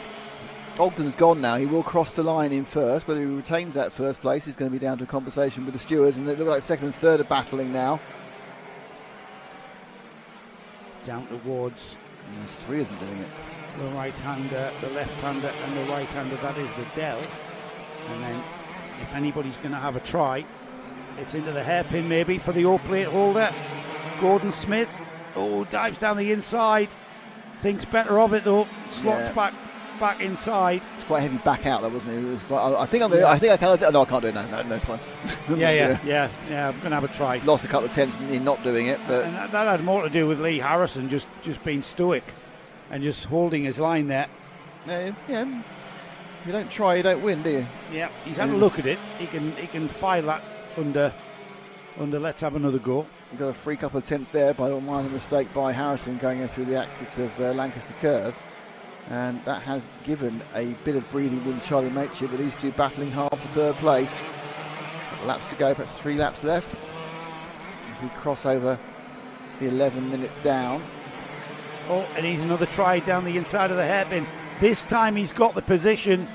This time he had the track position. And it's Gordon Smith on the O-plate who moves onto that third and final step of the podium. But it'll be Lee Harrison who's trying to come back at him, and Ben Jessup, the number 3. Ben coming back, hasn't he? Started on pole, drifted back appallingly, and then he's just trying to catch it back up again. Now this is the penultimate lap. They won't get. They will tick the 12 minutes the next time round for Luke Ogden, who now has a 2-second lead of Charlie Machin, and then there's another point, as you can see, there's Charlie. The distance you can see there between that and our O-plate holder Gordon Smith and Lee Harrison. As they race up the Hanger Straight for the penultimate time here at Llandow in the 1:15s. So as Luke Ogden crosses the line to be delighted by the sight of that 1 lap to go board, Charlie Machin has kind of moved off the nose of the O-plate holder Gordon Smith. Gordon Smith, if he had mirrors, they'd be full of Lee Harrison, wouldn't he? Because that's not over. There's the leader. Let's just follow Luke Ogden round. Now Luke came into this second round in 4th place. He took the win. He also took a 2nd place in his second heat of Wilton Mill. But then he did have a bit of a dire 16th place in heat 1, 16th place in heat 3. So that didn't score him as many points as he perhaps would have wished. However, he's getting the maximum in this final. It's rounds 1 and rounds 2 of the Access Karting Championship for the 115 UK category goes to Luke Ogden. Charlie Machin stays in that 2nd place, with Gordon Smith taking 3rd, Lee Harrison 4th, Ben Jessup 5th, Ash Robinson 6th, Scott Rickson is in 7th, Jordan Kendall 8th, 9th is Chris Ryan, Sam Taylor rounds off the top 10. Those are, of course, provisional results. Yeah, very much. Provisional. All the results that we call are provisional. They are. This is our penultimate final. Yes, and it's the GX Senior Championship final. We need to know how the grid is for this one, to be honest. Right, are you ready? I am ready. I'm very excited. Ta-da! On the pole position, Jacob Sharrock. Who is going to beat Jacob Sharrock? He came second in the championship last year. Brad Philpott has moved on. He's left it all to do for Jacob Sharrock, who took the win at Wilton Mill. He took a third, a first and a sixth, and a win in the final puts him at the head of the field for championship. He's sharing with Lewis Jones. Now Lewis is, I can't find him on the Lewis Jones, results. number 28, yeah, and the results for round one. So Lewis Jones on the front row of the grid for the GX UK Seniors. Second row is the Macy Cup winner Philip Richardson with Matthew Roberts on the number 3 alongside. It's O-plate holder Anwar Beryl Smith that shares row 3 with number 5 Alex Mangine. Russell Endine, number 6 in 7th alongside 66 Alex Horn. Then we've got on row 5 Ronnie Townsend and Ben White. We've got Tom Angier and Adam Holloway on row 6. Row 7 is Ethan Hall and Paul Zenitiachi. And on row 7, row 8, Matthew Glazebrook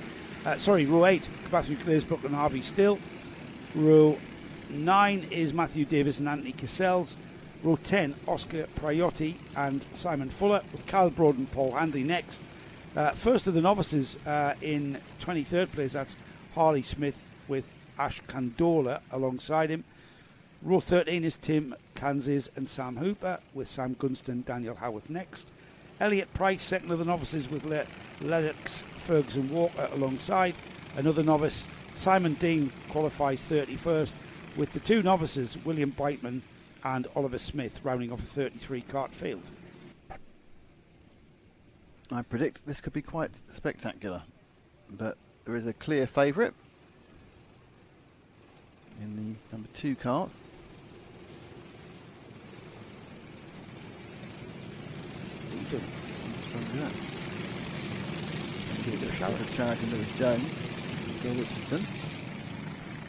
This is going to be a cracker. These drivers in this class of racing, the racing is so pure.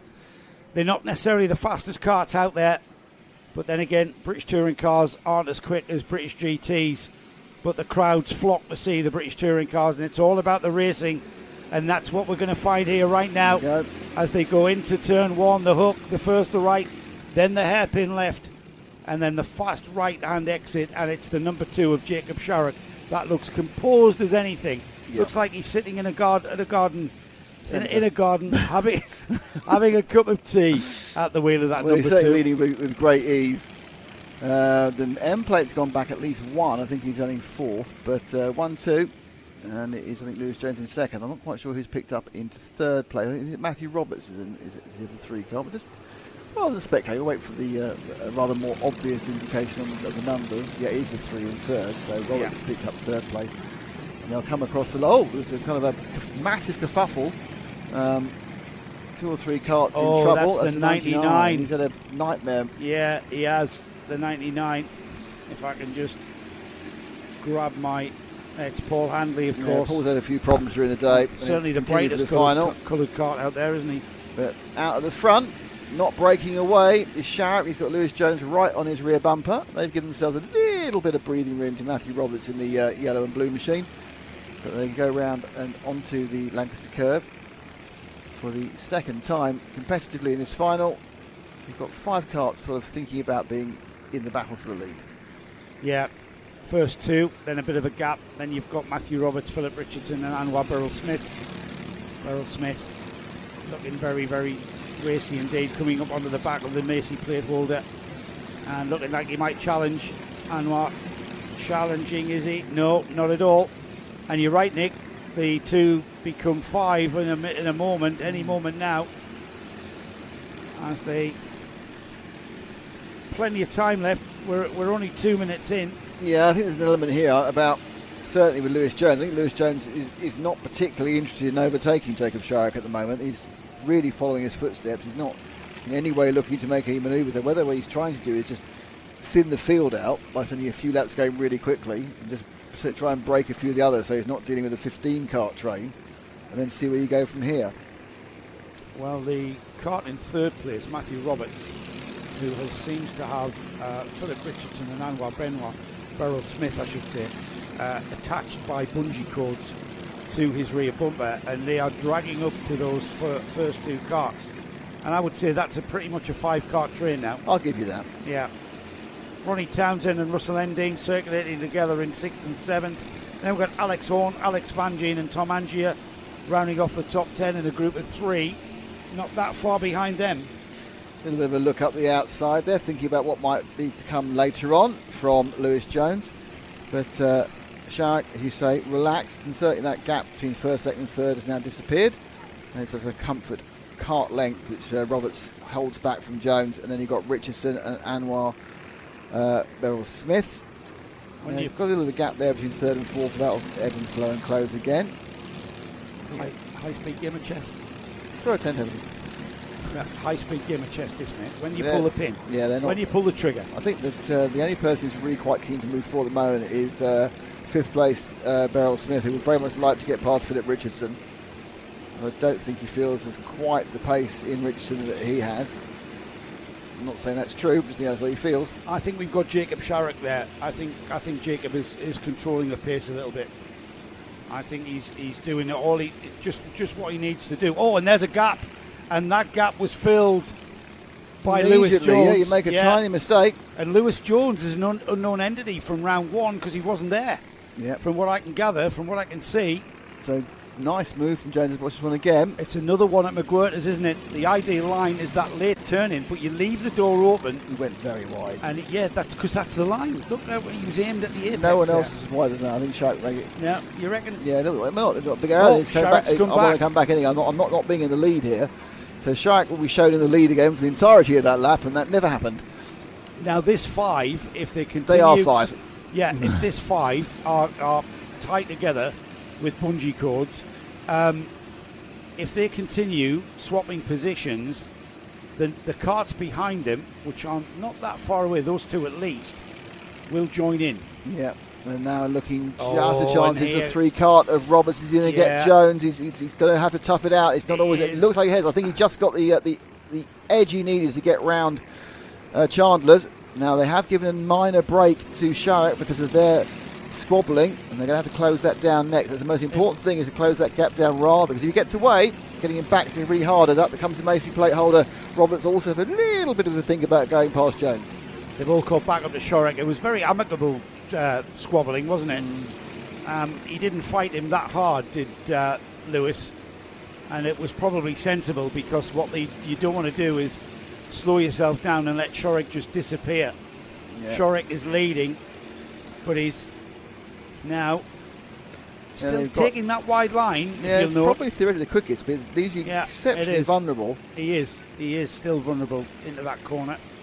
Glance over the shoulder by Richardson on the M plate towards Anwar on the O plate. So the special plate drivers are having a bit of a think about what they should do next. The thing is that we're not even at halfway yet, so it's kind of a case of, and they haven't really broken everyone behind, because they're only 1.5 seconds behind. So any sort of minor kerfuffle, and they're going to have a 7-kart field. But these 5, round Raymond's hairpin, no one making any sort of move whatsoever on that lap.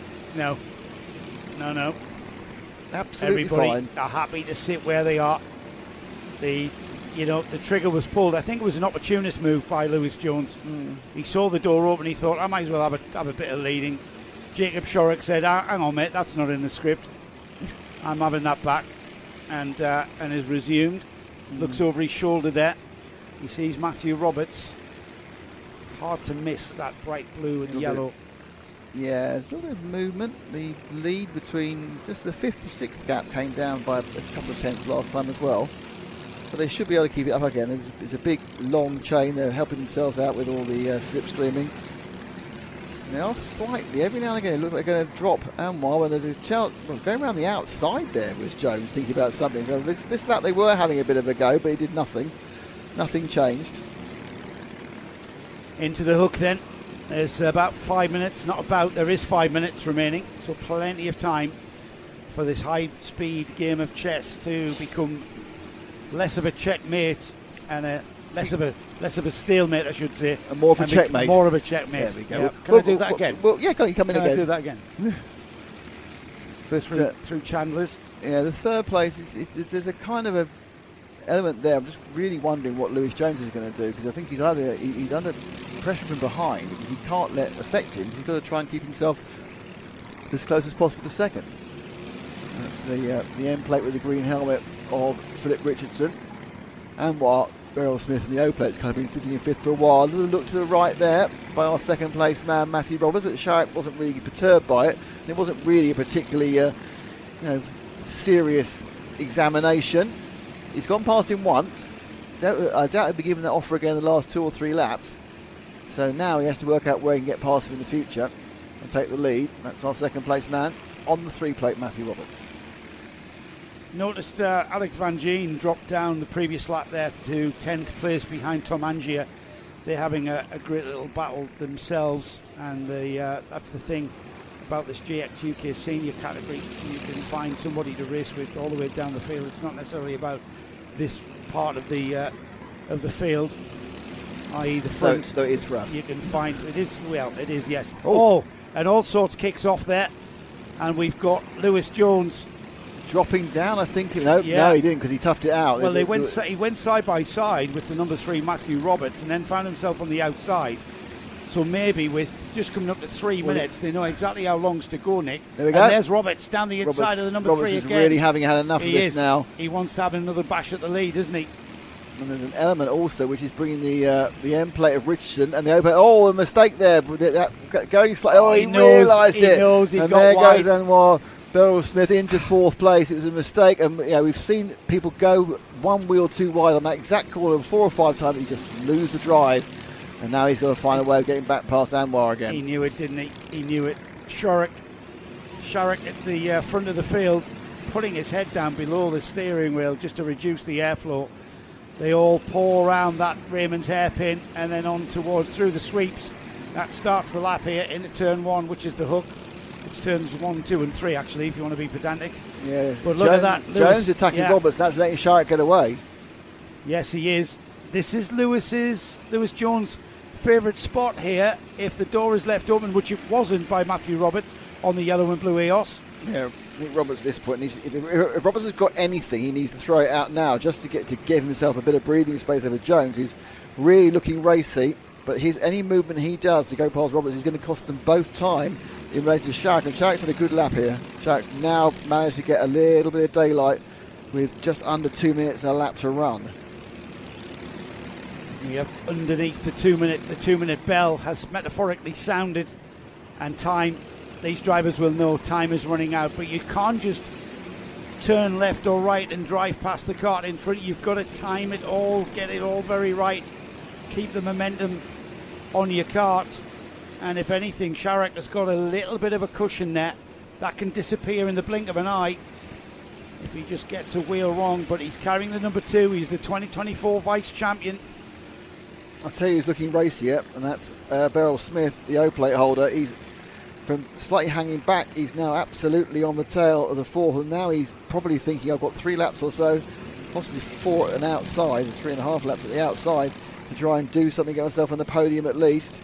But there's a kind of a desire by all of these drivers at the moment. It's remarkable, and the 4 of them are going to go piling into the hairpin, but no real moves on that one. Yeah, Sharrock was a little bit to the right there, not overly defensive, just sort of making it very hard for anyone to come down his outside. They are going to be absolutely on the cusp of 1 lap or 2 laps. Philip Richardson's right there as well, though. And if Beryl Smith, who's planning something, but then again, so is Lewis Jones on that number 28, and so is the number 3, Matthew Roberts, and so is Jacob Sharrock, to keep them all behind him. If they do the same lap time as last time, they'll cross the line at 7:59.7. No way. Yeah. Now, sometimes the timekeepers get that slightly wrong and give them the last lap, so it's going to be quite hard to work out his last lap or not. Yeah, we'll see it on the timing screen. Here they come then, down the straight towards Raymond's. It's Sharrock positioning the cart in the middle of the track. They come out, they stay line astern. Oh. The move has been made by the end plate. It's the last lap. 59.760. It's the last lap. It's not the last lap, but it is the last lap. They've had the last lap board. Don't confuse us, Nick. It's a quarter of a second. Don't That's confuse fine. us. They've got the last lap. That's fine. Yeah, here we go. McGuirt's for the final time. Jacob Sharrock, look how tight he takes that turn. He was not leaving any kind of gap at all. And now it's all about keeping your foot hard in through Chandler's, again defensive. Everybody's going to be tripping over. If Sharrock wins this, it could be anybody for second, third and fourth. Look at this train of karts out of the Dell for the final time then. And it's a sprint down the straight. It's line astern, 2 wide for second. Two wide for second with the number 3. Yeah, change for second. Everyone's together. Oh, and they go wide. Who's it across the line? It's almost 3 wide across the line. Sharrock takes the win. Matthew Roberts in third. Anwar Beryl-Smith in third. Sorry. What did I say there? Roberts is second. Beryl-Smith is third. Number 3. Jones is fourth. Richardson is fifth. So the winner in that last lap was Anwar Beryl-Smith, who picked up the third place. Sharrock managed to hold on. Great drive. And a real excellent denouement to your high-speed game of chess. Tremendous. Sharrock, Roberts, Beryl-Smith. That's your podium. Lewis Jones loses out. Right there, he was on the outside at the Raymond's hairpin, and he got mullered coming around the hairpin by Anwar Beryl-Smith, who was just waiting for that moment, wasn't he? Philip Richardson, I'm sure he was waiting and waiting to pounce as well. He ended up in 5th, and then Russell Ending, 6th, Ronnie Townsend, Alex Horn, Adam Holloway, Tom Angier, Ethan Hall, Paul Zanatachi, Sam Hooper, Matthew Glazebrook. Alex Van Gien ended up 23rd. He was running in the top 10 at one point. Was there a problem? I don't know what the problem was, but he's dropped down. Okay. Getting ready for the final race of the day.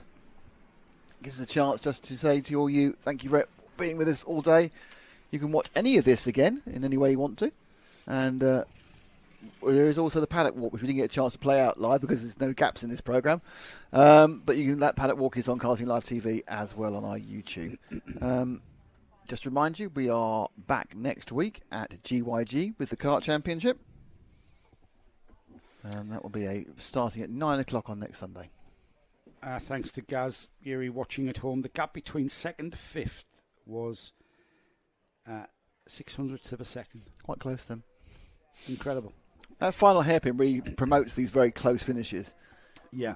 They came out they went into the hairpin 2 wide, and they came out 3 wide for second. There were two sets of two pairs went in, and one pair came out, and the third. Like I say, Nick, the GX UK class of karting, not necessarily your fastest karts out there, but have you seen it? You've got to go really far to see as close racing as that, with 5, sometimes 10 karts in the lead train.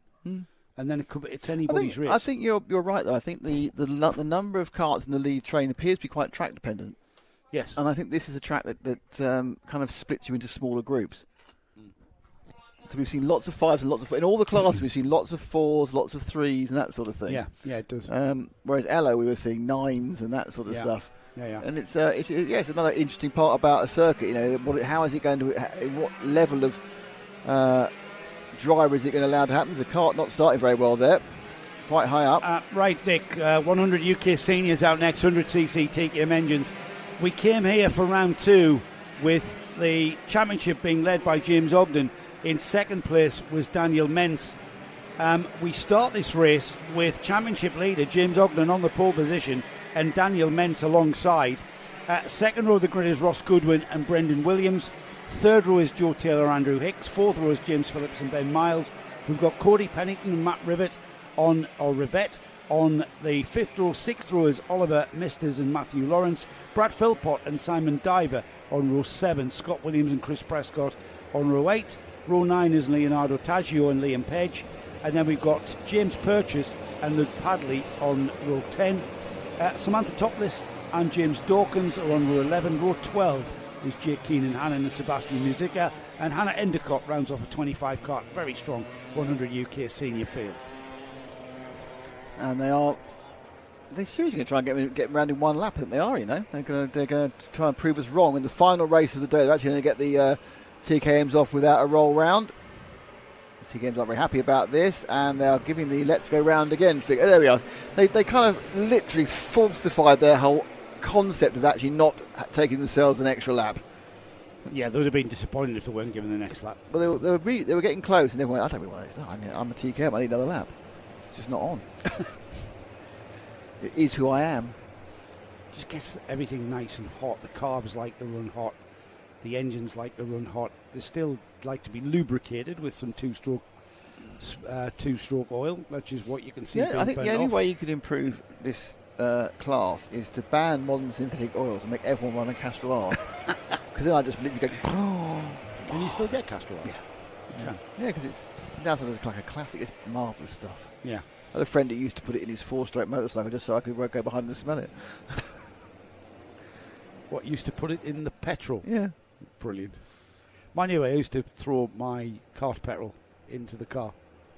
Well, that's it. It's fine. What was left? It's not going to affect the car. It's not going to affect the car. Bit of upper-cylinder lubrication. So the final 12 minutes of the weekend then for these Access karting drivers. This is the final class to take to the track. Can I just say thank you to the weather? Can I say thank you to the weather? Absolutely. It staved off, didn't it? We were supposed to have a downpour by now. We haven't. The sky is cleared. We'll do our thank yous in 12 minutes or so's time, because we look like we've got James Ogden and Daniel Mentz on the front row of this grid in great order. The grid nicely formed. They accelerate from the line and head towards the hook. The rest of the field follow suit. And into the hook, it is the number one. It's Ogden who takes it from Mentz, and in third place it is the 7 of Brendan Williams. This is the big battle. We're going to finally see 12 minutes of Ogden v Mentz. Absolutely the class of Mentz. And I am not being behind you, Mr. Ogden. I'm going to take the lead as soon as I can and control it as best I can. And who is that? That's latching on. It's the number 7, Brendan Williams, as was the starting grid. I'm sorry, but then Mr. Ogden saying I'm not having that at all. I'm going to lead this one, Mr. Mentz. I'm going to control the field from the front. Daniel's not you. Finished, though. Daniel's not finished. Into the Dell. Daniel Mentz. We've got several problems there. Who's that? We've got quite near the front of the field as well. We'll find out who it is when they get round to the hairpin at the end of the first lap, and we lose some drivers. So it's a nice battle again. Mentz, I think, is going to be scored across the line in first. I'm not sure he'll still be the first to get to the hook. He is. So there we go. We lost Ross Goodwin amongst others with that disappearance. Joe Taylor had a problem. Brad Philpott is a long way back. I don't think Brad Philpott's crossed the line either. So I think Philpott may have gone. So it's just coming now. He's just way behind. So absolutely weekend to forget for the GX champion. His second outing in 100. I think he's going to call it character building, I'm sure, on his videos. Yeah, pretty sure. Well, Daniel Mentz had the lead back by the hairpin. He's hung on to it all the way around this second lap, though. And if anything, pulling a bit of a gap there. And these two pulling away from Brendan Williams in third was James Phillips across the line on the number 23 in fourth place. But the leaders out and across the line. Where's Williams been all day? Oh, Williams is the long leg one, isn't he? No, we have had Williams before. He's a tall guy. Yeah. But he's managed to hold with them this time. Well, we've had a very intense first couple of minutes and the first couple of laps in this final for 100 UK seniors. And the question is, can Daniel Mentz hang on to this, or are we seeing a waiting game being played by James Ogden? Well, I think there's the point. I think that theoretically, yes, but I think Mentz has the ability to hold him back. Ogden, I think, wants to get past and try and gap, because I think they both think they've got a bit of an advantage over the other. Mentz certainly does not want Ogden ahead of him. I think Ogden is happier being behind Mentz than the other way around from what we saw earlier in the day. But, they've got to run at this pace for another best part of 10 minutes, including the extra lap, and out the inside and pushing it through.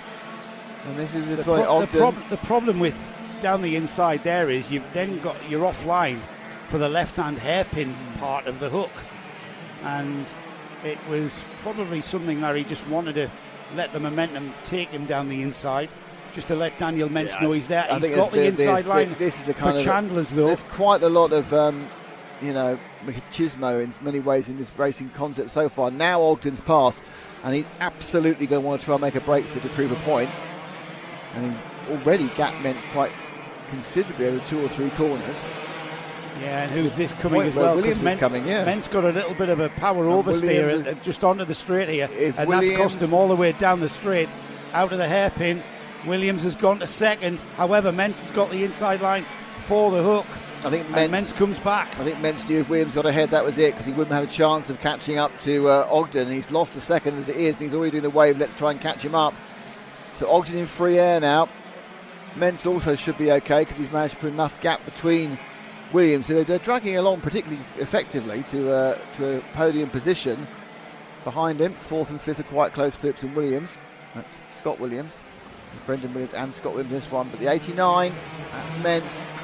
And he has to work out. He was 6/10 behind last time round. I think it may have got slightly worse for him on this lap. Yeah, it's amazing how that little mistake, putting a wheel, just a little bit of oversteer over the curb, that last lap, put him behind Brendan Williams for a little while. Yeah, it's up a second. 3/10 lost. So the gap is 9/10 of a second. And Ogden pulled the pin that last one. However, Ogden 48.21, Daniel Mentz 48.53, and Williams is coming back. Yeah, Williams, and this is going to slow them down. Williams is a real thorn in the side. He's really found some pace. Oh, he's for this down the final, inside of Chandler's. And he's made it stick. Yeah. So Williams found some pace, picked up second, but he is effectively Ogden's best mate in this one because the two of them scrapping, which is absolutely fine. It's the podium. It's going to allow Ogden to get away. And realistically, I don't think they can catch it back up again. I don't think that Williams has got that pace. They lost another. Well, it's 1.8 seconds. They lost 9 tenths a second in this squabble. Now, it's absolutely fine because I don't think Williams ever thought he was going to win this. So second place is fantastic. It's not great as far as Mentz is concerned. I think he thought he could win it. Well, let me find Brendan Williams from last time out at Wilton Mill. He had a 6th and 11th, a 6th and a 24th in the final. So it's off the back of a poor run. He's having a lot better weekend here at Llandow. And Daniel Mentz, who came into this round second in the championship after second place podium at Wilton Mill in round one. He'll want to be try and get back second on that again. Second step, and he goes down the inside. He's going to get over and under. He might have just enough if he gets the drive. Williams is not going to let him have it. He has. Williams just backed off, and so Mentz picks second up again. But now he's looking at a 2.5 second gap to Ogden, and we've seen no evidence he can bridge that. It's playing into Ogden's hands. It's like you said, Brendan Williams scrapping with Daniel Mentz is doing James Ogden a massive favour there. We've just ticked by half distance, and these two are still having a scrap as they're side by side through Chandler's. Williams having to settle in behind the number 89 through the Dell. Scott Williams is coming as well, and he's bringing James Phillips with him. Well, both the Williams, of course, are from the Williams catering team. Thanks to you and thanks to all the other sponsors you see scrolling on the screen for making this happen. It's there's 3 or 4 of them in the yellow and blue outfits, and certainly at the moment, it's Brendan has really found a bit of pace for this final. Gaps out to 3 and a bit, so again, even now on a bit of free air, he wasn't challenged too much. Mentz doesn't seem to really have the pace, or perhaps even the desire anymore. Perhaps he's just feeling a bit sad in the cockpit. I don't think so. I think he wants that second place. He definitely wants to be ahead of Daniel Mentz. This is a good race. They're having a great weekend, these two. And yes, James Ogden, they know he's the current champion in this 100 UK senior class of karting. And they know how hard he is to beat. And just to be on the same sort of terms. Look who's coming here, Scott Williams. We've now got a 3-kart battle, and the Williams family are in 3rd and 4th place. So whether we see Scott Williams being overly aggressive at all, it's his brother, isn't it? Yeah, but that's the worst one, isn't it? Yeah. Well, yeah. Get out of the way, bro. You want to beat most of all, isn't it? Get out of the way, bro. So, yeah, number 3, that's Scott Williams, and number 7, Brendan. Very similar, obviously, overalls and colour schemes. But it's a red helmet against a blue and white helmet. But they are hanging on to Mentz particularly well. I would have thought Mentz in clear air would have got away. Cap's not too great, but it does seem at this point that Scott Williams' kart's come on song. He's now going to give his relative a bit of a kicking, and he goes up the inside, and he's managed to get it perfectly. He eased him out. Yeah, and Brendan just slots in behind Scott, and now he says to Scott, okay, mate, you have a go, Daniel Mentz, see what you can do. coming up to 3.5 minutes or so remaining in this weekend's race. Yeah, the lead's 4 seconds. Ogden's really benefited from the battle we had a couple of minutes ago for these Williams cars. I just want to bring everybody's attention to the 6th place driver, James Purchase, who I'm going to check where he started this final. In the back. He started in the background. 19th. Now he claims not to be very quick, but he's come up the order and he's now in 6th. That's a good result. I mean, there's been quite a little bit of kerfuffle. Quite a few of the drivers have disappeared into lowly positions, and I think there's been a couple of instances we saw at the start with drivers going off. But the whole point about racing is to finish first you must finish. And even to finish 6th first, you must finish 6th. First you must finish. Yeah, absolutely. So Brendan Williams beginning to fade a little bit. Scott Williams overtook him, and Scott Williams not really being able to get onto the rear bumper of Daniel Mentz. Mentz, the gap came down a few tenths, didn't it? A few hundreds. 3.98, might as well call that 4 seconds still. Oh, and here's Scott Williams. He's managed to get out of the Dale right on the rear bumper of Daniel Mentz.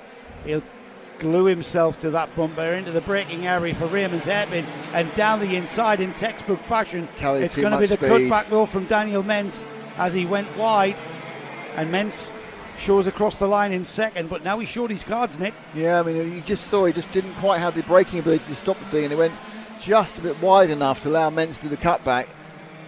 Ogden now 4.3 here. That's a back marker in the red cart in the 42. Just getting slightly in the way. I think it possibly just having little problems. Now that has enabled the 3 of Scott Williams to just start harassing the 89 of Mentz again.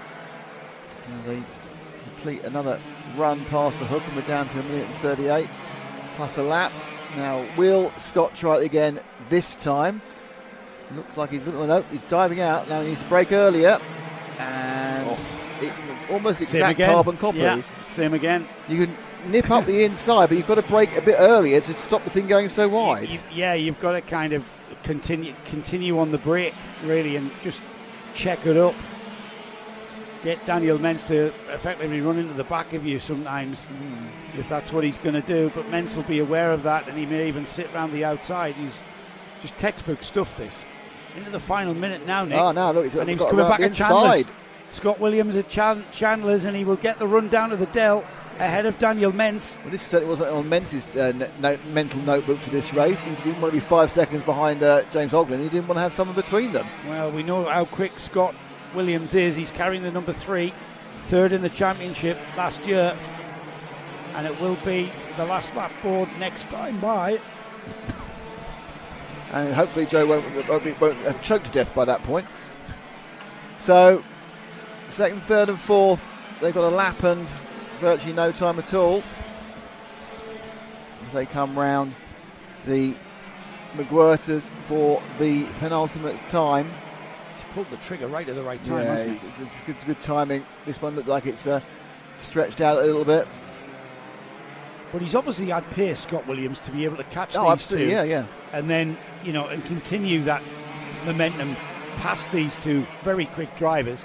And start our last lap, see if we can pick up our leader. Question mark. How well would Scott Williams have gone against James Ogden if they were alongside each other at the start? Don't know. Let's see if we pick up car 1. That is James Ogden in the lead. There he is. He's got a bit of back markery to play around with. But he didn't go his own way for the first 2 or 3 laps. Got in the lead at the right time before the slight error. Well, error or just a bit by Mentz, but he got into a kerfuffle with Brendan Williams, and that now needed to break the breakaway. And Ogden hasn't looked back since that breakaway. Whilst every others have scored behind him, Ogden looking like a victory. And it looks like a victory in round 1. And he's looking very much like he's about to have a victory in round 2. So back-to-back round wins in the Access Karting Series for 2025 for James Ogden, who takes the final checkered flag of the weekend. There's Samantha Topless just behind him. But in second place, Scott Williams, Daniel Mentz, Brendan Williams 4th, James Phillips 5th, Simon Diver, is it? Or is it going to be James Purchase that comes they come across the line.